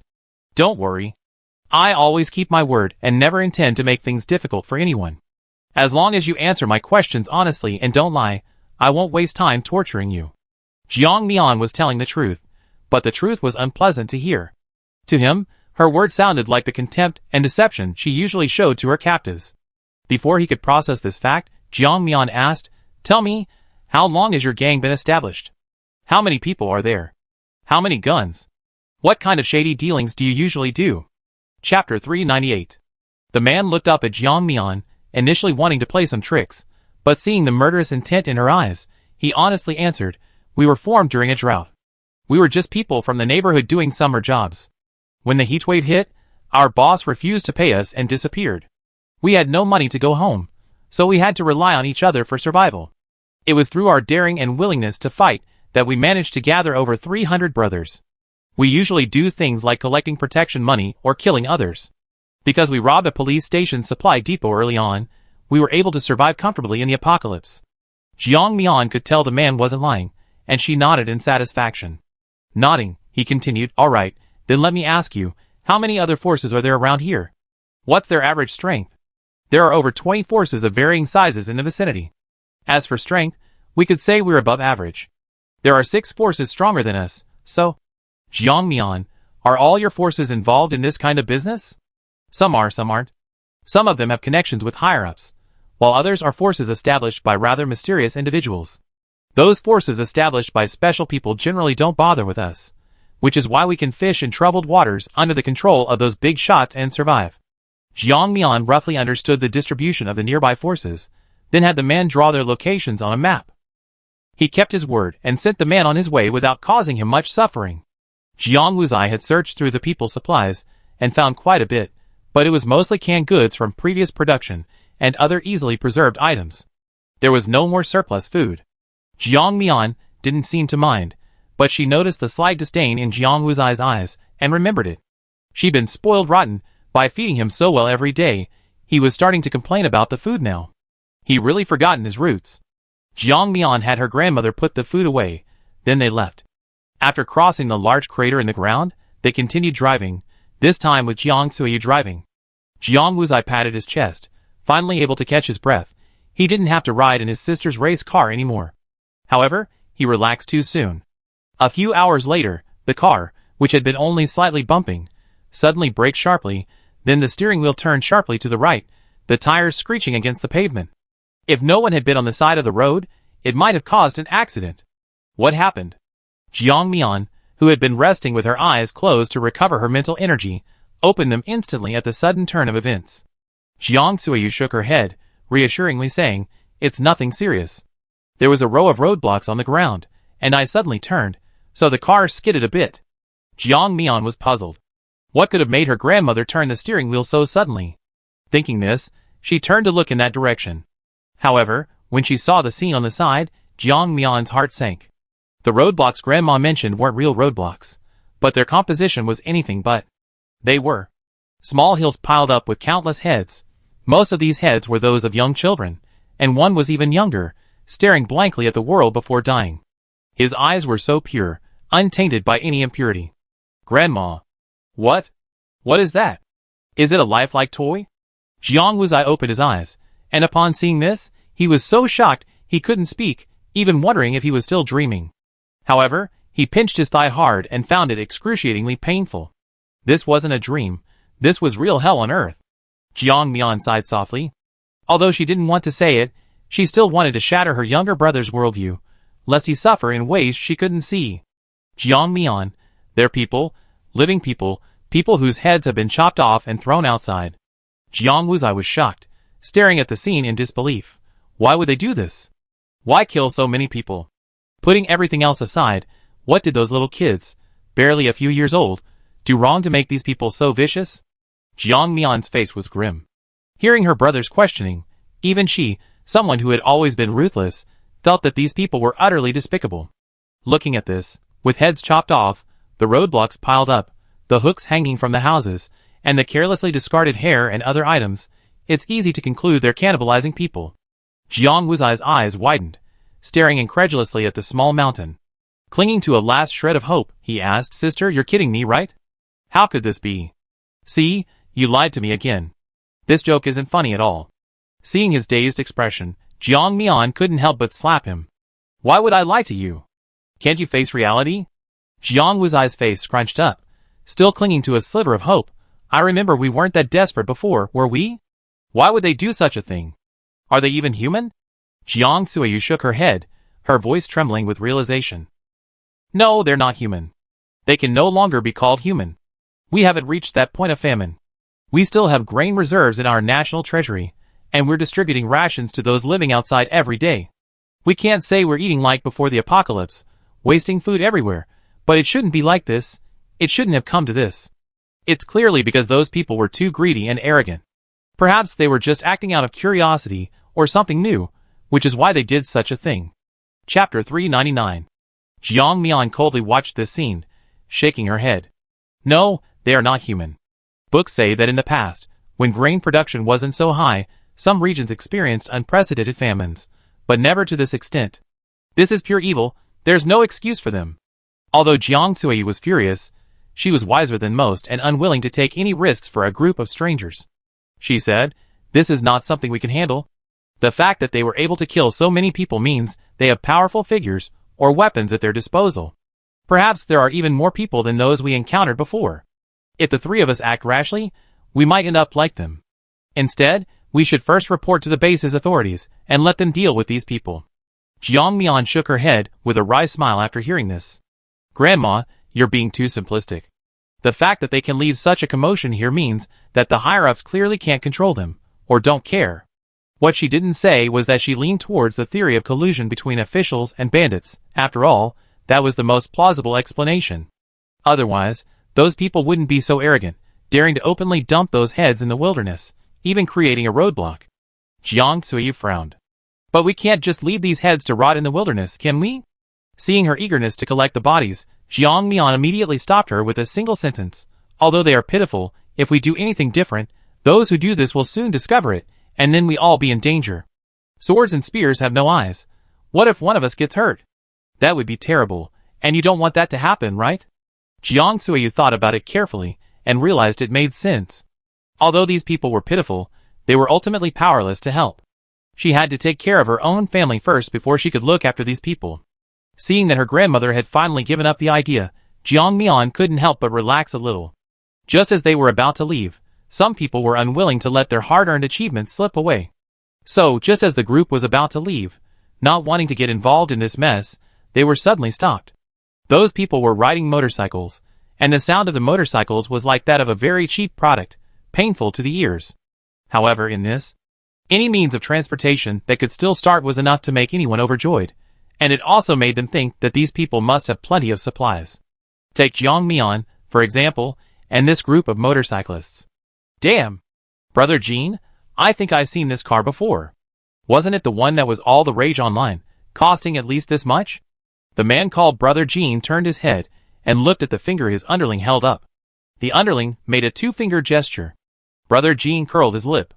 "You little rascal, you're tempted by a 200,000 yuan off-road vehicle? You're really ignorant." The underling scratched his head. No, Brother Jean, what I meant by holding up two fingers was that this car costs over 2 million yuan. I wanted to buy it, but I never had enough money." Brother Jin's face turned slightly embarrassed after hearing this, but he secretly made a grudge against the underling. What do you mean? Showing off your money, huh? You really think I didn't get it?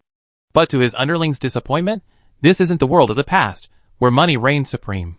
Now, might makes right, and strength is the only true measure of power. So what if they're rich second-generation heirs or self-made millionaires? They're still obediently working under him, a nobody with no credit history, no residency, and no savings. Thinking this, a twisted sense of satisfaction filled Brother Jin's heart. Alright, stop bragging about your past life. That's all in the past. If you behave, you can team up with us and steal our food. If you don't listen and try anything funny, then you just become food. As Brother Jin spoke, his eyes were filled with mockery and ridicule, as if he were about to list the man as food as well. The underling finally realized he'd been flattered to the point of making a fool of himself. He pounded his head in frustration, wondering how he messed up. He couldn't even flatter properly. What else could he do? Meanwhile, Brother Jin's attention shifted to the SUV. Suddenly, the dusty, damaged vehicle seemed incredibly luxurious. 2 million. It must be made with the real stuff, right? Maybe in the apocalypse, he could even drive it around picking up girls. Thinking this, Brother Jin immediately attacked the tires. Even if nothing else, just deflate them completely. Even if he had to tow them back to base for repairs, he'd still get a valuable vehicle. Jiang Mian's face turned cold. Seeing their brazen attack on her car, her initial desire to settle things peacefully had completely vanished. Since they had provoked her, wouldn't she become a laughingstock if she didn't take a stand? Thinking this, Jiang Mian opened the passenger door and kicked it open with a thud. The passenger door flew off and crashed into the group surrounding them. Ouch!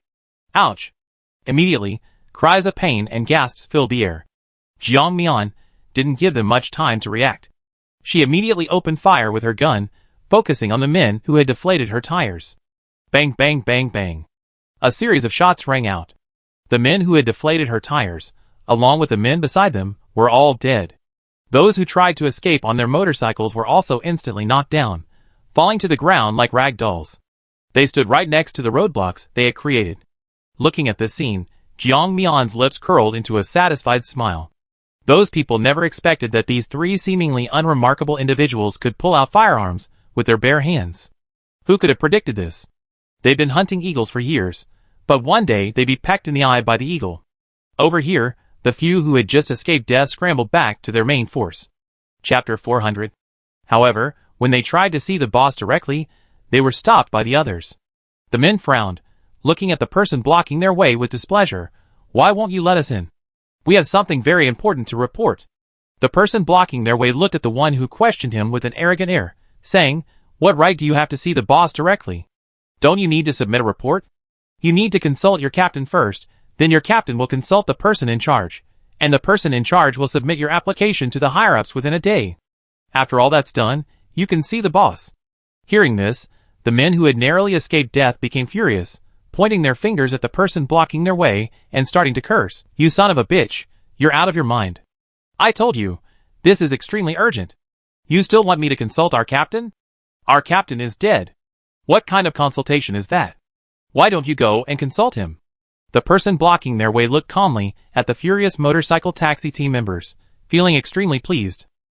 These people used to look down on him when he was weak, but now that he's risen up, they'd be begging him for mercy. If they just said something nice, maybe he'd let them through. Thinking this, the man became even less anxious, quietly observing their expressions. Just then, one of them tugged at his sleeve and whispered, Junzi, why don't we let them in? They seemed pretty anxious. If we don't let them in and something happens, we might not be able to handle it. This man claimed everything he said was for everyone's benefit. However, he couldn't overcome the fact that Junzi held a higher position. A higher rank can be incredibly powerful, especially in a post-apocalyptic world. Unless you're prepared to risk your entire family's lives, who would act impulsively. Unfortunately, he still didn't understand his teammate. Junzi waved his hand, swatting away the people trying to persuade him from behind. He said with a mocking smile, Don't give me that. I only know that what I'm doing now is within the scope of my job responsibilities. Saying more won't do any good. Seeing his smugness, the men who had just run back exchanged glances, silently took a few steps back, and whispered, Brother Feng, should we run? I think these guys are completely out of their minds. What kind of time is this? It's an extremely urgent matter, and they're still putting on airs. Why don't we just leave, and take our families to another organization to join? Anyway, we haven't told them what happened yet, so they definitely won't be on guard against us. After this brief discussion, they glared coldly at the man who had blocked their way, turned around, and left, showing no intention of trying to fight back. That's why they missed their only chance to live. It's true what they say, it's easier to see the devil than to deal with his minions. Sometimes, when someone becomes too powerful, you might discover, without even realizing it, that their underbelly is full of corrupt officials. After dealing with these people, Jiang Mian turned to look at the SUV, its 4 tires flat, and the door kicked off by his own kick. He could only sigh helplessly, and then folded the car away. As for the cars left behind by those who attacked her, Jiang Mian collected them all without hesitation. She turned to look at the direction some of the attackers had fled and decisively said, "Grandma, let's take another route." Okay. The 3 of them got into a new car and headed towards the previous fork in the road. It was precisely because of their quick thinking, and because those who had been deliberately provoked were stopped, that they managed to leave unharmed and continue on their way elsewhere. Jiang Mian tapped her fingers on the steering wheel, driving while her mind wandered to other things. Jiang Mian suddenly spoke up. "I thought about it carefully. We should go to the base inside and check the situation. If it's truly corrupted, we leave immediately. If the control of the base is still intact, we release information about what happened here." As she spoke, Jiang Mian looked at Jiang Wuzai and asked, "You just took pictures with your phone, right? Keep the evidence, don't delete them. If the base here is still credible, this will be strong evidence to bring down these people." Jiang Wuzai nodded, waving his phone in his hand, and said, "Don't worry, sister, I kept all of this. I definitely won't let those beasts get away with it." Despite saying this, they still encountered many dangers, both big and small, along the way. Not only did powerful figures begin to oppress passers-by, but others also faced similar situations. Those who were oppressed, upon seeing a car, would immediately think of escaping, or stealing their car to escape.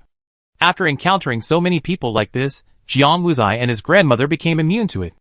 At first, they might have avoided them, but later they simply stopped caring and didn't want to bother them. They even stepped on the gas and chased after those who lay in front of the car begging them to take them away. Those people naturally fled quickly. Judging from their running pace, there was no trace of their previous weakness. They were simply trying to feign weakness to play the victim, but unfortunately, none of the 3 people in the car were as kind as they thought. Maintaining kindness in this situation would likely have left no trace, not even bones. Although they hadn't experienced particularly harsh environments, they were always paying attention to what was happening in the outside world. Jiang Mian deliberately drove around to the countryside, took out a palm-sized device from her spatial storage, and only stopped the car and stored it away after confirming there were no red dots nearby. Jiang Mian waved her hand and produced 3 bicycles. These were the ones she had stored in her spatial storage during the previous downpour. Although they were a bit worn, they were perfectly suited to the current environment and wouldn't arouse suspicion. Jiang Mian half squatted on the ground and removed a switch inside the bike. Since it was originally a shared bike, removing the switch would stop the beeping and the warning that it was in a non-stop zone. Besides, the shared bike company might have already closed down, so no one would care about these things now. Jiang Mian, sitting on the bike, warned, "The road ahead might be a bit rough. We need to be careful, and try not to run into any broken glass or anything like that." Chapter 401. If they ran over broken glass or nails, the tires would definitely go flat, and they have to buy a new bike, which would be exhausting and troublesome. The 2 nodded and started riding their bicycles towards the base. To be honest, although riding was a bit tiring, it was definitely faster than walking. If it weren't for the increasing number of people and eyes, as they went deeper into the base, they wouldn't have chosen to ride bicycles. They would have at least used an electric scooter or their recently acquired motorcycle. Perhaps because they had switched to bicycles, they encountered far fewer robberies along the way. Of course, some people tried to rob them outright, but they were all kicked away. It was precisely because of this deterrent that those people dared not provoke the 3 again. After riding for several hours, Jiang Mian and his companion finally arrived at the base. Jiang Mian looked up at the large, gilded plaque above the base that read, "Sunflower Base." This base seemed no different from any other. Even the passers-by exuded happiness, as if they were celebrating some major event. Jiang Mian and the others exchanged glances, then lined up to register their identities and names at the entrance. ID cards were no longer required. They only needed to write their names on slips of paper. Who cared if it was actually their own? The 3 of them then paid an extra portion of food as tickets to enter the base. Once inside, they discovered a completely different world. Bases usually felt cramped and isolated, but this one was surprisingly empty, as if the occupancy rate was very low. Jiang Mian was somewhat confused. This place seemed no different from other places, so why were there so few people living here? And why, even though there were spaces available, were others choosing not to move in? It wasn't until a group of middle-aged women guarding the base entrance stopped her that she understood why the occupancy rate was so low. "Young lady, aren't you going to move in? Our property prices have plummeted. Look, now you only need 500 jin of grain to move into a 3-bedroom apartment, and you even get a 2-year lease. Young lady, why don't you stay here? We have 4 bedrooms and a living room, but the price is exactly the same as the one that person offered before. Think about it, you get an extra living room, it'd be more convenient for your family. Oh dear, young lady, don't listen to their nonsense. The houses they're showing you are either incredibly remote or right at the base entrance. If something happens there, you won't be able to escape. Look at me, my place is surrounded by. The houses surrounding the inner city can now be lived in for a year, with just 500 jin of grain. It's incredibly cheap.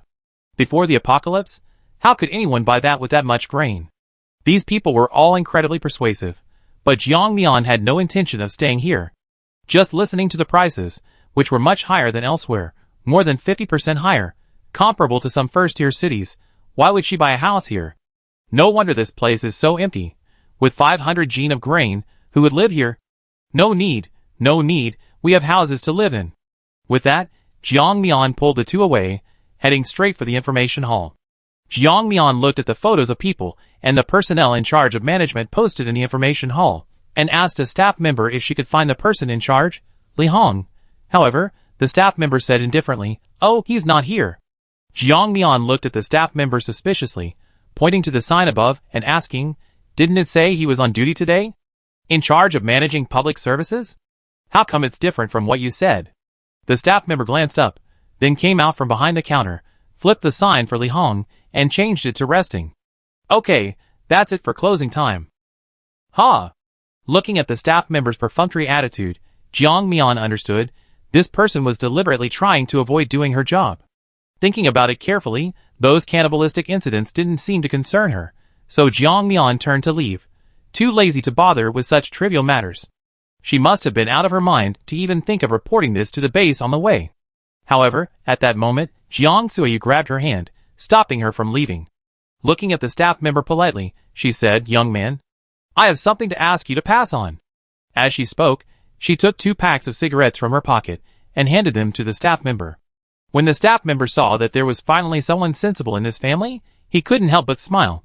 He readily accepted the 2 packs of cigarettes, his previous cold expression replaced by a bright smile as he said, "Sure, Andy, just tell me what you need me to pass on, and I'll let you know when the higher-ups are available." Jiang Suyu said in a low voice, "It's nothing, it's just that we discovered some local gangs, and some of them are even cannibalizing people. So we wanted you to take a look and try to stop these bad behaviors. Life is already so hard for people these days. There's no need to fight each other and make life even harder, don't you think?" The staff member listened to her words, nodding occasionally, looking much more serious and responsible than when he was dealing with Jiang Mian. Sure enough, this is a true reflection of the saying money makes things easier. After saying this, Jiang Suyu prepared to leave, but the staff member suddenly waved her back. The staff member looked around and, finding no one paying attention, whispered, "Andy, I think I know where you're talking about. If you listen to me, don't get involved in this. We can't stop the decisions from above. I think you understand what that means." After saying this, he glanced guiltily at the others in the hall. Upon hearing this, Jiang Suyu's heart skipped a beat. The meaning was clear.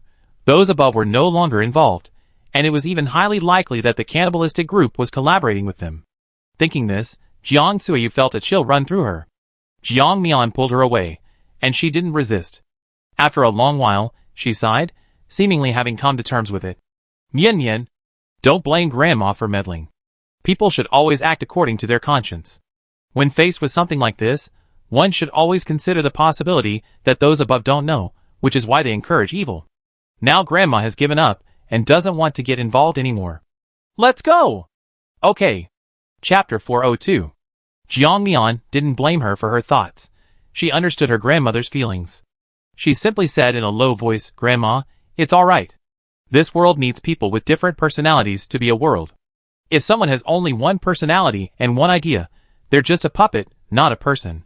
Everyone has the right to do what they want. They can't live solely based on the instructions of others. Sigh. Jiang Wuzai couldn't bear to see his family being mistreated and said somewhat unhappily, Sister, Grandma, why don't we just throw a bomb over there and kill as many as we can? They already done things like this. They're not even human anymore. We don't need to be polite to them, don't you think? Hearing his dangerous suggestion, Jiang Mian slapped him on the head. What are you saying? You want to kill them all with a bomb? Do you even know how many of them there are? Where are they located? What are their ranks? You just want to silently rush over? You really grown bold. Have we given you too much? Making you so reckless? Jiang Mian's words were like daggers, leaving Jiang Wuzai ashamed, yet he still insisted. So we just let them go, let them continue killing and eating people? Jiang Mian lowered her head, saying helplessly, there are so many people in the world, how can we possibly manage them all? We're not gods. Even gods have their limitations. There's no need to put so much pressure on ourselves. Just let nature take its course. However, Jiang Wuzai was still somewhat unwilling, yet helpless. On her way out, Jiang Mian suddenly thought of someone. Jun Chansheng. Wasn't this guy in the military before? She hadn't contacted him in ages, and had almost forgotten about him. They definitely didn't want this to happen. After all, based on their interactions, she thought Jun Chansheng was actually a pretty good person with sound values. He certainly couldn't accept this, starting to eat other people before even running out of supplies. Jiang Mian took Jiang Wuzai's phone. Jiang Wuzai looked puzzled but obediently handed it over. After saving the pictures, Jiang Mian contacted Jun Changsheng. Jun Changsheng's profile picture was still lit up, meaning he was still alive and well. Jiang Mian told Jun Changsheng about what had happened on her end, and then sent him the pictures. She also sent him the coordinates, location, and address. As for what happened afterward, that wasn't Jiang Mian's business. She was just a law-abiding citizen now. Other matters weren't her concern, nor were they her responsibility. After 3 days of driving, they finally arrived at the border of S City. The closer Jiang Mian and his companions got to the base, the smoother the roads became. The management here was actually quite good, at least it wasn't like the previous places where robbers were everywhere. Although there were still robbers here, they weren't as brazen and arrogant. This time, Jiang Mian and his group drove directly to the entrance of the S City base. The mud in the area had been cleared away, making the ride much less bumpy. After registering their information and paying a certain amount of food, the three went inside. They arrived at the information hall, where a long queue had formed. There were 7 or 8 information windows, but the process was rather slow. It wasn't until an hour later that it was their turn. A young girl with a sweet voice greeted them and answered all their questions in detail. Then, others led them to the house for purchase. These are all models we haven't sold yet. They're all built on the same site, like this one. The staff member pointed to one of the small villas and said, this is a self-built rural house, relatively cheap, but the location is a bit remote. However, it's quiet and comfortable, so the price is a bit higher. It costs about 800 jin of grain per year. Of course, you can also exchange grain for Shanghai currency. By the way, Shanghai currency is our newly issued currency. Jiang Mian nodded, looked at the model in the staff member's hand, and shook his head. The house is quite nice, but it's too far away. Do you have any closer to here? Houses with basements? The price isn't. That's a problem, but I want it to be sturdier. Upon hearing this, the staff member's enthusiasm soared, and she tentatively asked, are you new to Pearl Base? Jiang Mian nodded, sort of. Actually, I'm also from S City, but I always lived in another district. I didn't expect the base to be built here. It's quite surprising. I thought it would be built in our district, since that's a bustling area, isn't it? Upon hearing this, the staff member raised an eyebrow, looking at the three of them in surprise. She then noticed that everything they were wearing and using was made of high-quality materials. Although she couldn't see the brand, she subconsciously assumed it was custom-made clothing. In reality, these clothes were simply items Jiang Mian had brought back from another world. Sure enough, when you have the assets, even wearing the most ordinary clothes, people will assume they're custom-made. However, it was precisely because of this charming misunderstanding that everything went so smoothly. Jiang Mian accompanied the staff to several houses to look at, but none of them quite met her expectations. However, after comparing them with Jiang Mian's needs, they ultimately chose a small villa with a relatively high cost-performance ratio. This villa was located in a more remote area, and most of the houses were newly developed and unsold, which suited their desire for a low-key lifestyle. The only downside was that Jiang Wu's eyes seemed conflicted. Seeing his face contorted with worry, Jiang Mian asked, "What are you thinking about? Is this house not good enough, or do you want to live in another house?" Jiang Mian even considered, if all else failed, just throwing Jiang Wuzai out and living there herself. Jiang Wuzai hesitated for a moment before saying, "Sister, I'm just thinking that it's a bit difficult to find work here. It's quite far from the nearby factories. I can't exactly drive everywhere, and besides, I don't know how to drive." A complex emotion flashed in Jiang Mian's eyes, followed by a moment of speechlessness. She really hadn't expected Jiang Wuzai to have such a simple request. She had thought there was something about the house that didn't suit his taste. Jiang Mian waved her hand helplessly. "All right, don't think about it too much. Isn't there a vegetable market nearby? You won't need to go out to work anymore. You can just go to the market to buy groceries." Chapter 403. Huh? Jiang Wuzai looked puzzled. "Sister, where are we going to get so many vegetables? Besides, even if you grow them, it takes time, doesn't it? Vegetables aren't the kind that just grow after you plant them." Jiang Mian looked at his silly expression and didn't bother arguing with him, so she didn't tell him much about herself. She started spouting nonsense again. "You don't need to worry about this. Just do as I say, and I guarantee you have something to do. Don't think about making money all the time. Our family isn't short of cash." Jiang Wuzai pouted, feeling wronged. "Sis, I just want to save some money for the family, for later use." As he spoke, he suddenly started crying, muttering, "I know I wasn't very bright before, and did a lot of stupid things, but it's different now. My brain works better, and I want to lighten the burden on the family. I can't let you all be so busy. You're all girls, and I'm a grown man.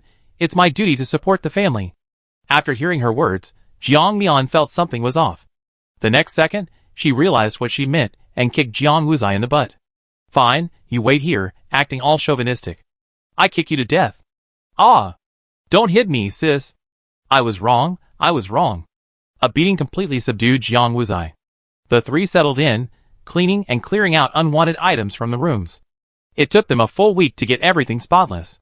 The snow outside was already knee-deep. This sudden snowfall completely disrupted some people's plans. They could only try to quickly recruit people to build underground shelters and deploy them in all areas. Jiang Wuzai went out to the nearby farmer's market to check things out. After getting a general idea of what others were selling, he started making his own plans. Jiang Mian took out the vegetables and fruits she had previously bought at the supermarket and gave them all to Jiang Wuzai, instructing him to unpack them before selling them. Jiang Wuzai pulled his down jacket tighter, rubbing his nose, and said, "Sis, you had a space so early, and you didn't even tell me. I'm so envious." Jiang Mian rolled her eyes. "Why would I tell you? Looking at you before, you even got tricked by a bunch of kids into buying them cigarettes. You've forgotten all that? If I told you, you probably have announced your sister's space to the whole world by now." Mentioning his embarrassing past, Jiang Wuzai couldn't help but scratch his head. "Sis, can you please stop talking about that?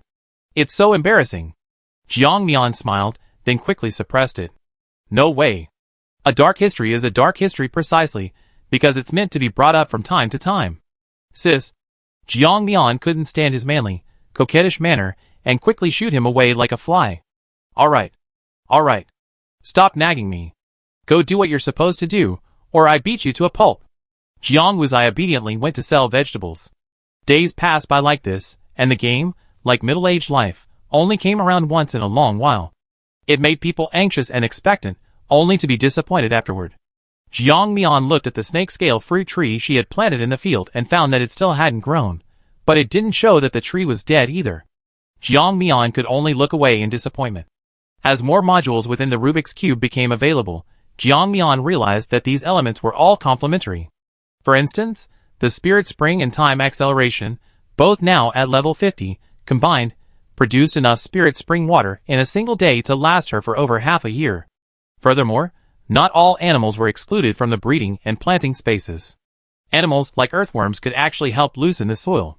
Time Acceleration, when paired with either the planting or breeding spaces, was very effective.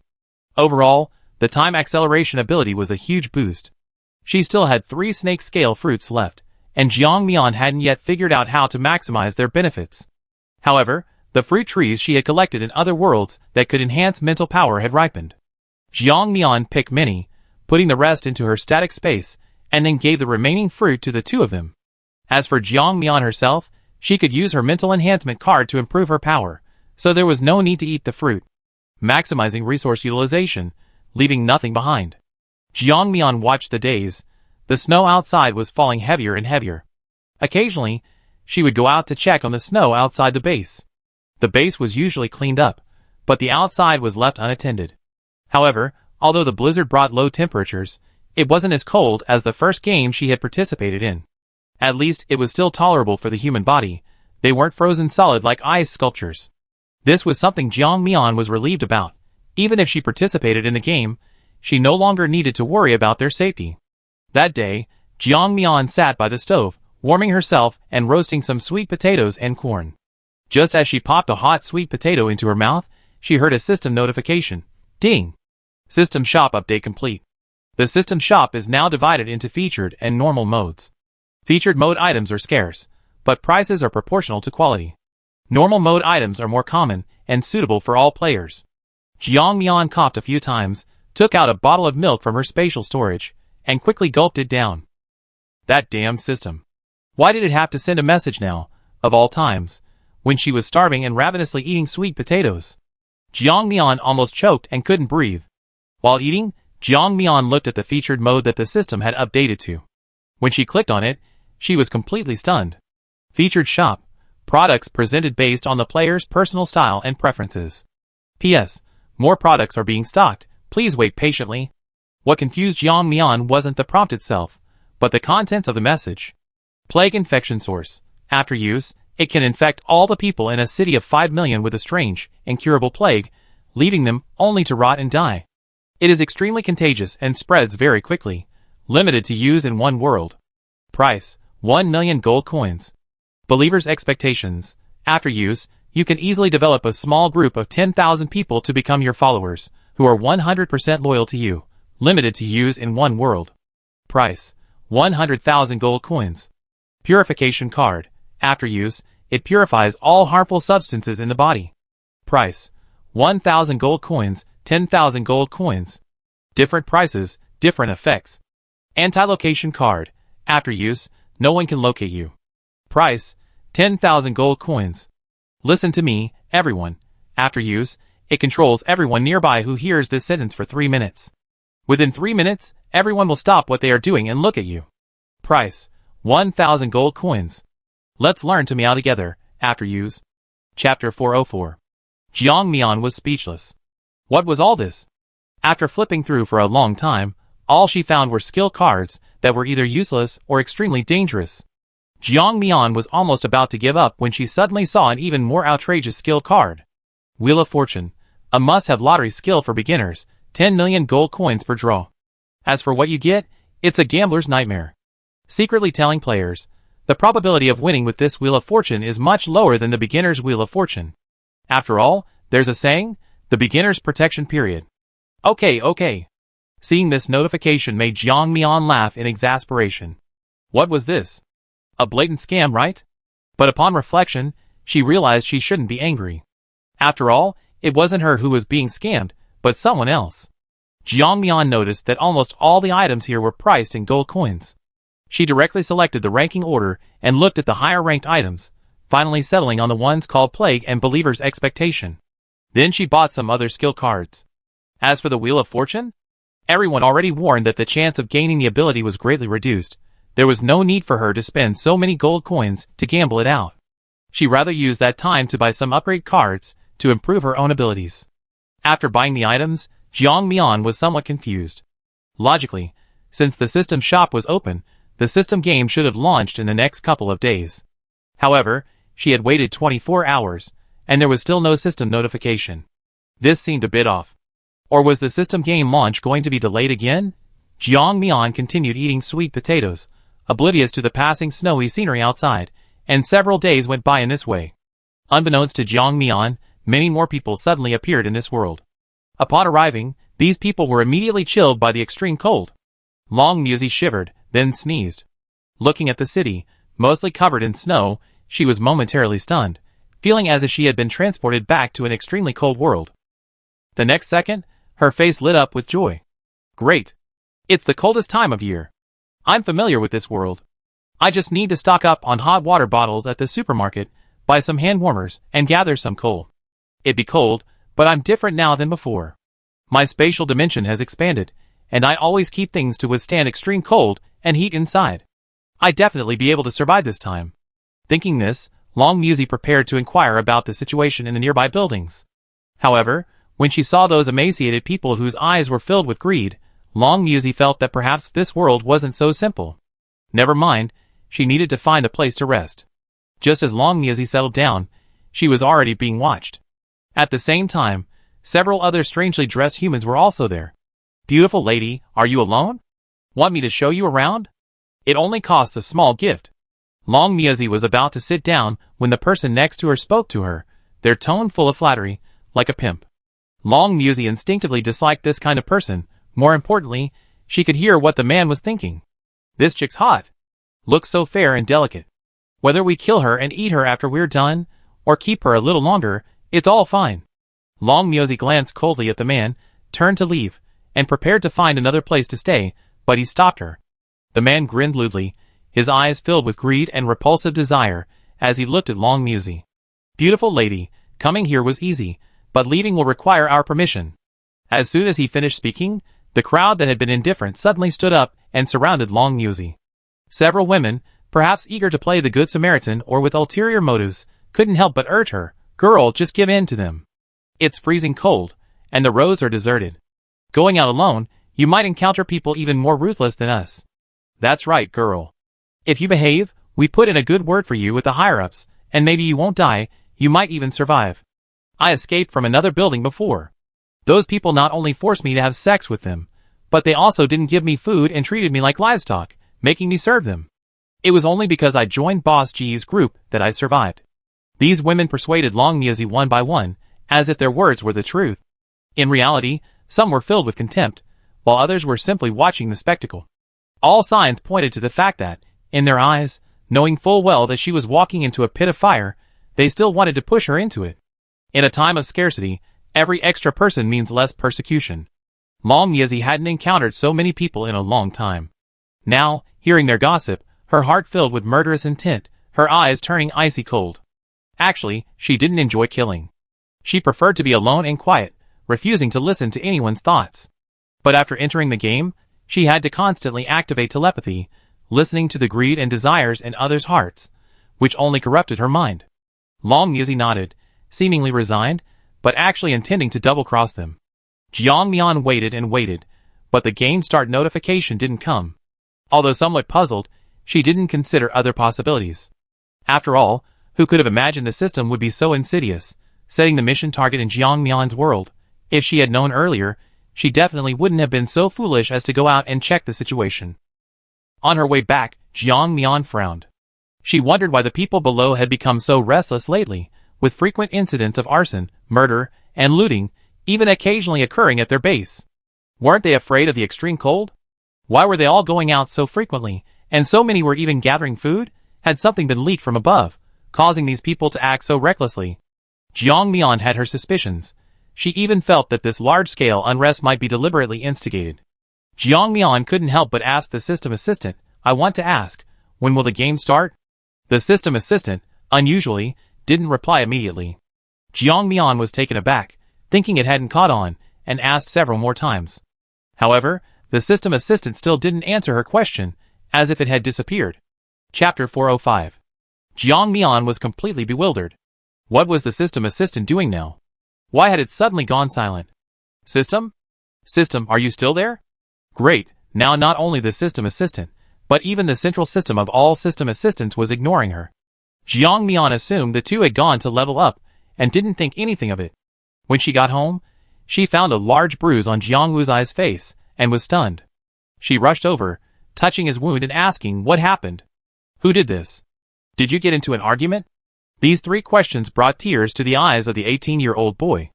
Jiang Wuzai sobbed, wiping away his tears with the back of his hand before saying, "Sister?" "What?" Seeing that he was too upset to speak, Jiang Mian didn't press him to explain his situation. Instead, he was left alone to calm down for a while. He stopped sobbing and said softly, "Sister, I was still setting up my stall at the market in the south today. But first, a girl bought some of my vegetables, then made an excuse to ask me to take her home. While I was taking her home, some other people appeared. They not only didn't pay me, but they also tried to steal my things and run away. Jiang Mian looked at him calmly. And then? Then, of course, I refused. I argued with them, and they beat me up. I didn't do anything wrong. I sold them at the normal price, neither higher nor lower than others. Why did they steal my things? Did they think I was easy to bully? Seeing his bewildered and pained expression, as he sobbed, as he recounted the events, Jiang Mian couldn't help but laugh. It was rather comical. If you ignored his age, Jiang Wuzai was a large, strong man, the kind of guy in his prime. Yet now, he was crying like a silly fool. Jiang Mian patted his back, finally managing to calm him down before stopping. Jiang Mian tenderly touched his cheek, instinctively wanting to use her healing abilities to treat his wounds. Jiang Mian gave a wry smile. After instinctively activating her ability, she remembered that this was the real world, and abilities were sealed. Where would she get healing power? However, the next second, Jiang Mian's expression changed. With a flash of light, the bruises on Jiang Wuzai's face disappeared, and her expression turned even more grim. Jiang Mian stared at her hand in disbelief, then looked up at Jiang Wuzai. The next second, a ball of flame instantly ignited in her palm. Holy crap! Jiang Wuzai jumped 3 feet high in fright. He rarely swore, but this was the first time he'd been so startled he actually yelled.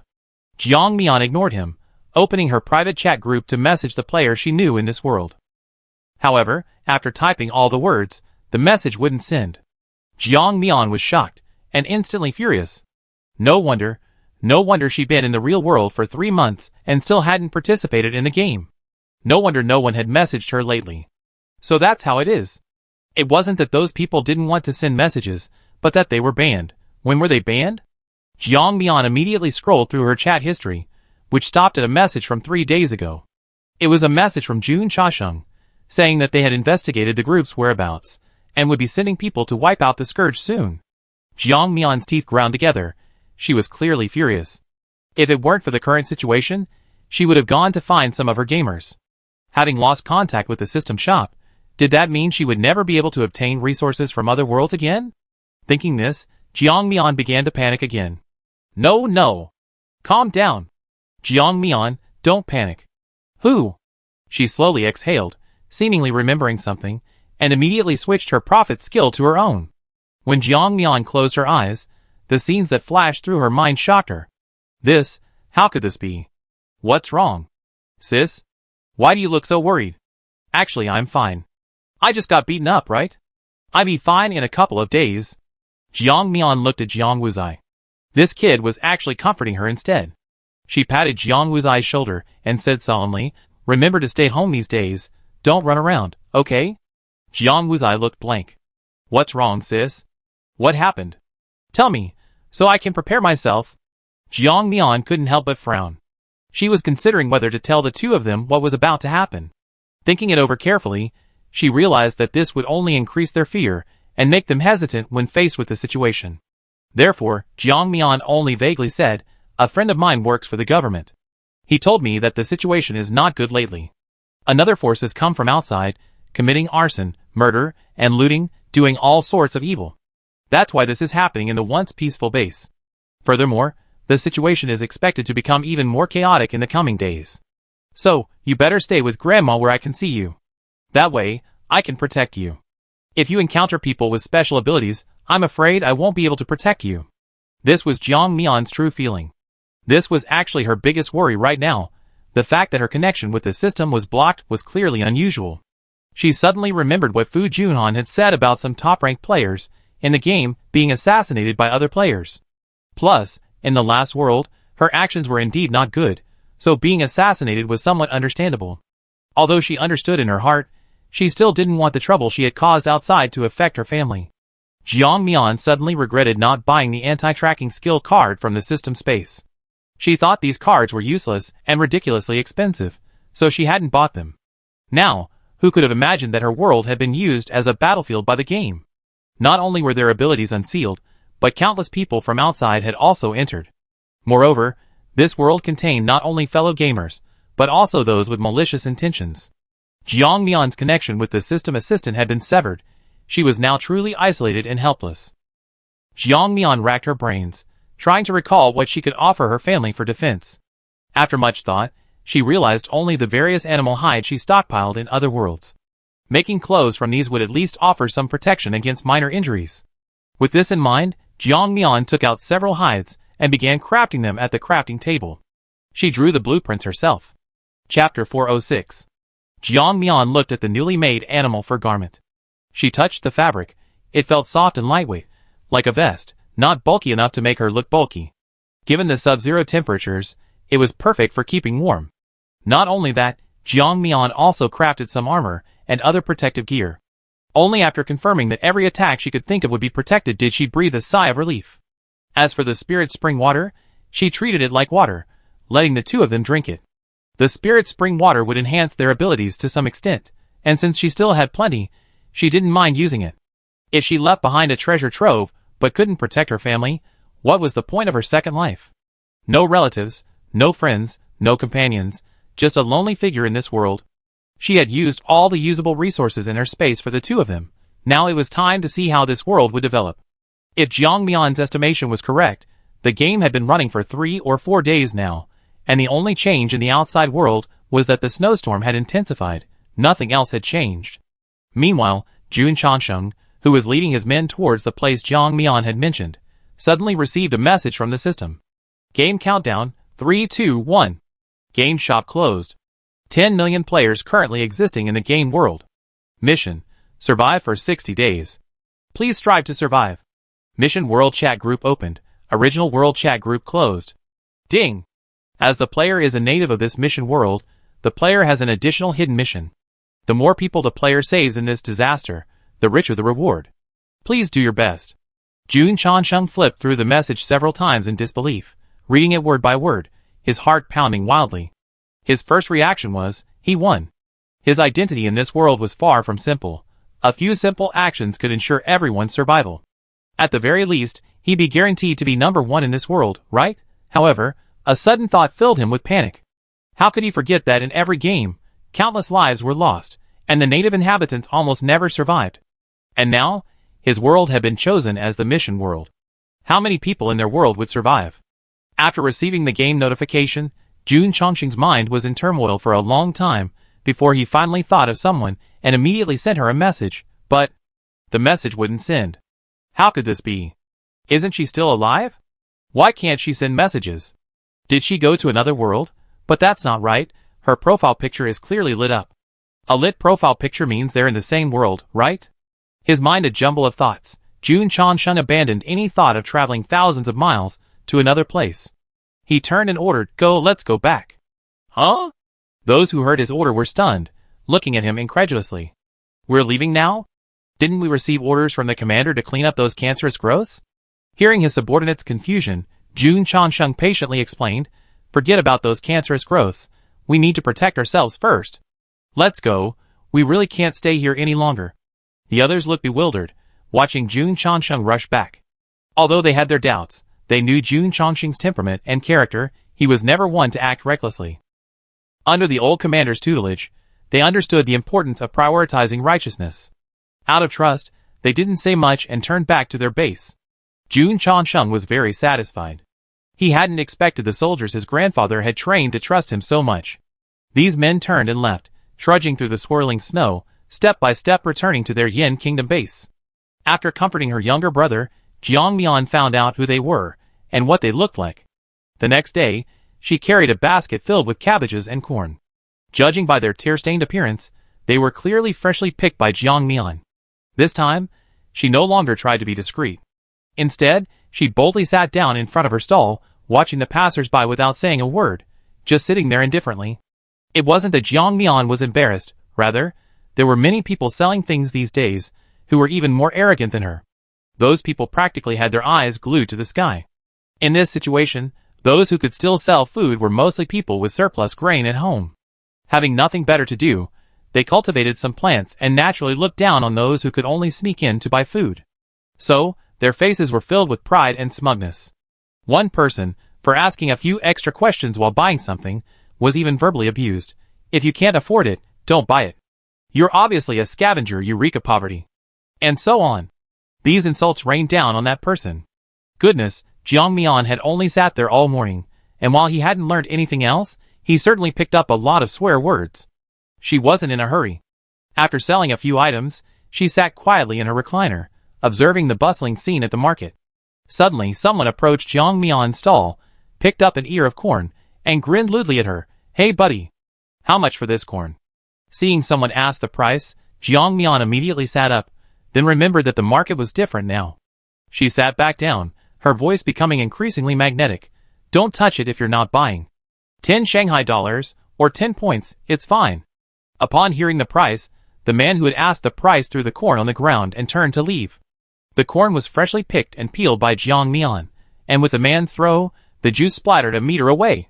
Some white juice splashed onto Jiang Mian. Clearly, after the man's slam, the bottom part of the corn was completely ruined. Whether out of guilt or short temper, the man turned to leave. Jiang Mian couldn't help but shout, "Hey, what's wrong with you? If you don't want to buy, fine, but why are you smashing my corn? This is all grain I painstakingly cultivated. Don't you have any public decency? Stop right there." However, the louder Jiang Mian shouted, the faster the man ran. The market was a chaotic place, after all. Jiang Mian couldn't possibly abandon her stall to chase after him, and in the end, she had no choice but to let it go. Chapter 407. Jiang Mian looked at the corn in her hand with a pained expression, feeling an indescribable sadness. The older woman selling corn next to her looked at the thin young man and kindly said, "Young man, you already cultivated this kind of corn. Why are you still setting up a stall in this ordinary market? You might as well pay some money and go to a bigger market where there are people managing things and the order is better. There's no need to set up a stall here, is there? Look, you've been here all morning and hardly anyone has come to buy. At most, they ask a few questions and leave. Haven't you thought about lowering the price? After all, 10 points is indeed a bit expensive. If you were to buy it in the official trading system, 10 points could buy 2 pounds of frozen corn kernels. You're selling it too expensively." Jiang Mian thought the older woman was trying to persuade her. She smiled kindly and said, "Annie, I know you mean well, but cultivating this corn takes a lot of manpower and resources. I have to make a profit. Otherwise, my stepmother will beat me to death." Upon hearing this, the older woman immediately understood that this was probably a child from a blended family. In the apocalypse, blended families are very common, even more so than original families. The older woman looked at the ear of corn, which, although broken, still faintly smelled of fresh corn. She said to Jiang Mian, "Young man, how about this? I'd like to help you, but I'm short on cash. This ear of corn is broken, isn't it? I give you 5 points, how about you sell it to me?" Listening to the woman's words, anyone who didn't know better would think she was incredibly generous, willing to spend 5 points to buy a broken ear of corn. However, one couldn't just listen to the woman's opinion. Who said she hadn't sold any? Some wealthy people, upon hearing that 10 points could buy such corn, sold several ears themselves. Why did this woman make her seem so pitiful, as if she hadn't sold a single ear? Looking at her shrewd eyes, Jiang Mian understood. This woman was probably trying to get close to him, and buy the corn at a low price. However, for the sake of his plan, Jiang Mian agreed. He even acted very grateful, looking at the woman. "Auntie, you're such a kind person. I really don't know how to thank you enough. Thank you and your whole family." Hearing there was a chance, the woman didn't hesitate and directly handed Jiang Mian a 5-point bill. The woman had to be quick. Didn't she see the owners of several nearby stalls eyeing the corn, wanting to buy it at a low price? It was thanks to her sharp eyes and quick actions that she managed to get such a great deal. After buying her things, the older woman was too lazy to keep her stall open. Most of her produce consisted of hydroponically grown lettuce, which was already wilting from the air and hadn't sold for a long time. She simply packed up and went home with her corn. The others, seeing this, felt a little sorry but didn't say anything more. These were the normal people. Of course, there were also some who weren't so normal, like the 3 people who kept circling the market without buying anything, not even asking the prices. Their eyes were fixed on Jiang Mian's stall, looking at the vegetables and corn with longing in their hearts. They exchanged a glance and then left. Jiang Mian silently lowered her head and waited for another 2 hours before packing up and leaving. Outside, a sleazy-looking man had been waiting for quite some time, hands in his pockets. Seeing Jiang Mian emerge, he grinned and said, "Hey buddy, how was my performance? Not bad, right? Playing a bad guy is a piece of cake for me." As he spoke, he rubbed his hands together, his eyes darting around, constantly scanning the basket behind Jiang Mian. Jiang Mian knew what he was thinking and, not wanting to do something for free, simply took a fresh ear of corn from the basket and handed it to the man. Hu'er was a little surprised. He quickly took the corn with a grin and asked curiously, "Buddy, we agreed that the corn I threw on the ground would be given to me in the end, right? How come this is fresh?" Jiang Mian glanced at the man, wondering what he meant by asking this. Did he think fresh corn was bad, or was he saying that appearances can be deceiving and this guy was honest? Unable to figure it out, Jiang Mian stopped thinking about it and explained cheerfully, "Just take it. The corn we agreed on that I threw on the ground was bought by a kind lady, so there's no more thrown corn. If you want some thrown corn, I can throw it for you and then give it to you." "Hey, no, no, no." As he spoke, the man immediately gripped the corn tightly in his hand. Because of his force, some corn juice even splashed out. Hu'er felt a little sorry for him, and put the splashed juice in his mouth to taste it. Even if the corn wasn't cooked, it had a sweet taste. He couldn't help but lick his lips, and watch Jiang Mian leave with a smile. Then, he took the ear of corn home for his girlfriend. When his girlfriend saw the corn Hu'er brought back, her face lit up with joy for a moment, but then she felt a pang of heartache. The girl couldn't help but complain, "Hu'er, this isn't cheap, is it? We only saved up a little money, and you dare to spend it so extravagantly. I think we can't let you handle money anymore." "No, no," Hu'er quickly explained, "our factory is closed today, so I was thinking of going to the market to buy some food to cook for you. Then I ran into a rich guy who asked me for help. He only needed me to play the villain, and he gave me an ear of corn. I thought, why not help him out? I can't waste my natural advantage." As he spoke, Hu'er jokingly patted his face before continuing to tell his girlfriend what happened next. He was a very artful talker, perfectly suited for stand-up comedy, and he had his girlfriend completely bewildered. As he spoke, her expression shifted from frowning to beaming with delight at having gotten a small advantage. After he finished, the girl couldn't help but laugh and scold, "You rascal, that face of yours really isn't wasted. Just from these odd jobs, you earned a lot of points. How come you always get asked to play villains? Nobody asks me." Seeing his girlfriend's slight sadness, Hu'er began massaging her shoulders and rubbing her face, smiling and comforting her. "Do you know why?" "No." Chapter 408. "Because you're pretty, people can tell you're easy to bully. But I'm different. I'm ugly, so people can tell I'm not easy to bully." "Hu'er, you can't say that. In my eyes, you're the best. What good are some people even if they're good looking? They can't treat me well. No one in this world can compare to you." The two young lovers started to act all lovey-dovey. This is actually a reflection of most people's lives. Even if life is tough, they can still find joy. Jiang Mian, afraid of being followed, went to a secluded place with buildings to hide her face, changed out of her disguise, and returned home in her female form. Jiang Wuzai was practicing his boxing at the moment. His powerful fists pounded the sandbag repeatedly, producing dull thuds. Luckily, they lived in a detached villa. If they lived in an apartment building, they would have been complained about long ago. Jiang Mian knew why he did this. It was probably because he had been beaten up yesterday and was probably feeling withdrawn. Jiang Mian couldn't really say anything. After all, the person who beat Jiang Wuzai was likely a player from another world. With the added advantages of talent and strength, they could definitely defeat Jiang Wuzai, who hadn't received any such enhancements. If it were just about physical strength, Jiang Mian was confident that Jiang Wuzai would be stronger than some lower-tier players. However, talent was someone else's skill. You couldn't very well shout before a fight, "Hey!" To be fair, you can't use your talent, can you? Jiang Mian leaned against the wall for a while, then, finding it uninteresting, returned to her room. Jiang Wuzai was putting in so much effort. She shouldn't disturb the child's hard work. After Grandma returned, Jiang Wuzai was still playing with the sandbag. Having injured his hand, he went to Jiang Mian, looking pitiful, and asked her to treat him. Jiang Mian was exasperated. "Didn't I give you water? Just use that to wipe yourself, won't you?" Jiang Wuzai was somewhat embarrassed. He said softly, "I want to save that water for when I need it someday." Jiang Mian was puzzled. What kind of important use? At first, Jiang Wuzai was reluctant to say, but Jiang Mian pressed him, and he said helplessly, "Grandma said you're destined for great things, and sometimes you suddenly disappear. Even though it looks like you're asleep, it's not actually you. But we still need to take good care of you come back. But I'm always afraid that one day you never come back, so I want to save those things, just in case." Jiang Mian was initially touched, but after realizing what he meant, she wanted to slap him so hard he wet himself. Good heavens, isn't he cursing himself? Are you sure he isn't? Grandma also heard Jiang Wuzai's words and immediately became anxious. Pa! Pa! You brat, what kind of talk is that? Quickly spit out those unlucky words, or your sister will disappear. Hearing this, Jiang Wuzai quickly spat several times, then looked at Jiang Mian with reddened eyes. Sister, I'm sorry I misspoke. Jiang Mian shook her head helplessly. She knew what Jiang Wuzai was thinking, so she wasn't really angry. Alright, weren't you going to work hard? Then practice more so you won't be so embarrassed next time. Jiang Suiyu looked blank. She had no idea what had happened. She turned to Jiang Mian, who told her what had happened yesterday. Jiang Suiyu frowned as she listened.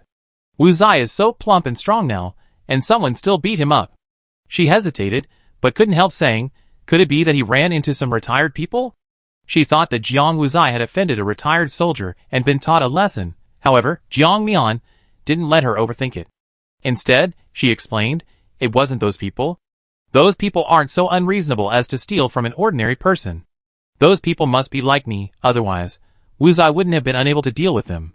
Jiang Suiyu was startled. Like you? Then that means... Jiang Mian nodded, confirming her suspicions. Yes, it's a long story, it's like this. As she spoke, a flame suddenly rose in Jiang Mian's hand, changing shape according to her will until she finally withdrew it. She continued, like this, possessing special abilities.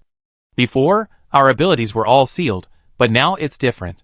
All restrictions have been lifted, and we can use our abilities again. So, Wuzai most likely encountered this group of people. Jiang Suiyu, as expected of someone who had weathered many storms, reacted almost instantly. She lowered her head, pondering the matter, before asking with some worry, is something about to happen? People like you have had their restrictions lifted, so those who dislike being bound, or those who have been oppressed, will very likely retaliate. Then, the world might descend into chaos. Jiang Mian thought to herself, it doesn't even need to be later, there are already signs of chaos. Although that's what she thought, Jiang Mian still comforted her, saying, it's alright. Those people are just SOSO in my eyes. As long as I'm here, I won't let anyone hurt you. Jiang Suiyu shook her head. That wasn't what she wanted to say, yet she found it difficult to bring herself to say it. Finally she nodded. I go make you some food. Jiang Mian actually knew what she didn't say, that she felt Jiang Suiyu was a burden. But Jiang Mian didn't care. After all, her grandmother had raised her when no one else wanted her. Did she think she couldn't take care of her grandmother in her old age? After her grandmother finished cooking, and the three of them ate, she locked herself in her room, lost in thought. Jiang Mian didn't disturb her, giving her grandmother some time alone. She knew very well that if her grandmother couldn't figure this out, she would keep thinking about it. It was better to let her figure it out herself. The next day, Grandma looked radiant. She seemed to have come to terms with things. She ate and drank as usual, and the worry on her face was gone. Grandma, I'm going out for a bit. I might be back a little late. Okay. Be careful. Why don't you take your brother with you? If something happens, at least he can take a beating.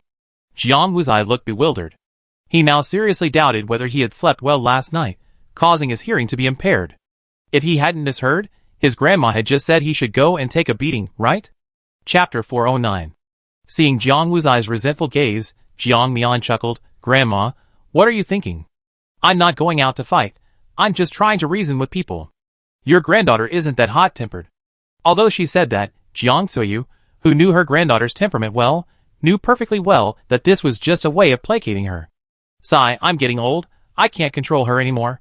Children and grandchildren have their own blessings. She just needs to be a good old lady who can manage the household well. Oh no, now she's a young old lady. Jiang Suiyu shook her head helplessly and turned to go to the training room. Her body was beginning to reverse. It had completely reversed. Her current physical condition was like that of a 40-year-old. She couldn't give up on herself too early. Even with the physical condition of a 40-year-old, it couldn't stop her from becoming stronger. If she gave up on herself too early, wouldn't her life have been wasted? Most importantly, she didn't want to hold her granddaughter back. Jiang Mian put on yesterday's face again, then dressed herself as a boy, carrying a large basket on her back, and went back to her previous spot to start selling. At first, everything was peaceful, until she sold some of her goods. Suddenly, a girl came to her stall, picked up an ear of corn, and asked with a sweet smile, Brother, how much are these? These vegetables look so fresh. Jiang Mian looked up at the girl and realized that her attire was completely out of place with everyone else around. Despite the freezing winter weather and the city being snowbound, the girl was dressed in a little dress with sheer fleece-lined stockings, looking like she belonged in an anime, giving the initial impression of a carefree princess. However, the reality was quite the opposite. Seeing her enthusiastic demeanor, Jiang Mian smiled and followed her lead, saying, "These vegetables and corn are freshly picked, only 10 points. Beautiful lady, do you want to buy some? Since you're so pretty, I can give you a discount." The girl's eyes widened in surprise, looking at Jiang Mian with disbelief. "Really?" Jiang Mian smiled and nodded. "Of course. It costs 10 points to sell to others, but it only cost you 9.9 points, a little discount." The girl, who was about to break into a smug smile, froze instantly upon hearing Jiang Mian's words. After confirming that he genuinely meant it and wasn't just playing a trick on her, the girl cursed him several times inwardly before finally smiling again. "Ah, that's great. I take all of these. How many points do you need?"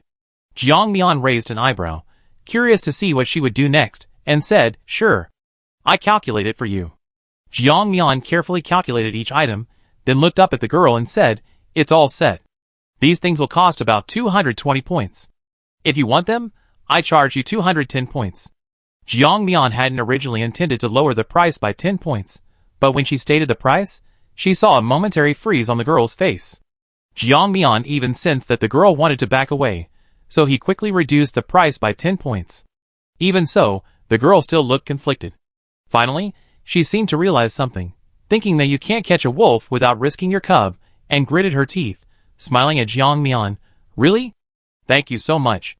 Then she hesitated again, "But handsome, I don't have that much cash on me, and these things are a bit heavy, I might not be able to carry them. How about you come home with me, and I go give you some cash?" Jiang Mian smiled without saying a word. Here it comes. Finally, the same old trick, a honey trap. First, a pretty girl is used as bait, then the shopkeeper buys everything, and then, using the excuse of not being able to carry it all or not having enough cash, the person is led to a secluded place, where the real operation begins. This is a premeditated and planned scheme. A slight miscalculation could easily lead to being fooled. After all, with the girl's smooth acting skills, probably no one would suspect her. Jiang Mian feigned hesitation, looking at the girl and asking, "So how many points do you have right now? You have to give me some, right?" "Oh, right. If you need my home service, you can't skimp on the points." Jiang Mian's manner was extremely mercenary, but it successfully dispelled the girl's suspicions. She maintained her smile, her eyes filled with disdain and contempt, but her tone carried a hint of coquetry. "Oh, brother, please, just help me move some things for free, please, please." Jiang Mian stroked his chin, making a lewd expression, sizing up the girl several times before saying, "Fine. I can help you move for free, but you have to pay me half of your points first. Otherwise, if you gather a bunch of big men around me at home, wouldn't my business be for nothing?" Jiang Mian's consideration made sense. The girl hesitated for a moment, then took out 2 points coins from a small bag on her side, and handed them to Jiang Mian. "Hey buddy, here are 100 points coins. I pay you as a deposit first, and you can pay the rest when we get home. I'm not as bad as you think, am I?" Jiang Mian quickly snatched the 2 coins, compared them to his own, and said, "Okay, okay. I help you carry it now. Lead the way." The two of them left one after the other, under the watchful eyes of the crowd. Jiang Mian watched the girl's figure ahead, pondering how to deal with her. His steps didn't falter, he followed the girl to the place she had indicated. Sure enough, just as he had guessed, the girl led him into a secluded alley. In this environment, the alley felt eerie and terrifying. Seeing that the road was becoming increasingly remote, Jiang Mian's mischievous thoughts grew. He suddenly stopped and looked at the girl, saying, "Beautiful lady, why is this road getting more and more secluded? You're not planning to trick me into going there, and then sell me, are you?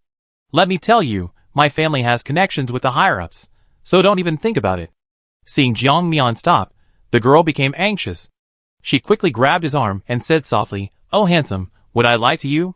It's just that my house is a bit out of the way. You're a grown man, I'm not going to sell you."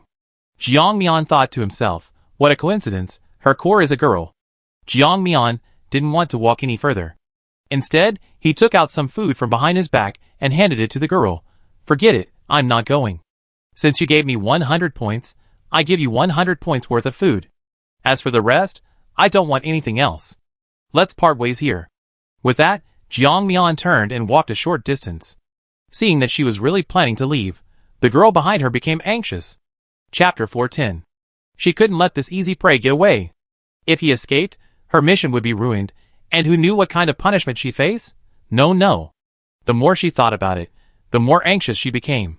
She even took a few steps and grabbed Jiang Mian's arm. She even intentionally or unintentionally rubbed against him. Jiang Mian felt the softness on his arm, and her mind started wandering. She pinched her thigh sharply. Wait, I'm a woman, just pretending to be a man. How could I actually think of myself as a man? Why would I think about that kind of thing? Then, she quickly realized that her momentary wicked thought must have been due to this woman's skills. Sure enough, it matched her deceptive and swindling methods. No wonder Jiang Wuzai told everyone everything except this one. She pretended to be confused and even reached out and touched the girl's face a few times. She really couldn't do anything too lewd. At most, he put on a lewd smile and picked up the food she left on the ground. Hee. Girl, come on, where do you live again? See, I was just joking with you. Let's hurry up and go to your house. Seeing Jiang Mian's impatient manner, more manly than a real man, the girl rolled her eyes and turned to lead the way. Jiang Mian followed her for about 10 minutes until they finally arrived at a secluded spot. It wasn't secluded because there were few people, but because it was closest to the edge of the base and also the most populated area. Now, it's no longer about the rich and poor occupying different plots of land. Anyone with land can be housed, providing shelter for outsiders. However, there are conditions. The authorities certainly won't support them for nothing. Their daily work involves building bases or stimulating production. This place isn't like the tents scattered throughout novels. Instead, it's a vast expanse of stacked shipping containers converted into rooms. After all, tents are a valuable resource. Besides, there's government control now. While it's impossible to guarantee housing for everyone, these container-converted rooms are enough for some. Most importantly, these containers offer pretty good insulation. Although their load-bearing capacity isn't great, adding a steel plate on top makes them quite strong. Just stacked up, they look 4 or 5 stories high, maximizing space utilization. Jiang Mian was led to the outside of one of the larger containers. The girl turned her head, smiling sweetly at him, and said in a sweet voice, "Brother, my home is right here. Come in and sit down for a bit, I give you some money." As she spoke, she started fiddling with the lock on the door. Jiang Mian felt a sudden, wicked thought rise within him. He twisted his arm, and to match the girl's gesture, he even put his arm around her shoulder, making them look like a young couple. Of course, that is, ignoring Jiang Mian's almost imperceptible, groping hand on the girl's cheek. Xiao Na sneered. Now that they were at her place, her confidence had grown. She no longer bothered to pretend, thinking maliciously, "Go ahead and touch me. Enjoy the pleasure you never experience in this life, so you can die without regrets." Xiao Na didn't understand at all why there were so many native inhabitants in this world. After learning about the disasters that had occurred in this world, she was even more confused. Logically, shouldn't such sudden natural disasters kill many people? Why is it different from other worlds? This put them, the players, in a passive position. They dared not instigate unrest beforehand, and could only engage in low-level shady dealings. They even had to sell their bodies to seduce people. They were self-aware, especially after hearing about a powerful figure in the previous world who used nuclear weapons for a dimensional attack.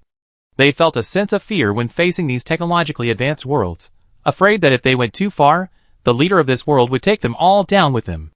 The more she thought about it, the angrier she became. When she opened the door, she pushed it with increasing force.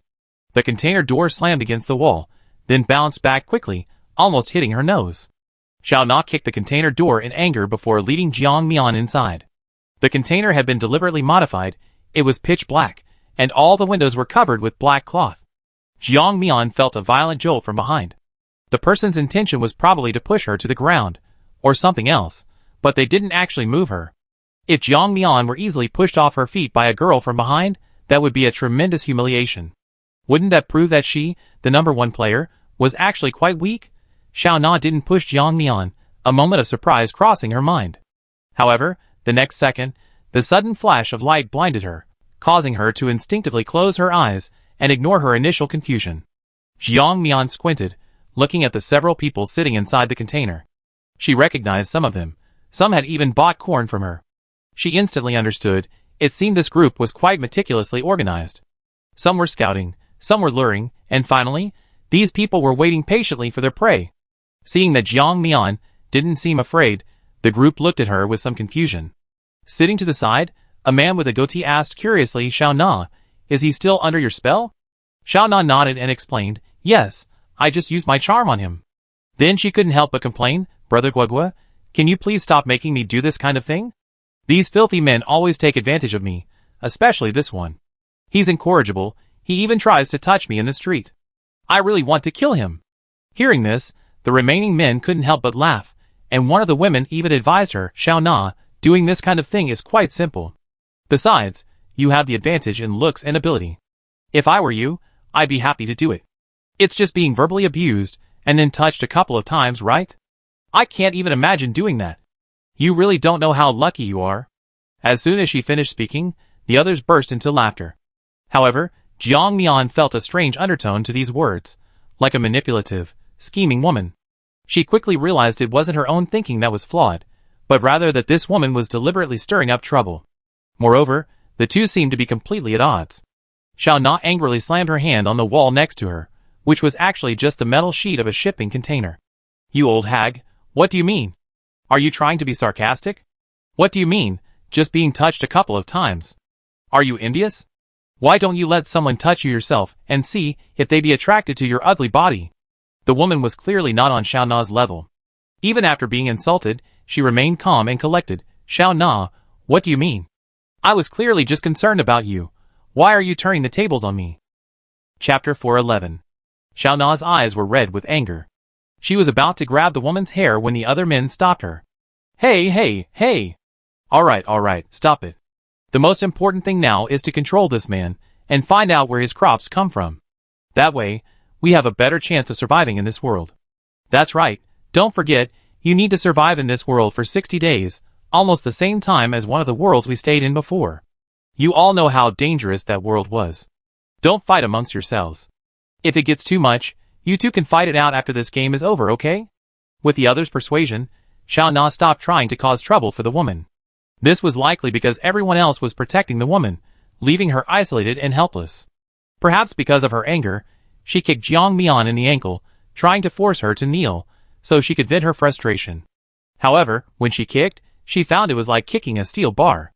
Instead of making the person stumble or fall to their knees, she felt a sharp pain in her foot. She was instantly furious. I'm speechless. How can you all be so clueless?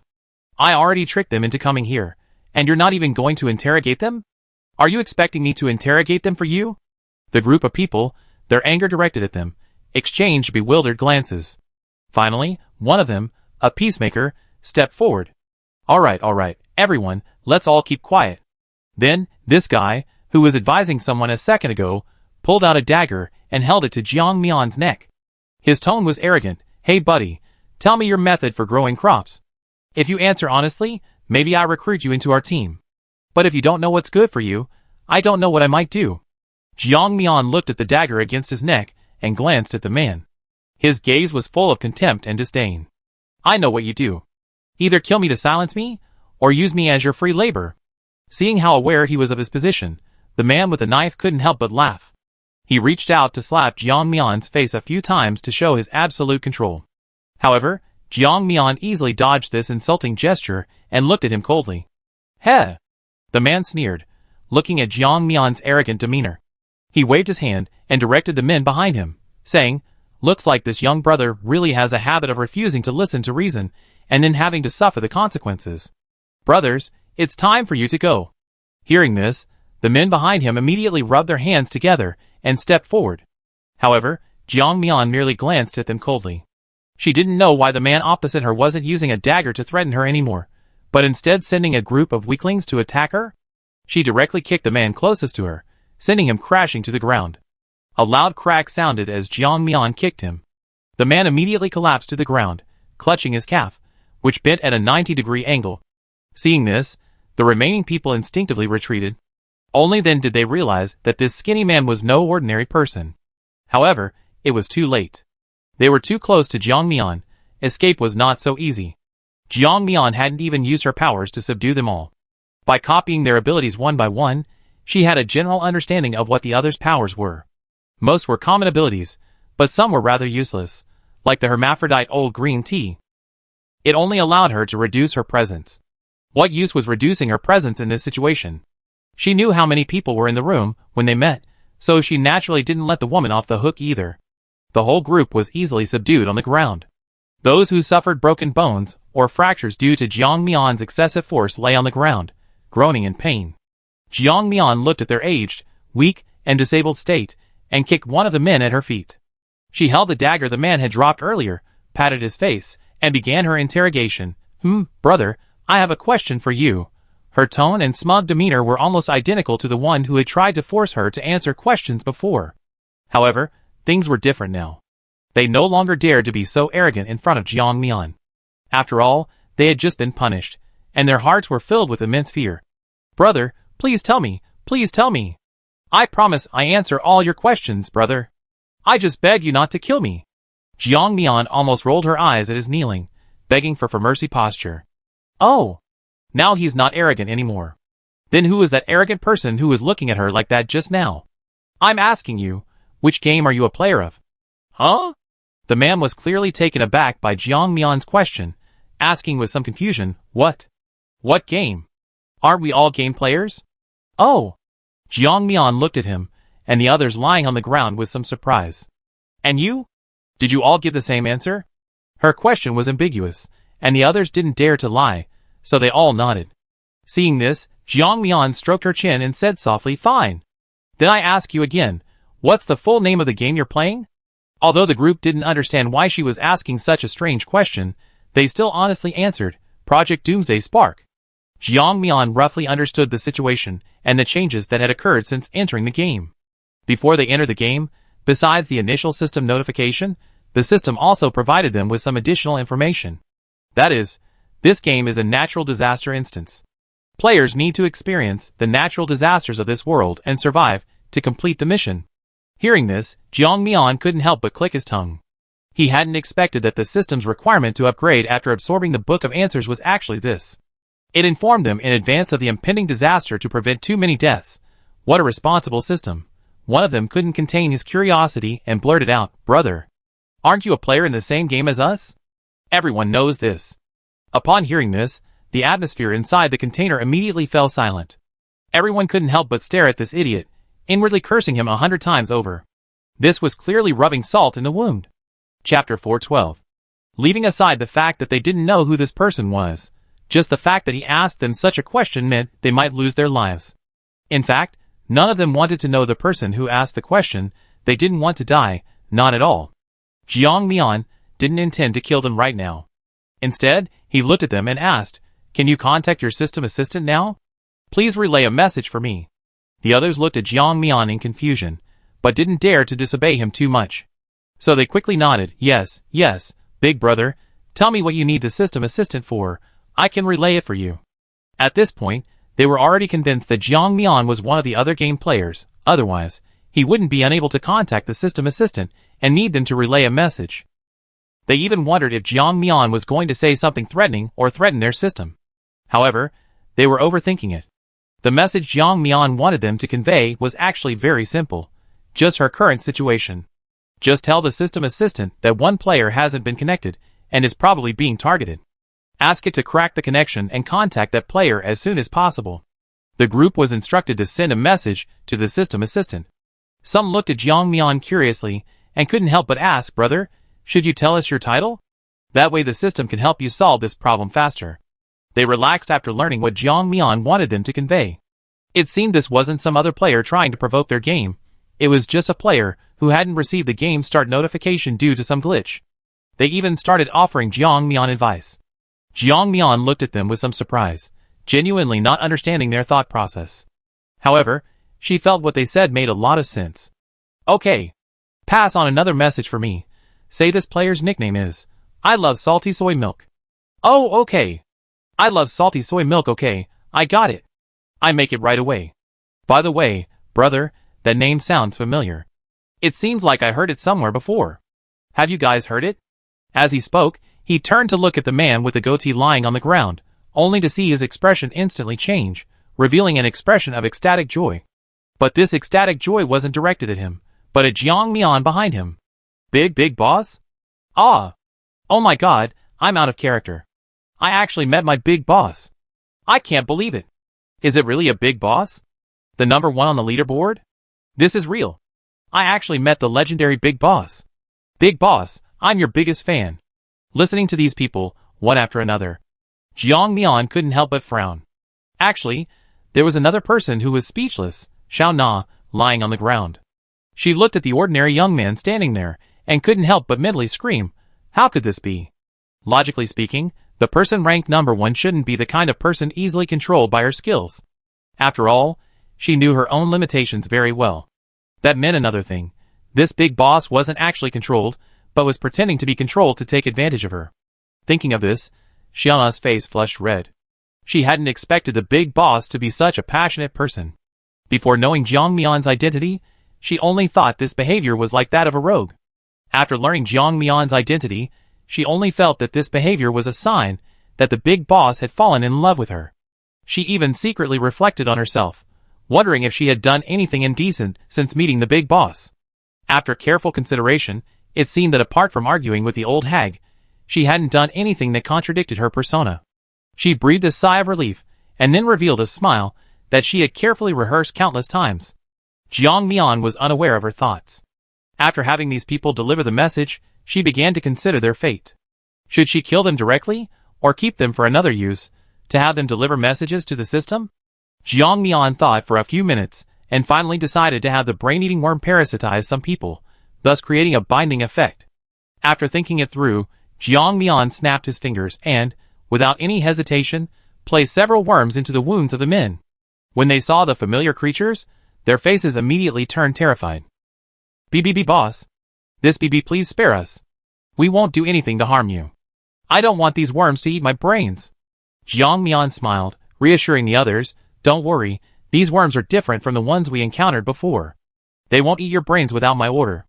Of course, if you betray me, that's another story. I'm doing this for your own good. I originally intended to eliminate you all, but since you didn't actually kill anyone, I spared your lives. You should thank yourselves. You're not the kind of people who kill without hesitation. With that, Jiang Mian left, leaving the group standing there, their faces ashen. It's over, all over. Our lives are now in someone else's hands. We're doomed. Upon hearing this, the old hag, oh no, it was Qing Ning, immediately pointed at Xiao Na and said coldly, it's all your fault. If you hadn't brought her here, we wouldn't have gone through this, and we wouldn't have been parasitized by those insects. It's all your fault. Why didn't the big boss parasitize you, but instead parasitized us? Xiao Na was also somewhat puzzled, then seemed to realize something, her face turning red.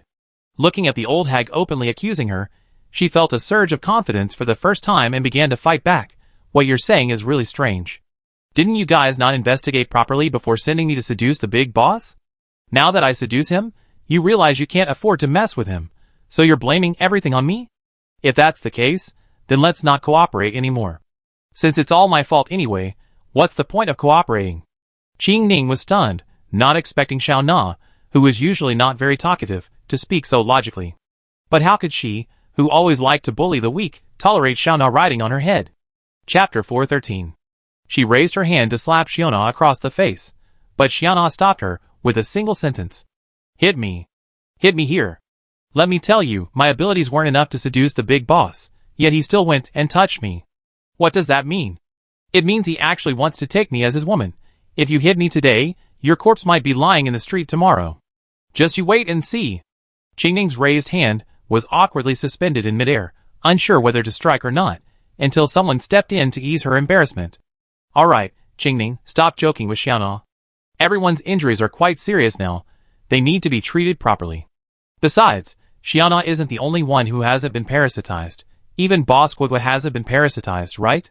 Since someone had already acted as peacemaker, Qing Ning naturally went along with it, and stopped her sarcastic remarks. As for what Xiao Na said about the big shot taking a liking to her, Qing Ning remained skeptical.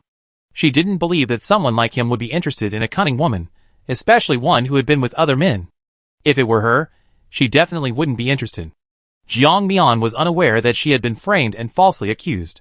She was currently happily returning home, waiting for the system to contact her again. Humming a little tune, she changed her appearance halfway home before arriving. Intriguingly, Jiang Mian didn't see the two of them at first glance. Not seeing Jiang Wuzai was understandable, given his young age and restlessness, but not seeing her grandmother was quite strange to her. Jiang Mian closed her eyes, maximizing her senses, and heard a muffled sound. Jiang Mian opened her eyes, already understanding everything. She walked towards the direction of the sound and, sure enough, saw Jiang Wuzai and her grandmother inside the house, sparring. However, Jiang Wuzai was still young, and Jiang Mian had given him plenty of extra nutrition, so he was clearly holding back during their practice. Jiang Mian didn't disturb them, but quietly watched their movements, sometimes nodding, sometimes frowning. When they finally stopped, they noticed Jiang Mian standing in the doorway. Jiang Wuzai scratched his head awkwardly and walked over. "Sister, when did you get back? I haven't heard your voice at all." Jiang Mian smiled and explained, "You were probably too focused on your practice with Grandma, so you didn't hear me." "That's normal." Jiang Wuzai grinned, excitedly saying, "Sister, what do you think of Grandma and my practice? I heard that you can only improve in real combat, so we decided to practice together." Jiang Mian stroked her chin, praising him for the first time ever. "Pretty good, a lot of progress. Much better than your previous empty boasting." "Really, sister? Have I really improved that much?" Really. Jiang Mian wasn't lying to him, nor was she trying to make him feel better. After all, Jiang Mian wasn't that kind of person, especially not to Jiang Wuzai. She always told Jiang Wuzai the truth. If he improved, and if he didn't, he didn't. She never gave perfunctory answers. Perhaps this is what it means to speak freely only among family. Afterwards, Jiang Mian didn't disturb the two further, but went out to cook. In her spare time, she tinkered with her spoils in her spatial dimension. Jiang Mian mentally prepared herself, swallowed hard at the sight of the fruit in her hand, and then, with a heroic air, took a bite. "Ugh!" Jiang Mian slapped her thigh. "Eat, I have to eat. Others might only get a few of these, I can't waste them." After finishing the fruit, Jiang Mian instinctively wanted to call the system, but the next second she realized she had lost contact with it. However, she guessed that her current feeling was probably higher than the last time her life limit had increased. Jiang Mian was completely focused on her own affairs, and forgot about the pork ribs stewing in the pot, almost turning them into a dry pot of ribs. Jiang Mian quickly added a lot of water, and then put in the corn. After both ingredients were nearly cooked, the yams were added one by one. Finally, a little salt and chopped scallions were added before serving. The yam and pork rib dish was now ready. The air was filled with an irresistible aroma, making Jiang Mian's mouth water. The two sparring partners in the training room also smelled the aroma, and came out.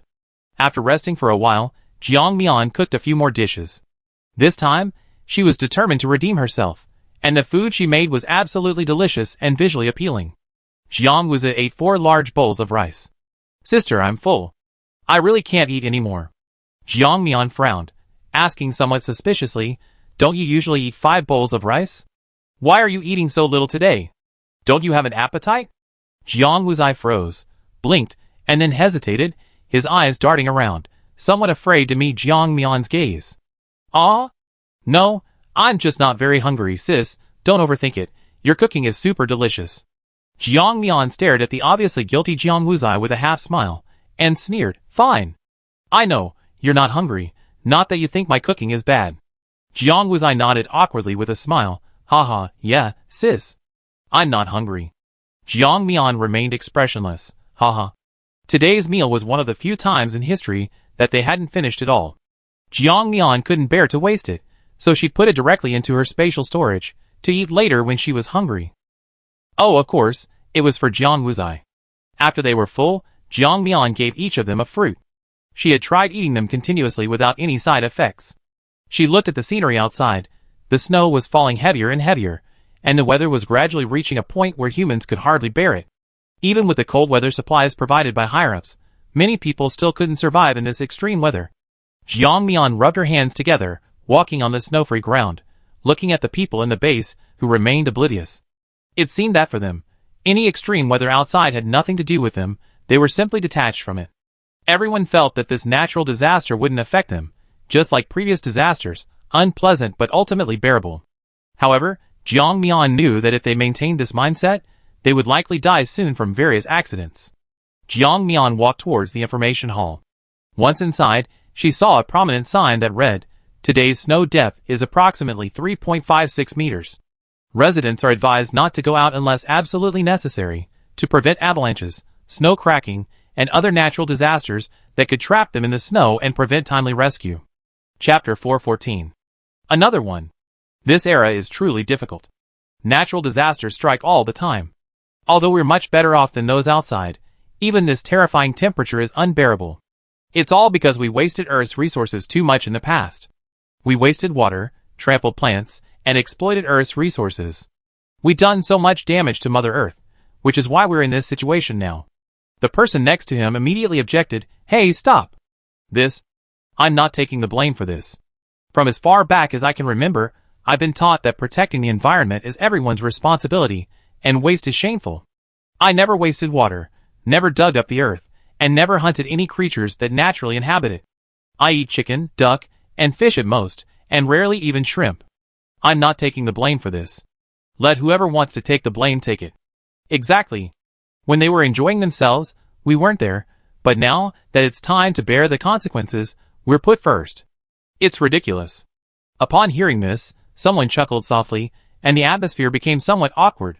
Jiang Mian quietly watched the people bickering. This vibrant scene made her feel that she was still alive, not alone, and not in a chaotic and dangerous period. However, she couldn't help but think pessimistically, how long will this situation last? She silently turned and left, heading to another place, the container where Xiao Na and the others had gathered. When Xiao Na and the others saw the big boss reappear, they immediately became nervous, and no longer dared to treat her like a lamb to the slaughter. "Boss, what brings you here? Please let me know what you need." Jiang Mian glanced at him, ignoring the unease in the goatee's eyes, and asked, "Has the system not given you any feedback yet?" The man nodded awkwardly, "Not yet." Seemingly sensing Jiang Mian's urgency and impatience, he immediately said, "Boss, actually, after we give feedback, it usually takes 3 to 5 days to get a response from the system assistant. So you don't need to be in such a hurry, just wait a few days, and you get a message." Jiang Mian was stunned by the man's words. 3 to 5 days? How come she didn't know about this? Was he lying to her, or was it because she was different from them that she didn't need to wait that long? Besides, how could she not be anxious? Without the system's notification, she couldn't connect to the system chat group, nor could she smuggle food from the space to sell to others. Didn't that mean she would earn far fewer gold coins this time? No, this was unacceptable to Jiang Mian. Every day the chat group opened later meant one less day of income for her, which was a huge burden for a shrewd businesswoman like her. How could she, a kind-hearted philanthropist who needed to provide goods to everyone, watch others suffer because they couldn't afford food? The more Jiang Mian thought about it, the more convinced she became of her own reasoning. She was even moved by her own actions. Jiang Mian looked at them and decisively said, "Keep sending them. I guarantee 50 a day." I refuse to believe the system hasn't noticed anything amiss. Hearing Jiang Mian's words, the men exchanged glances, staring at each other for a long while before nodding with difficulty. "Boss, this matter isn't exactly difficult, but it's not easy either." Hearing his tongue-twisting words, Jiang Mian looked at him, wondering what he was up to. Under Jiang Mian's threatening gaze, the man struggled to finish the sentence. "The main problem is, we don't have enough gold coins to send messages to the system every day. If we had enough, let alone 50, sending 100 a day wouldn't be a problem." The others quickly nodded in agreement.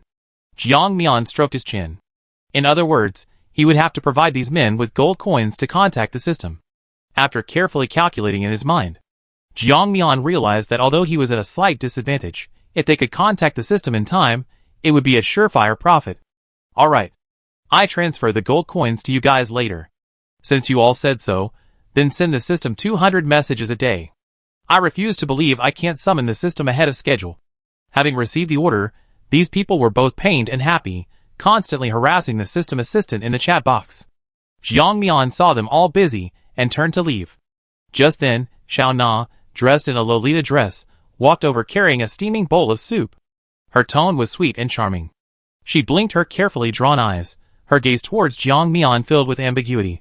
"Boss, I just made some nourishing soup. Would you like some?" Jiang Mian followed her words, glanced at what she was carrying, and couldn't help but twitch his lips.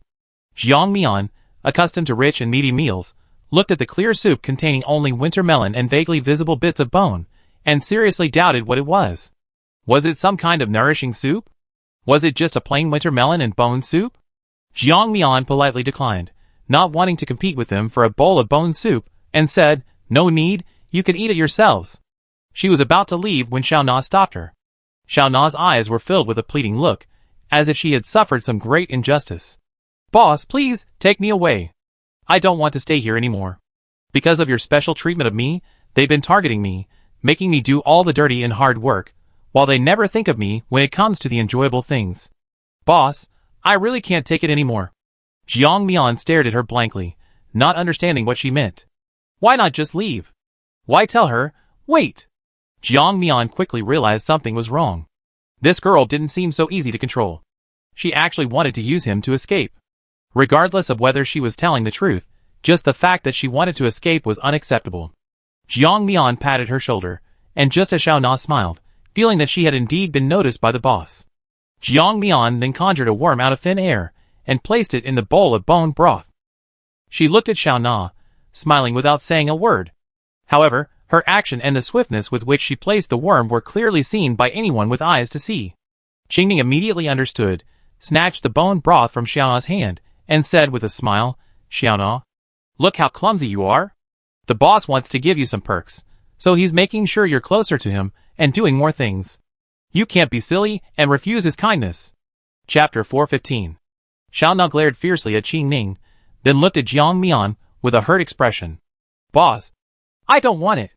Can you please let me go? I want to stay by your side in my own name, not this way." She pointed meaningfully at the bowl of bone broth in Qingning's hand, trying to use her charm to make Jiang Mian give in. However, Jiang Mian was unmoved by her way of speaking and doing things. Instead, he looked at Qingning holding the bowl and said, "Feed her, or I won't hesitate to kill her." Upon hearing this, Qingning momentarily wanted to smash the bowl in her hand. Rather than let Xiao Na live and annoy her, she rather used this boss to end her life. However, looking at the boss's clear and insightful eyes, Qingning dismissed the thought. "Forget it, there's no need to risk my life for Xiao Na. If I mess things up and get disliked by the boss, she truly have no one to turn to for justice. Getting rid of Xiao Na is a simple matter, there's no need for her to risk her life." Having figured out the crux of the matter, Qingning smiled and walked towards Xiao Na with the bowl of soup in her hand. She whispered in Xiao Na's ear, "Drink up. Who told you to be so clever and pull this stunt? Otherwise, you wouldn't have ended up like us." Xiao Na looked at the worm swimming in the soup bowl. She was genuinely terrified and instinctively began to back away with Qingning. However, it wasn't until she reached the wall of the container that she realized that none of the people present would plead for her.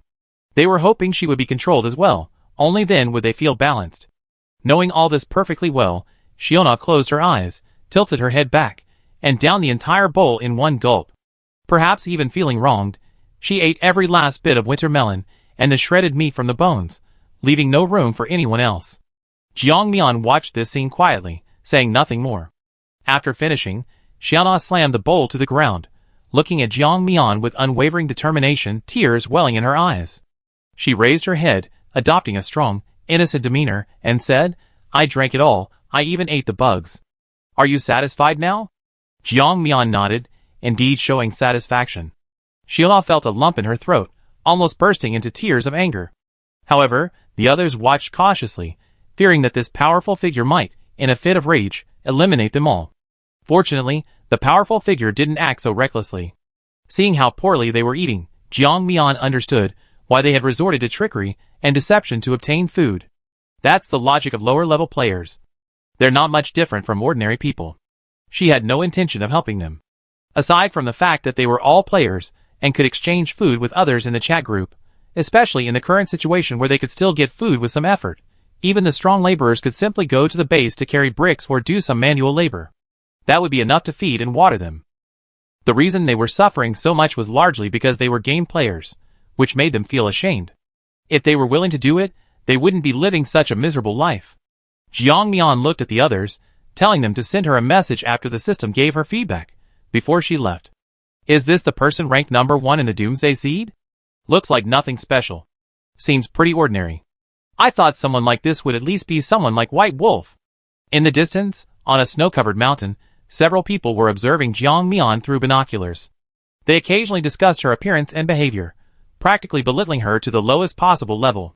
Jiang Mian, however, was completely unaware. The people opposite her were too far away, and she didn't possess that kind of superhuman perception to clearly sense that someone was spying on her. The group put away their binoculars and began discussing again. You know what? With such a huge reward from the system this time, I don't think the guy is as simple as he seems. Yeah, I think so too. The system sent several of us at the same time, so that guy's strength is probably not as weak as he appears. I heard that not only our system, but also other game systems sent players to hunt him down. Apparently, he gained some opportunities in the last world. Do you know what they are? Hearing his subtle probing, the others exchanged glances, naturally not revealing everything, and shook their heads saying, I don't know. I wasn't involved in the last world, and neither were the players in our world. I don't know either, I was doing something else. I do know this. Everyone turned to look at the speaker, unsure whether he was genuinely foolish or feigning ignorance, for revealing information so readily. They were happy to see such a person, and turned to look at him. When their attention fell on him, they realized he was a complete stranger. They seemed to have never seen him before. Who are you? The androgynous man waved his hand. You don't need to know who I am, nor do you need to care about my background. You only need to know what that woman has. Hearing this, the group, who had only recently gathered, immediately showed interest, turning to look at him, eager to learn what had happened. A woman? It's actually a woman, but looking at her, she's clearly a man. A woman becoming number one? That's a bit much. Some couldn't help but curl their lip, subconsciously looking down on Jiang Mian and the other players in her game. Seeing that the group had finally quieted down, the man cleared his throat and said, That's exactly what I wanted to say. She's good at disguising herself and sowing discord. Her methods are rather strange. Anyway, I don't think much of her. Most importantly, her behavior in the last world was very perplexing. She actually destroyed a giant tree. However, her abilities aren't very strong. She usually gets help from others. If it really came down to a fight, she wouldn't be a match for us. The others frowned upon hearing this, easily spotting the flaw in his words. You say her abilities aren't very strong? Then why did she destroy a giant snake-scale fruit tree? I remember the snake-scale fruit tree she encountered in the last world was the kind that could absorb the life force of others, right? That was the snake-scale fruit tree's lair, and the only mutated snake-scale fruit tree in the world. Logically, such a drastic change shouldn't have happened there. Chapter 416. After a moment of silence, the man uttered a cold, indifferent statement. So, that's what I meant by extremely strange. She pulled out an atomic bomb, and sent the snake-scale fruit tree flying. Most people nearby were nearly killed by the shockwave, and unable to withstand the radiation, many perished. Unfortunately, even after he said this, some remained hesitant. They wanted others to go first, while they waited to reap the benefits. However, the others weren't fools, and naturally wouldn't blindly take the risk. Each of them was calculating their next move, and no one continued the topic. The man who had selflessly revealed this bombshell looked with satisfaction at the desires he had unleashed, igniting in these people's hearts. He gradually disappeared from everyone's sight. He naturally didn't want to take the lead. Such thankless tasks were best left to others. He only needed to quietly observe what would happen next. Jiang Mian was unaware of these people's schemes, nor did she know that her disguise had been exposed. Right now, she was still happily admiring the snake-scale fruit tree in her spatial dimension, which had sprouted tiny buds. Jiang Mian couldn't resist poking the bud. The bud swayed with her touch, so endearingly clumsy, completely unlike its previous fierce and bloodthirsty appearance. Satisfied, Jiang Mian withdrew her consciousness, and continued to enjoy the long-lost peace. These past few days, she had checked on the outside situation almost daily, and on her way, she would also take a detour to the container where those people lived to see if they had managed to contact the system. However, she knew on her way there that she definitely hadn't been able to contact the system, since she hadn't received any system notifications. Sure enough, when facing Jiang Mian, the few people left behind to contact the system all had embarrassed expressions on their faces, clearly having failed to complete the task Jiang Mian had assigned them. Jiang Mian was already mentally prepared, and didn't show any unusual expression. She couldn't help but sigh inwardly. Indeed, no matter where you are, it's always incredibly difficult for ordinary people to get ahead. Even connections are useless. Forget the system, she couldn't even contact the system assistant. Jiang Mian even considered finding a skilled player in her area to send a message to the system assistant. Would that be faster?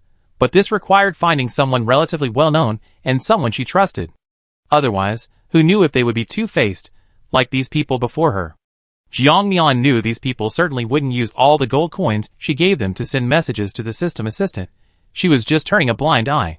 Didn't you notice how much more lavish their meals have been since she arrived? I wonder if there are any of our own players in this base. If all else fails, we might as well just capture a few more powerful ones. It was only at this moment that Jiang Mian truly understood how difficult it was to succeed without her own connections. At the container door, Jiang Mian waved to those people. All right, you don't need to see me off. Go back now. Doing the things I asked you to do is more important than anything else. With that, she turned to leave, and the expressions on the faces of those behind her changed several times. Everyone had their own hidden thoughts. Hearing Jiang Mian's pointed words, they dared not refute her, nor dared they say anything else to attract her attention. Jiang Mian was about to walk forward and leave when she suddenly felt a momentary stagnation in the air. Even the snow, still in midair and not yet touching the ground, began to melt in patches. She instantly sensed something was wrong. The next second, she switched places with one of the people behind her. Whoosh! Thud! A fiery red snake shot through the body of the person Jiang Mian had switched places with, pinning them directly to the container. The force of the impact continued until it hit the snow behind, where it finally stopped. The change happened so quickly that many people didn't even have time to react. By the time they realized what was happening and tried to escape, it was already too late. Suddenly, countless red fire snakes appeared in the sky, shooting straight towards them. However, the fire snakes weren't just targeting them. Some accidentally injured other people living in nearby containers. Jiang Mian's expression flickered. She knew these things were probably aimed at her. Without hesitation, firstly to minimize the deaths of those nearby, and secondly, because she genuinely needed to escape, she teleported to an open area in a few flashes. She was now inside one of the buildings outside the base. Sure enough, after Jiang Mian left, the continuous red fire serpents vanished. However, only those who had been caught in the crossfire remained, groaning in pain. By the time the people inside the base reacted, all they saw was a scene of countless dead and wounded. The base leader instantly flew into a rage and ordered a thorough investigation. Of course, some experienced individuals immediately noticed something amiss. One young man in a police uniform half squatted on the ground, his fingers touching the earth, still feeling the lingering warmth. He immediately raised his hand, stopping his companion's pointless cursing. All right, stop cursing. It's pointless. These people aren't ordinary people, they're gamers just like us. The person who had been cursing stopped abruptly, staring blankly at Qingxi. It seemed she only realized it now. You're right, I was wrong. This kind of attack power is definitely not something an ordinary person could do. We should have suspected it long ago. Once the lockdown on the real world is lifted, there will definitely be those who are dissatisfied with the official rule and want to disrupt this world. She turned to her newly appointed superior and asked, Captain Qingxi, what should we do now? How can we announce this accident to the public? Qingxi took off his hat, not answering her question, but turning to say, don't worry about such unimportant things. Clean up the scene, see if there are any survivors. Their lives are the priority. As for how to explain this accident, the higher-ups will handle it. We don't need to worry about it. Mingxue opened her mouth, wanting to say something more, but then closed it again. Forget it, there's no need for her to be the villain. Anyway, there's a gap between ordinary people and those special people. Even if they act so recklessly, the higher-ups can't say anything. After all, their abilities are special, and the higher-ups often need to rely on them. Previously, when purchasing certain special items, it was these same people who paid with gold coins. Naturally, these special individuals had more influence than the lower-level staff. Chapter 417. Having figured out the priorities, Mingxue turned and began directing the others to begin the rescue operation. Qingxi's gaze was sharp as he looked at the quiet atmosphere in the sky, his heart churning with turbulent emotions. That energy just now was incredibly strong. It was far beyond what someone like him, who had only recently entered the game, could handle. Who was that powerful force chasing? He had no idea. But a sense of vigilance and a desire to become stronger had already risen within him. If he were strong enough to monitor everything in his area, those living in the container area wouldn't have died. Self-reproach filled Qingxi's mind, but everyone was busy, and no one could comfort him. Far away, several kilometers from the base, Jiang Mian had been leading her attacker in circles. Her intention was to lure the attacker out and make him appear before her. However, the attacker seemed adept at psychology. Even after being led around like a kite for several rounds, he showed no signs of anger or intention to appear. Jiang Mian chuckled lightly. She didn't mind, She was keeping this man at bay, waiting to see when he slip up. Lu Yin stopped in frustration, staring at Jiang Mian in the distance, her resentment palpable. She'd been kept in suspense for hours, not only failing to catch Jiang Mian, but also feeling like she was being toyed with, led by the nose. She didn't know why her target was so afraid of death, possessing so many escape techniques, flying one moment and vanishing the next. Several times, she almost been caught. This was the first time she encountered such a situation since she started specializing in killing. Furious, after being kiked for another half hour, she made a decision that defied her ancestors' wishes. Jiang Mian circled around several more times, only to find that the person chasing her had vanished. Her experience of being hunted repeatedly made her realize quickly that her attacker was trying to escape and had given up the chase. Jiang Mian wasn't the type to laugh it off after being ambushed. She changed direction and began teleporting towards the area with the strongest air currents. Lu Yan sensed the movement behind her and was overjoyed. The fish had taken the bait. With a whip in hand, imbued with flames, she lashed out in the direction of the noise. Jiang Mian easily dodged the flaming whip, and it was only then that she saw what the person looked like. Fiery red hair, an undisguised face, and an incredibly hot figure, the kind of figure almost every girl would envy. Jiang Mian raised an eyebrow. This strength, this appearance, she seemed to have never encountered anything like it before. She wondered if it was a player from the same game, or perhaps a player from another world. Jiang Mian leaned towards the latter. After all, players from the same game wouldn't hunt someone down without reason or warning. They hadn't had any prior feuds or interactions, so it was unlikely anyone would be after her. Most importantly, don't forget, Jiang Mian currently possessed a male face and body. This was entirely a fictional character. Where would she find enemies? Jiang Mian sneered, beckoning to the woman opposite him with a finger. Weren't you going to kill me? Why are you running away the moment I arrive? That's not like someone who dares to kill me. You wouldn't have the guts. Lu Yen looked at the man who seemed so ordinary yet so confident to her, twirling her fiery red hair with her finger, her smile alluring. Oh! I thought you only knew how to run away. I was going to let you go, but I didn't expect you to dare attack head-on. In that case, how about we settle this with our skills? As she spoke, before the last word had even finished, she launched a sneak attack. Jiang Mian had been watching her closely. The moment she sensed her intention to attack, a pair of wings sprouted from her back, and she soared into the air. She showed no mercy, flying directly towards the woman opposite her. Her long sword instantly materialized, slashing straight towards Lu Yan's neck. Lu Yan's whip clashed with Jiang Mian's long sword, the residual force startling her, causing her to stagger back several steps. A fighting spirit ignited in her eyes, and she attacked Jiang Mian directly. Jiang Mian had assumed Lu Yin would only attack him with her crossbow, but unexpectedly, Lu Yin pressed some switch, the flames on the whip vanished, instantly transforming into an iron whip that lashed out at Jiang Mian. The whip even had specially made blades, judging by its force. A strike would surely tear off a large chunk of flesh, possibly even resulting in a hanging. Jiang Mian, caught between attack and evasion, unhesitatingly chose to retreat, dodging the attack. She took a few steps back, preparing to seize an opportunity to approach the woman again and attack. Seeing her retreat, Lu Yan's lips curled into a smile. She had a general understanding of Jiang Mian's abilities. He excelled primarily at escaping, and his offensive skills weren't particularly strong. In fact, they were rather weak, his only strength being his superior ability. She was even confident she could defeat him within 100 moves. Thinking this, she smiled and launched a counterattack against Jiang Mian.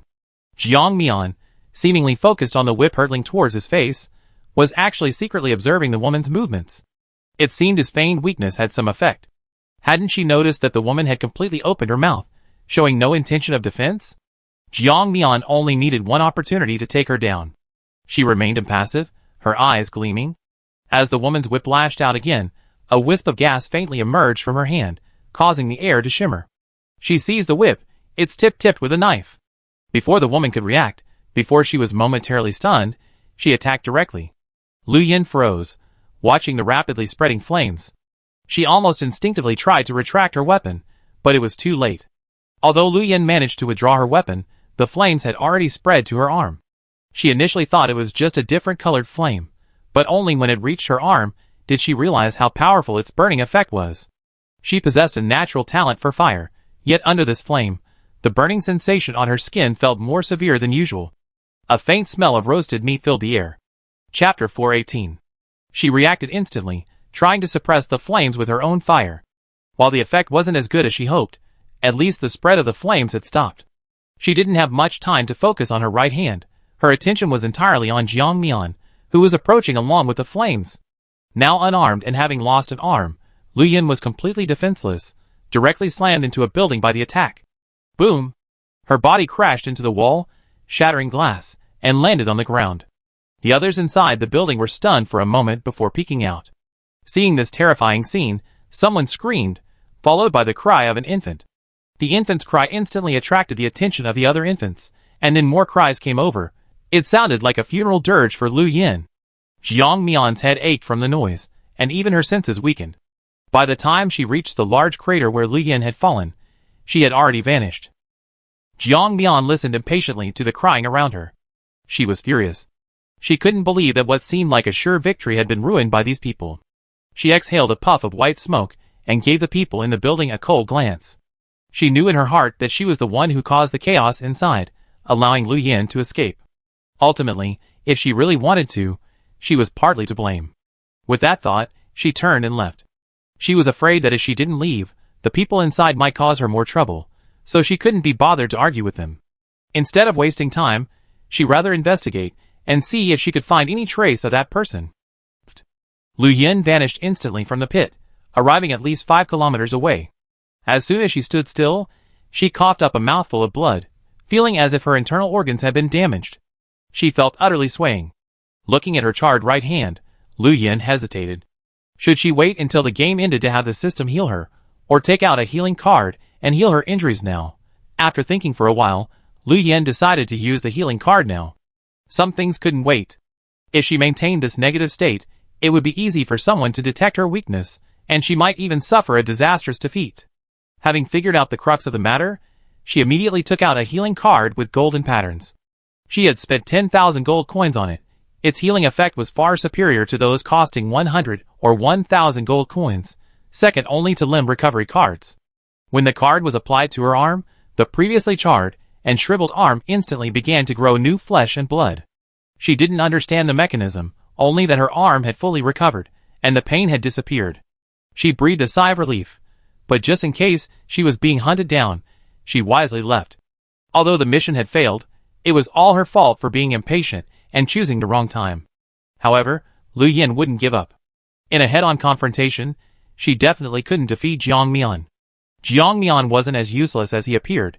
She knew this herself and didn't need to let her colleagues know it. Competitors are enemies, regardless of their profession. Jiang Mian walked step by step through the snow, each step covering most of her legs, demonstrating the depth of the snow. Fortunately, the temperature here hadn't dropped to -80 or 90 degrees Celsius, but remained around -50. While it was chilling, it wasn't unbearable. It was different from the biting cold she had experienced in her first world. Jiang Mian estimated that about a week had passed in the game, and she still hadn't been able to contact the system. The person who could contact the system was now dead, and Jiang Mian had to find someone else. Thinking of this, Jiang Mian felt a surge of anger. She hoped she wouldn't find that red-haired woman again. Next time, the woman wouldn't be so lucky. She wondered how much equipment she would obtain if she killed the person chasing her. This was Jiang Mian's first time doing something like this. In the last world, those things were directly converted into resource points. She hadn't even had time to see their purpose. Jiang Mian didn't know where the cards went in the end. She only knew to kill, kill, kill. When Jiang Mian entered the base, she saw that the people inside looked panicked. Without even asking, she heard people around her discussing the sudden accident that had happened that day. Jiang Mian listened in. An old man gestured vividly. You don't know the scene was? Blood was everywhere. Most of the people living in the containers died. Those arrows didn't have eyes, they just attacked there. I lived in an apartment building not far from them. The scene was like being hit by ice knives. Oh no, it should be called fire lances, because those things were still on fire, crackling and popping as they fell. How could anyone possibly survive? Plus, the containers were filled with foam boards. You all know that, they're basically accelerants. Even if they weren't killed, they'd be burned to death. Wow! Listening to the old man's vivid description, they felt as if they were there themselves, instantly rubbing goosebumps through their clothes. One of them asked curiously, Uncle Lee, what you're saying sounds pretty terrifying. I'd like to know, Didn't the people upstairs explain to us why? Was there a spy from our country attacking, causing so many deaths? Others chimed in with their opinions. Yeah, this doesn't seem like a simple man-made disaster. I feel like this was a premeditated attack. Some big shot must have been living in those containers. Maybe some genius scientist, or maybe a big shot's illegitimate son, who was discovered living there, and someone wanted to kill them to cover their tracks and seize something important, which is why all this happened. He spoke as if it were the truth, leaving everyone stunned, until one young man rolled his eyes and said speechlessly, "Dude, the most important thing for you right now is to throw away that Yang Shizi novel on your phone. I think your brain has been ruined by reading novels." Chapter 419. The others chuckled softly, some even joking, "Dude, what big shot's illegitimate son, some important genius. Would he live here? The security here isn't as good as other places, the facilities are terrible. The only things you can use for heating are your own efforts and scavenging scraps of wood sofas and foam from outside. Who would live here? Only those with no money or food would live here." The man realized he was being delusional, smiled awkwardly, and then looked at Grandpa Lee. Everyone, don't change the subject. I was just sharing my guess. As for the real truth, we have to rely on our expert, Grandpa Lee." The topic was shifted again, and Grandpa Lee returned to the center of attention. Grandpa Lee, beaming with pride, stroked his sparse hair and said slyly, "This is your ignorance, isn't it? Your guesses are far too ordinary. Let me tell you, this is exclusive news. As you know, my son is a mid-level patrol member. I heard him say he witnessed it firsthand. A special group with bows and arrows, seeking revenge on society, was so brazenly slaughtering people in the container area. After being discovered, the special group, who had joined the authorities, roared, sending those scoundrels fleeing. The authorities went after them. I heard the death toll was horrific. They even said they wouldn't return to Pearl Base until they killed them all." After hearing this, everyone else couldn't help but show expressions of amazement, proud of the strength of their official base. However, some people who knew the inside story, and Jiang Mian herself, couldn't help but show strange expressions. After exchanging glances with those people, one of them, perhaps unable to resist the urge to complain, walked up to Jiang Mian and whispered, "This old man is quite the liar. Could he be someone the authorities specially arranged? I've been listening to him talk for hours, always saying the same thing, like the authorities went out to chase those people, but they're all cowards. How could they possibly chase a bunch of insignificant people?" Jiang Mian looked at the person who spoke to her expressionlessly, then silently moved away from him, completely bewildered. She couldn't help but think, is he crazy? Why did he suddenly come up to me and say all this? Could they both be working for the authorities? One exaggerating, the other testing? She harbored the deepest malice towards the authorities. After listening for a while, Jiang Mian grew bored and left. Back home, Jiang Mian paused, about to step inside, then silently withdrew her foot. Turning around and changing her expression, she went to the information desk and asked the staff if there were any vacant villas. The staff enthusiastically introduced the available villas, and Jiang Mian pretended to look at some before finally choosing a villa not far from her home. Actually, there were even closer villas, but fearing a repeat of today's unexpected events, Jiang Mian didn't choose the closest one, but rather one in a more central location, so that she wouldn't be implicated in a disaster. Jiang Mian looked at the villa's decor. It was the kind you could move into immediately.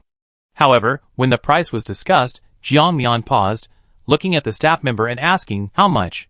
700 gene of grain a year?" The staff member nodded. "Yes, you know the situation right now. Housing is tight. A lot of outsiders have suddenly arrived, so naturally, the prices have gone up." Jiang Mian turned to look at the staff member. He was telling the truth. There was no hint of deception in his eyes. Jiang Mian became curious. Are there many outsiders arriving recently? What are they dressed like? In this situation, there was no privacy. Perhaps the staff member, wanting to close the deal, told everything without hesitation. They all seem to be doing very well. Even though they're from outside, they're still wearing all their winter clothes. Judging from the style, they're not official uniforms. Perhaps they kept them from before the apocalypse. Jiang Mian smiled without saying a word. In reality, they both thought the same thing. Jiang Mian couldn't help but feel fortunate. After the fierce battle, his clothes were tattered, and even his down jacket was practically two pieces of fabric stacked together, the down inside long since scattered on the ground with the snowflakes. Jiang Mian had originally intended to simply hand over the 700 gene of grain and be done with it, but upon reflection, he realized the game had only just begun, so things seemed calm on the surface, but who knew what unexpected events might unfold in the future? Thinking this, she discussed it with the staff and decided to exchange 100 gene of grain for a month's accommodation. The staff member hesitated upon hearing this. If it were before, he might have been able to make the decision. 100 gene of grain for a month's accommodation was a very good deal, but housing was scarce. Should he accept the 100 gene now, or wait to acquire 700 gene of grain? He needed to confirm this with his superiors before making a decision. The staff member looked at Jiang Mian and said with a smile, "Darling, please wait a moment. I need to consult my supervisor before I can give you an answer." Jiang Mian nodded and added, "I hope it can be finalized tonight. If it's too late, I choose another place to stay." "Okay, I get back to you as soon as possible." With that, the staff member locked the villa door and jogged away. Jiang Mian stared blankly at his departing figure. Had this person forgotten that she'd been abandoned here? She truly had nowhere to go now. She dared not go home, fearing someone would be watching her, and had nowhere to stay. She could only squat helplessly at the villa's entrance. She looked like a pitiful little dog. Jiang Mian felt this wasn't a solution. Waiting here was less appealing than waiting in the information hall, where it was warmer. Thinking this, Jiang Mian stamped her feet to ward off the cold and began heading in the direction the staff had left. To reach the information hall, she had to pass through a container. She paused, looking at a still charred area within the container. There were many people in work clothes sorting through the contents. It seemed there were not only corpses being brought out, but also a lot of furniture and clothing belonging to those who had been there before. Chapter 420. However, these things were all charred beyond repair. Even if salvaged, they would be useless. All of this highlighted the powerlessness of ordinary people. A small disaster could take their lives. People never know whether tomorrow or an accident will come first. Cherishing the present is the best thing to do. Although she felt very sorry for these people, she hadn't killed them, and she hadn't had to pay the price. In truth, the real culprit was that red-haired woman. She was the one who attacked these people indiscriminately, not herself. After observing for a while, Jiang Mian left, randomly choosing a building from which she could observe the villa she had previously stayed in, and quietly waited for the staff to arrive.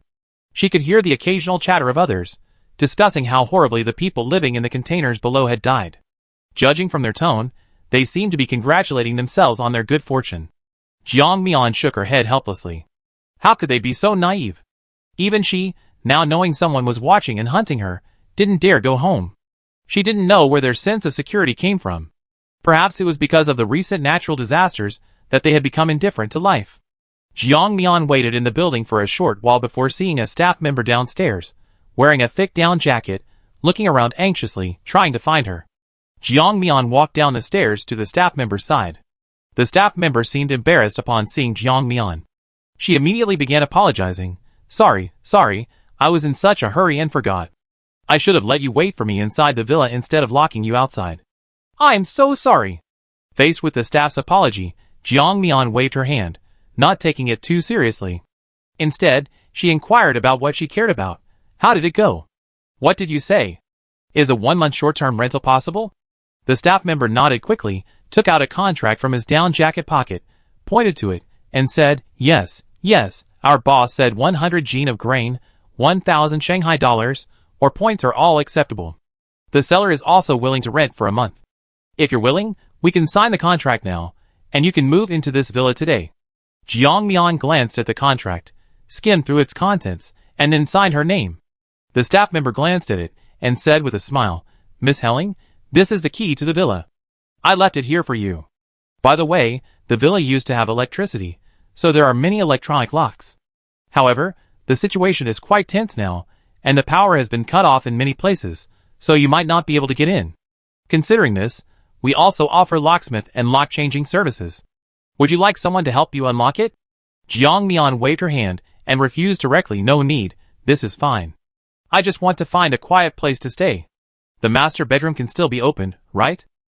Yes, don't worry about that. It can be opened 100%. Okay. Jiang Mian nodded, took out a gold bar, and left with the staff member. This time, she didn't choose to buy the house with grain.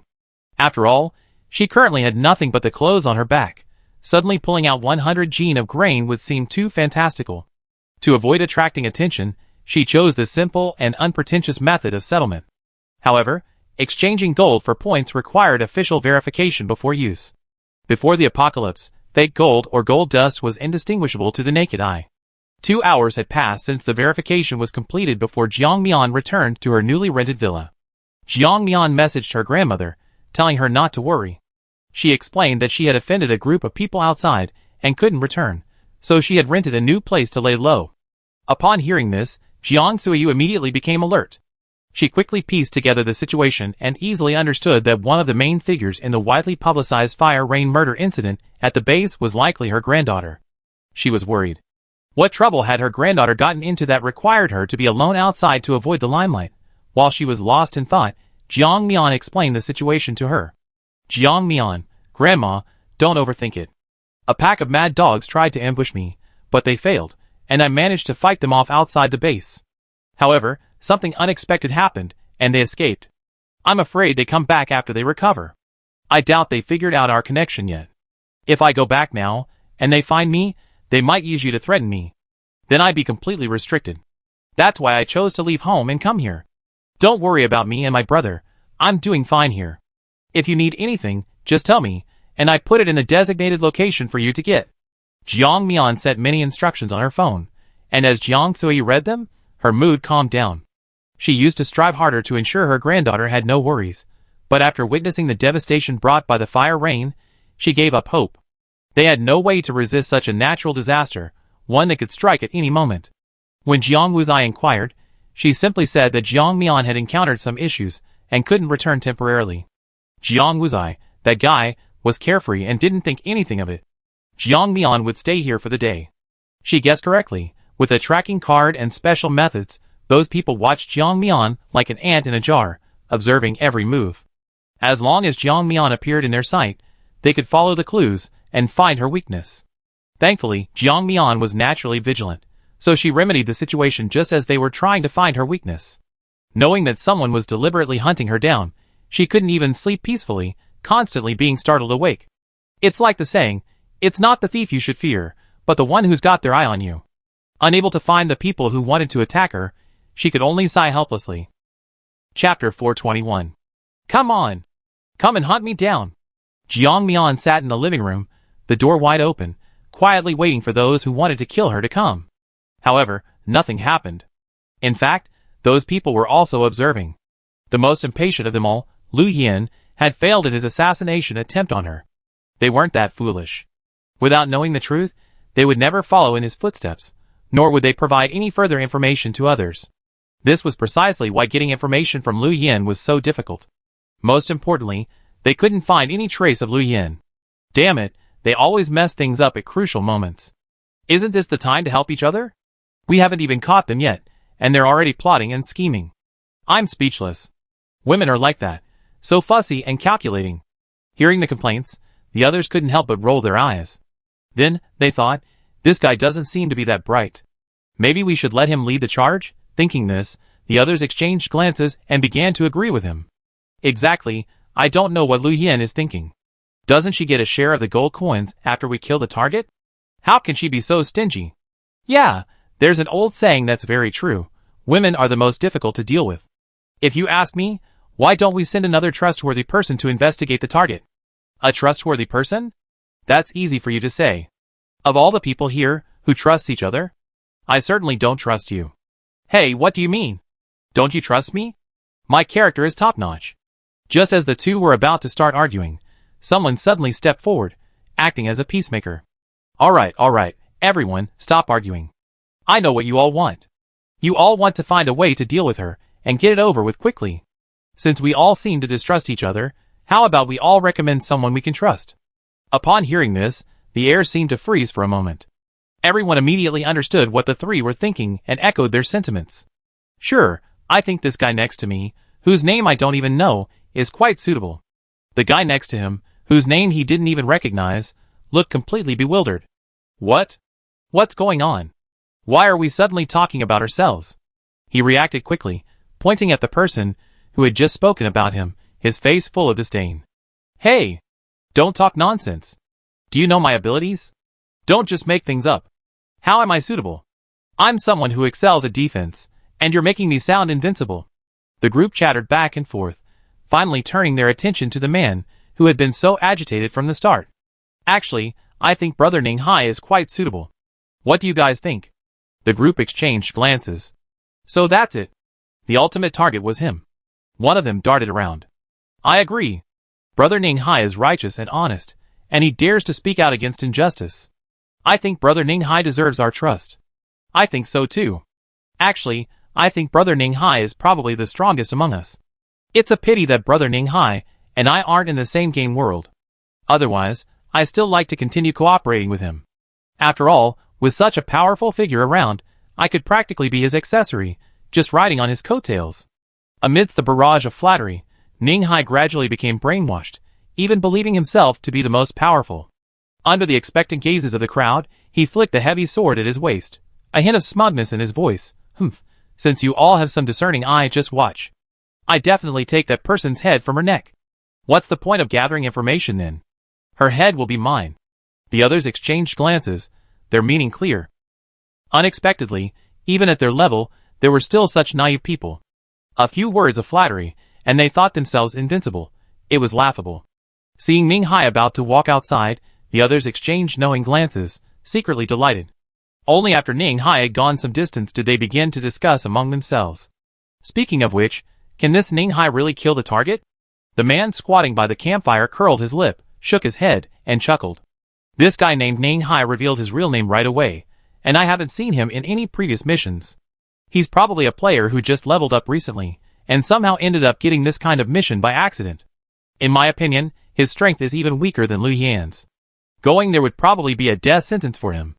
However, we can take this opportunity to carefully observe the target's skills. As for what happens next, it's all up to luck.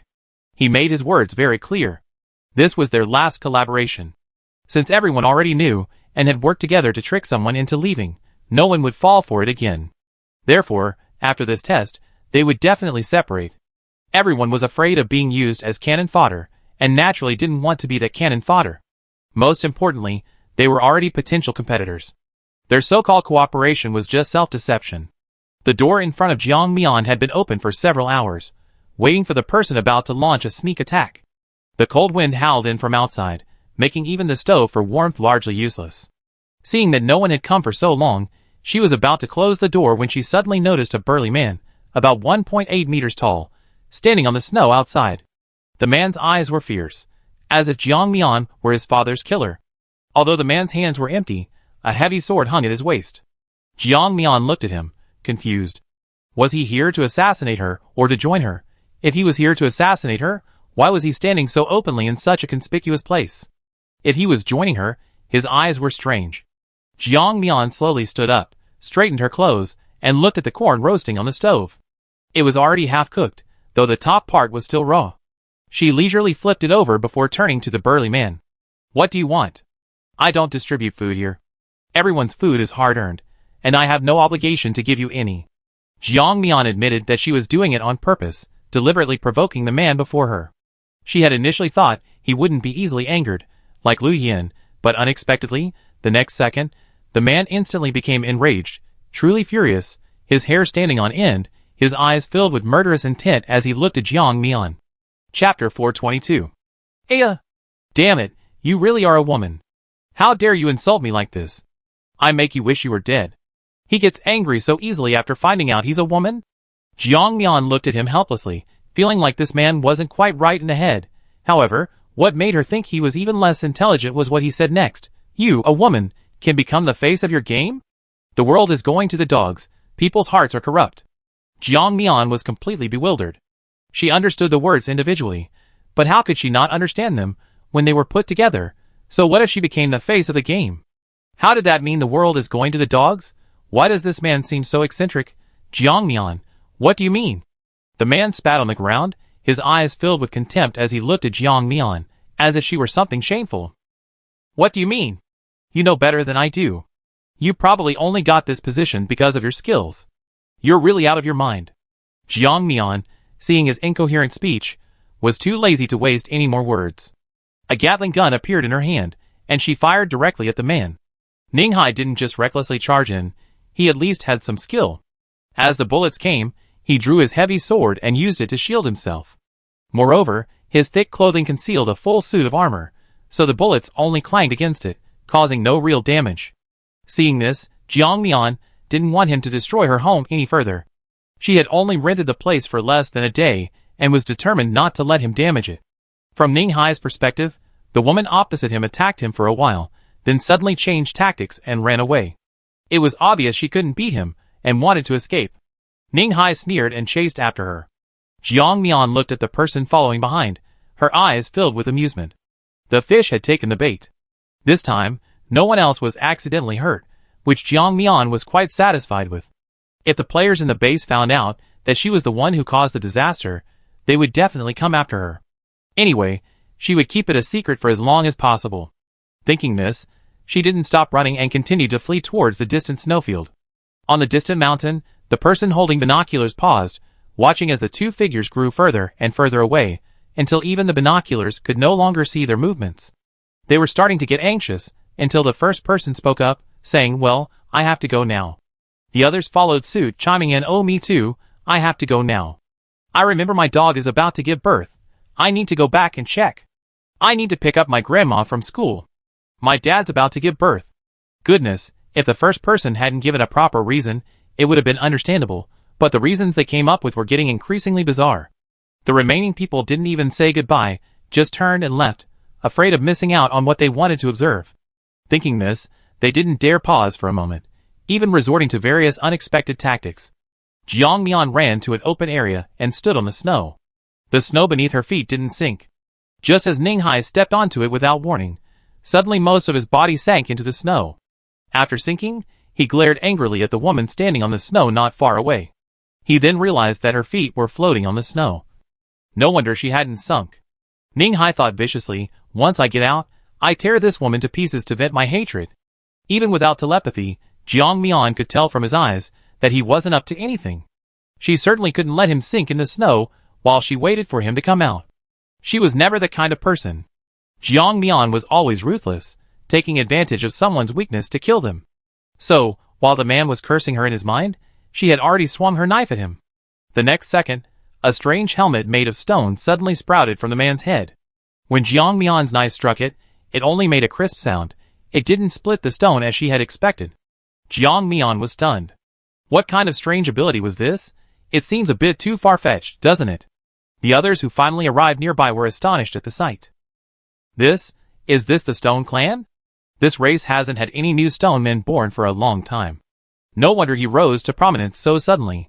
He's clearly not very bright, yet he managed to climb to this height. So the most important secret is here. What do you mean? What secret technique?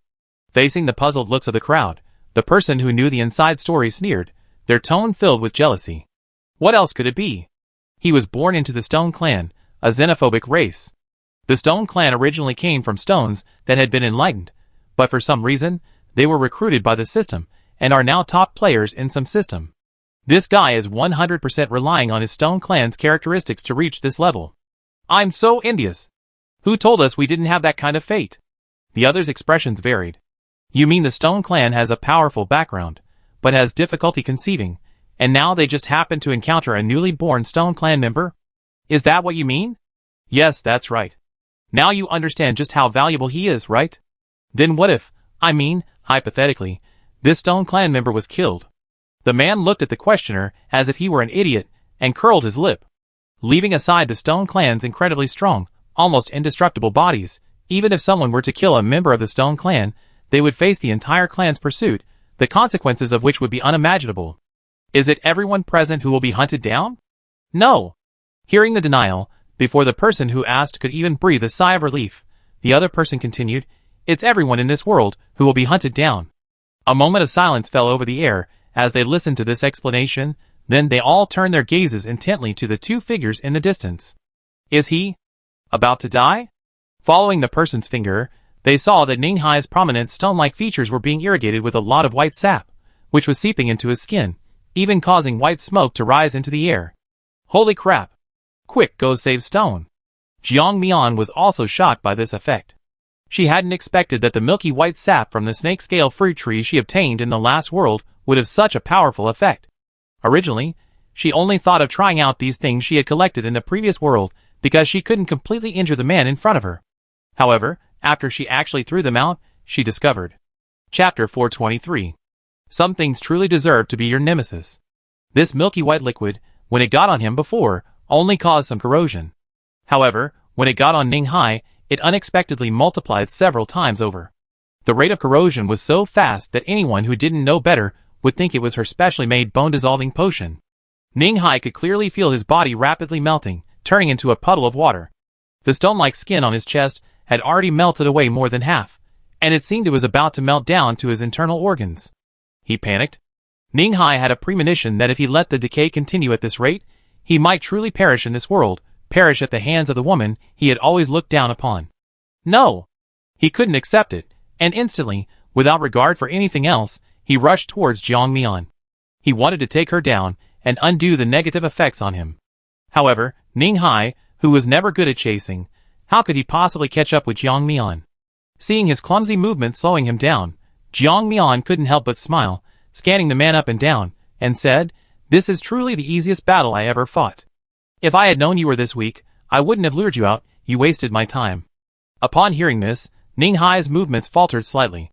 He looked at the woman opposite him, as if she were a devil.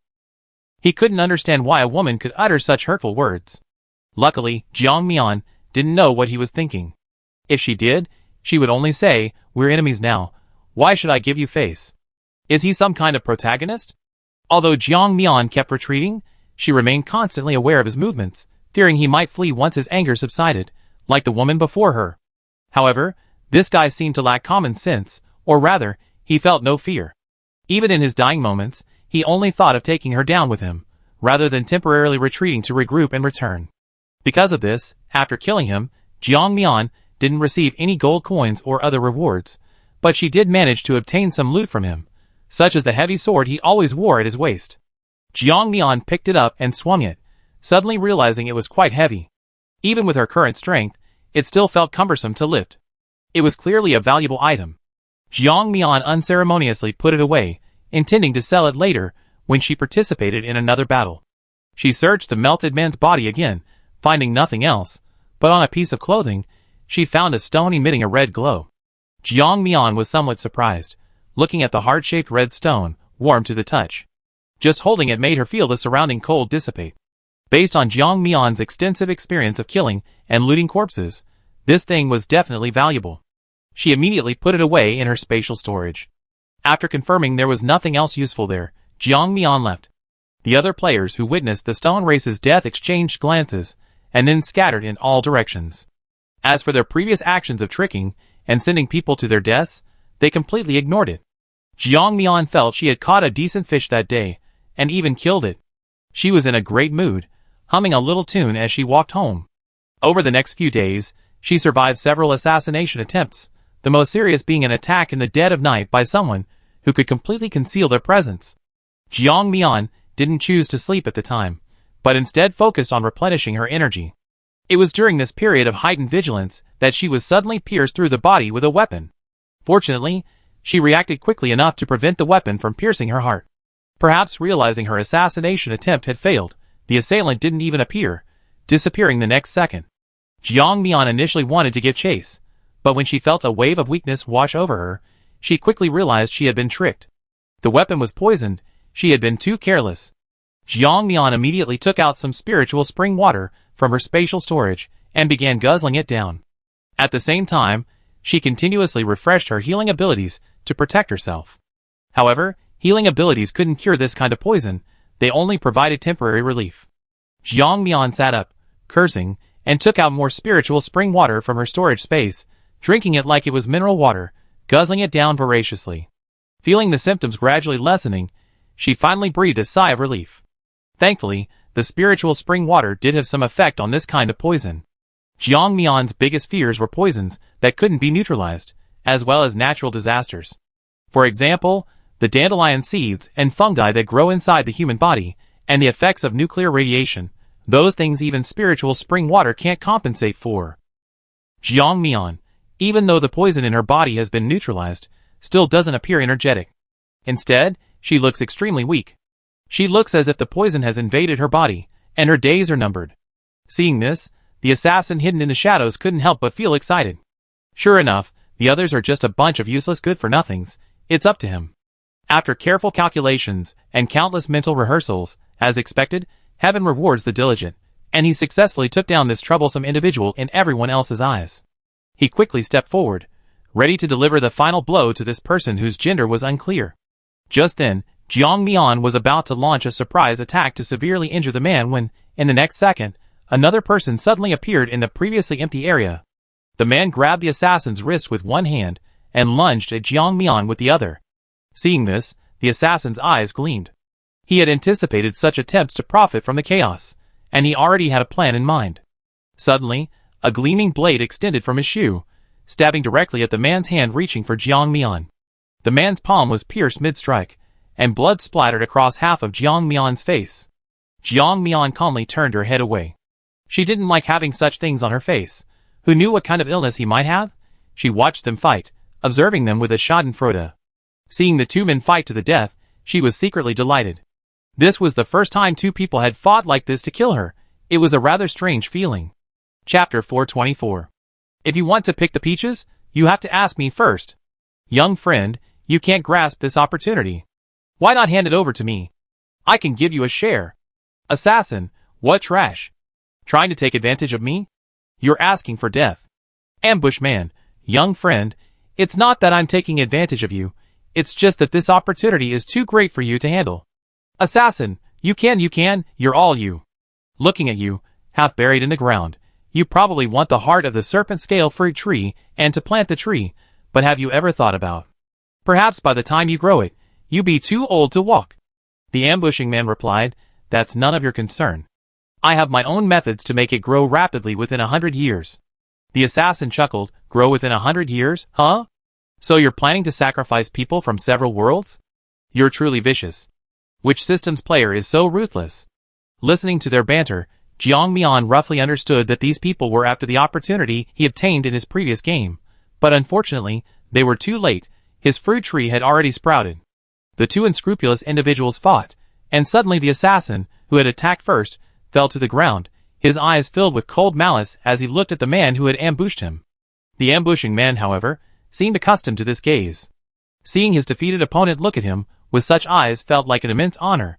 After all, being looked up to by ants is nothing to brag about, but being looked at with such eyes by someone of equal strength only makes him feel incredibly pleased.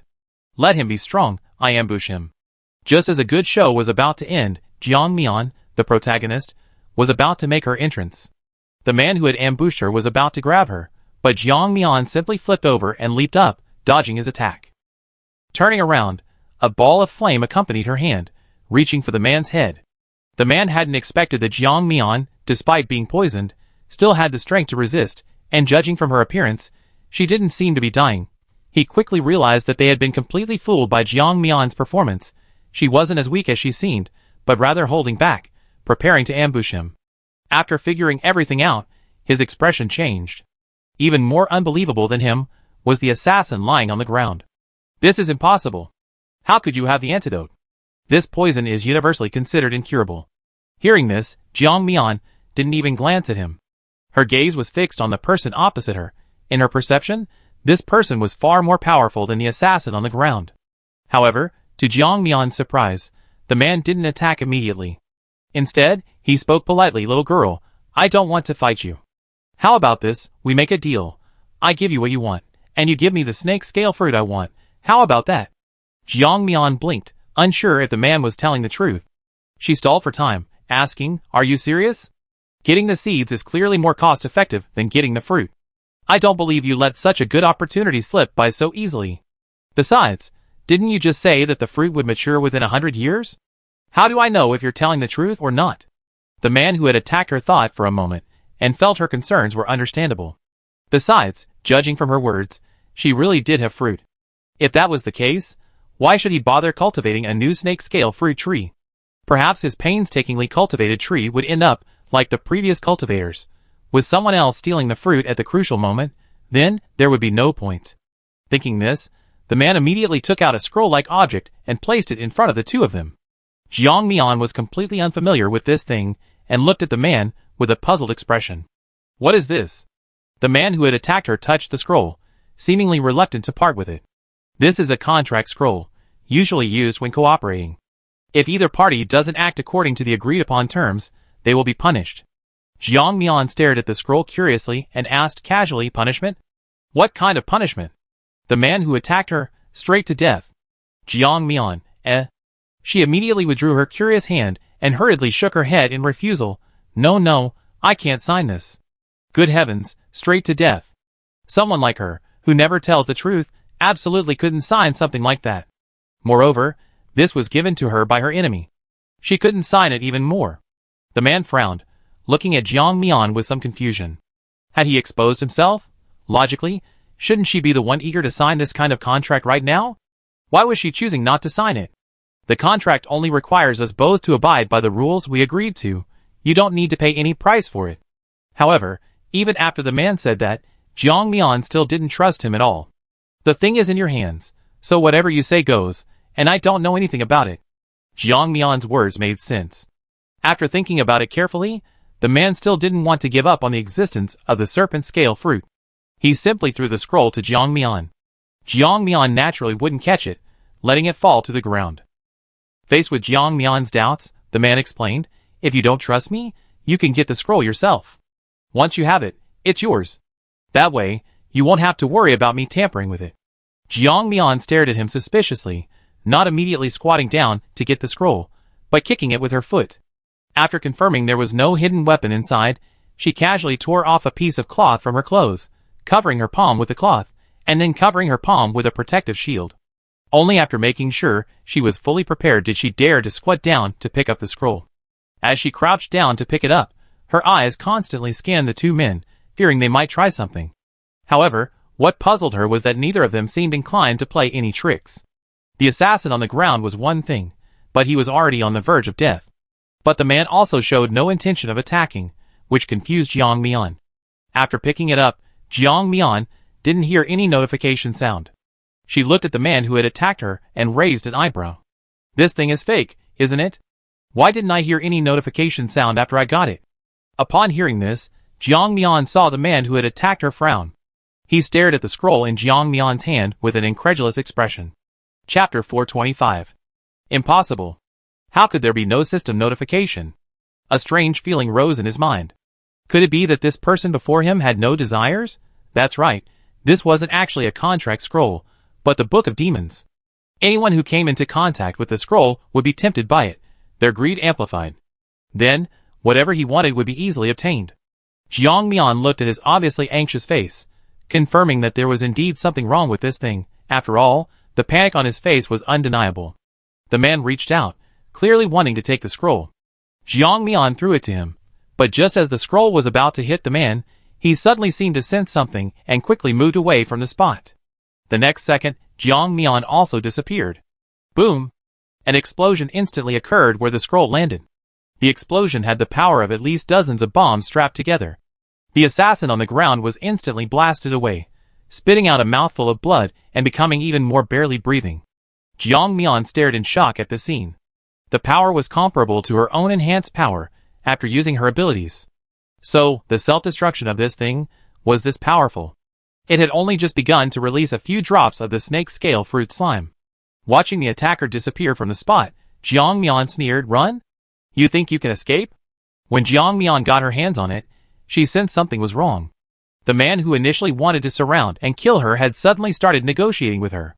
Did he really think she was stupid? He could turn on her so easily? Saying he only wanted the snake scale fruit, not the snake scale fruit tree heart and seeds, then he shouldn't have attacked her in the first place. It would be truly suspicious if she believed the man's words. But before leaving, the man who attacked her in the middle of the night would have to pay the price. The assassin looked at Jiang Mian in terror. "No, don't kill me. I'm very useful. As long as you let me go, I'd be completely devoted to you from now on. You can tell me to go east, and I never go west. With me as an ally, you won't be at a disadvantage at all, right?" Jiang Mian, holding the dagger to his heart, paused, suddenly realizing that what the man said actually made sense. Jiang Mian forced him to open his mouth and put several insects inside.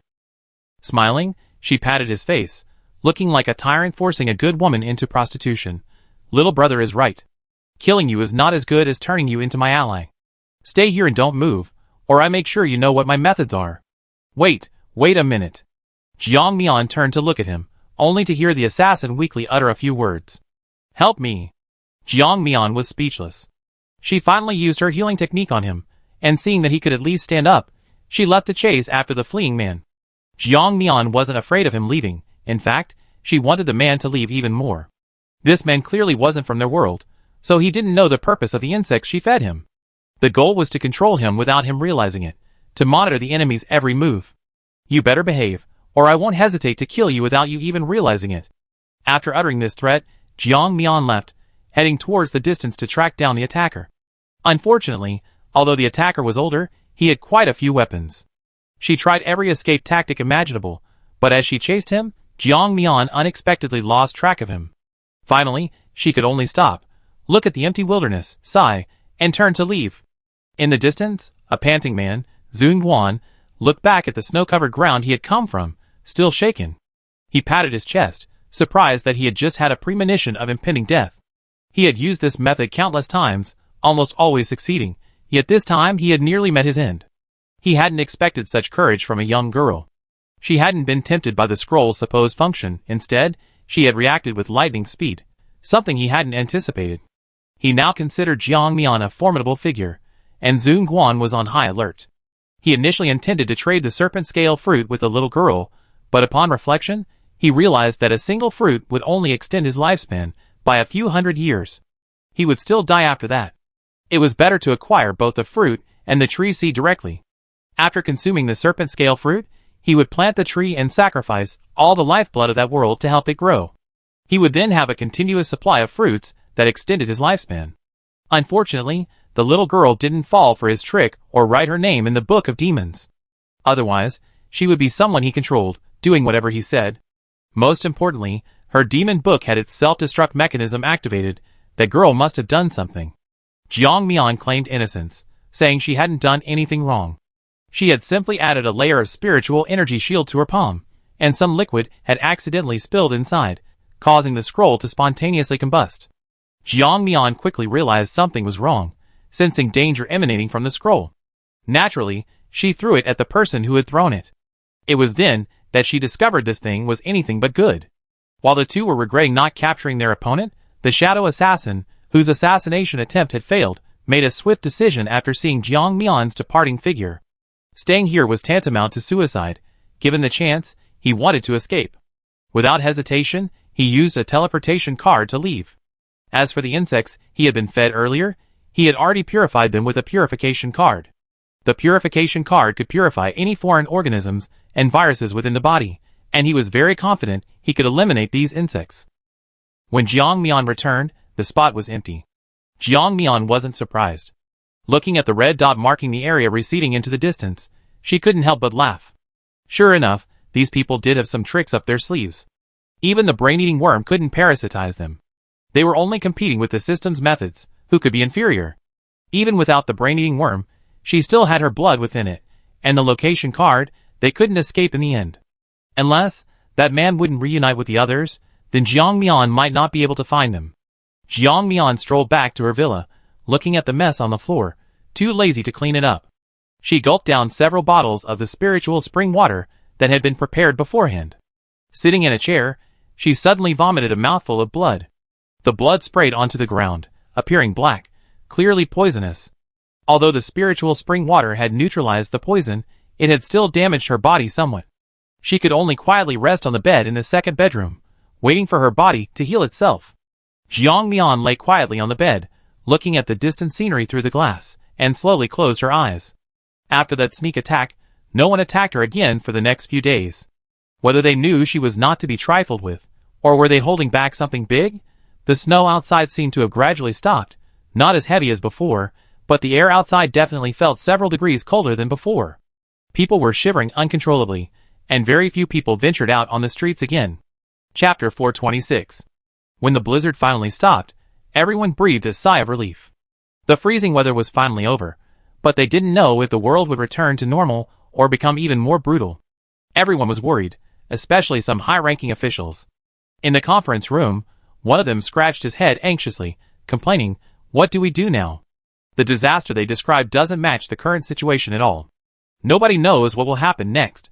While some were anxious, Others remained indifferent. So what if we don't know? At worst, we all go our separate ways. We done our duty, supporting those people for so long. It should be over by now, shouldn't it? The man who said this sat with his legs crossed, his military overcoat worn haphazardly, making him look like a street urchin.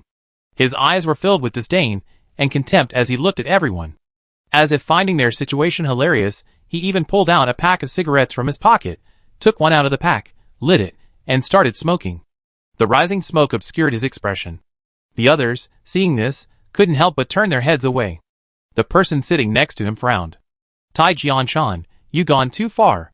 This is meeting time. How can you just smoke like that? Don't you know any rules? The man whose name was called glanced at the other man, then, as if understanding something, pulled out a pack of cigarettes from his pocket and handed it to the person next to him. Here, have one. I'm not a stingy person. The man next to him was so angry he almost lost his breath, pointing a trembling finger at Tai Jianshan, stammering you several times without uttering a coherent sentence. Seeing the man so enraged, the man at the head of the table slammed his hand on the table and said sternly, "All right, you guys, can't you think about something serious? Stop arguing about these unfounded rules. Our most important task now is how to prevent the impending natural disasters, not arguing about trivial matters like whether or not to smoke." The moment the man at the head of the table spoke, everyone fell silent. Tai Jianshan stopped smoking, stubbed out his cigarette in the ashtray, and listened quietly to the man at the head of the table. Finally, he frowned. "What do you mean? You mean to bring everyone to the base for free? Have you considered the chaos that will ensue? Who will take responsibility for the discontent of those who have already paid their food taxes?" The man who had been arguing with Tai Jianshan over a cigarette now stood by him. "Li Zhu, I think you gone mad. So compassionate, why don't you go be a giant Buddha in less Han? Harming others' interests for their own sake. Have you considered the consequences of doing this? We nominated you to be the base leader not because we're handing over complete control, but because you're more sensible and quick-witted than any of us roughnecks here. Given the current situation, if you continue to give orders haphazardly, I don't think you need to stay in this position." Seeing the dissatisfaction of his subordinates with his conclusion, Li Zhu couldn't help but frown. He couldn't help but feel a headache coming on. This was typical of those powerless leaders. No matter what decision they made, someone would always object. He was helpless. Seeing the discussion below growing increasingly heated, Li Zhu slammed his hand on the table and shouted, "All right. I knew you wouldn't agree. Here's the deal. Move everyone currently residing in the base to the center. Tell them the center is safer. Newcomers will live in the containers and some residential areas. Try to fill all the unfilled spaces." Before anyone could object, he continued, "Many hands make light work. This is common sense taught to us by our ancestors. No matter what disaster strikes in the future, with such a large force, any disaster can be crushed under our feet." Seeing that his mind was made up, any further words from them were futile. After exchanging glances, Tai Jianshan stood up and couldn't help but ask, "All right, I listen to you, but I want to know, if too many people go to the base, how will we supply them with food? And if the base is full, how will we handle that?" Li Zhu looked at Tai Jianshan. He really had to admire him. He didn't know if he was genuinely naive or just pretending, but he always managed to ask such sharp questions. Li Zhu lowered his head and took a sip of the tea in his cup. Even in this cold season, they had a way to keep the tea in their cups at a constant temperature. With just a small expense, they could install a temperature control system on the table and use electricity to keep the tea warm. So, even in the apocalypse, the upper class and ordinary people were still different. Even Jiang Mian, with his special abilities, was only gathered around the stove brewing tea at this time. Li Zhu put down his teacup and said, "I actually thought this through. Once the base is full, they need to start building the outer structures. From today onwards, our living area will be the base center. Beyond the base center is the inner city. A little outside the inner city is where ordinary residents live.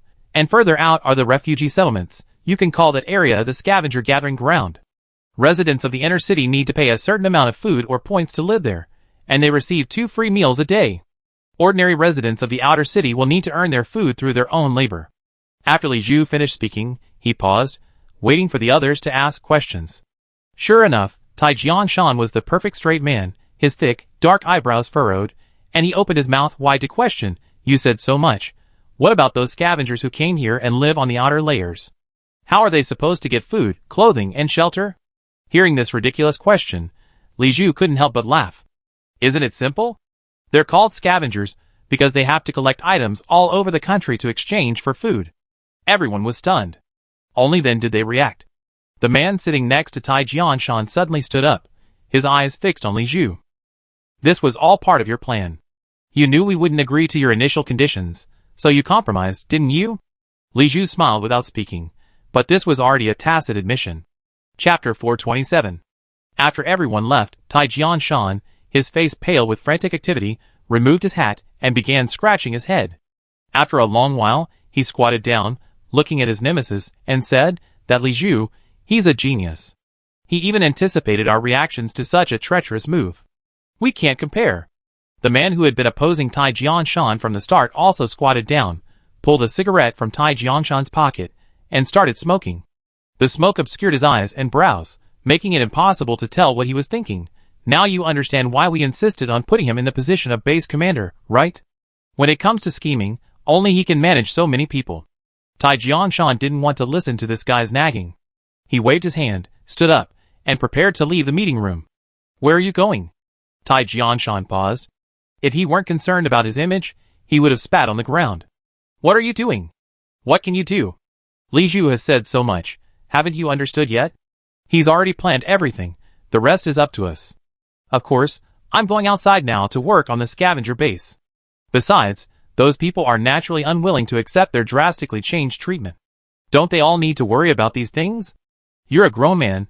How come you don't think about anything all day, just follow orders?" "Hey! What do you mean? You stop right there. Who are you trying to imply?" The next day, when Jiang Mian reappeared, he heard that they were recruiting survivors in large numbers outside. Anyone who could get to the base as quickly as possible would have the opportunity to stay there for free. It's easy to imagine the fury of those who had already settled in the base and delivered so much food. Along the way, many people were discussing this matter. Even some who were originally going out on errands couldn't help but join the discussion. Some even began preparing a petition to resolutely prevent other disaster victims from entering the Pearl base. Watching the agitated crowd, Jiang Mian silently moved away from them.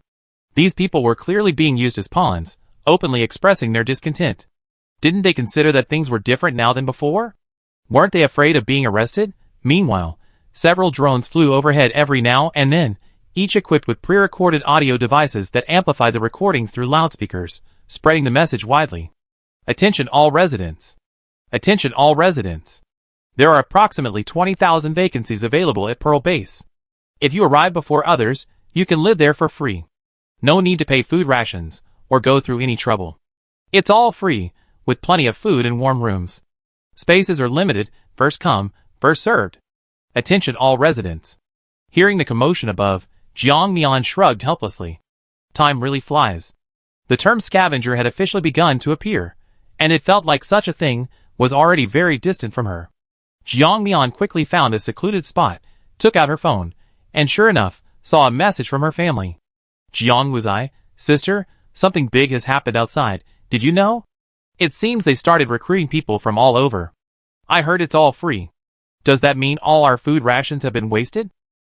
"Jiang Wuzai, there's been no explanation from above, just that they provide us with 2 meals a day.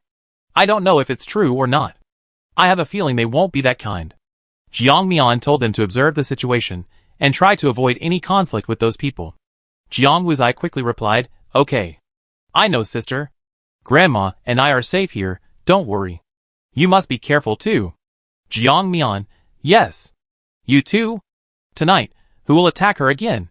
So far, she's killed 5 people, and many others have been released. After all, Jiang Mian is alone, while sometimes several of those people come in one night. She felt utterly isolated and helpless. A bunch of old folks are bullying me, a newbie, because I'm powerless, huh? But do they really think this is all the disaster in the world is going to cause?" Jiang Mian was eager to see their expressions after discovering the world's impending catastrophe. That's why assassination requires caution. The first thing to do when assassinating someone isn't to figure out their methods, but to figure out what kind of disaster is going to happen in the world. That's the most important thing. Jiang Mian hasn't left the base for the past few days. It's been bustling inside and outside the base. Many people heard the drone announcement and, if they were nearby, immediately brought their families. When they actually got their spots at the base, they were overjoyed. Some of the better off started calling their friends and family. One guy, whose family wholesales electrical appliances, modified a wireless generator. He originally just came to scout out the situation, but when he learned it was truly free, he was ecstatic. He started messaging his family and friends, anyone with a cell phone, telling them to come over immediately. Of course, while some were cautious, others arrived naively with their families. Their faces beamed with joy, but after registering and entering the base, they paused, stunned by the living conditions. "Hey, young man, wait a minute." A middle-aged man quickly stopped the young man who had brought him, shoving a few cigarettes into his arms and whispering, "Brother, I have a question. Didn't we agree on guaranteed assignments? Why are these containers? They're not very warm in this weather." The young man was initially annoyed at being stopped, but upon seeing the cigarettes, he immediately smiled. He knew there were some benefits to proactively doing this kind of thing. Here came the kickback. Hearing the man's words, he explained, "Yes, it's a guaranteed allocation. The allocated housing is like this. If you want something better, you can buy residency rights with points. We listed all of this in the information hall. You didn't miss it when you came, did you?" "This? I really didn't see it. When I heard about these great benefits, I brought my whole family here." "This isn't what they said." The young man, not wanting to cause trouble, passed the buck, saying, "I don't know either. Why don't you go ask yourself? We're just showing you the way." Chapter 428. Others also heard the conversation, and the news spread like wildfire until almost everyone understood the scheme. Some, however, remained hopeful, trying to find loopholes to exploit for their own benefit. However, when they arrived at the information hall and saw the enormous, easily visible notice board, they were dumbfounded. Ordinary residents notice. To advance through social classes, one must diligently accumulate points to purchase a house in the inner city. Inner city residents receive 2 meals a day to ensure their basic needs are met. Those who do not dine in the inner city receive points as a subsidy. Ordinary residents need to pay 1 point daily for the right to use a house.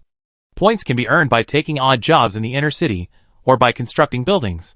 Construction workers receive 1 meal a day. Those with special abilities can register at the front desk. If their knowledge is comprehensive enough, they can obtain a free inner city residence. When they saw this, they were completely stunned.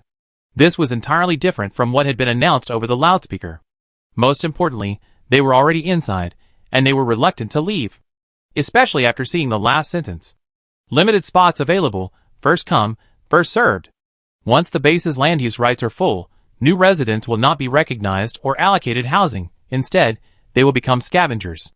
Scavengers can search the world for undamaged resources to exchange for points.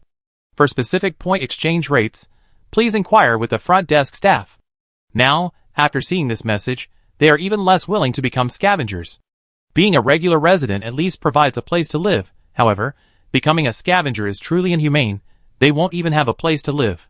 Thinking this way, they were still willing to become ordinary residents. At least, they wouldn't have to worry about the future. Many people act with this mentality. Whenever they see something worse, they suddenly feel that what's happening to them isn't so bad after all. It's not a matter of right or wrong, it's simply human nature's weakness.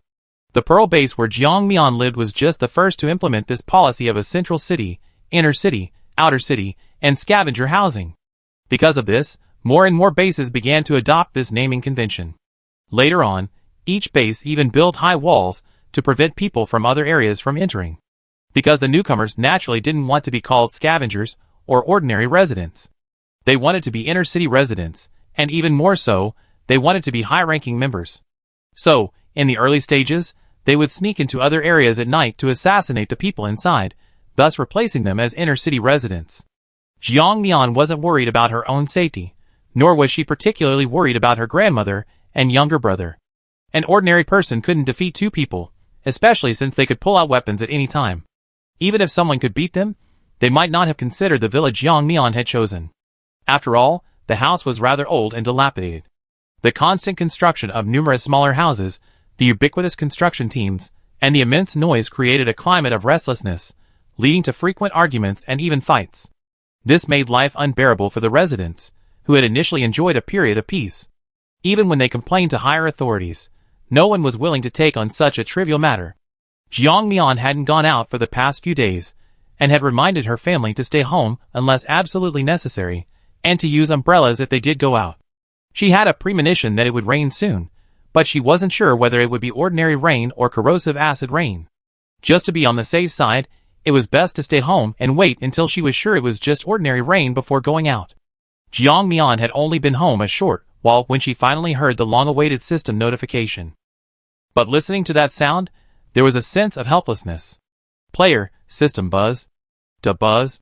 Player, be careful. Buzz. Survival. Compensation. Abnormal. Abnormal. Abnormal. Jiang Mian was completely bewildered. What was the system assistant saying? She watched it repeatedly for a long time, finally managing to piece together what the system assistant meant. It must mean the system has been blocked, and she needs to be careful and try to survive. There will be compensation. Jiang Mian clicked her tongue. Sure enough, the squeaky wheel gets the grease, and if the squeaky wheel is also obedient and sensible, it gets even more. However, she had never heard of such a thing before, a system being blocked. She wondered when the block would be lifted. Was someone using some kind of skill card, or did the systems fight each other? She wasn't sure, so she could only let it go. Forget it? If she couldn't figure it out, she wouldn't think about it anymore. She should just face the person who came to ambush her again. Jiang Mian sighed. Sure enough, outstanding people are always envied. Why are so many people jealous of me? Hand over the serpent scale fruit tree, and I let bygones be bygones and spare your life. Jiang Mian picked at her ear. She heard this countless times. Almost everyone said the same thing. However, they only ever said it. When they actually attacked, they showed no mercy. She hadn't expected so many people to be fighting over a mere serpent scale fruit tree. Actually, this thing wasn't very useful to Jiang Mian. After all, besides increasing lifespan, it didn't increase strength. She wondered what everyone was fighting over. She deftly drew her long sword, looked at the man opposite her, and sneered, You want the serpent scale fruit? Then let's see if you have the ability. So many people have tried to snatch it from me, and yet they still haven't succeeded. I see what you're capable of taking from me. The man was clearly stunned by Jiang Mian's words. Therefore, Jiang Mian attacked first, seizing the initiative. She wouldn't wait for her opponent to react before attacking. That would be creating an opportunity for nothing and wasting it. Jiang Mian noticed that the weapon the assassin was carrying looked quite peculiar, like a fork. Unlike the fork seen in TV dramas or anime from Western mythology, it resembled a fork used during busy farming seasons. This thing was not only long, but also had many sharp points. A slight misstep could leave 3 holes in her. However, with so many advantages, it also had its disadvantages. Clumsiness was its only weakness. Jiang Mian exploited this weakness, completely outmaneuvering the assassin, who never even managed to touch her clothes. Chapter 429. Jiang Mian realized that this man wasn't with a previous group. He seemed to be a lone wolf fighting alone. However, this lone wolf seemed rather weak, not particularly strong in close combat. Just as Jiang Mian was about to kill him, he suddenly waved his hand, locking himself inside a 2-meter-high cage. And Lang breathed a sigh of relief, looking at Jiang Mian and yelling, Wait! We're in the same game. Don't kill me. I can help you fight other players in the game. Jiang Mian's hand paused. The blade only had time to spark against the cage. The part of the cage where the blade had struck remained undamaged, as if she hadn't even used her long sword. This cage was of exceptional quality. However, whether it was an illusion or something else, she seemed to see the person inside the cage's face turn pale for a moment. Jiang Mian sheathed her long sword, narrowed her eyes, and asked again, What do you mean? You're also part of Project Fireseed? The man clutched his neck, which had been wounded earlier, feeling the lingering warmth of the blood in his wildly beating heart. He cleared his throat and said nervously, Yes. I'm also part of Project Fireseed. Originally, I didn't intend to interfere with people in my own game, but many people said you obtained something that could increase lifespan, so I wanted to take the risk and steal it. Jiang Mian's sharp eyes looked at the man lying on the ground, clutching his neck. She used the tip of her long sword to lift the man's chin through the cage and asked curiously, After all this talk, I still don't know your name or nickname. Tell me, who are you in Project Fireseed? The man's eyes flickered, and he hesitated before saying, I'm currently ranked 3rd, all things of spirits. Jiang Mian couldn't help but laugh when the man said this. Ha ha ha. All things of spirits? Do you think you're incredibly lucky? You just randomly pick someone's nickname, and it's that person? I'm curious, why didn't you choose Jinwan, who's ranked 4th? After all, I never worked with her, and I don't even know if she's male or female. If you said that name, I might not even recognize her. The man was stunned, looking at Jiang Mian in disbelief. He couldn't believe his luck was so bad. He just randomly picked a name that everyone in the player community hated, and this woman actually knew it. This was rather awkward. And most importantly, he was probably, likely, possibly about to be killed. Thump! It sounded like someone's knees had fallen to the ground. And Lang dared not deceive the woman before him any longer. He quickly adopted the most sincere attitude and said, "I'm sorry, I was a little hasty and misspoke. Actually, I'm Jinhua, not Wan Wu Yuling." Jiang Mian crossed her arms, her smile vanished, and she coldly stared at the man on the ground. At this moment, she would no longer believe a word he said. Regardless of who he was, the only thing she was certain of was that he was a player in the same game as her. Otherwise, she wouldn't know their game names. Now that she was certain they were the same player, Jiang Mian had many questions to ask. She raised her chin and asked her question. "I don't care who you are, I'm asking you. How long has the game been running?" "Huh?" And Lang was subconsciously taken aback. Although he didn't understand why she would ask him such a simple question, he still honestly answered, "The game has only been going on for 15 days, but it will end in 60 days. I suspect it's because of you that many people want to assassinate you, which is why it's taking so long." Hearing this, Jiang Mian rolled her eyes. She didn't think so at all. On the contrary, she thought the time was probably similar to the previous world. Perhaps the disaster in this world was too dangerous, which is why the time was stretched out. She understood this perfectly well, and didn't need to tell the man any more. After all, she had no obligation to tell him. Jiang Mian thought for a moment. Simply feeding him brain-eating worms wouldn't work. With the existence of purification cards, anyone willing to spend money to buy a purification card wouldn't be controlled by the worms. So there was only one way. Jiang Mian directly took out a dagger, took a drop of blood from her hand, slowly walked to the man, lifted his chin, and forced him to swallow the drop of blood. Facing the man's confused, then terrified gaze, she smiled and said, "Don't worry, as long as you don't do anything unusual, I won't kill you. From today onwards, you live with me and be responsible for my safety. Can you do that?" And Lang wanted to say, he couldn't. However, looking at the woman's smiling yet menacing eyes, he forced a nod. I can do it." He could not do it though. He was terrified that this woman would kill him without a word. Better to live than die, maybe he could at least survive a little longer. The next second, while the man was still nodding incessantly, Jiang Mian directly subdued him. His eyes flashed red, his pupils darted wildly, and it took a full minute for Jiang Mian to completely control him. After manipulating his body into a few movements, she immediately released him. Lang, however, seemed completely unaware. He was oblivious to the fact that he had just been controlled, and was currently thankful to have survived. Jiang Mian gave him a set of keys, told him to stay next door, and then slowly went to her room to sleep. Just a short time controlling her had already made Jiang Mian feel discomfort in her forehead. Jiang Mian knew this was because the person controlling her was different. Most importantly, Lang subconsciously resisted the external force. Luckily, Jiang Mian only controlled him for a short time. If it had lasted longer, her head would definitely have been throbbing. After this experiment, Jiang Mian truly believed that he might be the character in Jinwan he mentioned, or at least one of the top-ranked players. However, she hadn't expected that not only were other players hunting her down, but even players from her own game were doing so. It seemed that the item was quite effective. Jiang Mian silently rubbed her nose. She had already eaten all 6 fruits. What she had said before was just to deceive other players. Jiang Mian was always someone who couldn't hold on to things. Only after distributing all the fruits did she feel at ease. As for keeping a few to sell, she decided against it. She wasn't particularly lacking in material things. She could provide most things herself, which was enough. As for using some fruits to curry favor with other players, that was absolutely out of the question. You have to understand that a little kindness is appreciated, but excessive kindness breeds resentment. When you offer these things, they will only take it for granted, and might even want the root of all this trouble. If Jiang Mian really brings out these things, they will only think that Jiang Mian is showing weakness, and they will only want more. Chapter 430. Around midnight, someone attacked again, but this time, with the help of 2 people, they successfully subdued the attacker. Jiang Mian squatted on the ground, looking at the attacker's appearance, and couldn't help but stroke her chin. "This looks like a tree." And Lang nodded, his experience quickly revealing his understanding. This person is either from a special game world or someone who has undergone late-stage bloodline evolution. Hearing this unfamiliar term, Jiang Mian looked at him in surprise. "Bloodline evolution? What's that?" And Lang noticed her confusion and explained, "From what I understand, bloodline evolution is.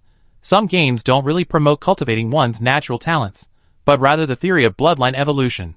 They want to obtain a more powerful bloodline by replacing their own blood with the blood of special plants and animals to gain immense power, multiplying their existing strength several times over.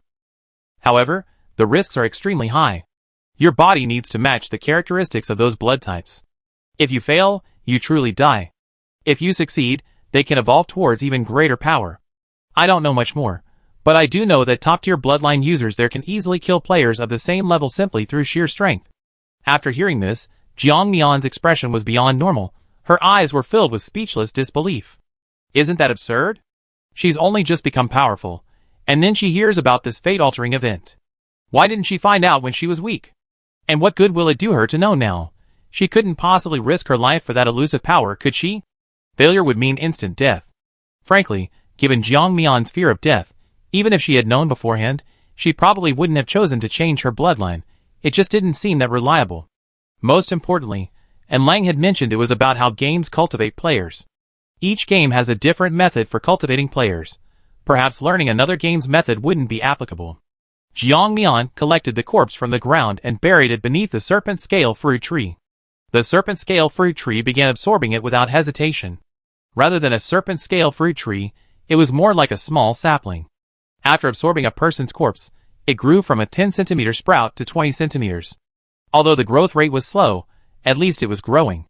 Jiang Mian placed her hand on Lang, silently replicating his abilities. Successfully copied gene abilities, body enhancement, speed enhancement, fearless spirit, a 2-7 bloodline ability, drawing a cage on the ground. Jiang Mian copied his abilities, then focused her attention on the A2-7 bloodline and the drawing a cage ability. A 2-7 bloodline? What kind of strange ability is this? She'd never seen it before. Could it be the bloodline evolution he mentioned before? It sounds quite similar. Jiang Mian clicked to check. A 2-7 bloodline ability. After pasting it onto a skill, you can acquire the characteristics of that ability. A 2-7 is extracted from the Xian bird bloodline, but the bloodline is thin, and the ability is greatly weakened after use. Jiang Mian's finger hovered over this ability, but she hesitated to paste it onto her body. Xian bird bloodline, thin bloodline. What is the Xian bird?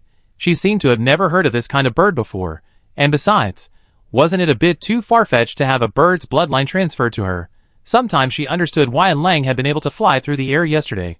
Perhaps it was because he possessed the Xian bird bloodline. As for drawing a cage on the ground? Drawing a cage on the ground. After use, a cage can be created in a specific location, granting buffs/debuffs to the person inside. During use, mental strength will be greatly reduced. Thinking about it carefully, she didn't seem to really need these two abilities. She could simply copy some desired abilities to gain abilities similar to having her bloodline changed, right? After tidying up the messy living room, Jiang Mian went back to rest with her eyes closed. Looking at her ability level, which was about to increase but couldn't be improved even slightly, she was anxious, wondering what kind of ability she would gain after the next increase. Late at night, Jiang Mian, half asleep, heard the sound of raindrops falling on the roof outside. She immediately opened her eyes, sat up, and went to the window to check. She was right, it was indeed raining outside. The rain had come so quickly. How could it start raining so suddenly? However, the rain hadn't corroded the ground or the roof tiles, which reassured Jiang Mian. At least it hadn't caused any damage, which was good enough. The others were already used to this unpredictable weather, and didn't show any significant change in expression or get up to check. They seemed completely accustomed to it. However, Jiang Mian was unwilling to go out at this time. Although Lang didn't understand, he followed her lead. Since she chose to stay home, there was no need for him to wander around outside at this time. Besides, he was a homebody, and would never go out unless it was something important. Jiang Wuzai couldn't help but send Jiang Mian a message. Sis, it just snowed, and now it's raining. Won't there be another flood? Jiang Mian replied quickly after seeing the message. Don't worry about it. I don't know what the future holds, but remember, try not to go out on rainy days, okay? Jiang Wuzai, I know, sis. Grandma asked if you wanted something to eat. I'd bring you some when it stops raining outside. Jiang Mian felt a little relieved but still refused directly. No need. Just take care of yourselves. I have enough to eat and use. Thinking of something, Jiang Mian added, don't go out, okay? Jiang Wuzai immediately replied with an okay emoji. Jiang Mian stopped messaging him. The rain outside had fallen all night and continued for most of the day, finally stopping in the afternoon. Only then did the sun peek over the clouds. But whether from the recent rain or something else, the clouds were a ghastly yellow, looking ominous. Meteorological experts, anticipating a greater danger, immediately notified all personnel to evacuate as soon as possible. Meanwhile, the loudspeakers at the Pearl Base also broadcast an announcement. Attention residents! Please remain in your homes and avoid the approaching acid rain. Due to the anomalies in the world, the pH value of the acid rain is unpredictable, but even ordinary acid rain can be harmful to the human body. Please do not wander around and stay quietly in your homes.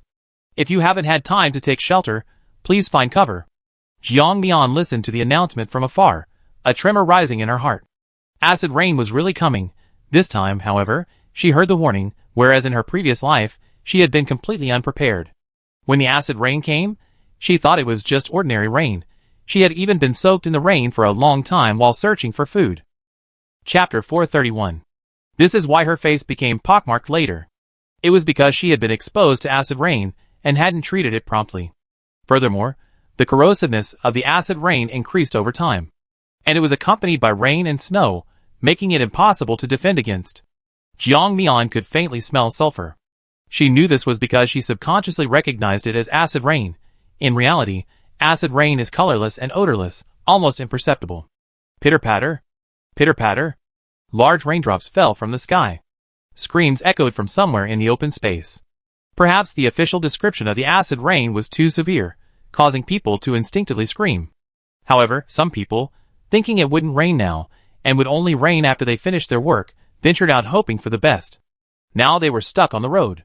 When the acid rain fell on them, they thought they were going to die. However, as one drop, 2 drops, and more acid rain fell on them, the man found that he didn't have much of a reaction. They breathed a sigh of relief, only then remembering that they were wearing thick clothes, surely they could withstand this for a while. With this thought in mind, the man quickly straightened his clothes and started running home. Seeing that he was all right, the others followed suit, covering their heads and leaving in different directions. Faintly, the murmurs of others could be heard. Is this acid rain? Is it a scam? I don't think it's anything serious. It doesn't hurt like people say. The authorities are probably just kidding us, trying to keep us from lingering on the streets. This kind of rain, even if I were naked, it wouldn't necessarily harm me.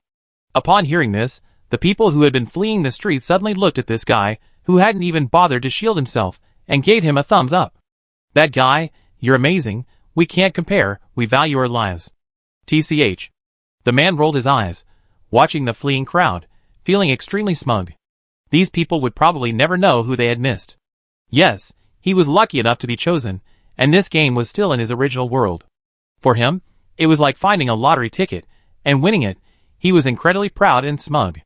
Jiang Mian had Lang check all the doors and windows, and only after confirming they were all sealed did she breathe a sigh of relief.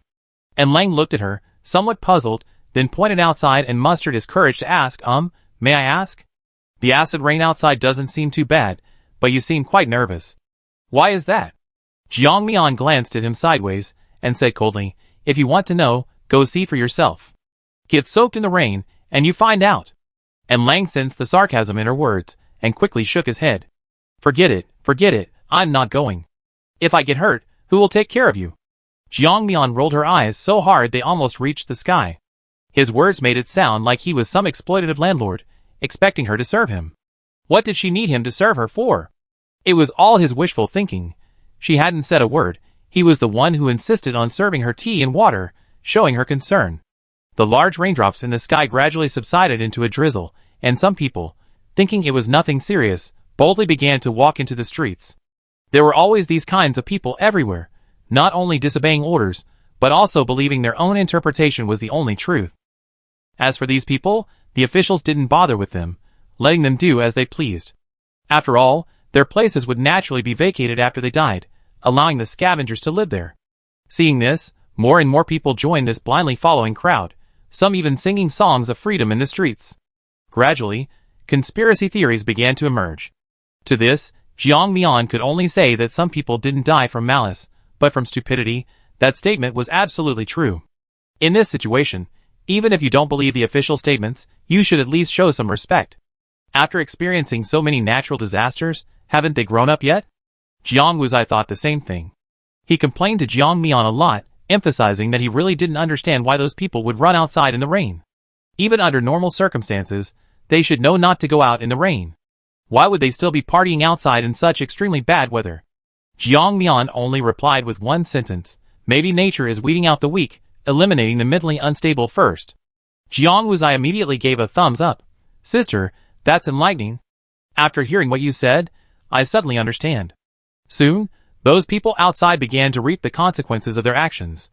They began to experience dull, persistent pains all over their bodies, and some even developed fevers.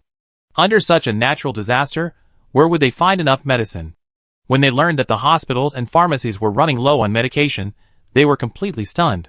What do you mean? So you're saying we're just supposed to wait to die? The staff member, nearly losing his footing amidst the shoving and pushing, still managed to whisper an explanation to the others. Everyone, don't panic. Most of you just have a fever, the mildest symptoms. Just go home, wipe your bodies with lukewarm water, and then stay under the covers until you sweat it out. If medication is scarce, we can use physical cooling methods to alleviate the symptoms. However, the staff member's words failed to convince the others. Taking advantage of the renewed shoving, they rammed into him. Seizing the opportunity, the staff member instantly dodged behind the counter. Just then, a kitchen knife was thrown towards where he had been standing, hitting one of the unfortunate men squarely on the head. Buzz! The previously quiet area erupted into a cacophony of noise. Ah! Murder! Someone's murdered! Chaos erupted instantly. People pushed and shoved each other, all trying to escape, resulting in several stampedes. This sudden turn of events startled a staff member, who fell to the ground with a thud. Seeing the chaotic scene outside, the staff member quickly scrambled to his feet and began to flee through the back door. Chapter 432. Those who wanted to buy medicine but failed, after smashing up the place, got nothing and could only slink away. However, did they think they could escape like that? That was wishful thinking. The authorities had already marked them, using them as a warning to others. Once chaos breaks out, there are always those who like to stand up for themselves. Often, these simple-minded but cunning individuals are made scapegoats. Soon, Jiang Mian saw soldiers in protective suits, each holding several people captive, swaggering into a square, with loudspeakers broadcasting their crimes. It was at this moment that Jiang Mian realized they had not only tried to rob the pharmacy, but had also killed people, and even intended to go to other areas, kill the people there, and take their place. That was why they had been punished by their superiors. If they hadn't been so arrogant, things would have been fine, but they insisted on taking advantage of the chaos to fish in troubled waters. Jiang Mian shook his head. He could only say they were still young and had chosen the wrong time. If they had waited until later to try and take advantage of the chaos, they probably wouldn't have been discovered. The way those people were executed was by tying them to pillars and letting them stand silently in the rain, stripped down to only their private parts covered by clothing. In such cold weather, let alone the acid rain, the cold air itself was unbearable. Many people couldn't bear to watch this scene and turned their heads away. Some were dissatisfied, feeling that this was a test of their obedience from above, so many below began to clamor, demanding that they release the tied-up people. However, things weren't up to them now. Absolute obedience was required. Before the acid rain, they might have had some reservations about the strength of other bases. But now that the acid rain had fallen, the future was uncertain, and naturally, some wanted to carve up the various factions and seize control. Those who made a huge fuss, accusing them of selfishness, were ultimately beaten up and left outside. They could only slink away and return to the container area. Yes, they returned to the container area, not the villa area or apartment complex. It was precisely because of this that they sympathized with those tied up and left to stand in the rain. If they were living in a villa area or apartment complex, they wouldn't feel sorry for them at all. Instead, they would think they deserved it, and would even praise the base authorities for protecting their safety. That's how humans are. The wealthy will never empathize with ordinary people, and those who can empathize with ordinary people are mostly ordinary people themselves. Jiang Mian drew the curtains, letting the farce outside gradually come to an end. The rain outside was pouring down harder, its initially clear color turning slightly yellowish. Some substances in the air became increasingly foul, and many people began to cough. Jiang Mian instructed her family to wear masks, and to use the air purifiers she kept at home. And Lang, watching the scene outside, couldn't help but click his tongue. This world is truly extraordinary. Not only do we have to defend against natural disasters, but we also have to defend against persecution from these people. TSK.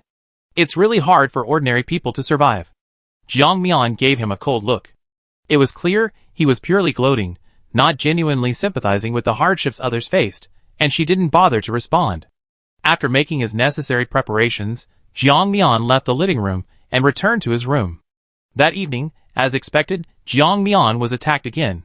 The person was wearing a cloak of a special material, completely covering themselves, and a skull mask on their face.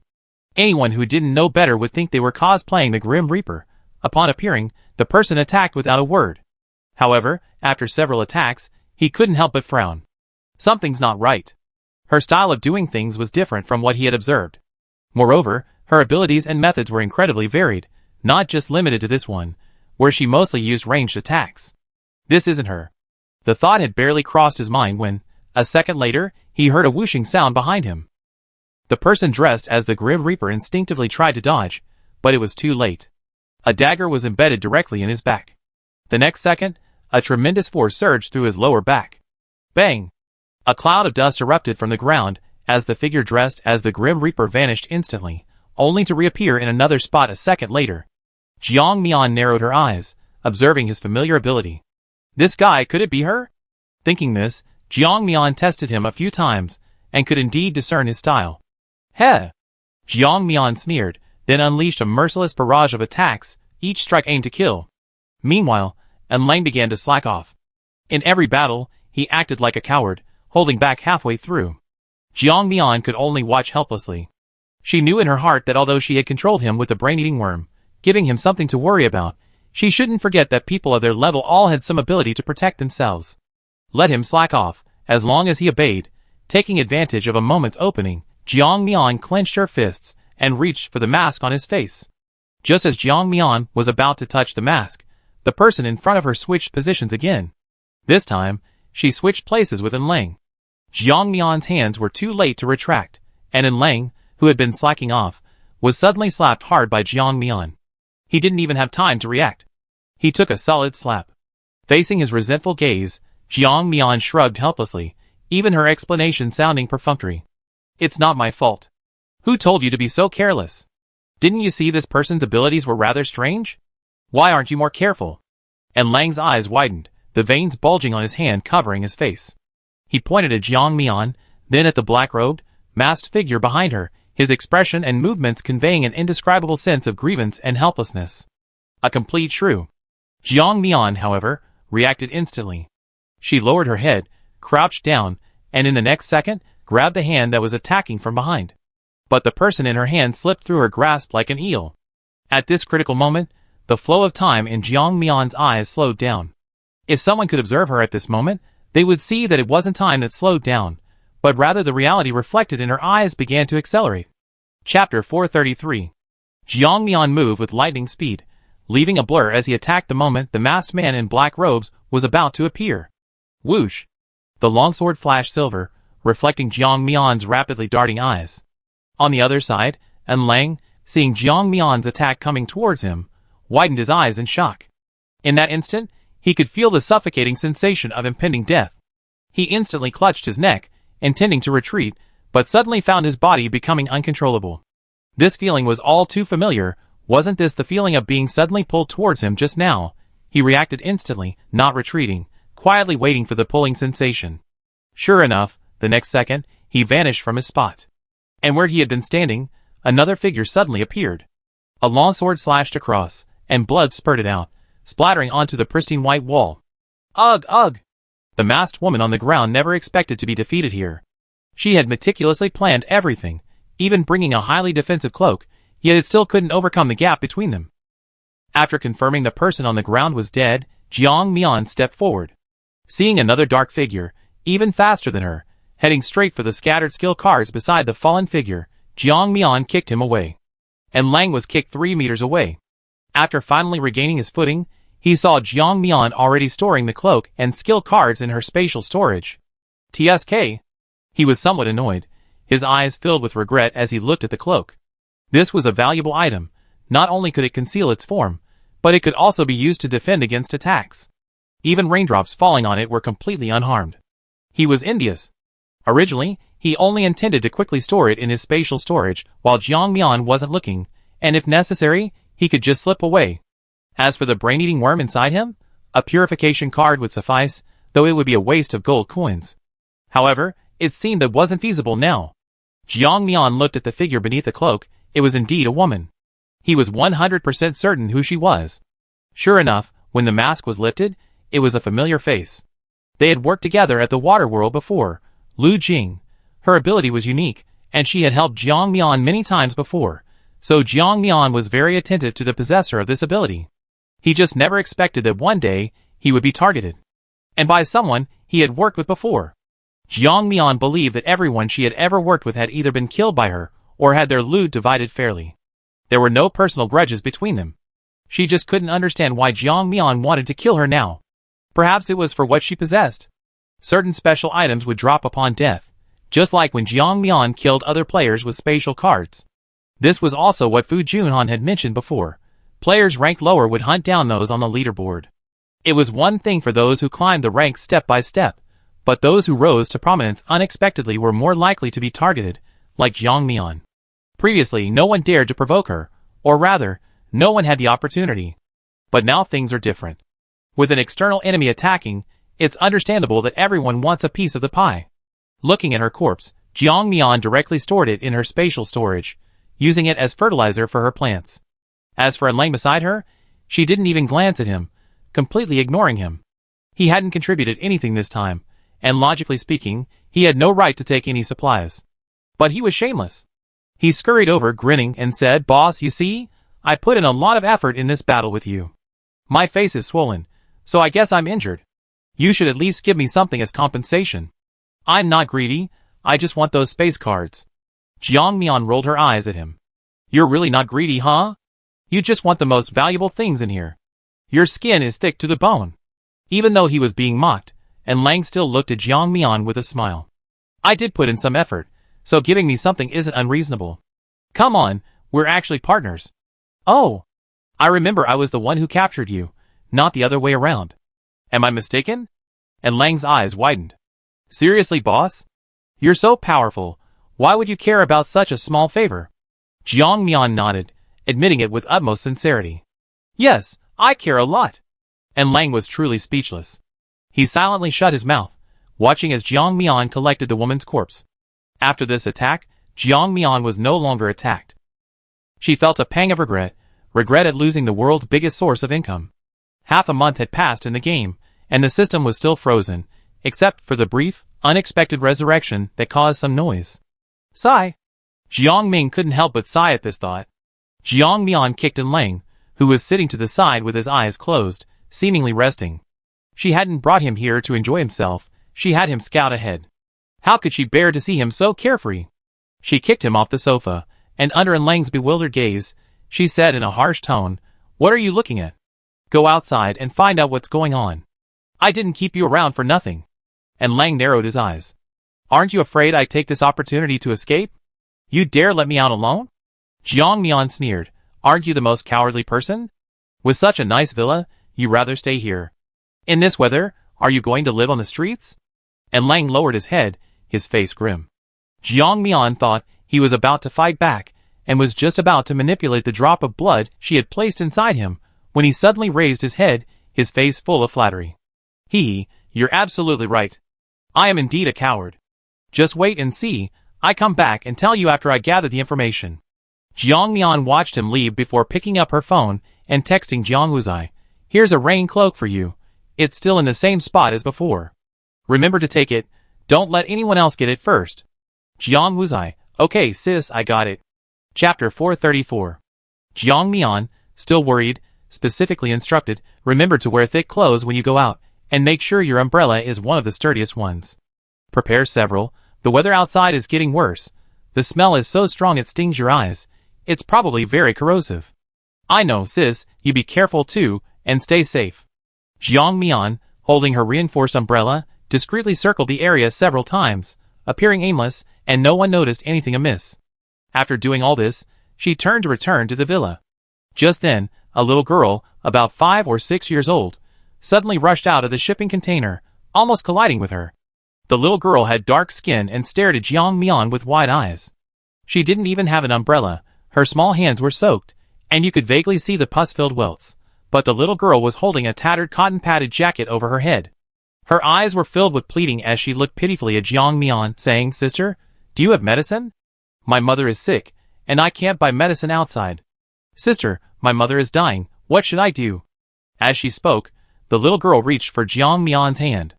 Jiang Mian instinctively took several steps back, avoiding her small hand. The little girl was clearly stunned, standing there somewhat bewildered. It was only then that Jiang Mian realized that her behavior had indeed been a bit too extreme. But why did this little girl grab her hand? Why touch her when you're supposed to be talking?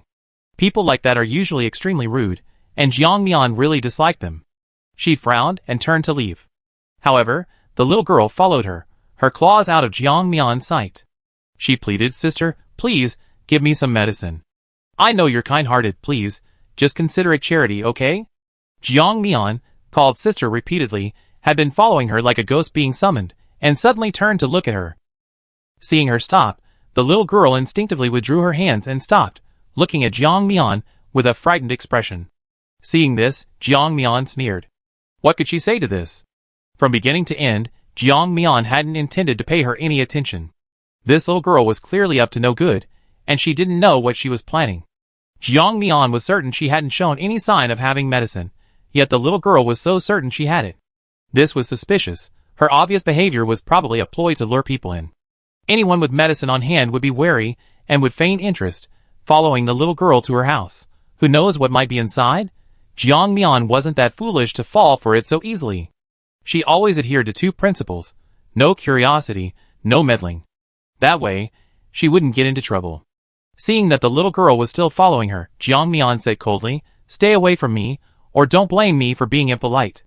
The little girl opened her mouth, wanting to say something more, but with the knife held to her neck by Jiang Mian, she could only stop in her tracks, looking rather dejected.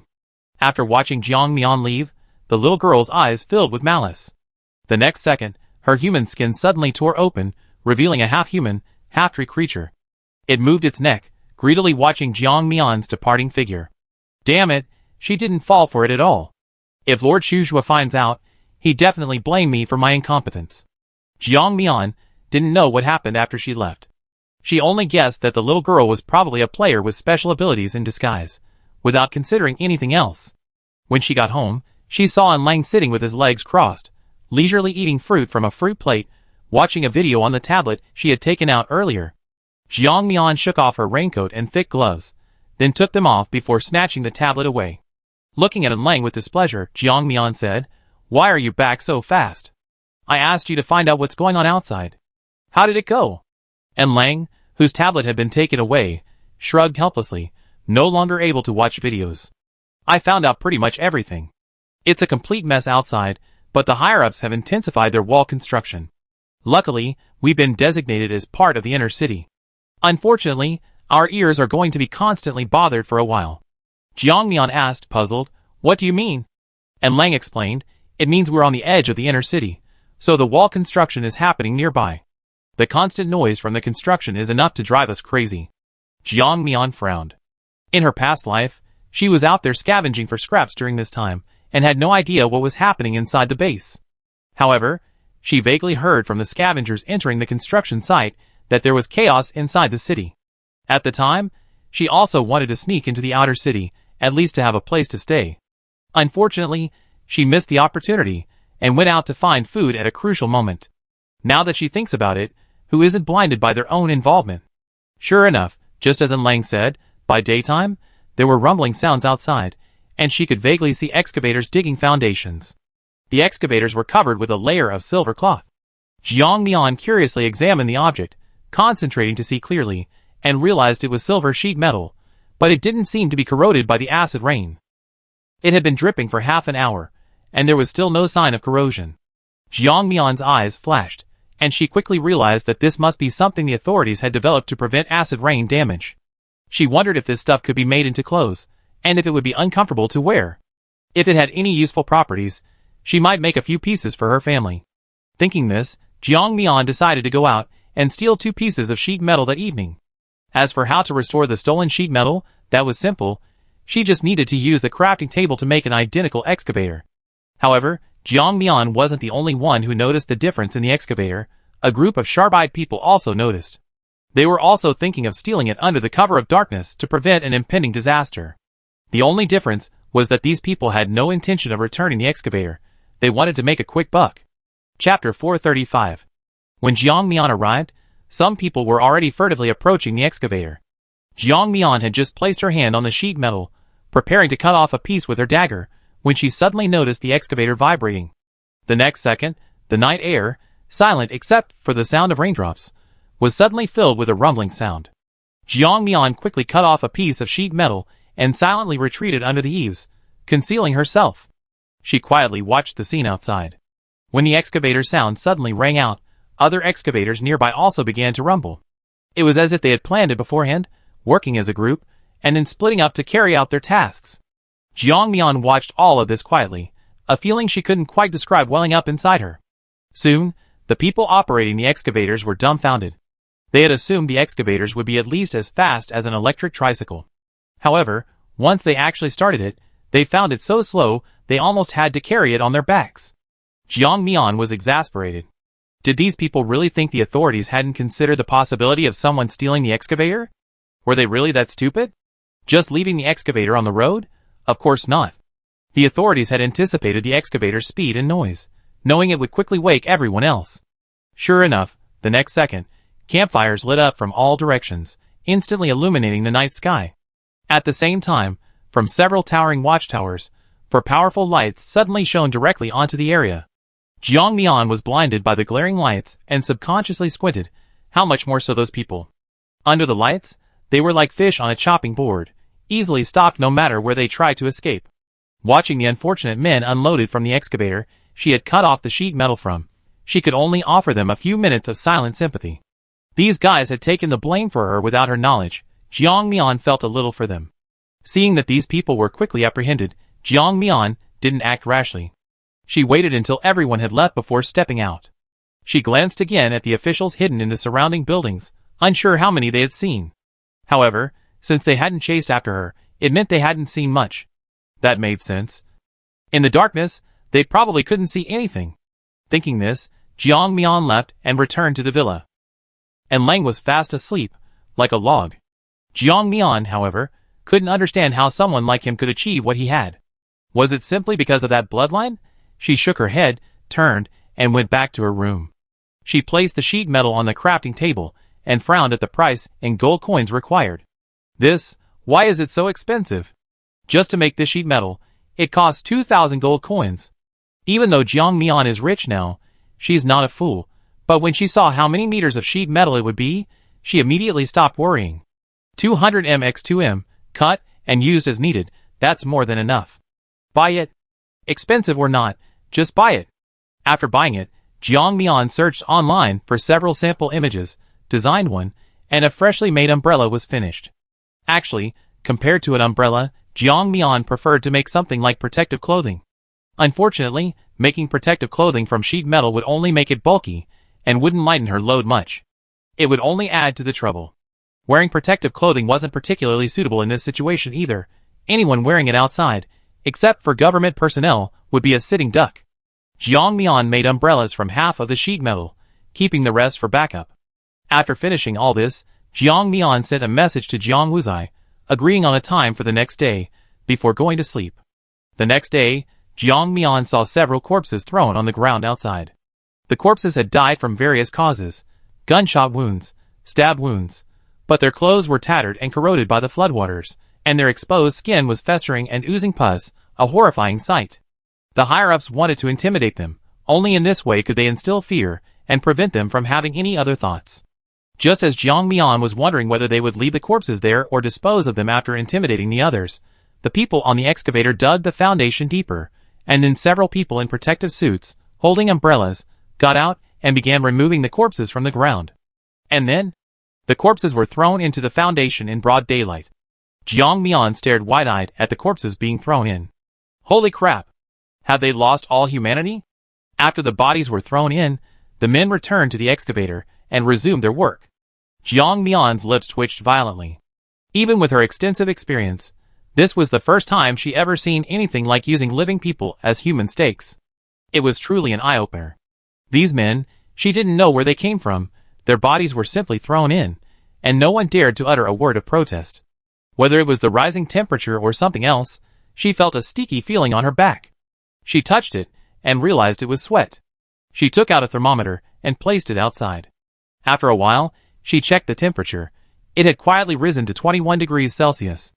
In this weather, wearing a sweater, cotton pants, and a thick down jacket, it was no wonder she was hot. Jiang Mian went back to her room, took off her clothes, and changed into a lighter sweatshirt. Judging from the current situation, it won't be long before it gets hot outside again. The sudden change from cold to hot makes people very susceptible to illness, and another batch of people will die. After finishing breakfast, Jiang Mian went out for a stroll. Reaching a specific spot, she placed her umbrella inside. Then she began wandering around the area. This time, Jiang Mian didn't encounter the strange little girl from before, and she breathed a sigh of relief. Only after confirming that Jiang Wuzai had taken the umbrella did she leave. She wondered when this would end. She felt like a thief every day. She also hoped that those people would gather and have a real fight. Of course, Jiang Mian felt that if she were actually surrounded, she might not be able to fight off so many people. The only thing she could do was to intimidate them all at once. She wondered if she could be resurrected after death, since she couldn't contact the system. This was troublesome. Chapter 436. On her way back, Jiang Mian saw a crowd of people arguing on the first floor of her apartment building. She suddenly overheard a few sentences and realized that the residents on the top floor had discovered a leak and were worried about further leaks due to acid rain. Several households on the top floor had banded together to try and negotiate with the property management staff to see if they could move down a few floors. However, housing was much scarcer than before. They knew how tight housing was. Even in the outer city, a standard shipping container housed 8 people, and everyone was happy to live there. There was no spare space for them. Even if there were, others wouldn't want these people living there, and those people weren't willing to spend extra food or points to buy residency rights. This put the staff in a difficult position. After listening for a while, Jiang Mian prepared to leave, but the argument was getting louder and louder. Jiang Mian vaguely felt the ground shaking slightly. A bad feeling rose in her heart, and she instinctively wanted to leave. Not far from where she had gone, the apartment building where she had been standing suddenly began to collapse to one side. Ah! Help! My child, my child! The crowd that had been gathered there demanding an explanation or simply watching the spectacle scattered instantly upon seeing this, like ants swarming out to find food, a dark, dense mass. However, the building had already tilted at a 60-degree angle, and those on the upper floors sensed something was wrong and instinctively began to run. One by one, under the immense pressure, the collapse accelerated. People on several nearby floors also fled, fearing the aftershocks of the collapse would endanger them. At this point, they no longer cared about the acid rain outside. Everyone wanted to escape. Compared to the acid rain, being crushed to death or maimed was clearly a greater disaster than the building collapse itself. They only needed to cover their heads with a cotton-padded coat or a blanket to temporarily shield themselves from the raging storm. Jiang Mian gasped, patting her chest in relief. Thank goodness she hadn't stayed there the whole time, otherwise, she would have been hit too.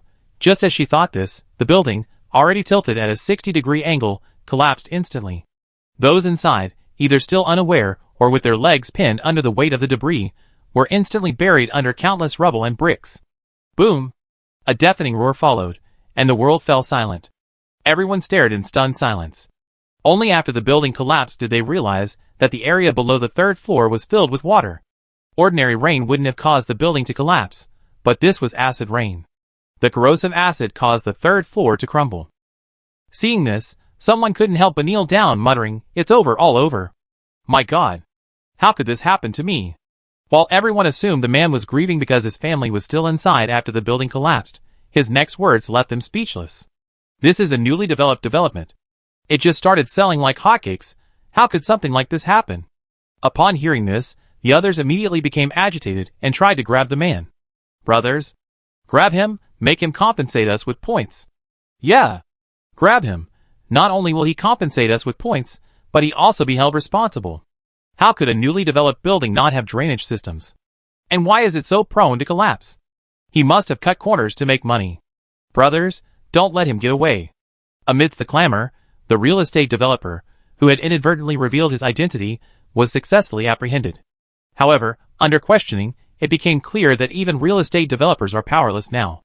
All houses and land are managed by the government. He's merely an employee and can't make many decisions. However, those already consumed by rage ignored his excuses. With the first person striking, everything else followed naturally. They all shared the same thought: the law doesn't punish the masses. And so, by the time someone noticed, the man on the ground was already a pulp.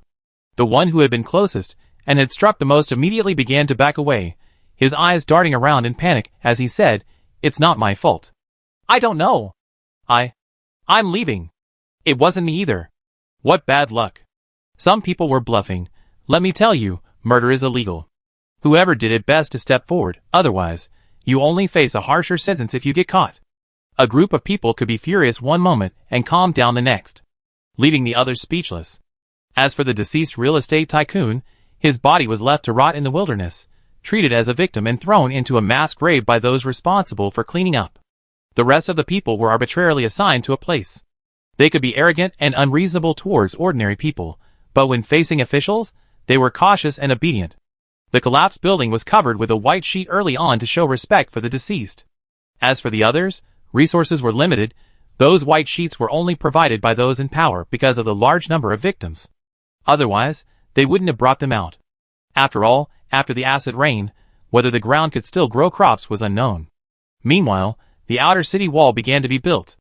Even in the rain, scavengers seeking points and residents of the outer city continued to work, driven by the need to survive. Whether facing insurmountable obstacles or treacherous conditions, they relentlessly pushed forward. Their hands were white from being soaked in water, their bodies clad in thick clothing, constantly climbing high and low. Most importantly, the scaffolding was easily corroded and crumbled by the acid rain. At first, things were alright. The scaffolding was low, so falls weren't too serious. But later, when the wall reached 3 meters high, more and more people fell from the 3-meter-high scaffolding. Initially, no one took it seriously, but later, when people broke legs, arms, or ribs, people began to take it seriously. Chapter 437. Clang. A man, his clothes tattered and corroded by acid rain, suddenly fell from a scaffold over 3 meters high. Unfortunately, he landed headfirst, and a steel pipe lay beneath him, piercing straight into his skull. Ah! Someone's dead. Those still below screamed at the sight. This attracted the attention of others, who panicked upon seeing the scene and began to descend. Until someone shouted, "I quit. I'm not doing this anymore." This alerted those above. The newcomer, looking impatient, said, "What's all the shouting about?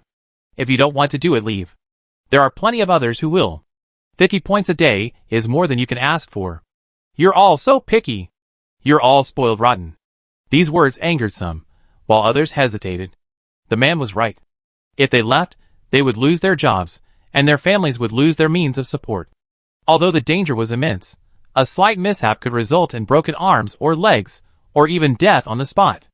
Ultimately, the people decided to give them another 20 points, and only then did they return to work.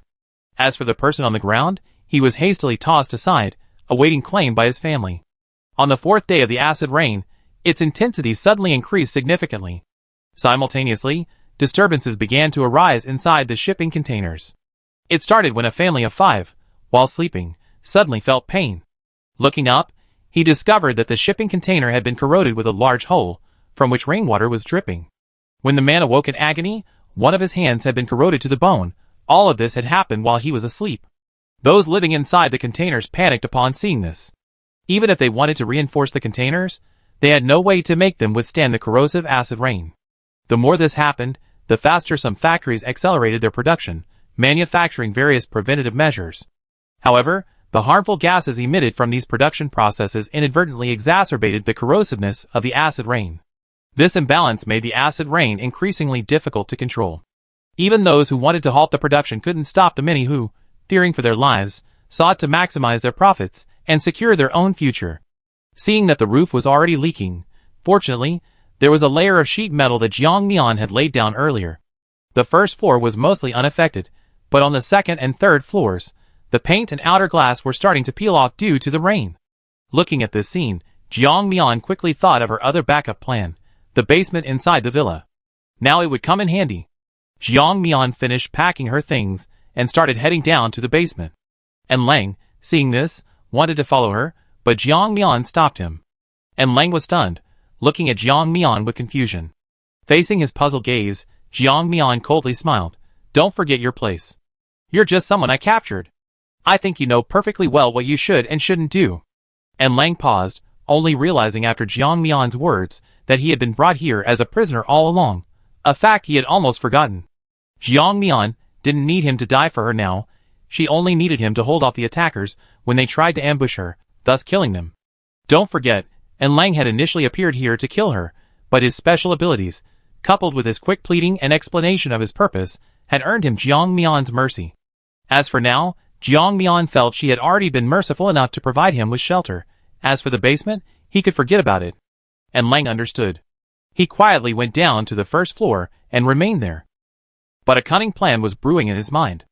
After taking a few steps down, Jiang Mian suddenly stopped and turned to look at Lang. By the way, don't even think about running away. Let me tell you the truth. Besides the bugs I fed you at the beginning, there's something else crucial that allows me to know your every move. If you don't want to die, stay here. If you want to die, then pretend I didn't say anything. And Lang was speechless, inwardly cursing Jiang Mian.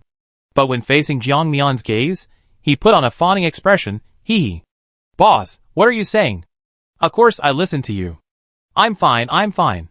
Just give me a place to stay, I'm not picky. Looking at his sycophantic behavior, Jiang Mian sneered. It was only because he could control him, otherwise, this guy would have already betrayed him. This was also a shameless person, but despite his shamelessness, he still had some pride. Overall, he was quite conflicted. Jiang Mian happily moved into the basement, which was actually quite spacious. Most importantly, the main reason she didn't want Lang to move in was because she was going to install some things there, and if he saw them, who knew what he would think? Looking at the metal sheet she had completely hidden, she could only sigh. Brothers, it's not that I don't want to help you, it's just that I can't access the system chat group, so I can't help you. You have to fend for yourselves. This was indeed Jiang Mian's true feeling. Their relationship was mutually beneficial, they provided the money, and she provided the labor. It was only fair. At first, the others thought this unscrupulous merchant had been punished because Jiang Mian was restricted. However, now that they wanted to buy things that could help them survive in this world, they realized that without this unscrupulous merchant, they didn't know where to go. In the immediate face of danger, she found herself unable to acquire any protective gear. Jiang Mian, on the other hand, lay comfortably on her large bed, enjoying a long-lost tranquility. She kept guessing at the dangers that were about to unfold, preparing herself in advance. She knew that acid rain had now entered its cycle, shattering her previous understanding. How many days would the acid rain last? What would follow? She had no idea. She could only proceed cautiously, like everyone else, step by step, feeling her way forward. As for what lay ahead, she could only find out when the time came. Chapter 438. 3 days passed peacefully. During these 3 days, no one attempted to assassinate her, nor did anyone deliberately cause trouble. And Lang acted like a compliant puppet, doing whatever he was told, completely unlike his defiant self a few days earlier. In reality, this kid was definitely harboring malicious intentions, but neither of them said it aloud. Jiang Mian had been using Lang as a tool to level up for the past 2 days, constantly copying his abilities. Although Jiang Mian didn't really need those abilities.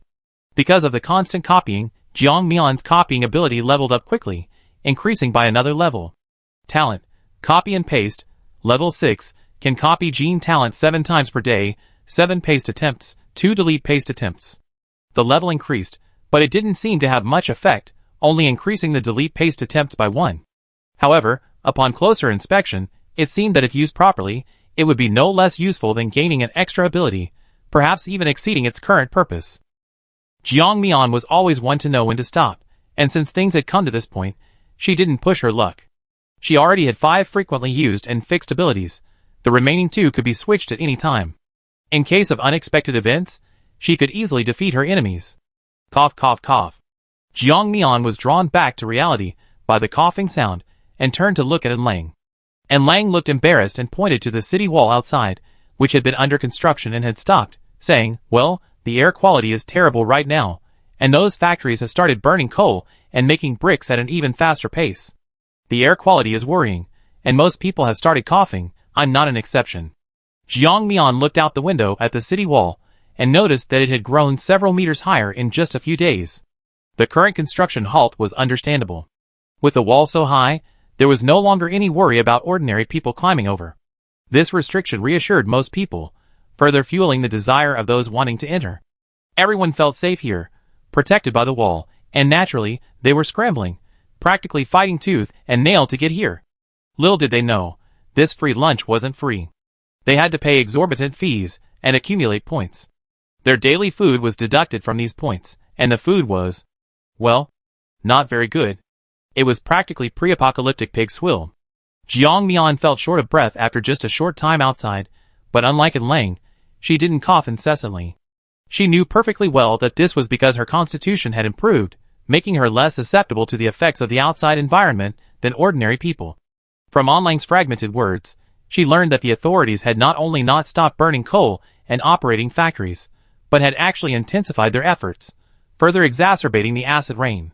Moreover, acid rain, once it hits the ground, not only corrodes the earth and houses, but also destroys the soil and produces harmful substances in the air. If it were just a day or two of acid rain, it would be somewhat manageable. However, it had now lasted for almost 5 days, and one can imagine how high the concentration of harmful substances in the air must be. She was powerless to do anything about it. She could only worry about protecting her small plot of land. However, seeing how obedient Lang was, he did hand him a gas mask. Faced with Lang's incredulous gaze, Jiang Mian shrugged, her tone not particularly friendly. Take it if you want it. If you don't, I take it. These days, you can't buy something like this even if you want to. And Lang knew perfectly well what was going on. He hadn't been unwilling to accept it earlier, but he was flattered by this woman's sudden kindness. He was also afraid of having to give something in return, which was why he hadn't dared to accept it. Now, hearing this, he realized the woman had a sudden change of heart, and he quickly took it. His words were as sweet as honey. Thank you, boss. You're so kind. I'm extremely grateful. Jiang Mian's lips twitched. How to put it? It felt rather sarcastic. After all, Jiang Mian had done this kind of thing quite often. As for the two people in the other villa, they had already moved into the basement and used the sheet metal Jiang Mian had given them to create a safe space there. As long as they didn't go out, there shouldn't be any major problems. As for whether someone would break in and steal their things? With this wall as a barrier and the annual property management fee of 100 jin of grain they had to pay, it wasn't for nothing. After confirming that both of them were alright, Jiang Mian was relieved. Just then, a tremor suddenly came from outside, followed by the sound of something hitting the ground. Jiang Mian paused, and the two exchanged a glance before deciding to go out and check the situation. Jiang Mian, holding a specially made umbrella and wearing protective clothing, had originally intended to stand on the roof to take a look. However, she only realized then that the previously well-maintained roof had been mostly melted away. If she stood on it, it was uncertain whether the roof or she would collapse first. Thinking about it, they decided against it. Looking in the direction the sound came from, they realized it was the simultaneous collapse of several buildings, creating a deafening roar. It seemed one building collapsed to one side, and two other buildings, being too close together, were unfortunately caught in the crossfire and fell as well. Fortunately, there were no other buildings nearby, thus averting a fatal accident. However, many people were injured in just those 3 buildings, and the property management's rescue efforts were becoming increasingly slow. Nearly half an hour passed before the rescuers finally appeared. When they did appear, they looked disgruntled, as if the incident had wasted their time. But thinking about it carefully, none of them hadn't handed over their wages. Their dissatisfaction seemed inexplicable, as if they hadn't received their due pay. However, it wasn't until Jiang Mian approached that he heard what they were saying. I'm fed up. This is the 5th building to collapse this week. That damn developer. What kind of shoddy construction did they use? It collapses as soon as it gets rained on. It's so annoying. His teammate, hearing his complaints, quickly tugged at him. Okay, keep your voice down. Don't make such a fuss, or neither of us will get away with it. What? I can't even complain? Chapter 439. Upon hearing this, his teammate glanced at the people nearby, recognizing them all, before continuing, complaining is fine, but keep your voice down. Do you know who owns this property? You dare to yell like that? Who? Fei Qian, Manager Fei. He manages all of us. Let's be honest, can we just complain about him like that? Huh? The person who had been complaining immediately shut up upon hearing the name. This person was no ordinary individual.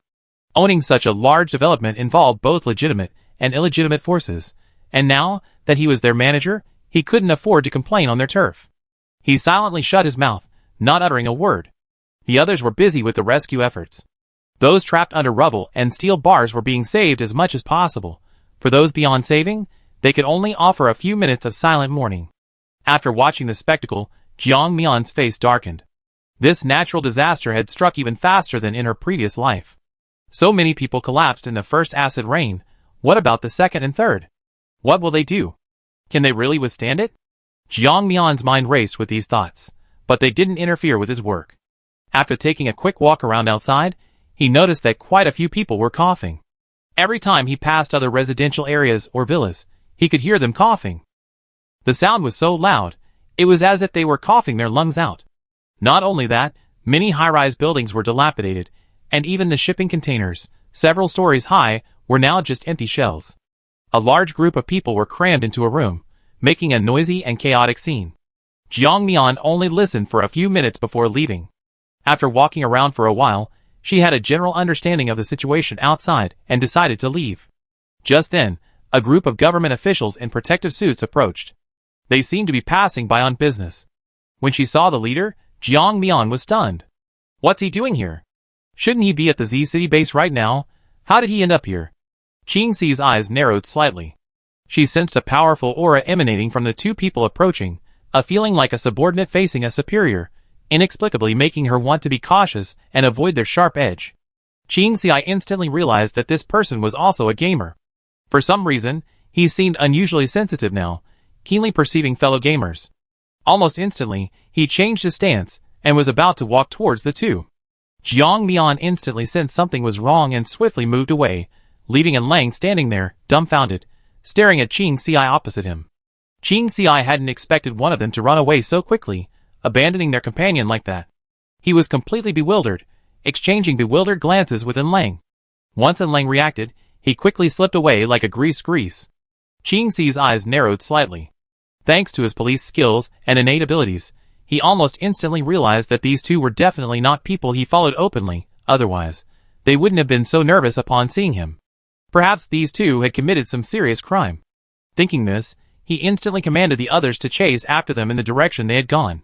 After Jiang Mian disappeared from their sight, she didn't immediately return to her villa. Instead, she hid in an apartment building in one of the complexes, facing off against the refugees there. Jiang Mian casually tossed a steamed bun to a few people nearby. They exchanged glances, then silently shut their mouths, letting Jiang Mian take their place. Qing Si and the others split up. He had come to track Jiang Mian, but halfway through, he realized he had lost his target. After circling around, he had no choice but to abandon his target and leave.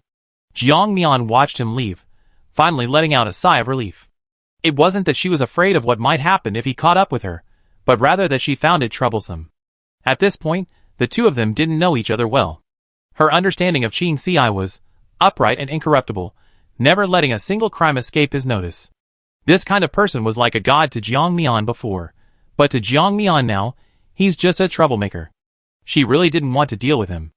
Although she had said she would help him, she wasn't going to reveal her intentions. She planned to help him when he was down on his luck. As for now, it's better to offer help in his time of need than to add to his success. When Jiang Mian returned to the villa, Lang was already sitting there sullenly. Seeing Jiang Mian, he almost rolled his eyes. He was about to say a few words, to complain, when he realized Jiang Mian hadn't even acknowledged him and had turned to go to the basement. Lang was left standing there, helplessly watching her leave. He wanted to live in the basement too. He didn't want to live in such fear. For the next few days, the acid rain outside didn't stop, and more high-rise buildings collapsed. Fortunately, the places where Jiang Mian and her family lived were mostly 3- or 4-story villas, so they weren't so easily destroyed. Even if they did collapse, it wouldn't cause too much damage. After all, their building was low, and the collapse wouldn't be as massive. Until today, while Lang was sound asleep, a rock suddenly hit his leg.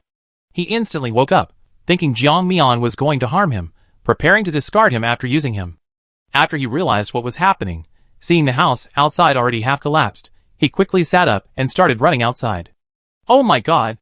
This was truly a bolt from the blue. Of all times, the house had to collapse, especially now, while he was still asleep. If a rock hadn't hit his foot, he would have been finished. Thinking this, Lang felt a surge of relief. He had already left the house. while Jiang Mian, still in the basement, was completely unaware. He pondered for a few minutes. In those few minutes, the house next door collapsed, and their house, being closer, had a corner crushed as well. Just then, Lang began to calculate his own scheme.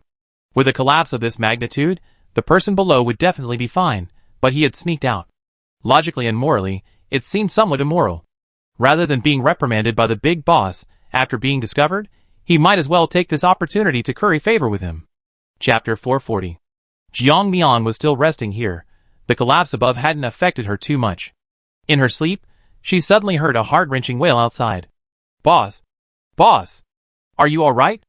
Oh my boss! I just wasn't looking, and you got buried alive." Jiang Mian was exasperated. She knew that voice all too well. It was clearly Lang's voice. But why did his voice sound so strange? It made her feel like something was wrong. Jiang Mian, exasperated, forcefully pushed open the basement door, sending it flying. The stones blocking the way moved aside. Jiang Mian looked at Lang standing outside the door. He was covered in soot, his face covered in lime, and he was holding half a cement slab, looking like he was trying to rescue her. However, Jiang Mian already knew pretty much what he was up to. Jiang Mian naturally knew that this was just him being overly solicitous. The guy wasn't as honest and simple as he appeared. When Lang saw Jiang Mian come out, his previously expressionless face instantly broke into a wide smile. "Boss, it's so good you're alright. I was really worried something might have happened to you, so..." Looking at him like this, Jiang Mian could only think. Creeping crocodile tears was a perfect description of his hypocrisy. Alright, stop pretending. Someone like you, ranked among the top in the world, wouldn't be this weak. You're kidding me. Next time you're acting, be more serious, okay? And Lang looked embarrassed, chuckled, and tried to brush the matter off. Jiang Mian didn't bother arguing with him. Looking at the mess outside, she waved for Lang to leave. "Alright, don't linger here. So many people outside want us dead. Keep a low profile." And Lang nodded instantly. Yes, I obey your every command, boss. Your orders are absolute." Jiang Mian was silent. She truly didn't know how to describe her current feelings. She needed advice. Her newly captured henchman was a seasoned lackey, but this lackey wasn't very obedient. What to do? What happened? Are the people inside still alive? A collapse has occurred in Area D3. Requesting backup. Hurry! There's a child still alive over there. The anxious calls of the staff echoed in her ears. The two exchanged a glance and prepared to leave. However, the next second, they were stopped. Qing Xi looked at them coldly, her gaze filled with vigilance. After all, the two had been involved in the last building collapse. Now that the villa has collapsed, and two more people are present at the same time, it's hard not to suspect their motives. Although the building collapsed due to acid rain corrosion, the aura emanating from the two individuals raised his suspicions. Most importantly, he recognized the woman among them. That woman was also one of the victims of the previous fire. He couldn't get any information out of the others, but this woman might be different. His intuition told him that she definitely knew something. Just from the way she looked at him, Qingxi could tell she recognized him, yet he had no recollection of her. And Lang tensed up, becoming wary the moment he saw this man. It wasn't that he was afraid of Qingxi. After all, the two weren't on the same level. Rather, under Qingxi's gaze, he always felt like he was being completely seen through, a feeling he utterly loathed. Jiang Mian, on the other hand, remained composed, her eyes filled with amusement as she looked at Qingxi. "What's wrong? What are your instructions, sir? Why are you stopping my brother and me?" Qingxi scanned their faces, finding no resemblance. His eyes narrowed, his tone filled with suspicion. "You say your siblings. What can prove it?" Jiang Mian blinked. The joke had become reality. How could she prove her brother was her brother? Jiang Mian's eyes darted around, and she instantly realized, "Sir, we lost our household registration booklet when we fled, and we don't have our ID cards either. How can I prove my brother is my brother? I don't know. How about you do a paternity test?" Qingxi choked, his expression turning strange. He's seen plenty of shameless people in his life, but someone so young and shameless was truly rare. He naturally glossed over the topic. He continued, "Why are you at the disaster site? I saw you at a disaster site last time too. You need to give me a plausible reason." Jiang Mian blinked. "Sir, isn't that a bit much? This is my home. It was affected by the collapsed house. We're trying to appeal to higher authorities. The way you're saying it's our fault the house collapsed." However, upon hearing this, Qingxi couldn't help but frown, instantly grasping the key point. This house belongs to you? Jiang Mian nodded, and Lang nodded in agreement. Seeing their reactions, Qingxi knew he had misunderstood them. However, just to be on the safe side, he still found a real estate agent, planning to ask them when he had time whether the house was indeed theirs. One last question, like I said before, why do you always seem to be at the exact scene of a disaster? Jiang Mian and Lang exchanged a glance, their minds frantically trying to come up with an explanation. Just then, Jiang Mian, the seasoned veteran, blurted out, "Don't even mention it. My brother's just a jinx, the kind of guy who's always unlucky. He seems to encounter every single misfortune imaginable. That day, we were just planning to wander around somewhere else, but we unexpectedly stumbled upon a building collapse. Luckily, we ran fast, otherwise, we probably would have been trapped underneath." And Lang instantly understood, nodding vigorously, yeah. Jiang Mian smiled at him, waiting to see what other questions he might ask. She was ready to answer them all. Qingxi frowned, but his suspicion stemmed solely from his talent, and couldn't truly convict the two. Ultimately, he could only watch helplessly as they turned and left. Just then, he clearly realized something was amiss.